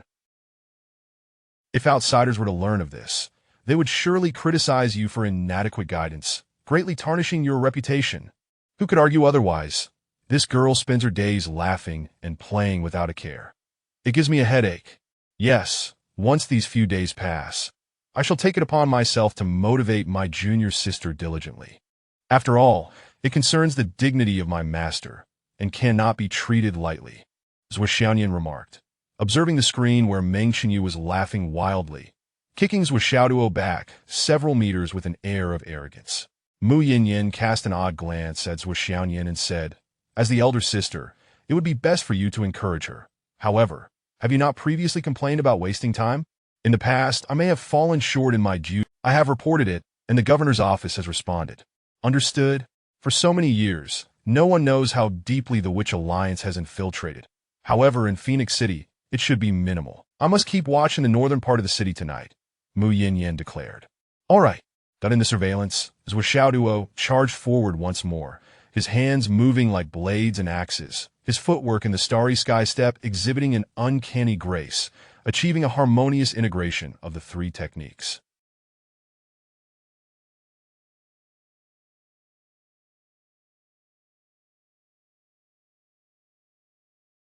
At this moment, Meng Qinyu's pretty face was also slick with sweat, although her cultivation far surpassed Zuo Xiaoduo's, suppressing her own prowess to engage him at the martial master level. Despite her rapid recovery and superior skills, the prolonged intensity of their confrontation had drained her both mentally and physically. Moreover, having been pampered all her life, her fighting spirit paled in comparison to Zuo Xiaoduo's, leaving her far from her previous composure, her appearance barely passable. Yet, even in his tattered state, Zuo Xiaoduo refused to relent, continuing to charge forward with a fierce expression, as if he could persist indefinitely.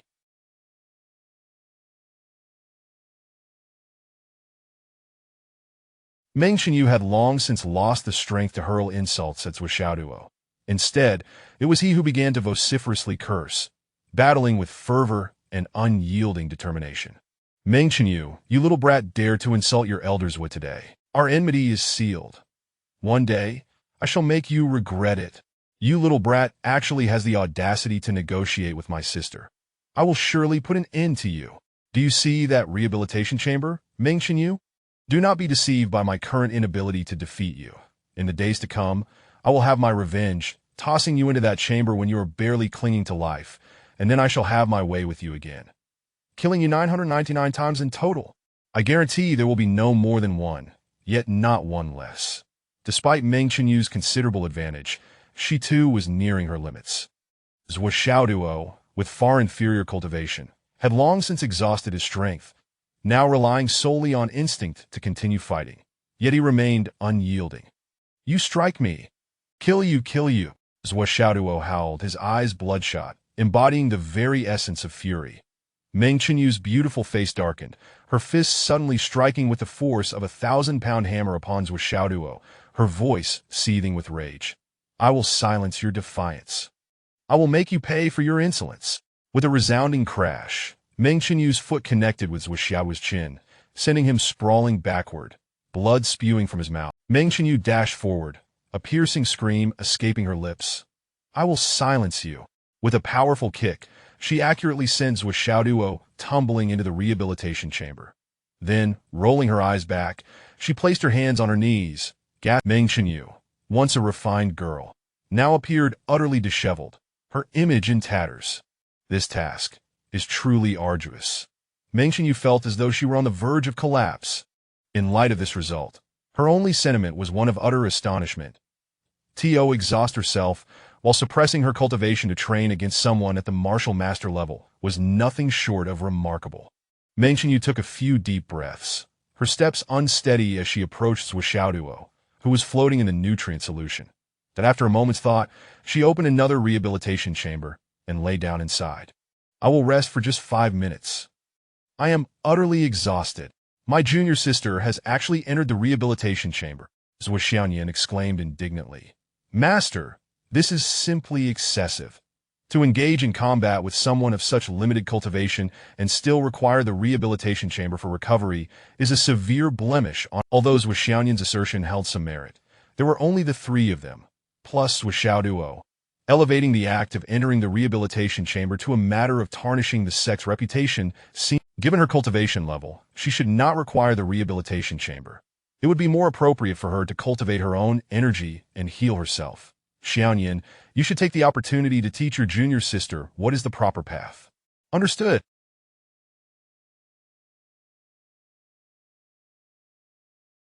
I will certainly guide my junior sister well, Zuo Xiaoyan affirmed repeatedly. Chapter 47. The Healing Chamber, so many uses. That approximately 10 minutes later, Meng Qinyue emerged from the nutritional chamber, her spirit rejuvenated and complexion restored to a rosy glow. In the next moment, she swiftly appeared before Zuo Xiaoyan and Mu Yinyan. Senior sister, junior sister, did I perform adequately? He seems to be fighting with all his might, truly giving it his all. Despite having several bones broken from my strikes, he still persists, quite remarkable. Senior sister, your younger brother does possess some grit. Meng Qinyue chuckled. Aside from being a bit cheap, She clearly sensed the flicker of annoyance in Meng Qinyu's eyes when she mentioned Zuo Xiaoduo's cheeky remarks, indicating that Zuo Xiaoduo's words had indeed provoked this proud young lady.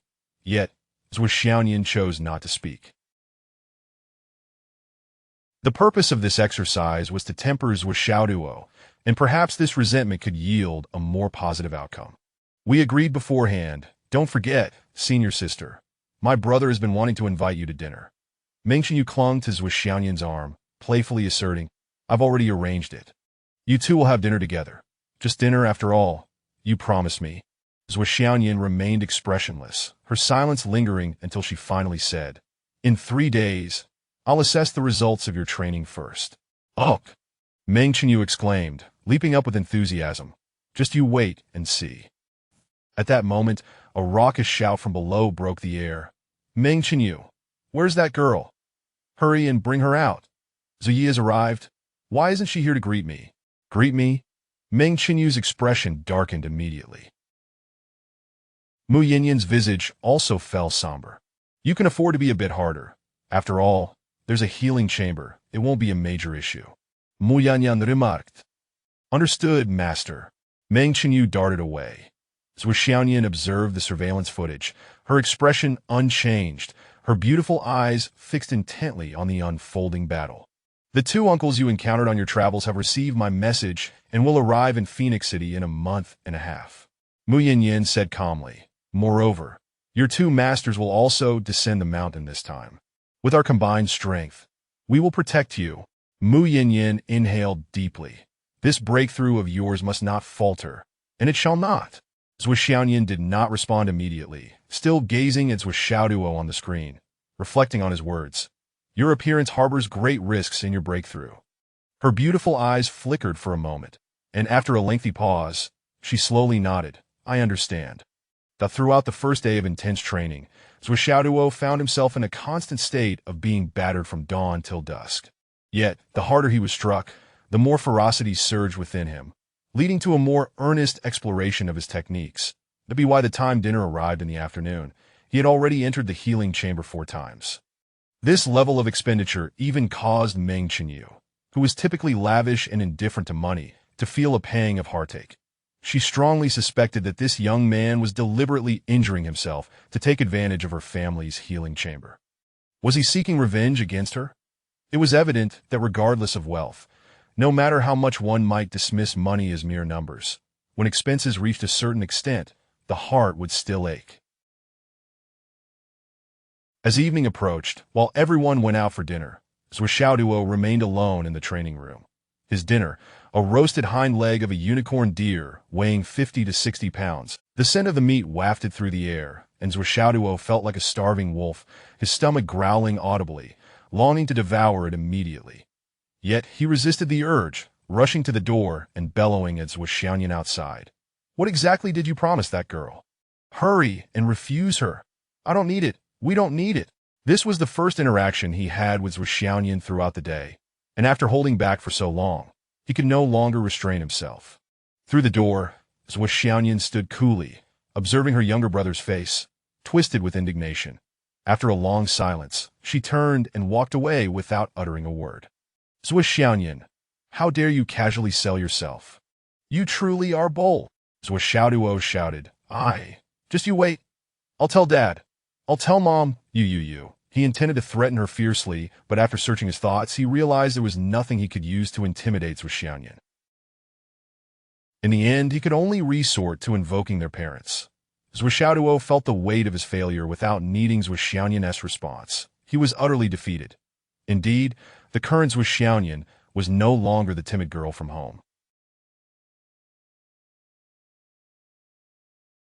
She was a formidable force, a woman whose name resonated throughout Phoenix City, the pride of the entire city. Zuo Xiaoyan was a completely independent and powerful woman. She was self-sufficient, extraordinarily capable, able to resolve any issue, problems even their parents could not handle. Furthermore, unbeknownst to all, Zuo Xiaoyan had already faced countless life and death struggles, encounters in the martial world that ordinary people could scarcely imagine and would never experience in their lives. Her strength had long surpassed her own expectations and understanding. Zuo Xiaoduo sighed, gazing at the tantalizing Never had he felt such loathing for his own inadequacy. Why couldn't I have grown stronger sooner? Why am I not the pillar of the family? Why must I allow Sister Xiaoyan to bear grievances for my sake? As a brother, a man, shouldn't I protect my sister? With her status and strength, she should not have to bow her head to anyone. Feeling the rich spiritual energy in the air, Zuo Xiaoduo gritted his teeth and, in a fit of despair, sat down heavily, seizing the unicorn deer leg from the ground, and taking, Sister Xiaoyan, I will become your pride. Nian Nian cat. I will protect you. I promise. Wait for me. That when Meng Qinyu and her two companions returned from dinner, they were greeted by the sight of Zuo Xiaoduo drenched in sweat, diligently practicing 3 sets of martial arts. Every move was executed with utmost seriousness, meticulous and precise. His every gesture exuded an air of elegance and mastery. That moment, Zuo Xiaoduo was bare-chested, and the 3 women could clearly see the rhythm of his muscle. His internal meridians flowed smoothly, but his gaze was fixed on a nearby mirror, checking the accuracy of his movements, striving to identify any imperfections, ready to correct them in his next attempt. Remarkably well done. Nearly reaching the pin. I have never doubted that it's just that he wasted several years on bizarre dreams, which delayed his progress. But I believe he can catch up and reclaim the glory that rightfully belongs to him, bringing pride to me and our parents. Mu Yinyin nodded thoughtfully. Qinyu, you may enter now. Master, may I discuss something? Meng Qinyu felt a twinge of anxiety. Senior sister Nian's younger brother is truly a monster. I can't kill him, and I must constantly suppress my own cultivation. But his mouth is like a cesspool, every word infuriating me, that I'm genuinely afraid that in a moment of anger, I might lose control. Furthermore, his physical stamina is also monstrous. With my martial artist level cultivation, even someone above that level would be exhausted in mere minutes. Yet this kid, it's as if he is an unkillable cockroach, truly exhausting. Can you see if it's possible to? Mu Yinyin narrowed her eyes. You still have the audacity to say you're tired? Clearly, it's because you've been slacking off in your training. Your progress has been disappointingly slow. Look at how Zuo Xiaoduo trains. How diligently he works. What an attitude he has towards cultivation. Each of these traits surpasses yours by far. You should learn from him. If Zuo Xiaoduo had your conditions and environment, I believe catching up to you would merely be a matter of time, even if he lost so much initial time. She held back a thought, realizing that if Meng Qinyu were truly to be surpassed by Zuo Xiaoduo, as Zuo Xiaoyan said, it would bring shame to their sect and embarrassment to her as a master, rendering her unfit to face anyone. Senior sister, Meng Qinyu attempted to plead with Zuo Xiaoyan, but as she called out, she met Zuo Xiaoyan's exceptionally cold gaze. Why are you looking at me like that? Meng Qinyu snapped. If you feel tired, you may stop now that I can take him out myself. Zuo Xiaoyan said leisurely. But our agreement will cease here.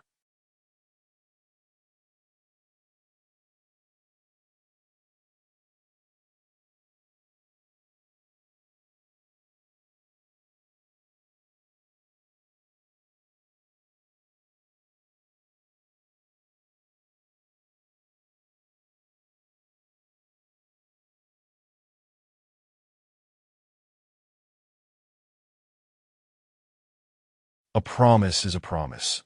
Without trust, one cannot stand that if you fail to uphold your end, how can you expect him to honor his? Meng Qinyu clenched her teeth in frustration. Is it just about sparring with Zuo Xiaoduo? Am I truly inferior to him? With that, she strode confidently into the door. Zuo Xiaoyan huffed and vanished in an instant. At the stroke of midnight, Zuo Xiaoduo entered the healing chamber for the 3rd time, immersing himself in the spiritual liquid, feeling pure spiritual energy surging into his body like rivers converging into the sea. It swiftly healed all his wounds and repaired any damage to his meridians to Zuo Xiaoduo's delight. The cool aura between his brows also began to circulate vigorously with the infusion of pure spiritual energy from the healing chamber, growing stronger and gradually enveloping his entire meridian system. I currently possess a drop and a half of fortune points. This means I can glimpse another person's circumstances for a full 3 months. However, this is my last resource, and also Sister Nian's lifeline. I cannot waste a single drop and must use it cautiously. The spiritual energy from the Star Soul Jade can enhance the cool. It is now clear that the more Star Soul Jade I have, the better. The denser the spiritual energy, the more beneficial it is for my cultivation. Therefore, in the future, I will undoubtedly need a substantial. This is likely its most basic function.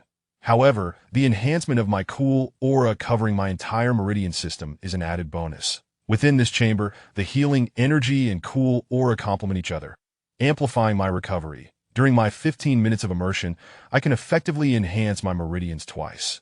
Calculating this way, my meridians have undergone 2 transformative upgrades within just 15 minutes. Such an opportunity, if missed now, who knows when it will come again. A place as high-end as this is certainly not one I can frequent often.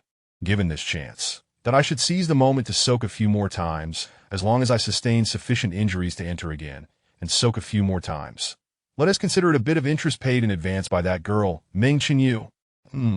With this healing chamber, perhaps I can refine bone purification. The higher the quality of the spiritual energy for bone purification, the better it is for future cultivation. This healing chamber today. Zuo Xiaoduo chuckled slyly. If I let this golden opportunity slip away, wouldn't that be inviting divine retribution? Chapter 48. Drink. Thus, as Zuo Xiaoduo confronted Meng Qinyu, his words grew increasingly vile, overflowing with an array of profanities, a relentless stream of invective that included 3 character phrases that invoked the ancestors of his opponent's lineage with unfettered disdain. The members of the Meng family, regardless of age or gender, were hardly spared from his scathing remarks. The Meng Qinyu, incensed to the point of nearly bursting with rage, retaliated with greater ferocity. Yet, the more viciously she struck, the more venomous Zuo Xiaoduo's insults became. Eventually, Meng Qinyu found herself reflecting, regretting the initial taunts that had provoked this wretched creature. Had she indeed gone too far with her own verbal assaults? If she had refrained from instigating him, would he have unleashed such a torrent of obscenities? Was this truly a training exercise?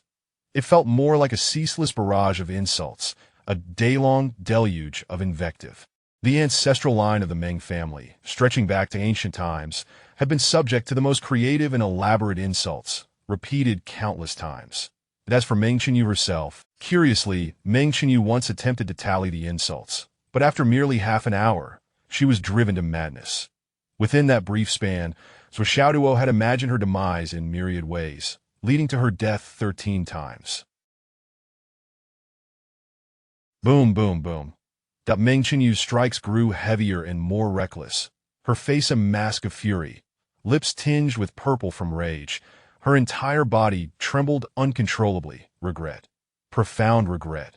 What manner of creature is this? My dear brother, I, your sister, have endured an onslaught of insults beyond what any normal person could withstand in a lifetime.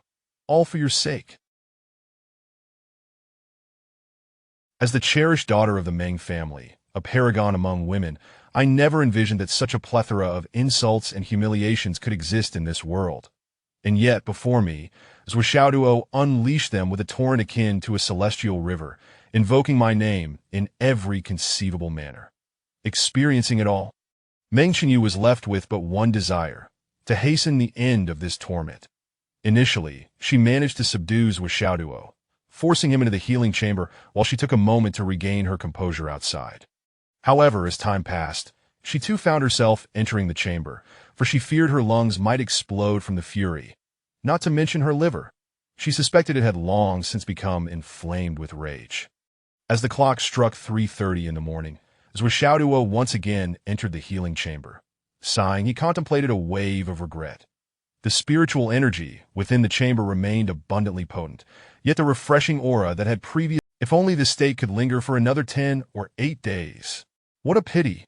Lying in the healing chamber, Zuo Xiaoduo found his enthusiasm waning. Without the benefit of that invigorating sensation, he lacked even the interest to berate Meng Qinyu further. Insulting requires energy. Moreover, there are countless methods and techniques that demand intellectual design. Floating amidst the spiritual liquid, he reveled in its nourishing embrace, feeling it soothe every inch of his skin and every sinew. It was a delightful experience, allowing him to recuperate while refining his bones. That he had secretly begun the process of refining his sternum. It was quite convenient, as some bones had already been fractured by Meng Xinyu before she entered the healing chamber. Toe bones, leg. Once the sternum and cervical bones were refined, he would have to cease, for the cranial bones could not be refined at this level of mastery. The refining process for martial artists occurred once, for martial masters once, for innate stages once, and for fetal breath once, before one could commence the first refining of cranial bones upon reaching the Dan Yuan stage. While he absorbed the benefits, he couldn't help but furrow his brow, pondering, what exactly did Sister Nian agree to with him? That Nian cat truly gives me no peace of mind. Zuo Xiaoduo sighed deeply. 15 minutes, though not long by any means, was indeed fleeting, and it was swiftly passing. Gazing at the abundant spiritual liquid surrounding him, Zuo Xiaoduo felt a pang of reluctance, knowing he could only remain here for 3 days, and over a day had already elapsed. That wretched girl Meng Xinyu actually dared to strike a bargain with Nian cat, clearly underestimating me.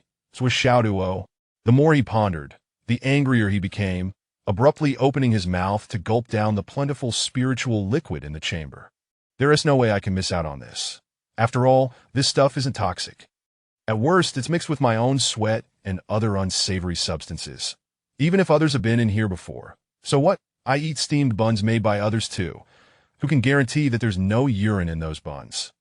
In the limited time he had, he opened his mouth wide, drinking greedily until he was satisfied. Let it be however it may. Perhaps even the original designers of this healing chamber never anticipated that someone would drink the spiritual liquid as if it were beer, and drink it to the point of fullness. This liquid was undoubtedly beneficial to the human body. In fact, it was specifically created for absorption and integration.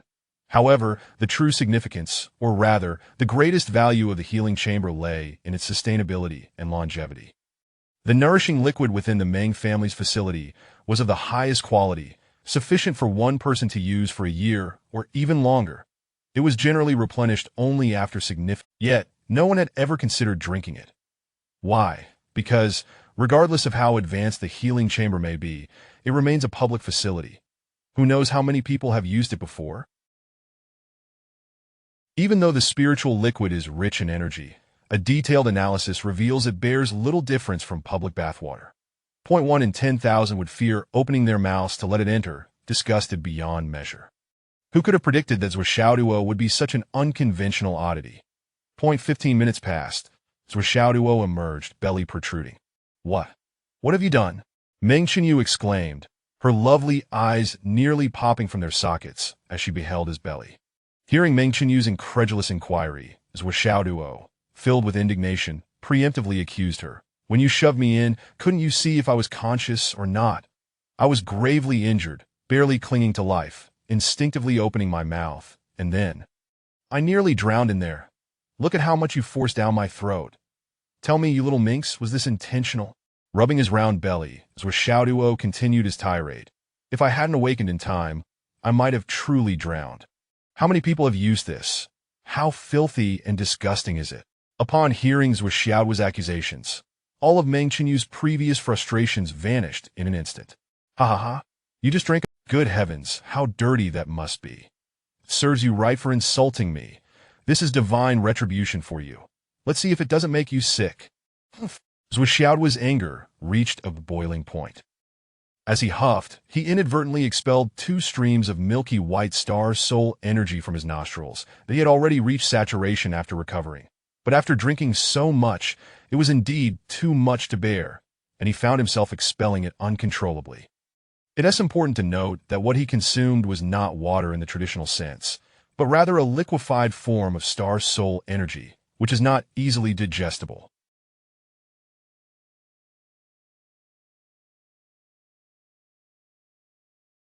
While the spiritual liquid would not cause one to burst, its indigestibility would certainly lead to waste. Come on, you ugly creature, Zuo Xiaoduo shouted. Come, come, come. Today, Zuo shall definitely bring you to submission. Meng Xinyu was incensed by this sudden insult, her nose practically smoking with rage as she charged forward. Although Zuo Xiaoduo had previously filled his mouth with vile language, he had never commented on Meng Qinyu's appearance, for she was undeniably a refined girl.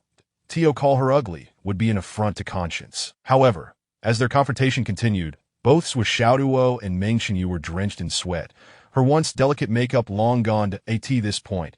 Her appearance could hardly be described as refined. Since it was no longer refined, it could very well be. As Zuo Xiaoduo made a misstep, leaping into the air, the starry steps resembling a dance across the cosmos, his dragon gate kick shimmering like a whirlwind of successive strikes. Boom, boom, boom. In an instant they were entangled, Zuo Xiaoduo unleashing his full strength in a frenzied assault, executing powerful moves. He had no choice but to go all out, for he was on the verge of bursting. Who is the ugly creature? What is attractive about that? You're a complete ugly creature. Chapter 49. Breakthrough. You bully people. Zuo Xiaoduo. Meng Qinyu's eyes blazed with fury, her delicate hands seemingly blossoming like 100 flowers, transforming into a flurry of petals that rained down upon Zuo Xiaoduo with a series of sharp blows. You speak nonsense. You are outrageous, you scoundrel. If you hadn't opened your mouth, I wouldn't have even realized you were a woman. Zuo Xiaoduo struggled to defend himself, but countless palm shadows poured down. I hardly feel anything. That if my fist connected with your chest, I might actually feel it. That you look no younger than 20. How can you claim to be so mature and yet have developed so little? Meng Qinyu seethed with rage. I am but 18. 18? You hardly look it, but even 18 is hardly little. That have you sent all your nourishment down the toilet? Zuo Xiaoduo roared. A kick to your backside feels like kicking steel. Is this truly a woman? Go ask around. Is this a woman? She is clearly a robot. Meng Qinyu, her face darkened, unleashed the full extent of her years of training. Strike. I will make you insult me. I will make you regret your words and your lewdness. Bang, bang, bang. Faced with such an onslaught, Zuo Xiaoduo expended every ounce of energy, leaving only his physical form to withstand. Finally, with a resounding crash, Zuo Xiaoduo collided with the wall and bounced back, collapsing to the ground, convulsing and rendered motionless for a time. You wretched creature! Meng Qinyu gritted her teeth, pulling Zuo Xiaoduo by the hair towards the recovery chamber. This lady still has to attend to you. Upon reaching the chamber, a sudden spark of mischief ignited in her eyes as she dislocated Zuo Xiaoduo's jaw with a sharp twist, forcing him into the chamber with his mouth agape. You rascal! Go drink your bathwater! Gulp, gulp. That Zuo Xiaoduo, his face a portrait of despair, swallowed the bathwater, or rather, the spiritual liquid, by the mouthful. Meng Qinyu watched with delight. People like you deserve nothing less than to drink bathwater. Elated after having thoroughly pummeled Zuo Xiaoduo and made this foul-mouthed rascal consume a bellyful of bathwater, Meng Qinyu's spirit soared. She chose to rest outside the recovery chamber, eagerly anticipating the moment Zuo Xiaoduo would emerge in a state of utter disarray. Zuo Xiaoduo, mouth agape, bubbles. Meng Qinyu reveled in the scene, akin to the joy of savoring ice cream on a sweltering summer day. Your brother is indeed a prodigy, Mu Yinyan mused with a sigh. How disgusting, drinking bathwater. Zuo Xiaoyan couldn't help but wrinkle her brow. But how can you, too, be so blind? It seems you have yet to fully shed the mindset of a worldly girl that if you approach this matter with the heart of a true cultivator, you would surely see it in a different light. What you perceive as bathwater, every drop is the purest spiritual liquid. It is the essence of the finest star-soul jade, evaporated and fused with the purest spiritual spring water. The deal you realize the value of each mouthful your brother consumes. At the very least, one mouthful of this spiritual liquid is worth 1/10 of a piece of premium star-soul jade. Mu Yinyan continued. As long as it aids in cultivation and enhances strength, whether it be bathwater or foot-soak water, even excrement, many would gladly say, once you are powerful, everything else is trivial.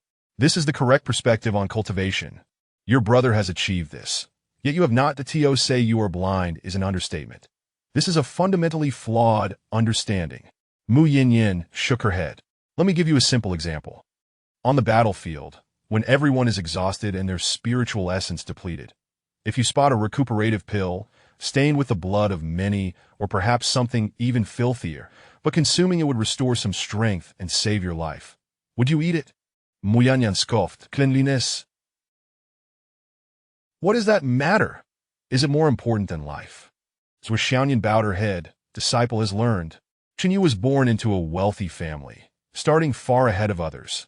Yet it is precisely this that limits her perseverance. Thus, my dear disciple, her life is destined to never reach its peak, unless her father suddenly goes bankrupt and she falls from grace, experiencing the bitter trials of life. Mu Yinyan's gaze deepened. Otherwise, she will never know the... In the long-standing feudal era, there was a saying. Mu Yinyan replied softly. Back then, the legends of immortals and Buddhas thrived, and people would say, without suffering, one cannot attain Buddhahood. Without suffering. By the morning of the second day of special training, Zuo Xiaoduo had finally completed his physical refinement, that a wave of clarity washed over his heart, as if a certain shackle had suddenly been unlocked. From that moment on, the barriers within his meridians burst open. Spiritual energy surged through the newly opened channels, giving rise to an exhilarating sensation of lightness. Every movement became fluid and effortless. Moreover, some inexplicable insights began to blossom within him as the new pathways flourished, merging into the lake of his heart. The visible wisps of white vapor emanated from his body. The sudden explosion of energy propelled Zuo Xiaoduo, who had been on the receiving end of blows, to counterattack and actually push Meng Qinyu back. His strength continued to swell, surging forth. I have broken through. Zuo Xiaoyan, attentively monitoring the situation, exhaled deeply. Finally, he had broken through. A martial master. Dog, you have truly embarked upon the path of a warrior. Zuo Xiaoyan had been anticipating this day for several years, and her eyes grew misty. It was long overdue. Mu Yinyan, seated in a meditative posture, did not even flutter her eyelids. The power within him has long surpassed that of a warrior. Reaching the martial master level is only natural. Coupled with this opportunity and the accumulation of his foundation, he may very well break through to the pinnacle of martial mastery. Such a leap in progress, a teacher of warriors. What defines a teacher of warriors? The essence lies in the ability to identify the imperfections and flaws in worldly techniques, especially those pertaining to one's own methods, recognizing any misalignments or inconsistencies. Otherwise, how can they teach their disciples? In fact, possessing this quality alone fulfills the basic requirements to be considered a martial master. Your brother attained this level yesterday afternoon, and today's meridian unblocking is merely a natural. For her, no matter how astonishing Zuo Xiaoduo's progress was, it paled in comparison to the importance of her disciple Zuo Xiaoyan's state of mind. That as for Zuo Xiaoyan's earlier decision to bestow the benefits of the greedy wolf heart, it was simply a sister's instinctive desire to protect her brother. What she found inappropriate was Zuo Xiaoyan's request for her assistance in helping Zuo Xiaoduo digest the benefits. But considering the girl's need for stability as she approached her own breakthrough, Mu Yinyan acquiesced this. By the evening of the second day, Meng Qinyu officially withdrew from her special training with Zuo Xiaoduo. It was not that the agreed-upon time had elapsed. Originally, Zuo Xiaoyan had stipulated that Meng Qinyu must persist for 2 days and 2 nights to assist Zuo Xiaoduo. Yet she had only managed 2 days and 1 night before needing to exit. It was not due to her inability to continue, but rather her condition did not permit it, and Zuo Xiaoyan dared not allow her to push herself further. Meng Qinyu was on the verge of madness, driven to the brink by Zuo Xiaoduo's antics. Utterly at a loss, if she remained with him any longer, she feared she might lose control in a fit of rage and strike him down. That, of course, there was also the possibility that she herself would be driven to madness. In any case, it would not end well. In truth, had it not been for the slight exhilaration from having forced Zuo Xiaoduo to consume countless mouthfuls of bathwater spiritual liquid, she would have long since given up. Zuo Xiaoyan, having confirmed this, decisively revoked Meng Qinyu's auxiliary training privileges. To secure a meal for my brother, I had to endure so much. Meng Qinyu lamented she was no fool. Once her furious emotions settled, she quickly grasped the truth behind the so-called bathwater. Such bathwater was something that over 80% of cultivators across the world would gladly consume, wishing they could drink it daily. Even with Meng Qinyu's affluent background, she felt a pang of regret. This rascal drinks so much that even his sweat is spiritual liquid. And yet he refuses to relieve himself. How miserly can one be? However, if Sister Nian can become my sister-in-law, it will all be worth it. Even if I have to pay a bit more, it is worth it. Even several times more, it is worth it. That next on stage was the main event. The highlight of the show, Mu Yinyan took matters in her own hands. Before Mu Yinyan, Zuo Xiaoduo's demeanor transformed entirely. He became exceptionally obedient, his sweet words flowing like honey mixed with sugar. This distinct change left Meng Qianyu, who had been eagerly anticipating Zuo Xiaoduo's brutal punishment, nearly choking on her. There was such a stark difference in treatment. Zuo Xiaoduo, you bully people. Meng Qianyu's emotions reached a breaking point. Chapter 50. Flattery flooding in. Ah, Senior Mu. That alas, I truly find it difficult to utter the term senior towards you. You appear to be nearly the same age as my elder sister, perhaps even a few years younger. You are truly stunning. At the moment I laid eyes on you, my heart brimmed with reverence, and all I wished was to gaze upon you in awe. I once dreamt of a fairy, yet I feel that even that ethereal being pales in comparison to your beauty. No, it's not that she is less beautiful than you. Rather, she is leagues away from your exquisite charm. You are, without a doubt, the most beautiful woman I have ever encountered in this world. I truly mean it. Though I am merely 17, I have seen countless films and television shows, and I believed I had witnessed many beauties, yet you surpass all those stars by an immeasurable margin. Your grace is akin to a celestial being, drifting through the mist. I am not exaggerating, for I genuinely feel that you are the most stunning woman this star-soul continent has beheld in 35 million years. You are simply too beautiful. Indeed, in this world, there are so few individuals who possess such integrity and a profound inner world, who do not crave flattery and praise. You are right. My techniques in palm, leg, and footwork are still far from perfect. Please, do not hesitate to instruct me that if I fail to practice properly, feel free to reprimand me. I can take it. I will certainly learn diligently from you. To have the opportunity to study under you is indeed a blessing I must have earned over 8 lifetimes. Alas, my sister is truly fortunate to be able to accompany you daily. I am utterly envious that as she watched the footage and listened to the audio, Meng Qianyu's mouth fell agape in disbelief, her lovely eyes nearly popping from their sockets. The individual on the screen, eloquently and sweetly speaking with words as delightful as honey, exuding warmth and sincerity in every phrase. Was this really the same Zuo Xiaoduo who had just moments ago been spewing vile words and insults, his face contorted in rage, cursing himself for half an hour without pause or breath? Was this truly the same Zuo Xiaoduo who had appeared so monstrous and fought like a madman against himself just moments ago? Senior sister, your younger brother is quite the character, Meng Qianyu remarked with a sardonic tone. His flattery flows in an unending stream, perpetually shifting in style and angle. It truly is quite a feat. What is even more remarkable is that each word seems to be plucked straight from his heart. Look at how he has managed to bring a smile to our master. I have never seen Master smile so radiantly before. This statement held truth that on the screen, Mu Yinyan's countenance radiated unprecedented joy. The icy, aloof demeanor she had donned upon entering had long since evaporated. Her voice had softened considerably, taking on a gentler tone, her brows and eyes now exuding a warmth and tenderness. Moreover, her corrections of Zuo Xiaoduo's mistakes were delivered with even greater. She employed a method akin to a gentle spring rain, subtly nurturing growth, even demonstrating a set of punches herself, which prompted Zuo Xiaoduo to shower her with endless praise. One taught, one learned. The atmosphere was harmonious to the point that it stirred a tinge of envy in Meng Qianyu's heart. Master has never been so gentle with me. Zuo Xiaoduo's face was painted with envy and jealousy. My sister is truly lucky. My sister is blessed to have such a wonderful master. It's no wonder my sister progresses so rapidly. It must be due to Master's guidance. Whenever others praise my sister as a genius, it stabs at my heart, for I am not much inferior to her. Why is my path so fraught with obstacles?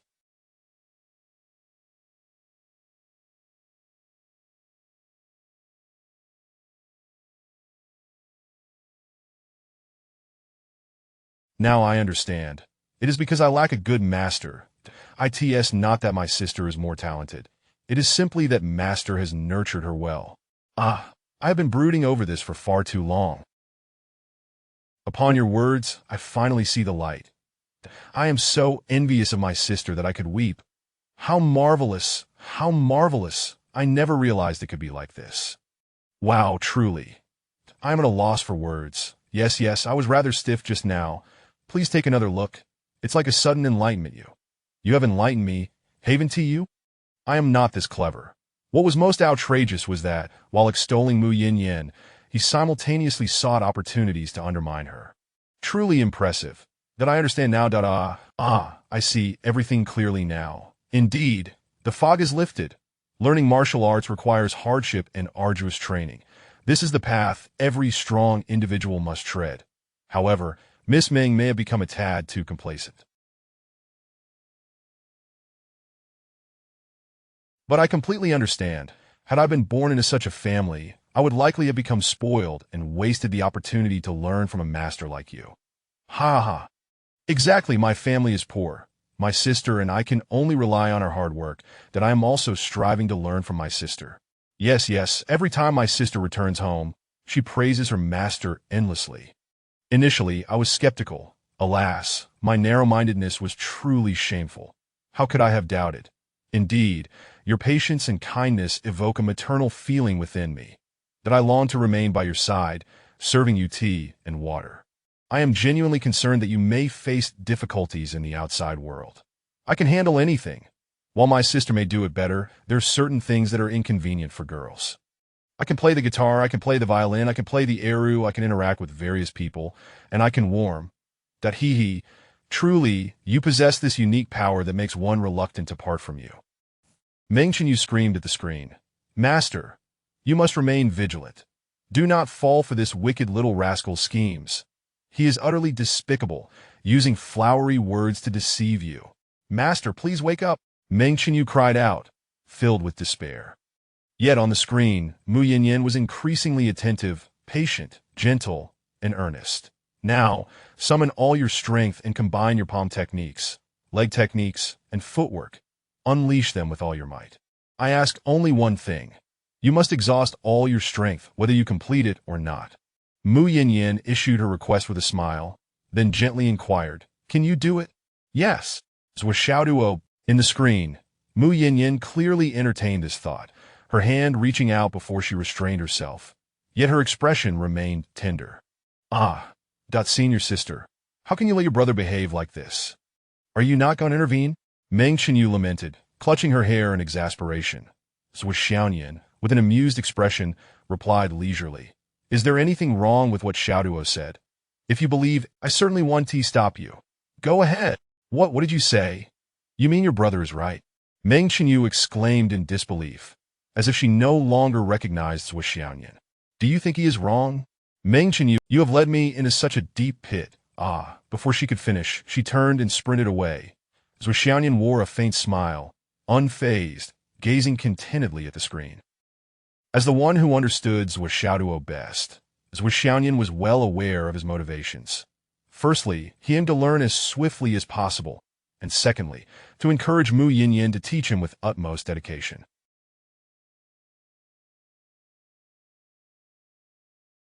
The underlying message of his words served to express his respect for Master. He often spoke highly of her at home, hoping to foster a closer connection with Mu Yin. In the end, his repeated expressions of envy towards his sister, proclaiming how her excellence stemmed from Master's teachings, were merely reminders to Mu Yin that MY's sister holds genuine admiration for you. That is sincere respect. This was all a path paved for himself. Zuo Xiaoduo felt a warmth in her heart, a comforting sensation that was difficult to articulate. Although her brother's actions were somewhat excessive, the results were undoubtedly effective.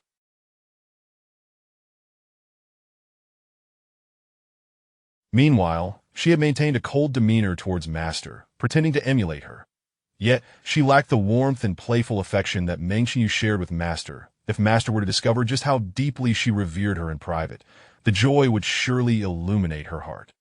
Such contrast breeds fondness that few can resist. Xiaoduo, you truly put in a lot of thought. Yet, when he praised Master as the most beautiful woman, knowing it was merely flat, it seems you've forgotten something. Zuo Xiaoduo exerted himself to the fullest, expending all his strength without completing the task. Then Mu Yin personally intervened, utilizing her. The result astonished Zuo Xiaoduo. It had been years since Master had performed such a task. It seemed that since she took on disciples, she had ceased to do so. Reflecting on how dismissive she had been of Zuo Xiaoduo's potential upon his arrival. Yet, as Mu Yinyan cultivated her power, making direct contact with Zuo Xiaoduo's meridians, she was suddenly struck by a wave of shock. Zuo Xiaoduo's meridians were not quite right. No, they were exceedingly wrong. Chapter 51. Conspiracy. Take a look. That as Mu Yinyan's finger gently traced the meridian of Zuo Xiaoduo, she was instantly taken aback. Her finger trembled, nearly slipping off Zuo Xiaoduo's wrist pulse. How could a mere martial artist possess such extraordinary meridians? If one were to liken the meridians of an ordinary martial artist to a two-lane highway, then Zuo Xiaoduo's meridians were at least equivalent to an 8-lane expressway. Moreover, in comparison to the resilience of typical martial artist meridians, Zuo Xiaoduo's were vastly superior, akin to the stark contrast between a rural dirt road and a high-speed motorway. The concept of an 8-lane expressway is monumental. And to further elaborate, if the green belts on either side could be pushed back at will to expand the expressway, what a notion that would be. The astonishment was beyond description. However, what truly left Mu Yinyan in awe was the flexibility of Zuo Xiaoduo's meridians, a sight she had never encountered before. At least in her understanding, a martial artist should not possess such meridians. The pliability of Zuo Xiaoduo's meridians was nearly comparable to that of Meng Qinyu, who had already attained the fetal breath stage. Reaching the martial artist level signifies entering the acquired realm, with hopes of advancing to the innate stage, transcending the peak of an ordinary martial artist, which is the innate realm, a half-step above the martial artist level. The innate 3 realms, beginner, intermediate, and advanced, serve as the starting point for peak practitioners. After achieving the advanced innate stage, one traverses a thorny path, where the cultivation only through prolonged refinement can one leap through the dragon gate, navigate the thorny road, and ascend the heavenly ladder. To have the chance of breaking into a higher level of the fetal breath phase, and the gap between Zuo Xiaoduo and Meng Qinyu was an immeasurable distance. Based on Mu Yinyan's initial assessment of Zuo Xiaoduo, it would take him at least another decade of arduous training to reach the current level of Meng Qinyu. Indeed, a decade of hard work was merely a possibility. Yet the reality stood in stark contrast, for Zuo Xiaoduo's meridians had already met the fundamental requirements of the fetal breath stage. What did this signify? What implications did it bear? While Mu Yinyan continued to channel her energy to inspect, she sighed inwardly, even feeling a tinge of resentment towards Zuo Xiaoduo's parents. This child is an extraordinary talent. One could even say he rivals Zuo Xiaoyan in brilliance. With such innate gifts, how could you turn a blind eye and fail to nurture him with great effort? Allowing him to begin at 17 is nothing short of squandering his potential. How heavily does your family lean towards daughters over sons? That although the daughter isn't biologically yours, it's quite usual to indulge her, but to treat your son so poorly? What a pity! Truly, what a pity! Unable to resist, Mu Yinyan sent a thread of spiritual energy to examine Zuo Xiaoduo's Dantian star soul. Upon doing so, she was once again astonished. Moreover, with such meridians, how could this feeble star's soul sustain itself? Mu Yinyan was perplexed. Furthermore, most people's star souls are white, but this little one star. After a long while, Mu Yinyan concluded her inspection, feeling as if her mind was in chaos. Despite her extensive experience, she could not fathom what she had just detected. Now, let us spar. Use all your strength to attack me, thereby honing your physique, Mu Yinyan said firmly. After the session, Mu Yinyan took Zuo Xiaoduo and placed him in the healing chamber. Close your mouth, no more drink. Previously, you hadn't truly broken through the martial artist level. Even if you consumed a large amount of spiritual liquid, it would merely accumulate temporarily within your body, transforming into potential. However, since you have successfully broken through the martial artist realm, further consumption of the spiritual liquid will cause the energy to be stored in your muscles and meridians, not converting into potential, merely wasting the energy. Zuo Xiaoduo nodded earnestly. Yet once inside, he couldn't help but indulge, secretly sipping a few mouthfuls. What is the harm in wasting a bit? It's not like it's mine. The Mu Yinyan could only look on in exasperation. Just how greedy could this boy be? This was akin to capturing a sheep and relentlessly shearing it. Such a relentless pursuit of advantage, which would have earned Mu Yinyan's disdain before, now elicited a mixture of sighs and a touch of affectionate exasperation in her heart.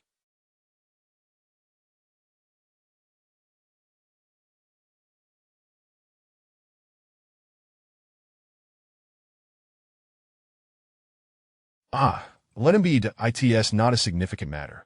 After all, Zuo Xiaoduo and Qinyu had made prior arrangements, and he had already consumed so much spiritual liquid. What to say little more? In a certain part of Phoenix City, in a tea room, 3 individuals convened. Has the reason behind the annihilation of the doppelganger of the Greed Wolf been discovered? The 7 killers have been dispatched for 2 days and nights, yet they encountered no organized resistance or preparations for capture, only a meddler patrolling the north for 2 nights. It seems the demise of the Greed Wolf's doppelganger was likely an accidental event. When will the Greed Wolf send someone again? Have they mentioned it? I had told them long ago to send their true form, yet they only sent a doppelganger, utterly counterproductive. After all these years as the leader among the 9 factions, how could they become so complacent? What use is a mere doppelganger? This Greed Granny is truly a nuisance, achieving nothing and causing more trouble. Is there still no confirmation regarding the surge of the Phoenix Vein? Not yet. Last time we forced Blind Hong to observe the Phoenix Vein, costing him 30 years of lifespan, and he only saw it would occur this year. However, he may not agree to observe it again. If he does, he might not live to tell the tale. When will the spiritual vein master we sent for arrive? On the way. They must hurry. If the Phoenix Vein surges and we fail to intercept it, it will undoubtedly lead to a series of consequences. Who is it? Have we discovered anything yet? In recent years, Phoenix City has produced 9 female geniuses. In such a small city, the density of female geniuses is extraordinary, attributable to the Phoenix Vein's influence. 6 of them have already been eliminated by us, leaving 3 remaining. One is the Spirit Thought Maiden, about whom we have no information. Another is Meng Tianyu's daughter, Meng Qinyu. And the last is the daughter of the Ning family, Ning Xiaoye. Your information is outdated. Ning Xiaoye has changed her name to Ning Qingcheng.as for Meng Qinyu. She is definitely not the one. So it's Ning Qingcheng and the Spirit Thought Maiden? It can be almost confirmed that it is the Spirit Thought Maiden. However, we currently have no idea about her origins. Since her star soul awakened, all information has been kept confidential. That's due to your lack of effort. The leader spoke calmly. A perfect arrangement requires the gathering of the Greed Wolf. Send a message to the Greed Wolf. They must act quickly and send someone within a month. The Star Master will arrive in Phoenix City in a month. If the Greed Wolf is not here by then, they must weigh the consequences themselves. Understood. Also, investigate who annihilated the Greed Wolf and why. We must understand the reasoning, at the very least, to pinpoint the Greed Wolf's core. Otherwise, if the Greed Wolf arrives, we will have no explanation to give. Understood. Thus, the 3rd day arrived, marking the end of the special training. Under Mu Yinyan's unintentional indulgence, Zuo Xiaoduo had entered the healing chamber numerous times, resulting in the depletion of nearly half the spiritual liquid inside. Upon a cursory glance, it appeared to have diminished by almost a cubic meter. But in the final stretch, Zuo Xiaoduo spent nearly all his time within the healing chamber. Hence, when he exited, he sported a round little belly, swaying as he walked. Grasping Mu Yinyan's hand, his eyes glistened with tears, reluctant to part. This scene resembled a son about to separate from his long-lost mother after just 1 day of reunion. I don't want to leave you. The next morning, sunlight streamed in at an angle, casting a warm glow on Zuo Xiaoduo's face. The sincerity of the boy's reluctance was palpable. Mu Yinyan couldn't help but soften, patting Zuo Xiaoduo on the head, saying, "Whenever you have free time, come over to play with your sister."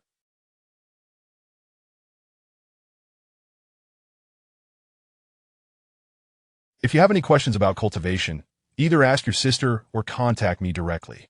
MHM. Zuo Xiaoduo nodded, his demeanor adorably obedient, evoking a heartfelt joy in those around him. Behind them, Meng Qinyu instinctively rolled her eyes. This scoundrel, who had a mouthful of foul language and had maxed out his skill in cursing, actually dared to act cute. Yet his master was utterly charmed by this act. Where could one voice their grievances? The morning sun bathes with Xiaoduo's face, partially illuminating Mu Yinyan's exquisite features, casting one side in sunlight, while the other remained in shadow, creating a strikingly beautiful, yet melancholic contrast. Zuo Xiaoduo's mind suddenly sparked, and he instinctively gazed at the three women once more as his eyes passed over them. He noted the differing auras. Among them, Zuo Xiaoduo's complexion appeared the worst, the pure black aura still lingering, seemingly intensifying. When he looked at Mu Yinyan, Zuo Xiaoduo was astonished to discover her complexion was not much better than Zuo Xiaoduo's. He intended to glance at Meng Qingyu next, only to find she had already turned away, completely disinterested in engaging with him. Not that it mattered. He had seen enough of Meng Qingyu in the past few days. While her aura was less perilous than that of Mu Yinyan and Zuo Xiaoduo, it still bore the marks of misfortune. Just as he was about to bid farewell, Zuo Xiaoduo suddenly clutched his head, swallowing back a moan that was about to escape his lips. That it was a sound of pure relief. The source of his relief was a drop of complete cooling spiritual liquid that seemed to manifest out of thin air, landing gently between his brows. That familiar cool sensation instantly permeated his entire meridian system, soothing the previous. Zuo Xiaoduo closed his eyes, exhaling in relief, a realization dawning upon him. This must signify that Teacher Lu and the others had returned safely. Their well-being meant he had successfully altered his fate, thus earning this drop of cooling spiritual liquid.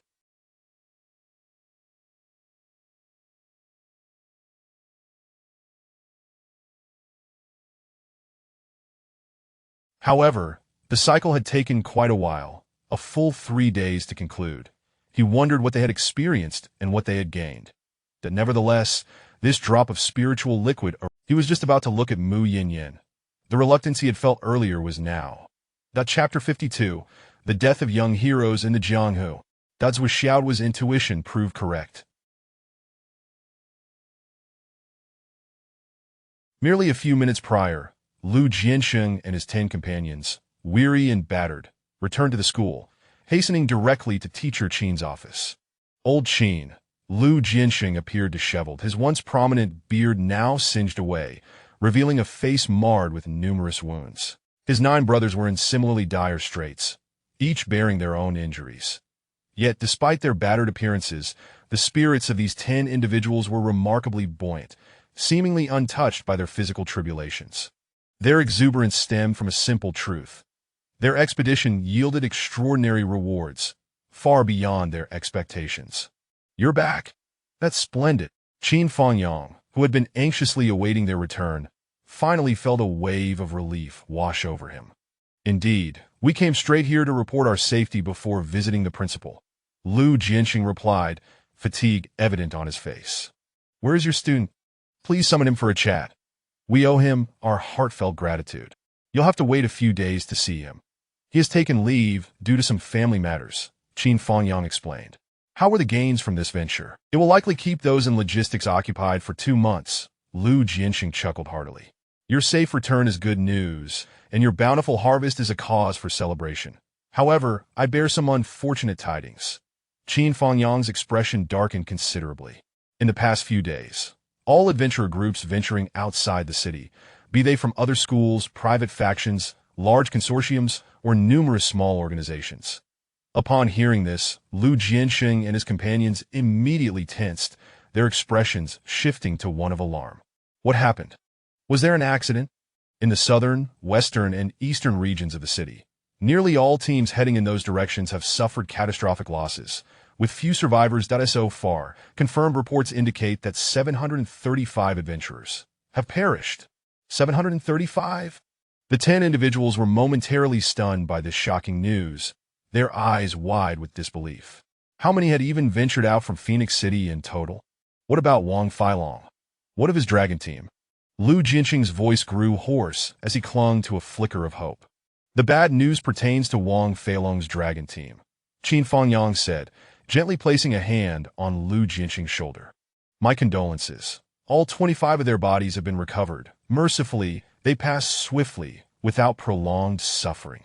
Upon hearing this, Lu Jianxing's robust form swayed slightly as he bowed his head. Yet, 2 tears escaped his eyes, falling to the ground with a soft thud. The remaining 9 brothers similarly lowered their heads, The laughter of the Dragon team members from their last parting seemed to echo in their ears. "Big Lion, let's meet for drinks." Oh ho! The sun had set that day, casting a blood-red hue across the horizon. They had chased and frolicked, their spirits high as they moved further away. But that farewell turned out to be eternal. What on earth transpired? Lu Jianxing slumped into a chair, utterly defeated. The specifics remain unclear. Based on the intelligence we have, it seems several formidable individuals emerged, ruthlessly hunting adventurers and seizing the Star Soul stones they had acquired. Almost none of the regrettably, to date, no trace of them has been found, not even the faintest clue. The assailants have slaughtered for 2 days and nights. Now, the main roads to the south, west, and east of the city have been blocked off. Who could be behind this? Lu Jianxing. Qin Fangyang, quick to react, placed his hand over Lu Jianxing's. "Calm yourself. It is highly suspected that this is the work of infiltrators from the Witch Alliance," Qin Fangyang said, his face grave. "Some have suggested it bears the hallmarks of the 7 killers. The 7 killers? A wave of dread washed over everyone. Thus, you all must refrain from venturing out for the time being. The school will not permit you to leave again." The 10 fell into a solemn silence. Their earlier buoyant spirits completely evaporated. "We encountered an ambush in the north as well, but in a critical moment, a figure in white appeared. What purpose would they have in stealing so many Star Soul stones? Can they even transport them?" Lu Jianxing's face twisted with rage. "If it is indeed the 7 killers," mere Lu Jianxing, his beard bristling with desolation, replied, "Avenge? I wish to, but with our current cultivation at merely the fetal stage in our tender ages, hopes for revenge are slim." He bowed his head, murmuring, "From now on, whenever we undertake missions, at least one of us must remain behind to hold the fort. After we hand in our harvest, let us assist DeLong's family with the aftermath. For our brothers without siblings, and for those whose elderly parents lack care, we must extend our compassion. For those who have left children behind, we must not be stingy in their upbringing and education. In the future, leaving one person behind will ensure that if any of the other 9 encounter misfortune, the remaining one can at least oversee the affairs of our fallen brothers, their wives, children, and parents, and then withdraw from this life." Lu Jianxing's expression was steeped in profound sorrow. "Understood, boss." Lu Jianxing retrieved a parcel from his breast pocket and placed it on the table, gently sliding it toward Qin Fangyang. "Xiaoduo, though we must attend to matters first. This is our token of gratitude for him. Please assist us in delivering it." The 10 stood in unison. "This reflects your heartfelt intentions. I shall not be pretentious and will accept it on his behalf." Qin Fangyang nodded and then retrieved a thick envelope from his drawer. "A token of remembrance for our fallen brothers. Please ensure it reaches them." "Of course." Lu Jianxing and his companions exited, standing under the brilliant sunlight, amidst the picturesque campus, suddenly engulfed by a sensation akin to being transported to another world. They had truly escaped the jaws of death. Alas, DeLong and the others would never return. Lu Jianxing was beset by an overwhelming wave of regret. If only he had been a bit more adamant. That the youngest, wiping the sweat from his brow, found his throat parched. "Boss." The east, west, south. Collectively, they recalled that had it not been for the student's parting words, they too might now be lying stiff in the corpse cart. That Lu Jianxing wiped his cold sweat away. "Let us go. We'll find the principal, report our findings, and then head to DeLong's place. And we must emphasize the remarkable ability of Mr. Xiaoduo in fortune-telling. Having such a master in our school is a blessing for the second high." Zuo Xiaoduo suddenly received a drop of cool fortune points, instantly grasping the unfolding events and their intricate connections that he couldn't help but feel a surge akin to that of a sudden windfall. It was worth noting that he now possessed 2.5 drops of cool fortune points, a significant increase in his value. The breakthroughs of Mu Yinyan and Zuo Xiaoduo were initially, Zuo Xiaoduo had intended to gauge her fortune to ensure her safety. However, he needed to reserve 1 drop for Zuo Xiaoduo for any unforeseen circumstances, and thus could not use it for Teacher Mu. Now, with an additional drop to spare, and as he was about to part ways with Mu Yinyan, he realized that missing this opportunity would mean it would never return.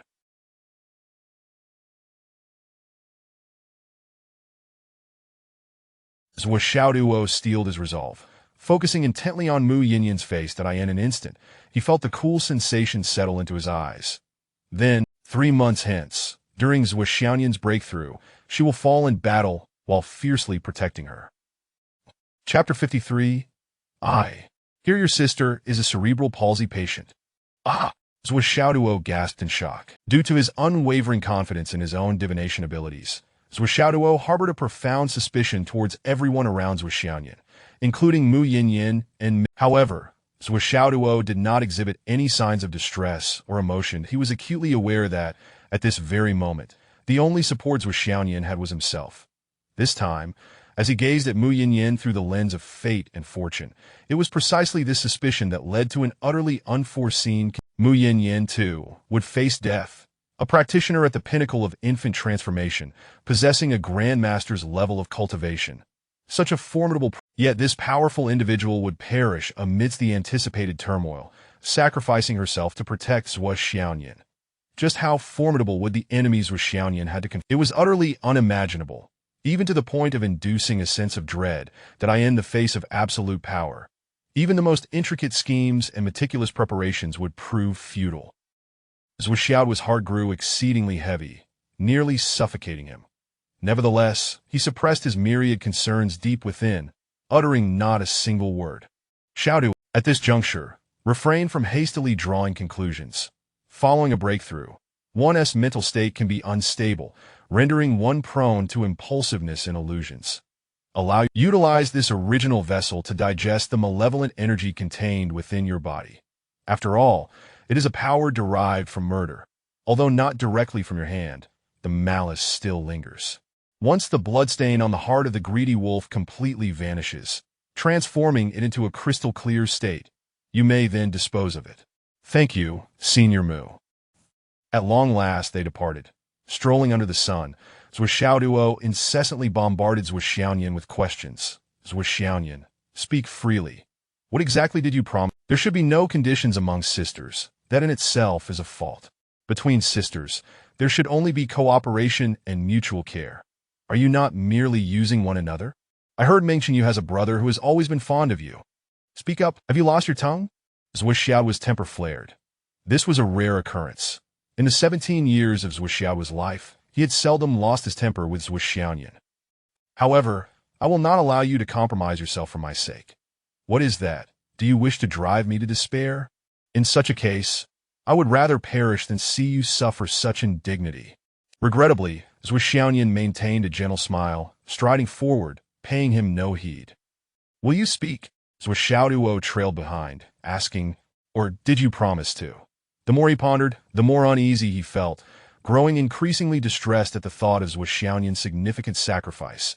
Just as his discomfort escalated, Zuo Xiaoyan turned around, her expression earnest and alert as she spoke. Xiaoduo, as you embark on the path of martial cultivation, you are far from comprehending the arduous length of this journey. A good resource is of paramount importance for this journey. Zuo Xiaoduo stared at her, bewildered. No one will freely offer their resources. If you wish to obtain something, you must be prepared. This price may manifest as effort and sweat, or it could even be your dignity and life. Zuo Xiaoyan's gaze held a wealth of resignation. Do you know, Meng? Do you understand what a sum of over 1,000 billion entails? 2,000 star coins are sufficient for an ordinary family's yearly expenses. More than adequate. If they agree to terms, that would be an immense favor. Do you understand? Zuo Xiaoduo, filled with indignation, retorted. All I want to know is what condition you agreed to. Zuo Xiaoyan replied coolly. It cannot be as simple as just a meal. There must be some underhanded scheme involved. Do not go. These wealthy second-generation individuals are all untrustworthy. Every last one of them. Especially that Meng. Those wealthy second-generation individuals are all masters of manipulating women.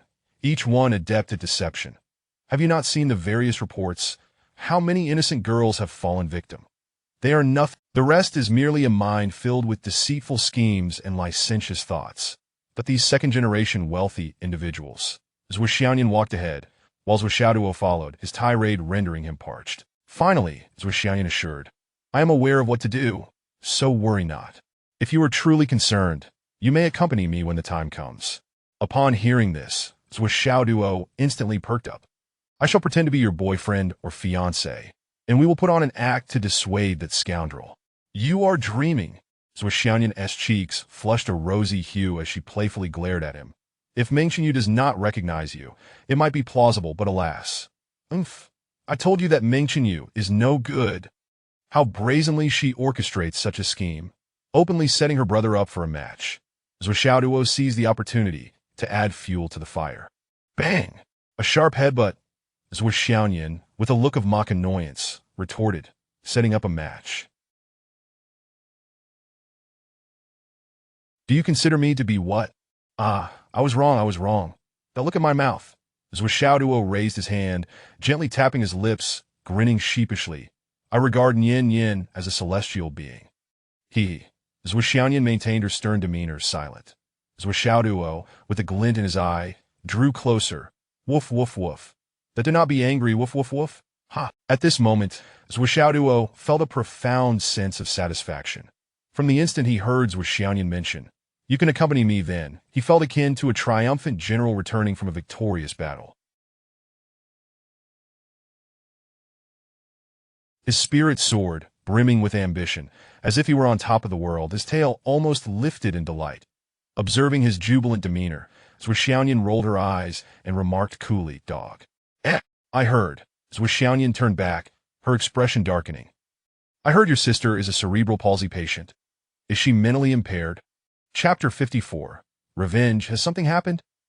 This inquiry struck Zuo Xiaoduo's mind like a thunderclap, leaving him momentarily dizzy and utterly speechless. He nearly collapsed onto the ground, the earlier exhilaration evaporating in an instant, replaced by a profound sense of disarray and confusion. His mind was consumed by two words. Over and over. Seeing the mortified expression on Zuo Xiaoyan's face, Zuo Xiaoduo cautiously began to flatter her. "Who said my sister is disabled? She is intelligent, beautiful, powerful, and wise." "Who told you that? I must confront him. Right now." Zuo Xiaoduo feigned righteous indignation, delivering a light slap to his own face, continuing to shout, "I swear I will make that scoundrel pay." Another light slap to his own face followed, and he quickly glanced at Zuo Xiaoyan. Zuo Xiaoyan snorted, remaining cold and unyielding. "It seems you aren't too keen on pursuing this matter." Zuo Xiaoduo felt a slight relief in his heart. It appeared that Sister Xiaoyan was in a remarkably good mood. That what a stroke of luck. "I will never forgive you." Zuo Xiaoyan's expression was frosty. "Then Zuo Xiaoduo looked on eagerly. "Unless you do it like this." Zuo Xiaoyan's eyes twinkled mischievously. "Like what?" "I want to ride a horse." Zuo Xiaoyan pouted. "You shall be punished." "All right." At that moment, Zuo Xiaoduo, feeling guilty and defensive, was elated to discover that the punishment was surprisingly mild, almost trivial, and he readily agreed. With a flourish, Zuo Xiaoyan waved her hand like a commanding general, exuding an air of grace. "Where is my steed?" "Nay," Zuo Xiaoduo responded with a long whinny, mimicking a galloping horse, his arms bent as he stood on his feet, imitating a war horse. The spirited general nimbly mounted her horse, casually giving Zuo Xiaoduo a playful slap on the rear, exclaiming, "Giddy up! Nay, clippity-clop, clippity-clop." Zuo Xiaoduo imitated the sound of thundering hooves with his mouth, galloping away with Zuo Xiaoyan atop him, leaving a cloud of dust in their wake. As Zuo Xiaoduo carried Zuo Xiaoyan through the door, he even let out a neigh as he pretended to rein in the horse. Zuo Chonglu and Wu Yuding were left in stunned silence, their heads filled with black lines of exasperation. "How old are you two? Have you both become unbearably mischievous?" The siblings stood there obediently, heads bowed as they braced themselves for a scolding. They could never have imagined that it was already around 8 in the morning, wondering why their parents were still at home.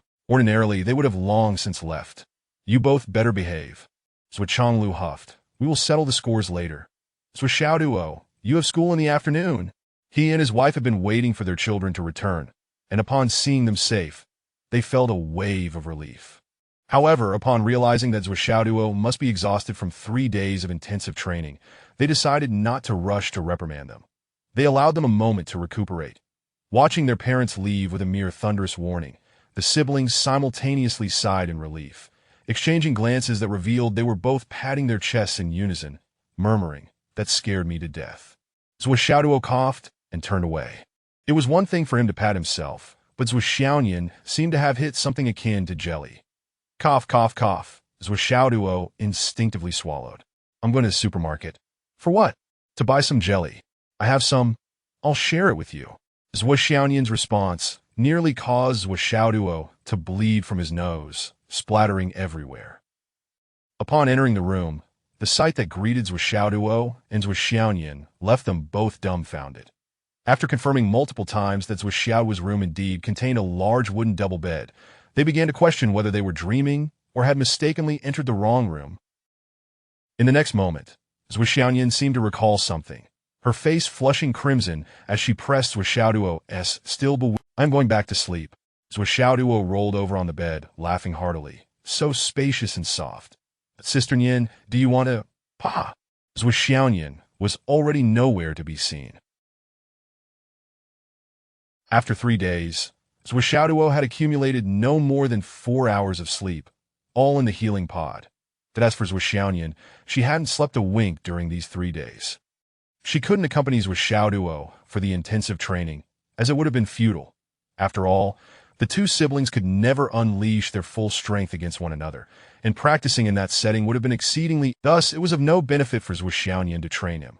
Yet, she remained uneasy, fearing that her master or junior sister might inadvertently harm her brother, insisting on staying to observe, just in case. After 3 days of incidents, Zuo Xiaoduo was undeniably exhausted, while Zuo Xiaoyan was mentally and physically drained. Zuo Xiaoduo lay back on the bed, and as his weary spine touched the soft mattress, he couldn't help but moan in comfort. And in almost a blink, a figure flickered, and Zuo Xiaoyan appeared, tiptoeing to cover him with a blanket before disappearing once more.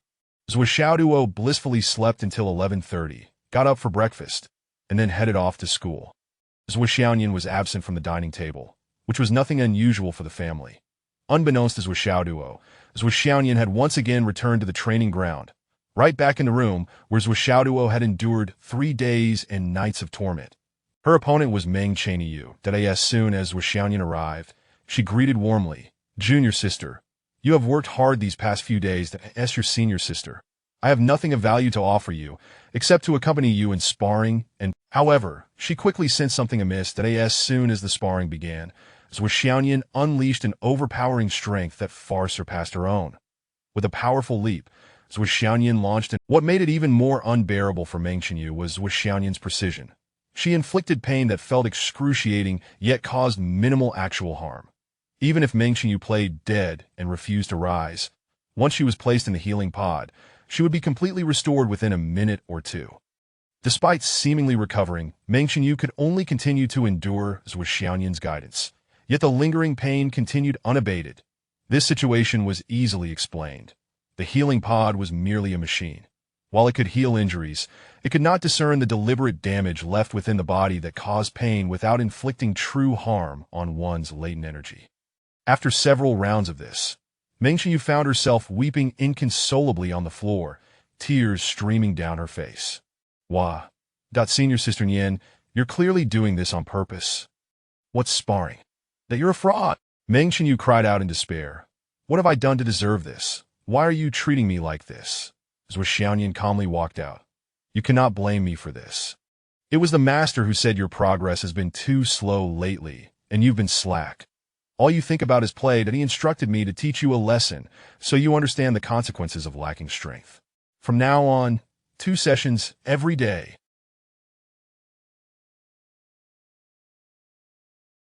"I will push you." Meng Chenyu sobbed, "Senior sister. But what about the promise you made me?"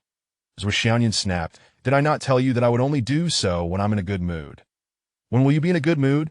The moment the question escaped her lips, she realized there was no one left in front of her. Zuo Xiaoyan had spoken her last words and exited, leaving in a huff. "Umph, that little girl. How dare she hit my dog? This is outrageous. If I don't give you a proper beating and engrave this lesson in your heart, I might as well not be Zuo Xiaoyan." At that moment, Zuo Xiaoyan had completely forgotten that it was she who had asked someone to beat her brother. Her mind was solely focused on the satisfaction of finally avenging her dog. My dog. Only I can hit. Even when our parents hit him, I feel uncomfortable. Who do you think you are? Humph. As for when she would be in a good mood. But how would I know when I would feel good? But just as Zuo Xiaoduo stepped into his classroom, he was taken aback.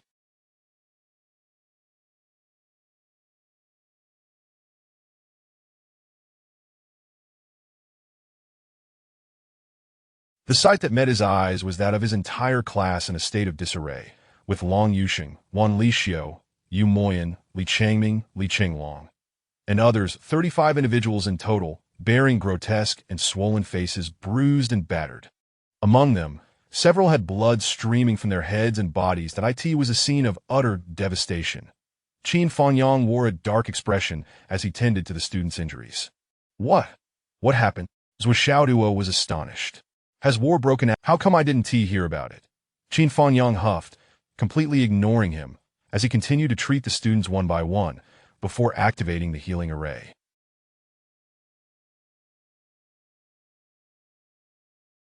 A thick mist instantly filled the entire classroom, enveloping all the students in an atmosphere of spiritual healing.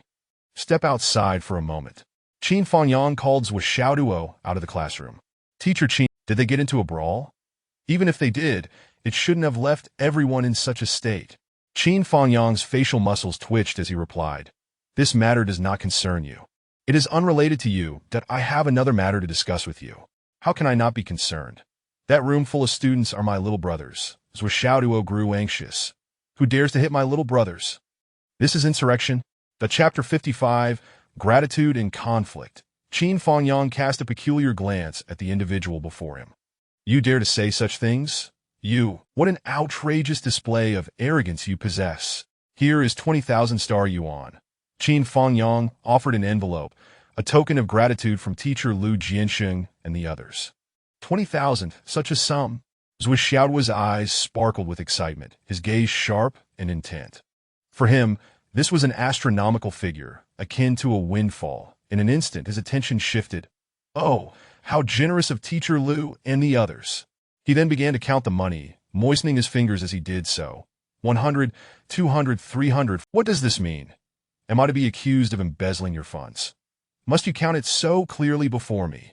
At last, after meticulously counting, Zuo Xiaoduo confirmed the sum was indeed correct.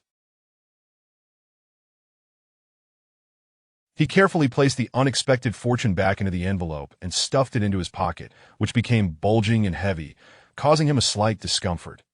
Yet, he was elated, relishing this new-found weight. I adore this feeling of abundance. It would be splendid to experience it every day. Lost in his thoughts, Zuo Xiaoduo grinned widely and exclaimed, Teacher Qin, you asked me last time about my life's aspirations, didn't you? Well, I just thought of it. Qin Fangyang eyed him with skepticism. And what have you concluded? Zuo Xiaoduo cherished the feel of his pocket, full of ambition. My greatest aspiration in life is that when this Zuo Xiaoduo, does he think he has a bit of money? Zuo Xiaoduo, enamored with the weight of his pocket, exhaled deeply. That would be the pinnacle of my existence. Nothing more shall I seek in this life. Listening to Zuo Xiaoduo's grandiose declarations, Qin Fangyang's composure nearly shattered. I also have a gift from them to pass on to you. He stifled the urge to roll his eyes at this miserly individual and suppressed the strong impulse to deliver a punch to that dreaming face, pushing forth a heavy leather pouch. This pouch was substantial, causing the table to creak as it slid across its surface. Is this Star Soul Stones?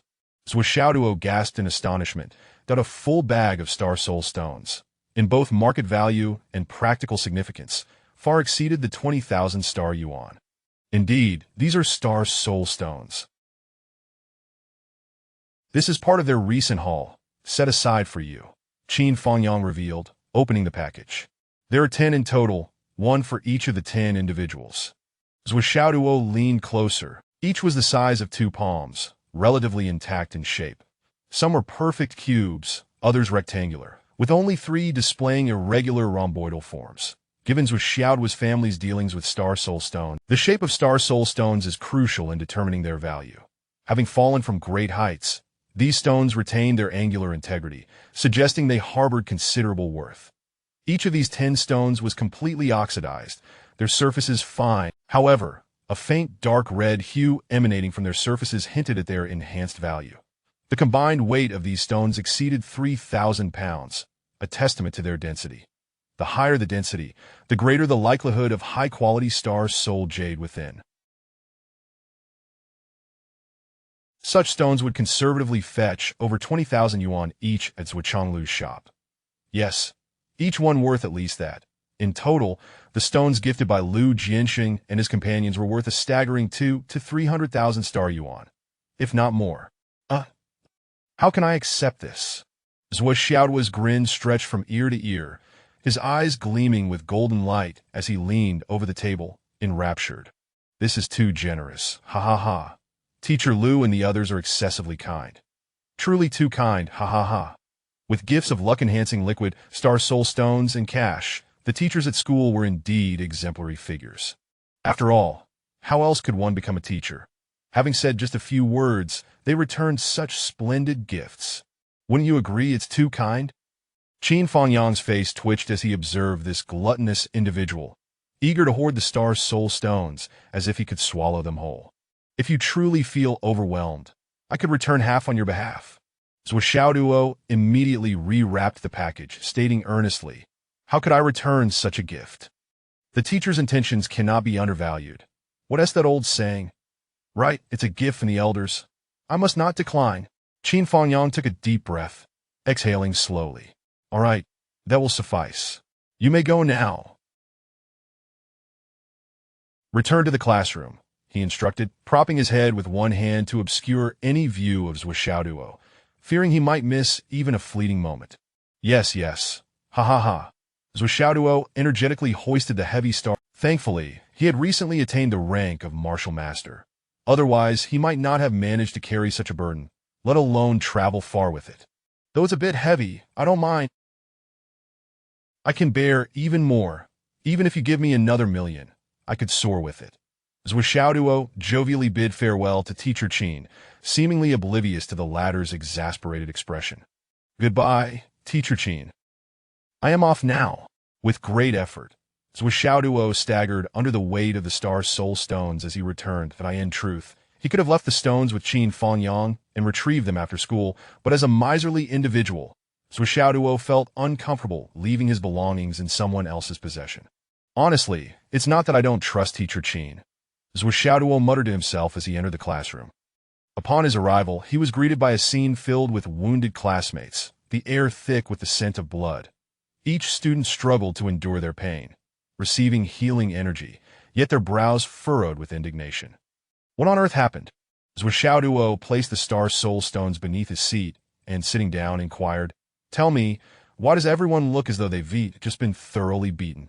At the back of the classroom, steadfastly occupying the last position, Li Qinglong snorted, It's nothing, just a minor incident. Nothing. You all look like this over something trivial. If it were something serious, wouldn't it be a matter of life and death? Zuo Xiaoduo exclaimed, his temper flaring. Look at my fiery disposition. Hurry up and tell me what is going on. Such a significant event in our class, and I'm left in the dark? Am I not part of this class? I am the leader, after all. What exactly happened? Noticing the lingering anger on his class, under Zuo Xiaoduo's relentless questioning, Long Yuxing and the others finally relented and recounted the entire sequence of events. The unfolding was as follows. Next week, the annual martial arts class. Each class would send representatives to compete, vying for the title of champion class and individual champion. This was a routine occurrence, standard across all schools, even those outside martial academies. However, Class 9 had drawn Class 7 as their opponent this time. While Class 9's overall strength was slightly inferior to Class 7's, they were still relatively evenly matched and could potentially secure a victory with a bit of luck. The issue arose this morning when the chubby Li Qinglong, as per usual, was invited to teach Class 1. As the name suggests, Class 1 comprised the elite, a gathering of the most exceptional martial youths, limited to 50 students selected from top schools. Due to this exclusivity, the students of Class 1 were all bursting with arrogance that Li Qinglong, as the underdog of Class 9, felt uncomfortable teaching these prodigies. Especially now, with the upcoming competition, Class 1 had been excluded from participating, leading this group of exempt students to develop a sense of superiority and boredom. Thus, During the lesson, Li Qinglong became the target of ridicule from these students. One of them, Cheng Fangji, insulted him, prompting a sharp retort from Li Qinglong, escalating the conflict until Cheng Fangji uttered a few words that provoked Li Qinglong to fury. Only a teacher like Qin Fangyang could produce a history-teaching chub like you. There's no way he could ever teach a strong warrior. Your parents must be fools for allowing a waste like you to attend a martial school. It's a sheer waste of their resources, utterly brainless. These insults following those words, Li Qinglong erupted in anger, only to be severely beaten. Ultimately, Cheng Fangji seized him by the ankle and tossed him out of the classroom. Li Qinglong crawled back to class 9, inciting fury among his classmates, who then sought out Qin Fangyang to report the incident. Although Qin Fangyang was furious about the matter, he could not intervene, as school regulations dictated that students resolve their own disputes without teacher involvement. Long Yuxing and Wan Lixiu, feeling indignant, gathered 7 or 8 individuals to confront Class 1, only to be beaten again. The situation escalated to a peak when the students from Class 1 collectively surged over, delivering a thorough beating to every student in Class 9 without exception. Zuo Xiaoduo was immediately, his hair stood on end. Is there truly such a thing? Chapter 56. I shall issue a notification. In a martial arts school, it is quite common for conflicts between classes to result in fights. However, to inflict such severe injuries in such a humiliating manner marks a first in the history of the second high school since its establishment. The entire class was filled with righteous indignation, voices rising in a cacophony of outrage. Long Yuxing, clutching the half of his ear that had been torn away, was fervently attempting to channel his energy for healing while gritting his teeth and muttering, "They will pay for this." Wan Lixiu, a girl whose nose had been broken and whose eyes were so swollen that she could barely see a line, managed to croak out a response after some time. Due to that incident, he had been made to stand at the door as punishment. When the first class stormed in to cause trouble, he was the first to intercept them. Despite being ranked 4th in Class 9, Li Qingming was not one to back down easily. He managed to hold them off momentarily, granting his classmates a brief respite. However, he was ultimately overwhelmed and beaten into unconsciousness, and he had yet to regain consciousness. Upon hearing of this incident, Zuo Xiaoduo was incensed. How dare they attack our class? How dare they lay a hand on my little brother? This is far from over. We must retaliate. 7 or 8 hands seized him, imploring, "Brother, can you calm down for just a moment? You can't go out there alone to face certain death. You may be older, but your strength does not match your age. If you go now, you'll merely serve as a punching bag. Wait. Let's think this through. Let's strategize. Once we recover, we can go together. But if you go alone, it will only be an act of bravado. And what good will that do? Don't bring age into this." "Age," he scoffed. "When will you all recover? Even if you do, what difference will it make? You couldn't defeat them this morning. How will you fare now? If we go together, what will it accomplish other than another beating? We must temporarily endure this. Right now, we truly cannot match them. Acting on impulse will only lead to further trouble," Long Yuxing said, his spirit dampened. Li Qinglong, with a swollen face, urged, "Everyone, because of my issues, the entire class is in disarray. Now let's just let it go. Let it go." Zuo Xiaoduo turned to Li Qinglong. "Really, just let it go? I'm fine with it." Li Qinglong forced a grim smile. "We will all need to enter the martial masterclass together in the future and undertake missions together. I am a useless person. My martial arts aspirations are hopeless, and I will probably just become a teacher for the rest of my life. Why should my situation affect your future unity?" Li Qinglong said somberly. "Thank you, everyone."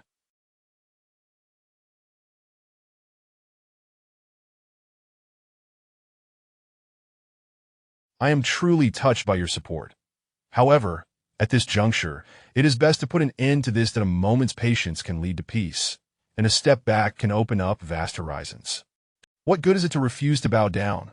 The entire class sighed in unison, their morale at an unprecedented low. Zuo Xiaoduo snorted, his eyes darting around, that it was still not time for class. Amidst the clamor, Qin Fangyang entered. "The afternoon classes are canceled. We will focus on healing first before addressing other matters." Given the state of Class 9, filled with injured students, It was indeed unsuitable for any class to proceed. As class time approached, students from other classes scattered back to their own classrooms, while Class 9 remained without lessons. The once boisterous campus fell into sudden silence. Zuo Xiaoduo rose from his seat and quickly approached Long Yuxing. "What are you doing?" "Just do it." Qin Fangyang returned to his office. What should have been class time. Class 9 was collectively engaged in healing, leaving their homeroom teacher feeling quite disgraced, opting to avoid witnessing the scene. Zuo Xiaoduo stood up nonchalantly, phone in hand, and strode out the door. "Where are you going?" Long Yuxing asked, rising. "If I hold back, I'll only grow angrier. I refuse to be placated." Zuo Xiaoduo huffed. "I'm going to confront that bunch from Class 1. "Come back," the entire class shouted in unison. "You're no match for them. Don't act rashly. Impulse brings disaster. You can go after class." "I want to go now. It will show my strength. They don't respect our teacher, so why should I show them any respect?"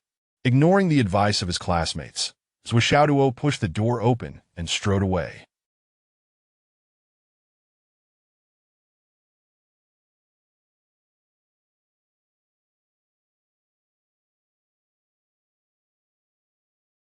Long Yuxing and the others exchanged glances, momentarily at a loss for what to do.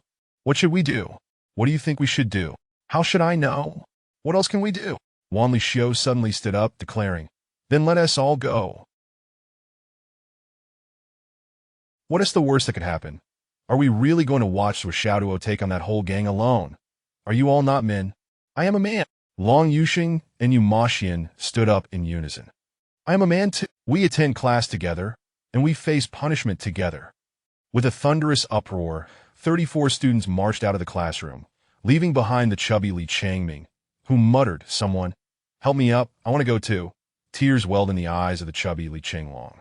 At the entrance to Class 1, Zuo Xiaoduo maintained an air of composure, politely knocking on the door to that moment. The heart of the greedy wolf within him seemed to warm slightly. Zuo Xiaoduo sensed this, but paid it no heed. "Knock, knock. Who is it? Come in." Zuo Xiaoduo silently pushed the door open, wearing an innocent smile and immediately bowing. "Good day, teacher." The homeroom teacher of Class 1, a tall, slender man resembling a walking stick, looked at Zuo Xiaoduo with curiosity. "Who are you? What is the matter?"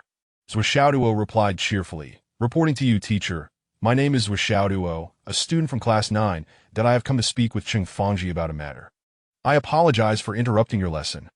Upon hearing that Zuo Xiaoduo was from Class 9, the expressions of all 50 students in Class 1 shifted simultaneously. Looking for Cheng Fangji, fights among students were commonplace, but the sight of his own class's students collectively overpowering those from Qin Fangyang's class filled him with a sense of secret delight. "It's nothing serious, just that I heard his father has passed away." Zuo Xiaoduo smiled brightly. "Upon hearing that Cheng Fangji's father has died, I felt it necessary to come and inform him. My condolences." Before Zuo Xiaoduo could finish his sentence, a boy seated second in line turned pale, suddenly standing up. "Your father has died. You, Zuo Xiaoduo, are seeking death, aren't you?" Zuo Xiaoduo was enraged by this remark and retorted, "What kind of person are you to say such things?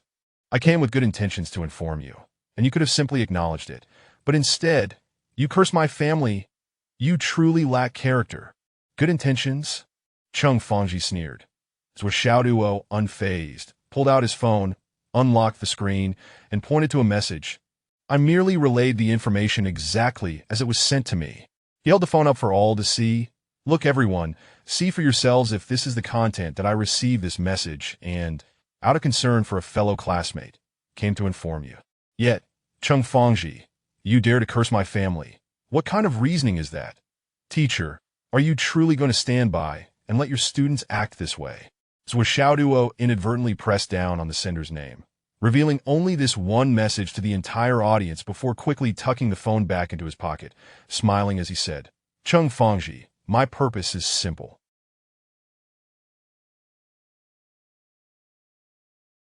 To inform you that your father has died. My condolences. I'll kill you." Cheng Fangji could no longer contain his rage, leaping into the air and delivering a kick aimed at Zuo Xiaoduo's head, accompanied by a fierce gust of wind. This single strike from Cheng Fangji was indeed formidable. Even the top 3 students from Class 9, Long Yuxing, Wanli Xiao, and Yu Maxin, would hesitate to take it head-on, for one misstep could result in immediate defeat. Yet, the Zuo Xiaoduo of the past would have likely struggled to evade such an attack. However, the current Zuo Xiaoduo was unafraid. He first exclaimed, "Someone's attacking," then calmly settled into a perfect horse stance. This punch was executed with impeccable timing. Cheng Fangji midair felt his insides twist painfully, unable to suppress a mouthful of blood from escaping. Chapter 57. Excuse me. I shall return later. Damn it, they dare to resort to underhanded tactics and launch a sneak attack on me. How utterly disgraceful. Zuo Xiaoduo seemed to be aflame with rage, delivering a powerful kick akin to a windmill to Cheng Fangji's face. The force of the blow was tremendous. Cheng Fangji, his body flipped through the air before crashing violently against the wall. By the time of the impact, Cheng Fangji had lost all consciousness, slowly sliding down the wall, utterly oblivious. He is here to create. Everyone, let us take him down. A girl's voice rang out, though it was unclear who had shouted. Before her words had fully echoed, several boys had already surged forward. Unfortunately, their movement boom, boom, boom one after another. The students of Class 1 were sent flying like sandbags, all following in Cheng Fangji's wake. At the moment when the students of Class 1, fueled by rage, charged forth, Zuo Xiaoduo even felt the fiery fervor of a greedy wolf in his heart. A strange sensation surged within him. Could it be? Ha ha ha. Zuo Xiaoduo laughed heartily. You Class 1 truly is formidable. When reason fails, you resort to brute force, do you? Just like you did with you previously pummeled everyone in Class 9 except for me. Yet I have not been struck. A good class should fight together and bear the brunt together, so let it be. Grant me a blow. If you do not strike me, it is unfair, and I shall feel unsettled. As Zuo Xiaoduo spoke, he continued to unleash his attacks. With his current cultivation level, Class 1 posed no challenge whatsoever, but he stood like an unyielding pillar at the door. One would come, and one would fly away. 2 would come, and 2 would be sent reeling. Those who dared to approach were met with overwhelming force. His punches and kicks were heavy and fierce, showing no distinction between genders, with no thought of gentle treatment. Just then, a rather attractive girl charged forward, only to be seized by her long hair by Zuo Xiaoduo, who promptly pressed her down, delivering a knee strike that transformed her pretty face into a bloody mess, before sending her flying with another kick. Her nasal bone shattered. With the delicate beauty's nasal bone broken, Zuo Xiaoduo felt compelled to uphold the principle of fairness. He would find the most beautiful among them and break one as well. Zuo Xiaoduo never suffered losses. This is merely a friendly sparring session among students. According to school regulations, during student sparring, teachers are not to intervene. Seeing a tall, thin male teacher seething with anger and on the verge of action, Zuo Xiaoduo shouted, "This is the rule. This is the regulation." As he shouted, he continued his relentless assault. The moment his foot struck out, a young man was sent flying, blood spraying from his mouth, while a girl twirled in place several times before collapsing. You all strut about, looking down your noses at others, and I thought you had some significant skills, but it appears you are no more than this. You took advantage of Zuo Yi's absence to bully those of Class 9. Now is the time for reckoning. Zuo Xiaoduo's strikes grew increasingly forceful, and in mere moments, he had sent all the charging students of Class 1 tumbling down. Those who remained dared not make a move, yet Zuo Xiaoduo showed no signs of relenting. Using the doorway as his starting point, he launched a fierce offensive, leaving chaos in his wake. In a flash, the homeroom teacher of Class 1 blocked Zuo Xiaoduo's path, his face as dark as stormy waters. "Enough! Enough! What do you mean by enough? It is nowhere near enough," Zuo Xiaoduo retorted. "This is a sparring session among students. It is none of your business, so step aside. It is class time now, and your actions are disrupting the lesson that I am well within my rights to take action against you." "Oh, is that so?" "Ha ha." Zuo Xiaoduo, quite perceptive, retreated swiftly. Finding himself back at the door, he then laughed heartily. "My sincerest apologies. I was simply too enraged earlier.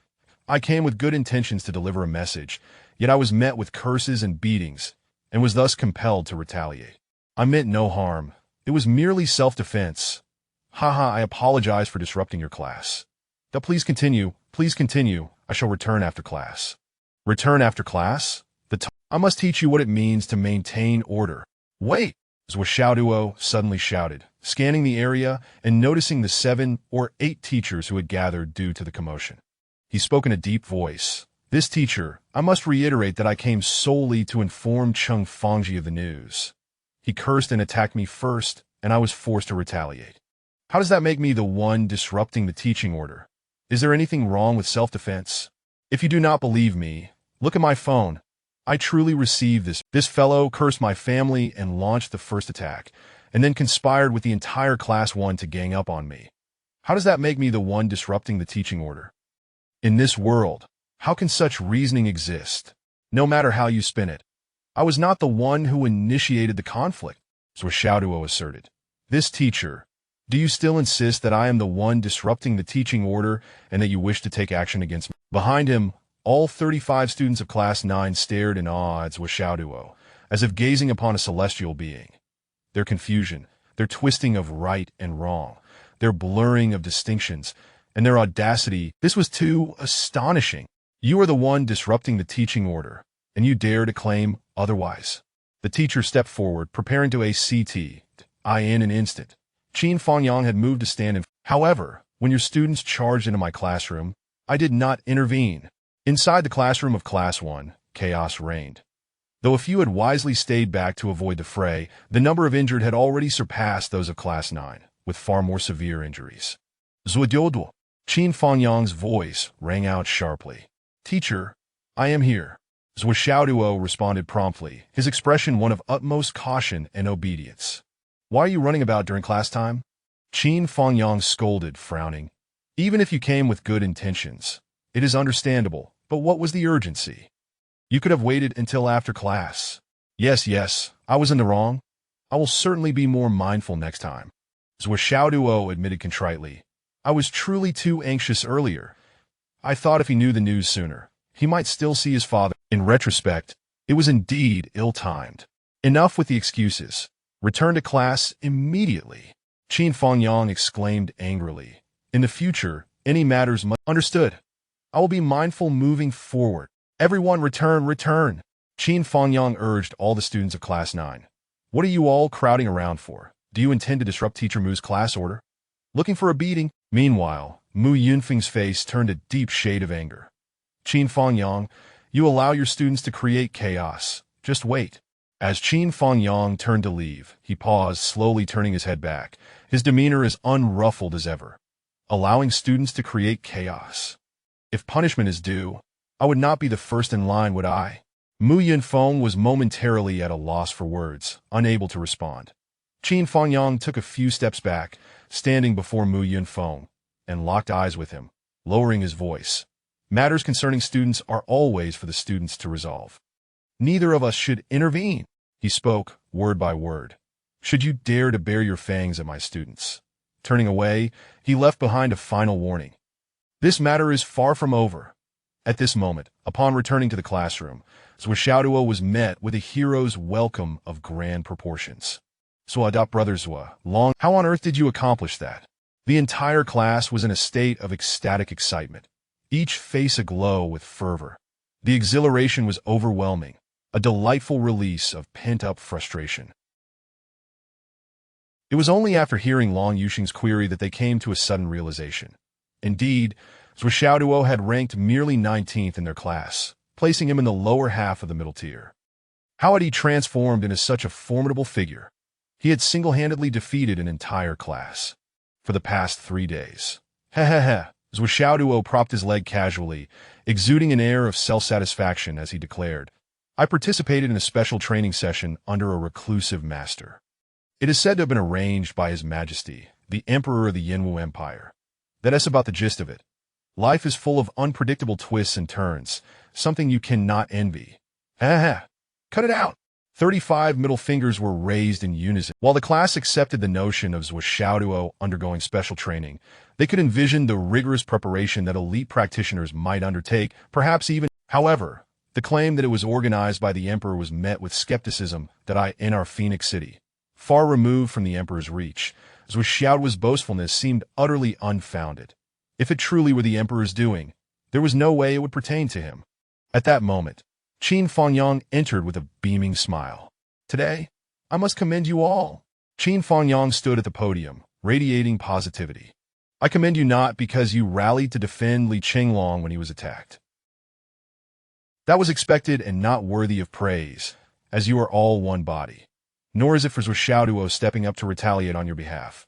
This too is expected and equally undeserving of commendation. What I wish to commend is your unwavering. Despite your own injuries, you chose to follow him into battle.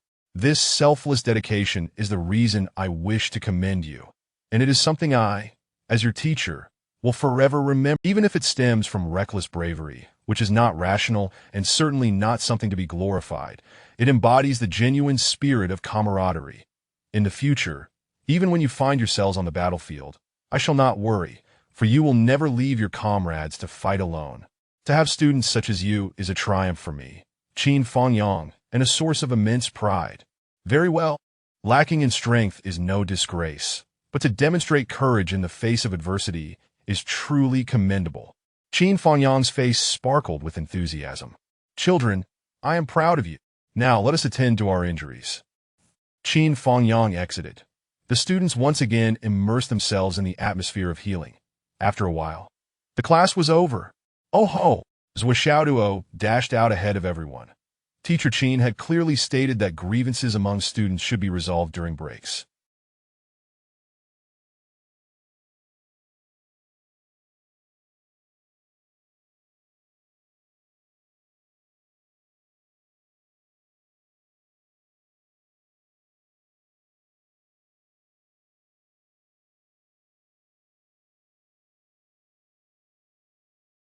As a diligent student, he naturally adhered to the teacher's instructions to the entrance of Class 1. The relaxed Zuo Xiaoduo had deliberately dragged a chair over, sitting there with an air of nonchalance. As each student from Class 1 emerged, he kicked them back with a swift motion. Dare to bully Li Qinglong. Do you even know who he is? Aside from being one of us, he is a specially appointed guest lecturer at our school. Do you grasp the concept of a worthy teacher? Li Qinglong is a worthy teacher. Do you understand the phrase, once a teacher, always a father? You lot from Class 1, with your muscle-bound ignorance, surely do not comprehend. Let me, Zuo, in my magnanimity, enlighten you. Even someone who teaches you for a single day is your mentor, and thereby a lifelong father. By bullying Li Qinglong, you are attacking your father. You wretched ingrates, devoid of moral understanding. Zuo Xiaoduo stood firmly at the door, articulating profound principles with unyielding conviction. Consider what else you have done. Not only did you strike your father, but you also insulted your father's teacher, relentlessly pursuing him into our class to assault everyone, attacking your uncles and aunts in the process. What manner of behavior is this? You are betraying your teachers and ancestors. Utterly deranged. This is rebellion. Truly, it is rebellion. Now, Zuo is here to discipline you. Zuo wishes to discuss life with you, to talk about ideals, and to guide you. With your blatant disregard for morality, your betrayal of your mentors, and your madness, there are not many professions left in this society that would suit you. The students from class, faced with such a fearsome and powerful adversary, even if he were uninjured, he would never venture out. The other prodigies from class 1 wore expressions of humiliation. Suddenly, a surge of 10 or more students rushed out simultaneously. Yet Zuo Xiaoduo, with his quick reflexes, executed a series of agile movements, evading their advances with ease, and with a series of deft kicks, he sent them sprawling to the ground, each one following the next into the classroom.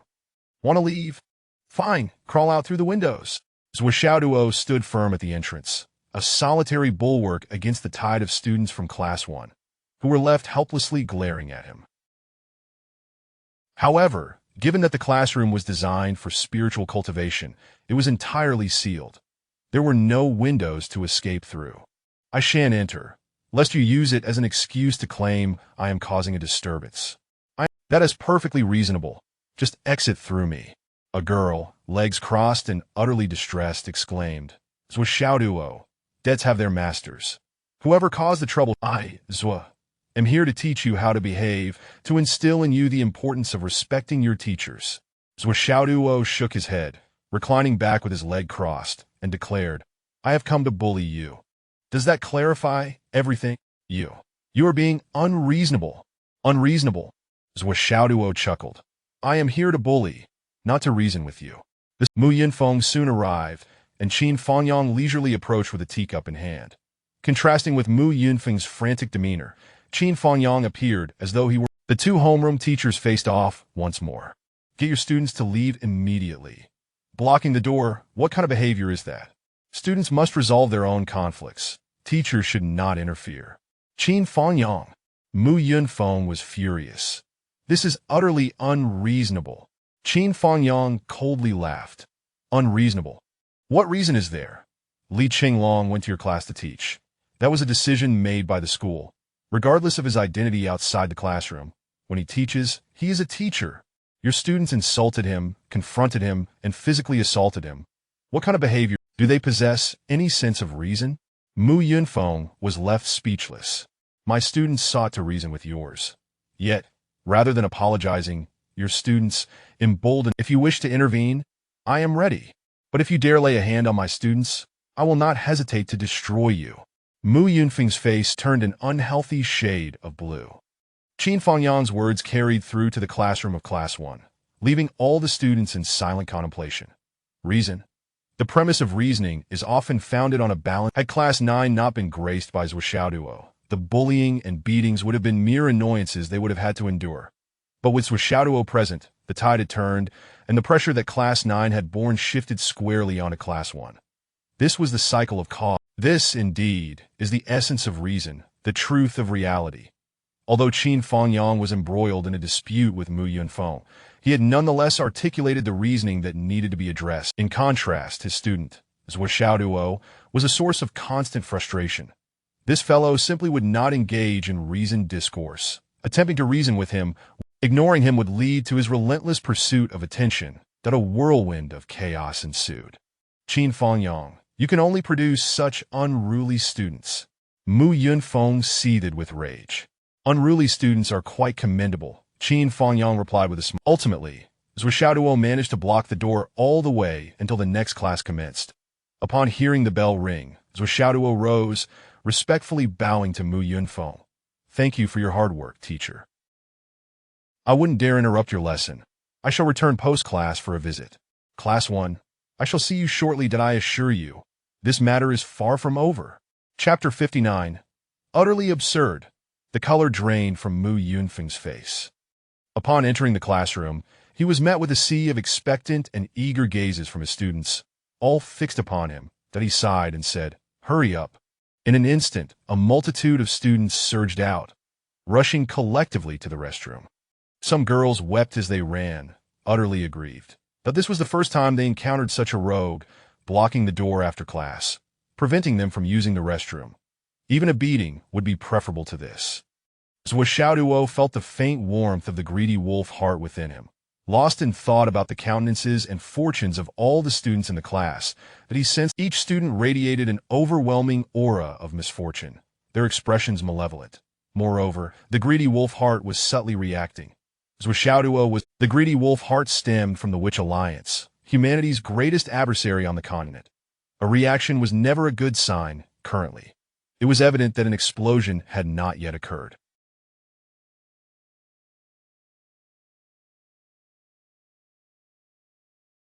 However, Zuo Xiaoduo appeared unperturbed, for Zuo Yi had his own methods of handling matters.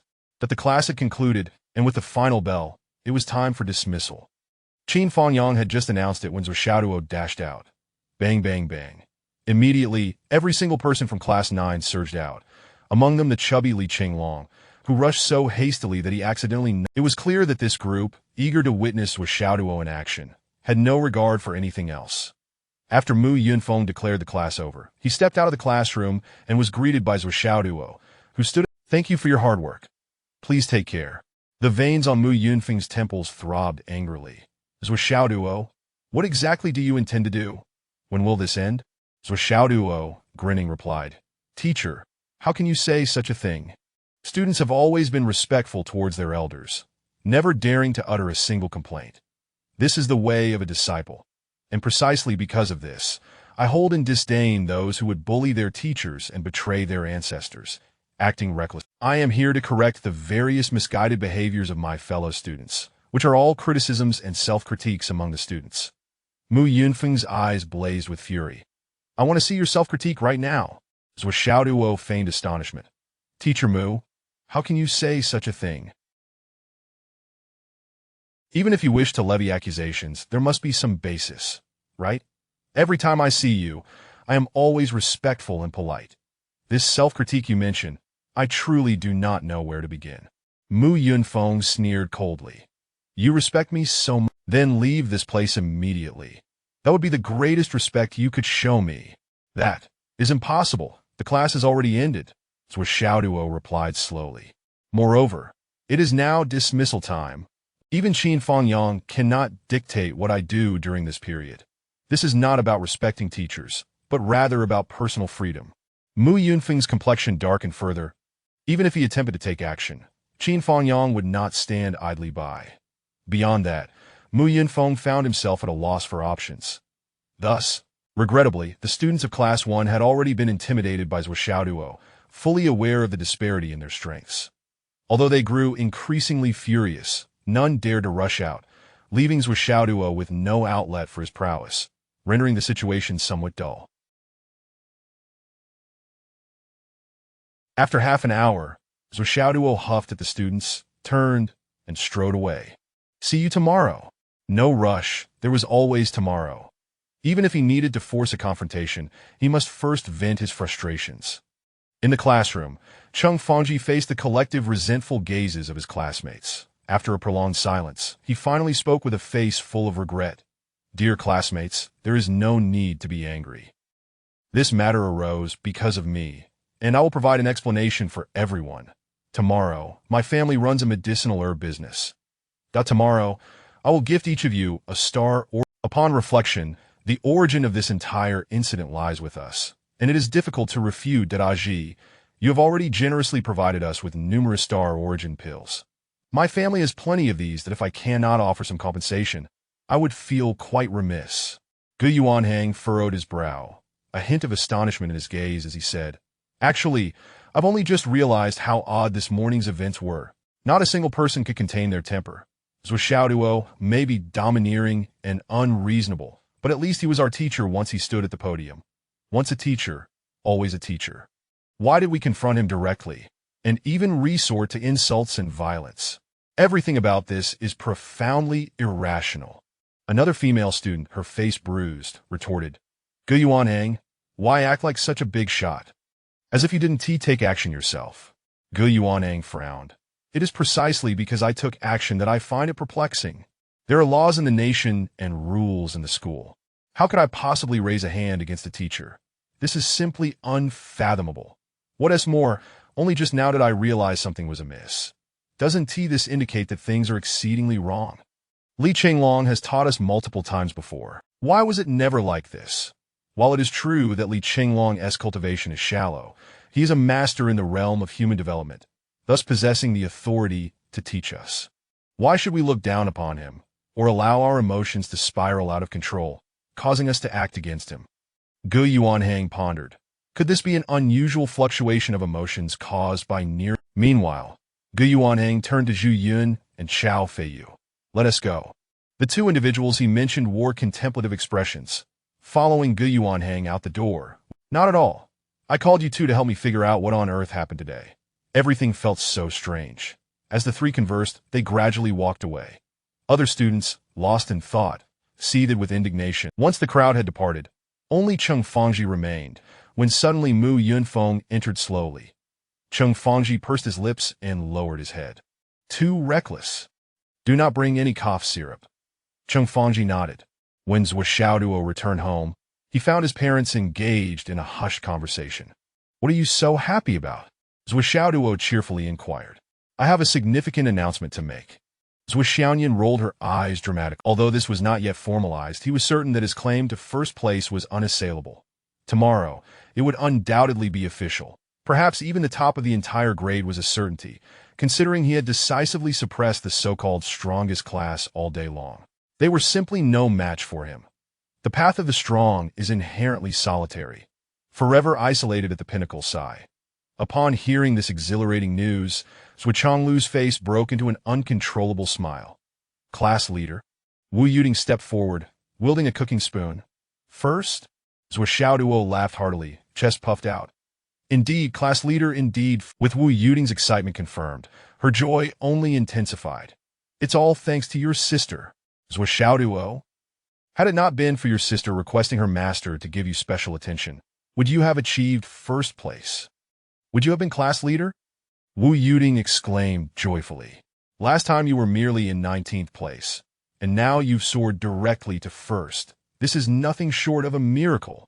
Zuo Xiaoduo was left utterly speechless. How did I become a miracle? Wu Yuding was beaming with delight. Zuo Xiaoduo, hurry and buy some ingredients and grab 2 bottles of wine. Let us celebrate tonight for our Xiaoduo finally receiving guidance from a great teacher and finally understanding. Zuo Xiaoduo walked out of the kitchen while rummaging through his pockets, catching a glimpse of Wu Yuding's sidelong glance, which made his heart race. He, pretending to search for money, Zuo Xiaoduo said, Come on, oh no, I didn't bring any money. Whoever has cash should go buy the drinks and food. Zuo Xiaoduo and Zuo Xiaoduo exchanged glances, speechless. I'll pay, Zuo Xiaoduo said decisively. I'll run errands, Zuo Xiaoduo added, equally resolute, so long as he didn't have to spend money. Chapter 60. A beautiful day begins again. Thus, Zuo Xiaoduo took his money to purchase some wine and delicacies. Yet throughout the journey, he felt an inexplicable dissonance that wasn't the celebration meant to honor my progress. Why was I the only one working while the rest of the family relaxed? Even after completing his purchases and returning home, Zuo Xiaoduo failed to unravel the mystery, concluding indeed, they still did not comprehend the essence of a strong mindset, that a strong individual. Shouldn't they bear more responsibility? The atmosphere during the celebratory dinner was exceptionally harmonious, brimming with warmth and joy. After enduring early uncertainties and anxieties, Zuo Xiaoduo and Wu Yuding were now filled with immense hopes for Zuo Xiaoduo to grow stronger and more outstanding. The greater the strength, the more assured one can navigate perilous situations. Today, Zuo Xiaoduo's surprise left the couple swelling with pride. Observing their reactions, Zuo Xiaoduo decided to embellish the moment further, presenting the recently acquired Star Soul Stones with a flourish. Dad, these are for you. Sell them to contribute to the household. Zuo Xiaoduo puffed out his chest, attempting to maintain an air of nonchalance, and modestly declared, I've grown up now. Henceforth, this family can rely on me. He exhibited an audacious demeanor, befitting a head of the family. Do you aspire to usurp power? Zuo Xiaoduo replied with a teasing glint in his eye. I am still very much alive. Zuo Xiaoduo chuckled awkwardly. Long live the emperor, unifying the realm. As he unveiled his treasures, Zuo Xiaoduo's eyes widened in astonishment. These are premium goods? Being an expert in identifying Star Soul Stones, Zuo Xiaoduo instantly recognized the exceptional quality of the stones by their shape and hue. Though the exact worth remained uncertain, it was undoubtedly of superior grade, assuredly the finest available. Such high-caliber Star Soul Stones would undoubtedly captivate professional gamblers in the field, who would not hesitate to spend lavishly. Truly a rare and valuable find. What astonished him was not merely the quality, but that Zuo Xiaoduo had procured them. A wave of paternal pride washed over him. Where did you acquire these? I had previously offered my divination services, Zuo Xiaoduo explained. Ultimately, in addition to the Star Soul Stones, he had also received a reward of 20,000 that although he refrained from voicing this amount, he mentally noted it, treating it as an update. If spoken aloud, he was certain it would be met with a I'll keep it safe for you response. I graciously accept, Zuo Xiaoduo responded, maintaining an air of decorum. However, your divination skills, Zuo Xiaoduo pondered for a moment, if you truly possess such abilities, then delve deeper into your studies. In today's world, saving a life could mean saving an entire family. The rewards are secondary. Yes, Dad, Zuo Xiaoduo replied obediently, stealing a glance at his parents' faces, still devoid of any troubling signs. Their expressions exuded peace and contentment, indicative of a prosperous fate. An excellent sign indeed. Tomorrow, I have nothing planned tomorrow, Zuo Xiaoduo chimed in, raising her hand. Absolutely not. Zuo Xiaoduo rolled his eyes. Will your presence be a help? You would only bring me trouble. Zuo Xiaoduo's reluctance stemmed not from mere sentiment. Recalling a previous incident 6 months prior when Zuo Xiaoduo had visited the shop, it had caused quite the stir among neighboring shopkeepers, all eager to forge connections with Zuo Xiaoduo. It had pained him greatly, and he had ultimately claimed his daughter would be embarking on a long-term training journey in the mountains, perhaps for decades, to extricate himself from the situation. If she were to visit again, it would only serve to undermine his previous excuse. Besides, he mused, one ought to consider whether their son is worthy of his daughter. After all, not only did they cultivate vegetables, but they also raised pigs.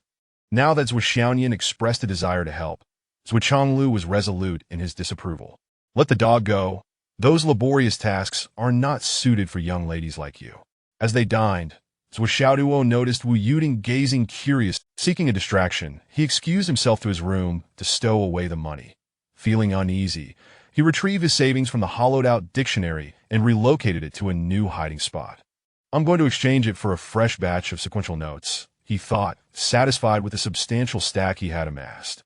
He then returned to the dining table.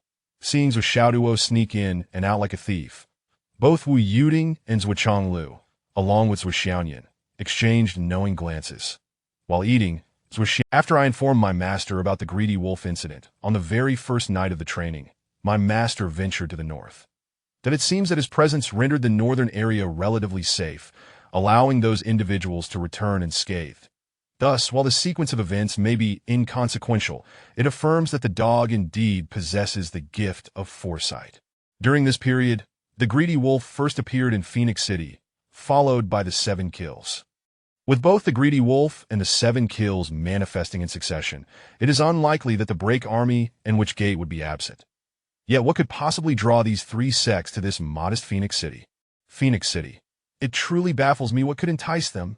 However, it is merely something my master and I overlooked or failed to consider, and thus this reason warrants thorough investigation. Only by determining their goals can we formulate a counter-strategy. The gathering of the greedy wolf and 7, if so, they must have committed multiple crimes. And if indeed they have, there should be cases and clues to uncover. The 7 kills brazen slaughter surely implies they have a powerful backing and safe haven. Such protection is not easily acquired. They must have laid their groundwork long ago. But how long is this long ago? Zuo Xiaoduo pondered while quietly eating. Under normal circumstances, it would take 3 to 5 years to Is the air delicious? The next day, Zuo Xiaoduo awoke early, setting out for school an hour ahead of schedule. Along the way, he keenly sensed a palpable difference. The sky was dotted with high-ranking martial artists flitting about, surveying every corner of the city. The streets were crowded with people selling popsicles, candied hawthorn, and others meandering in and out of various shops. Such rudimentary surveillance methods. How much better can they be than real-time monitoring? Zuo Xiaoduo sighed, shaking his head. What kind of imbeciles would get caught by such investigations? Loose on the outside, sigh. Upon arriving at the second middle school, he was met with countless curious and astonished gazes from all directions. After all, Zuo Xiaoduo had single-handedly blocked the entrance of a classroom, preventing the entry and exit of students, particularly those from the class deemed the top. Unfazed, Zuo Xiaoduo strode into the school with his head held high, making his way to the first class of the martial arts section. Noticing only 3 or 4 students present, he wasted no time, and class hasn't even started yet. What gives you the right to enter now? He then casually pulled up a chair, sitting at the entrance, propping his legs up as he basked in the newly risen sun, exclaiming from the depths of his heart, "A beautiful day begins once more." I haven't finished yet. That as time progressed, the students of Class 1 arrived one after another, only to be collectively stunned by the unfolding situation. "Zuo Xiaoduo, are you done yet?" exclaimed the beautiful girl, whose nose, even now, her once pert nose was still adorned with a band-aid, fueling her resentment. Zuo Xiaoduo, with a grin that did not reach his eyes, replied, "Students should resolve their own matters."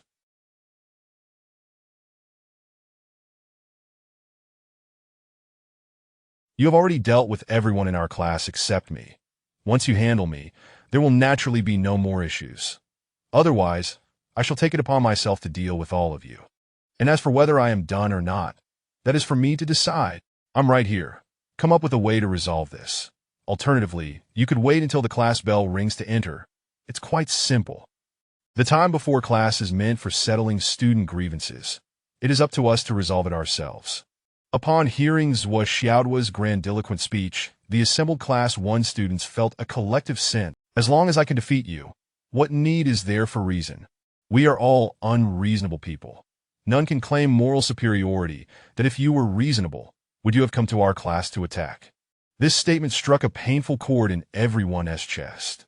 You attack someone from our class, so it is only right that I retaliate. It is quite simple. But since you struck first, I find it insufficient to just hit back once. I have yet to vent my anger. Thus, I shall strike multiple times, Zuo Xiaoduo declared, swinging his legs while seated. So wait patiently. Once I have vented enough, this matter can reach a resolution.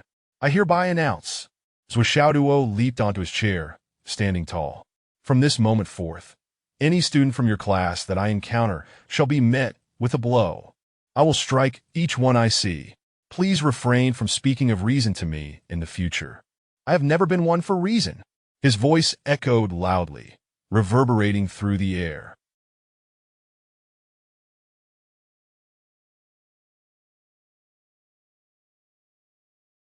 Outside, a large crowd had gathered, consisting of both teachers and students, densely packed and numbering in the hundreds, with even more rushing to join in a high-rise building, behind glass windows. Hurian wore an expression of helplessness, while Li Changjiang appeared deep in thought. This is quite unexpected. This boy has already transcended to the martial master level. Li Changjiang inhaled deeply. What kind of rapid progress is this? He only entered the warrior class 5 days ago, and now he has advanced to martial master. Hu Ruoyin was taken aback. Oh, he has broken through to martial master? Otherwise, how could he single-handedly dominate the entire class 1? No, even a mere breakthrough would not suffice for such a feat. His combat prowess must already be at the intermediate level of a martial master, Li Changjiang remarked, taking a breath. Ruoyin, your student is quite remarkable. Hu Ruoyin smiled genuinely. That's wonderful. Wonderful? Li Changjiang regarded his wife. Look at his conduct. It resembles that of a rogue.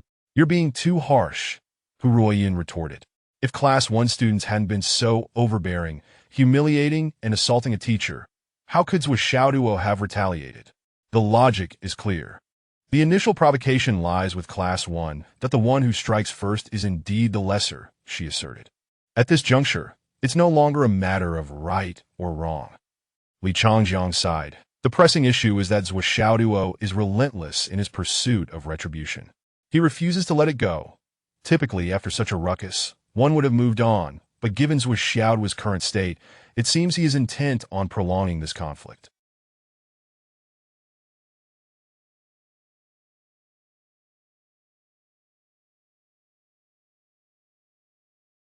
How can reason still be on his side?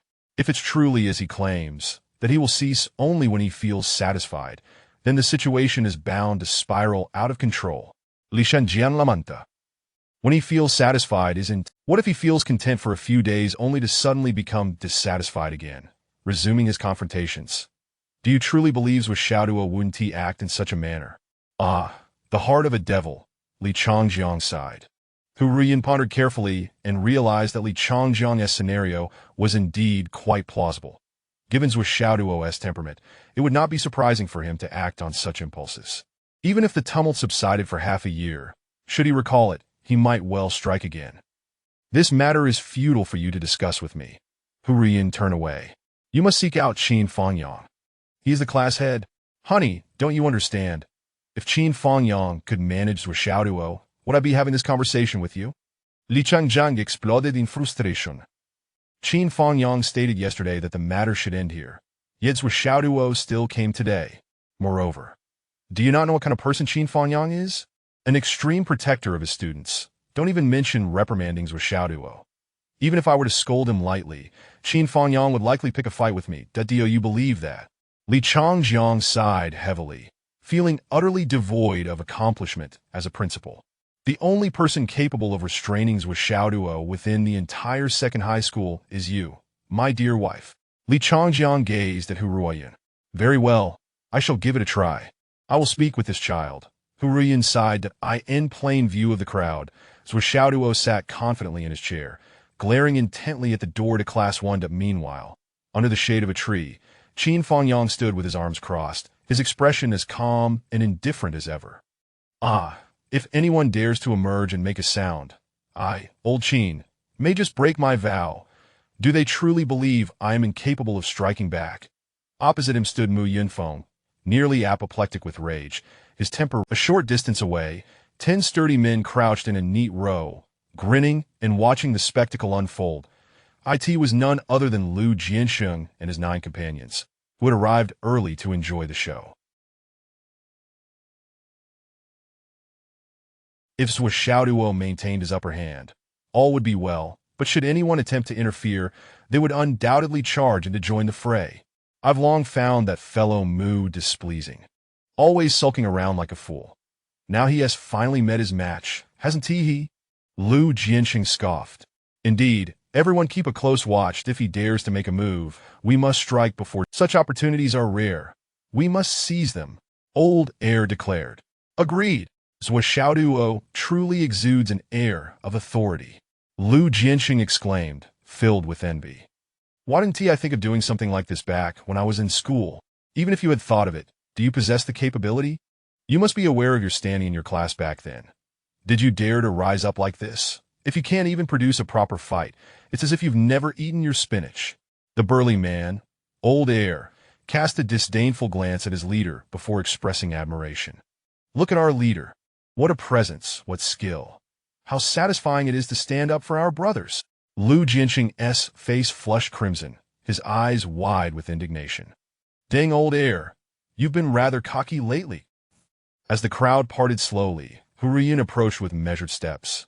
Suddenly, the previously arrogant Zuo Xiaoduo became subdued. His legs no longer crossed. Before Hu Ruoyan could come close, he stood up straight and hurried. Shouldn't you return to class? Be careful not to be late. But it's not yet time. Zuo Xiaoduo scratched his head, chuckling sheepishly. Why are you here, teacher? You seem to have some free time. It is time to bring it to a close. Hu Ruoyan said, somewhat hesitantly. You see, matters must come to a resolution. Continuing in this manner isn't good for either party. How about we find a compromise? Zuo Xiaoduo laughed cheerfully. Teacher, you've caught me off guard. I truly haven't thought of a specific resolution. How about? We have the students of this class all. The crowd gasped collectively in disbelief. How utterly ruthless. This was Class 1, the top 50 students of the second high school. Would you just suggest they all transfer in one breath? The school administration would surely go mad. Just tell me what result you're truly seeking. Hu Ruoyan said softly, gazing at Zuo Xiaoduo. Zuo Xiaoduo's expression grew awkward, and after a moment he mumbled, I haven't finished venting yet. Indeed, he had not yet finished. The blood spilled thus far was significant, and he was uncertain if it would yield any resolution. To withdraw now felt akin to throwing away all his efforts. Yet Zuo Xiaoduo could not openly state this, for he knew all too well that once he voiced it, his fate would be sealed. This matter was far too significant, so significant that his own life seemed trivial in comparison. Chapter 62, Apologies and Doubts. Xiaoduo, Hu Ruoyan called out sharply, a blend of affection and sternness in her voice. At last, Zuo Xiaoduo reluctantly replied, however, since teacher who has intervened, I must extend this courtesy. But I must state my position clearly. Class 1 must provide our Class 9 with an explanation regarding, since they were unreasonable from the outset. I could very well continue to act unreasonably myself. Beating those individuals until graduation would not be an unsatisfactory resolution in my eyes. But if I am left unsatisfied, I shall return to confront them again. The seriousness of this incident cannot be resolved with a mere apology. Don't you think so, teacher Hu? Hu Ruoyan could only manage a wry smile. You've beaten them to the point where their entire class cannot attend lessons, and yet you claim to be the one aggrieved. Quite a predicament you've put yourself in. Truly, I do not comprehend where your sense of grievance arises from. I know that each of you despises me right now, wishing nothing more than for me to vanish. Zuo Xiaoduo declared, tilting his head back as the morning sun illuminated one side of his face, casting the other side into shadow. Rather than harboring hatred towards me, why not channel that animosity into your cultivation? On the day you surpass me, feel free to seek me out for revenge. I will not engage in reasoning with you, nor need you reason with me. But okay, that settles it. With a swift kick, Zuo Xiaoduo overturned a chair, walking boldly towards the students of Class 1. Suddenly, he raised his hand and delivered a resounding slap across Cheng Fengji's face.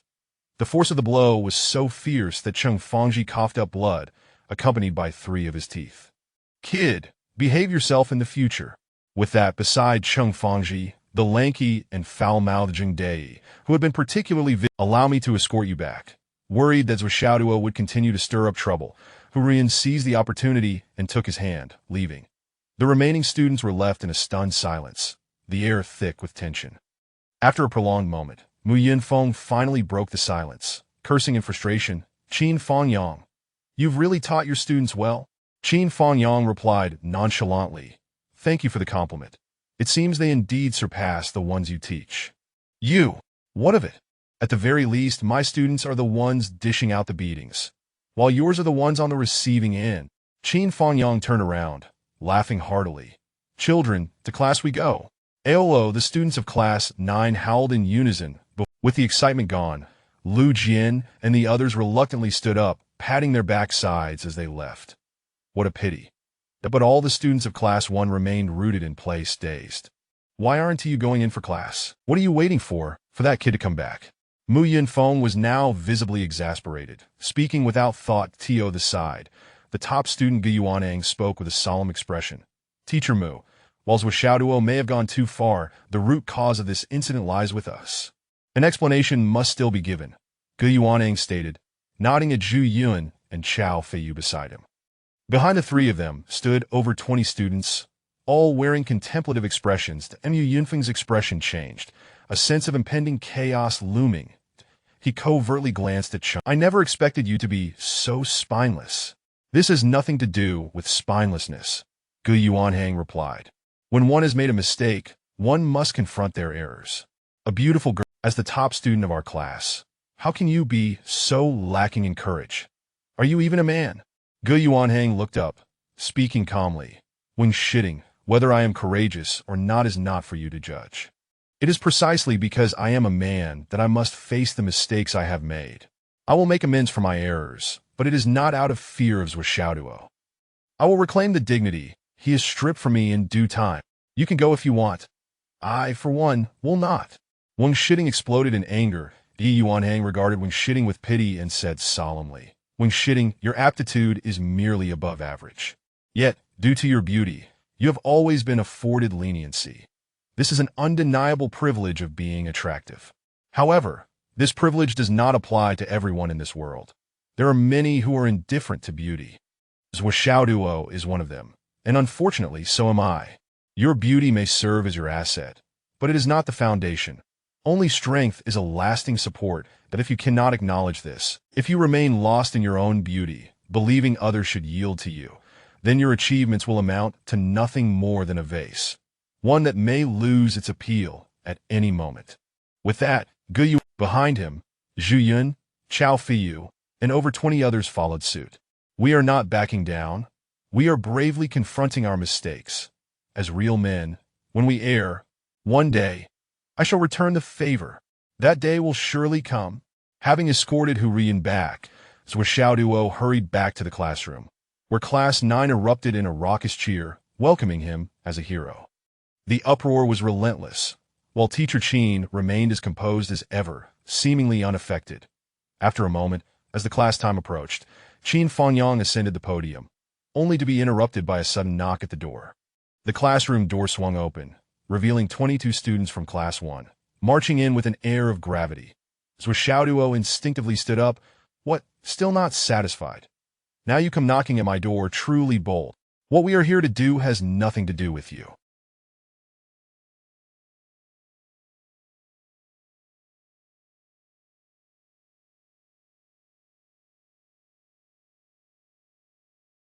Our accounts will be settled later. Gu Yuanhang said coldly that he then addressed Qin Fangyang. Teacher Qin, regarding yesterday morning's incident, we acknowledge our wrongdoing. Today we have come to apologize to you, and in addition, to apologize to Teacher Li Qinglong and all the students of Class 9. The 22 students arranged themselves into 3 rows and bowed in unison. We apologize, Teacher Qin. They then turned, and Gu Yuanhang shouted, Zuo Xiaoduo, step aside. This does not concern you. Zuo Xiaoduo scratched his head. Why should I not be involved in the apology to Class 9? Gu Yuanhang's eyes nearly spat fire. I told you. Our accounts will be settled later, but this does not include the present. All right, I'll step aside. Zuo Xiaoduo rolled his eyes. Who cares about your little ceremony? He still moved aside a bit. We apologize, classmates. They bowed once more. Then, the 22 of them approached Li Qinglong and bowed in unison again. We sincerely apologize, Teacher Li. It was our mistake. We disrespected you yesterday. Please forgive us, Gu Yuanhang added. Regardless of your current status, while you were teaching us, you are our teacher. Our disrespect towards you was an offense to a mentor, and thus, the entirety of yesterday's event. We apologize, Teacher Li, and ask for your forgiveness. Li Qinglong's eyes misted over, his voice trembling as he replied, I accept your apology. Meanwhile, Zuo Xiaoduo rolled his eyes. How pathetic he accepted so readily. Gu Yuanhang and the 20 students rose and turned to Qin Fangyang, stating, A mere apology cannot make amends. Therefore, we have prepared something else as a token of our sincerity. Here are 2 bottles of star power pills. Each student in Class 9, except for Xiaoduo, will receive 1. Additionally, we have 340,000 star coins, distributed as 10,000 each for everyone except for Xiaoduo and Li Qinglong. I heard that your original sword was broken in a past battle, so I borrowed one from my father's weaponry last night, that I hope you do not find it lacking. This is a rare collection of ancient texts, comprising 18 volumes, chronicling various extraordinary events, rumored to have a history of several millennia. We present it to Teacher Li Qinglong as a token of our sincere apologies. Gu Yuanhang bowed once more, stating, We apologize. Qin Fangyang furrowed his brow. This attitude suffices. You may take these gifts back. Mere tokens of goodwill cannot be returned. Gu Yuanhang replied firmly. We take our leave now. Zuo Xiaoduo scratched his head in frustration. For every item, they had to specify, except Zuo Xiaoduo. Just how much animosity must they harbor against me? Each receiving 10,000 star coins? Each receiving a star power pill. Their sincerity is excessive, so much money, and yet none for me.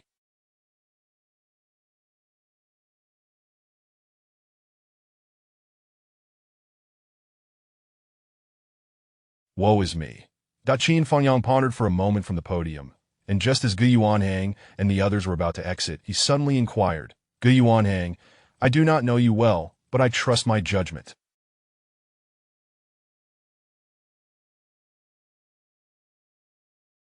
Given your character and manner, the incident yesterday morning should have been stopped at its onset, and it surely would not have escalated to this extent. A look of surprise crossed Gu Yuanhang's face as he turned around. Thank you for the compliment, Teacher Qin. Indeed, many of us found yesterday's events quite peculiar. While we cannot claim to be paragons of virtue, as martial artists, we adhere to certain fundamental principles that in the case of Li Qinglong. Yet yesterday morning, it was as if everyone's tempers flared inexplicably. In retrospect, we each find the escalation of events to be utterly bewildering. Gu Yuanhang's expression was one of deep contemplation. Qin Fangyang's expression grew increasingly grave. Meanwhile, Zuo Xiaoduo gazed at the ceiling. Seemingly indifferent, Gu Yuanhang turned to Zuo Xiaoduo, frowning. Zuo Xiaoduo, it is true that you are formidable, having thoroughly defeated us in battle. Yet, at most, you are merely the strongest among students, and it is only due to the school's regulations that you are allowed such latitude. I must seriously inform you. The consequences of your actions this time are severe. We are here to admit our mistakes because we erred, but we do not harbor any less hatred towards you than if someone with a naturally narrow mind, already enraged, were to be continuously beaten by you. What might their feelings transform into? That could be quite concerning. I advise you to exercise caution in the coming days. This is not mere alarmism, but a genuine concern for your well-being that if something were to happen to you, how would we seek our revenge in the future? Ge Yuanhang waved his hand, declaring, "Apologies delivered. We must return to class. Farewell, Teacher Qin, Teacher Li, and all of Class 9. As soon as the words left his mouth, the 22 students filed out. Zuo Xiaoduo pondered. "I do not suspect Ge Yuanhang." Zuo Xiaoduo replied thoughtfully, almost instinctively. "Based on the conduct of these individuals today, if they are not deeply calculating, then they have genuinely recognized their errors. Particularly Ge Yuanhang, who is remarkably forthright. I would prefer to believe that he views me as a whetstone, constantly honing himself. Even if only for those two reasons, he would." Suddenly, a flicker of shock passed through his eyes. Qin Fangyang shuddered slightly, as if a realization struck him. Abruptly, he declared, "Today, I have some matters to attend to outside." With that, Qin Fangyang hurriedly exited, not even pausing to distribute the items on the desk. Chapter 63. Doubtful is the breakthrough. With a resounding thud, the door slammed shut.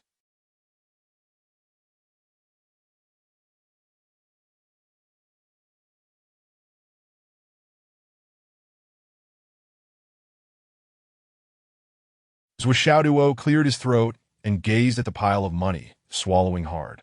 Come, come, everyone, let us collect the gifts that I will distribute them. One for each, no mixing up. Fatty, take your ancient texts away. As for Teacher Qin's sword, let it remain here." Long Yuxing rose, declaring, "Brother Zuo, all this money belongs to you. Just share the elixirs among us that we all understand that without you, they likely wouldn't have come to apologize. The strong are revered, and that has never been mere rhetoric." Wan Lixio also stood up.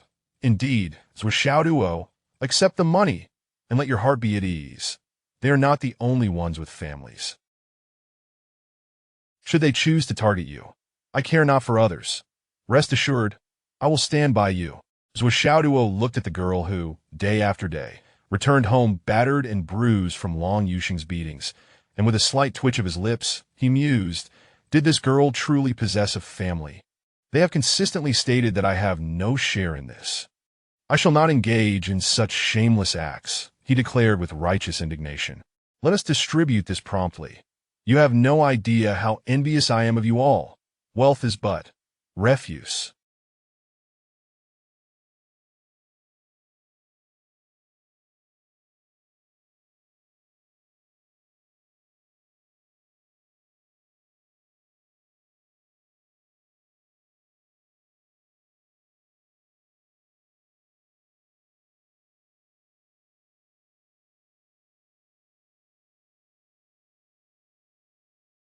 Let this refuse vanish from my sight.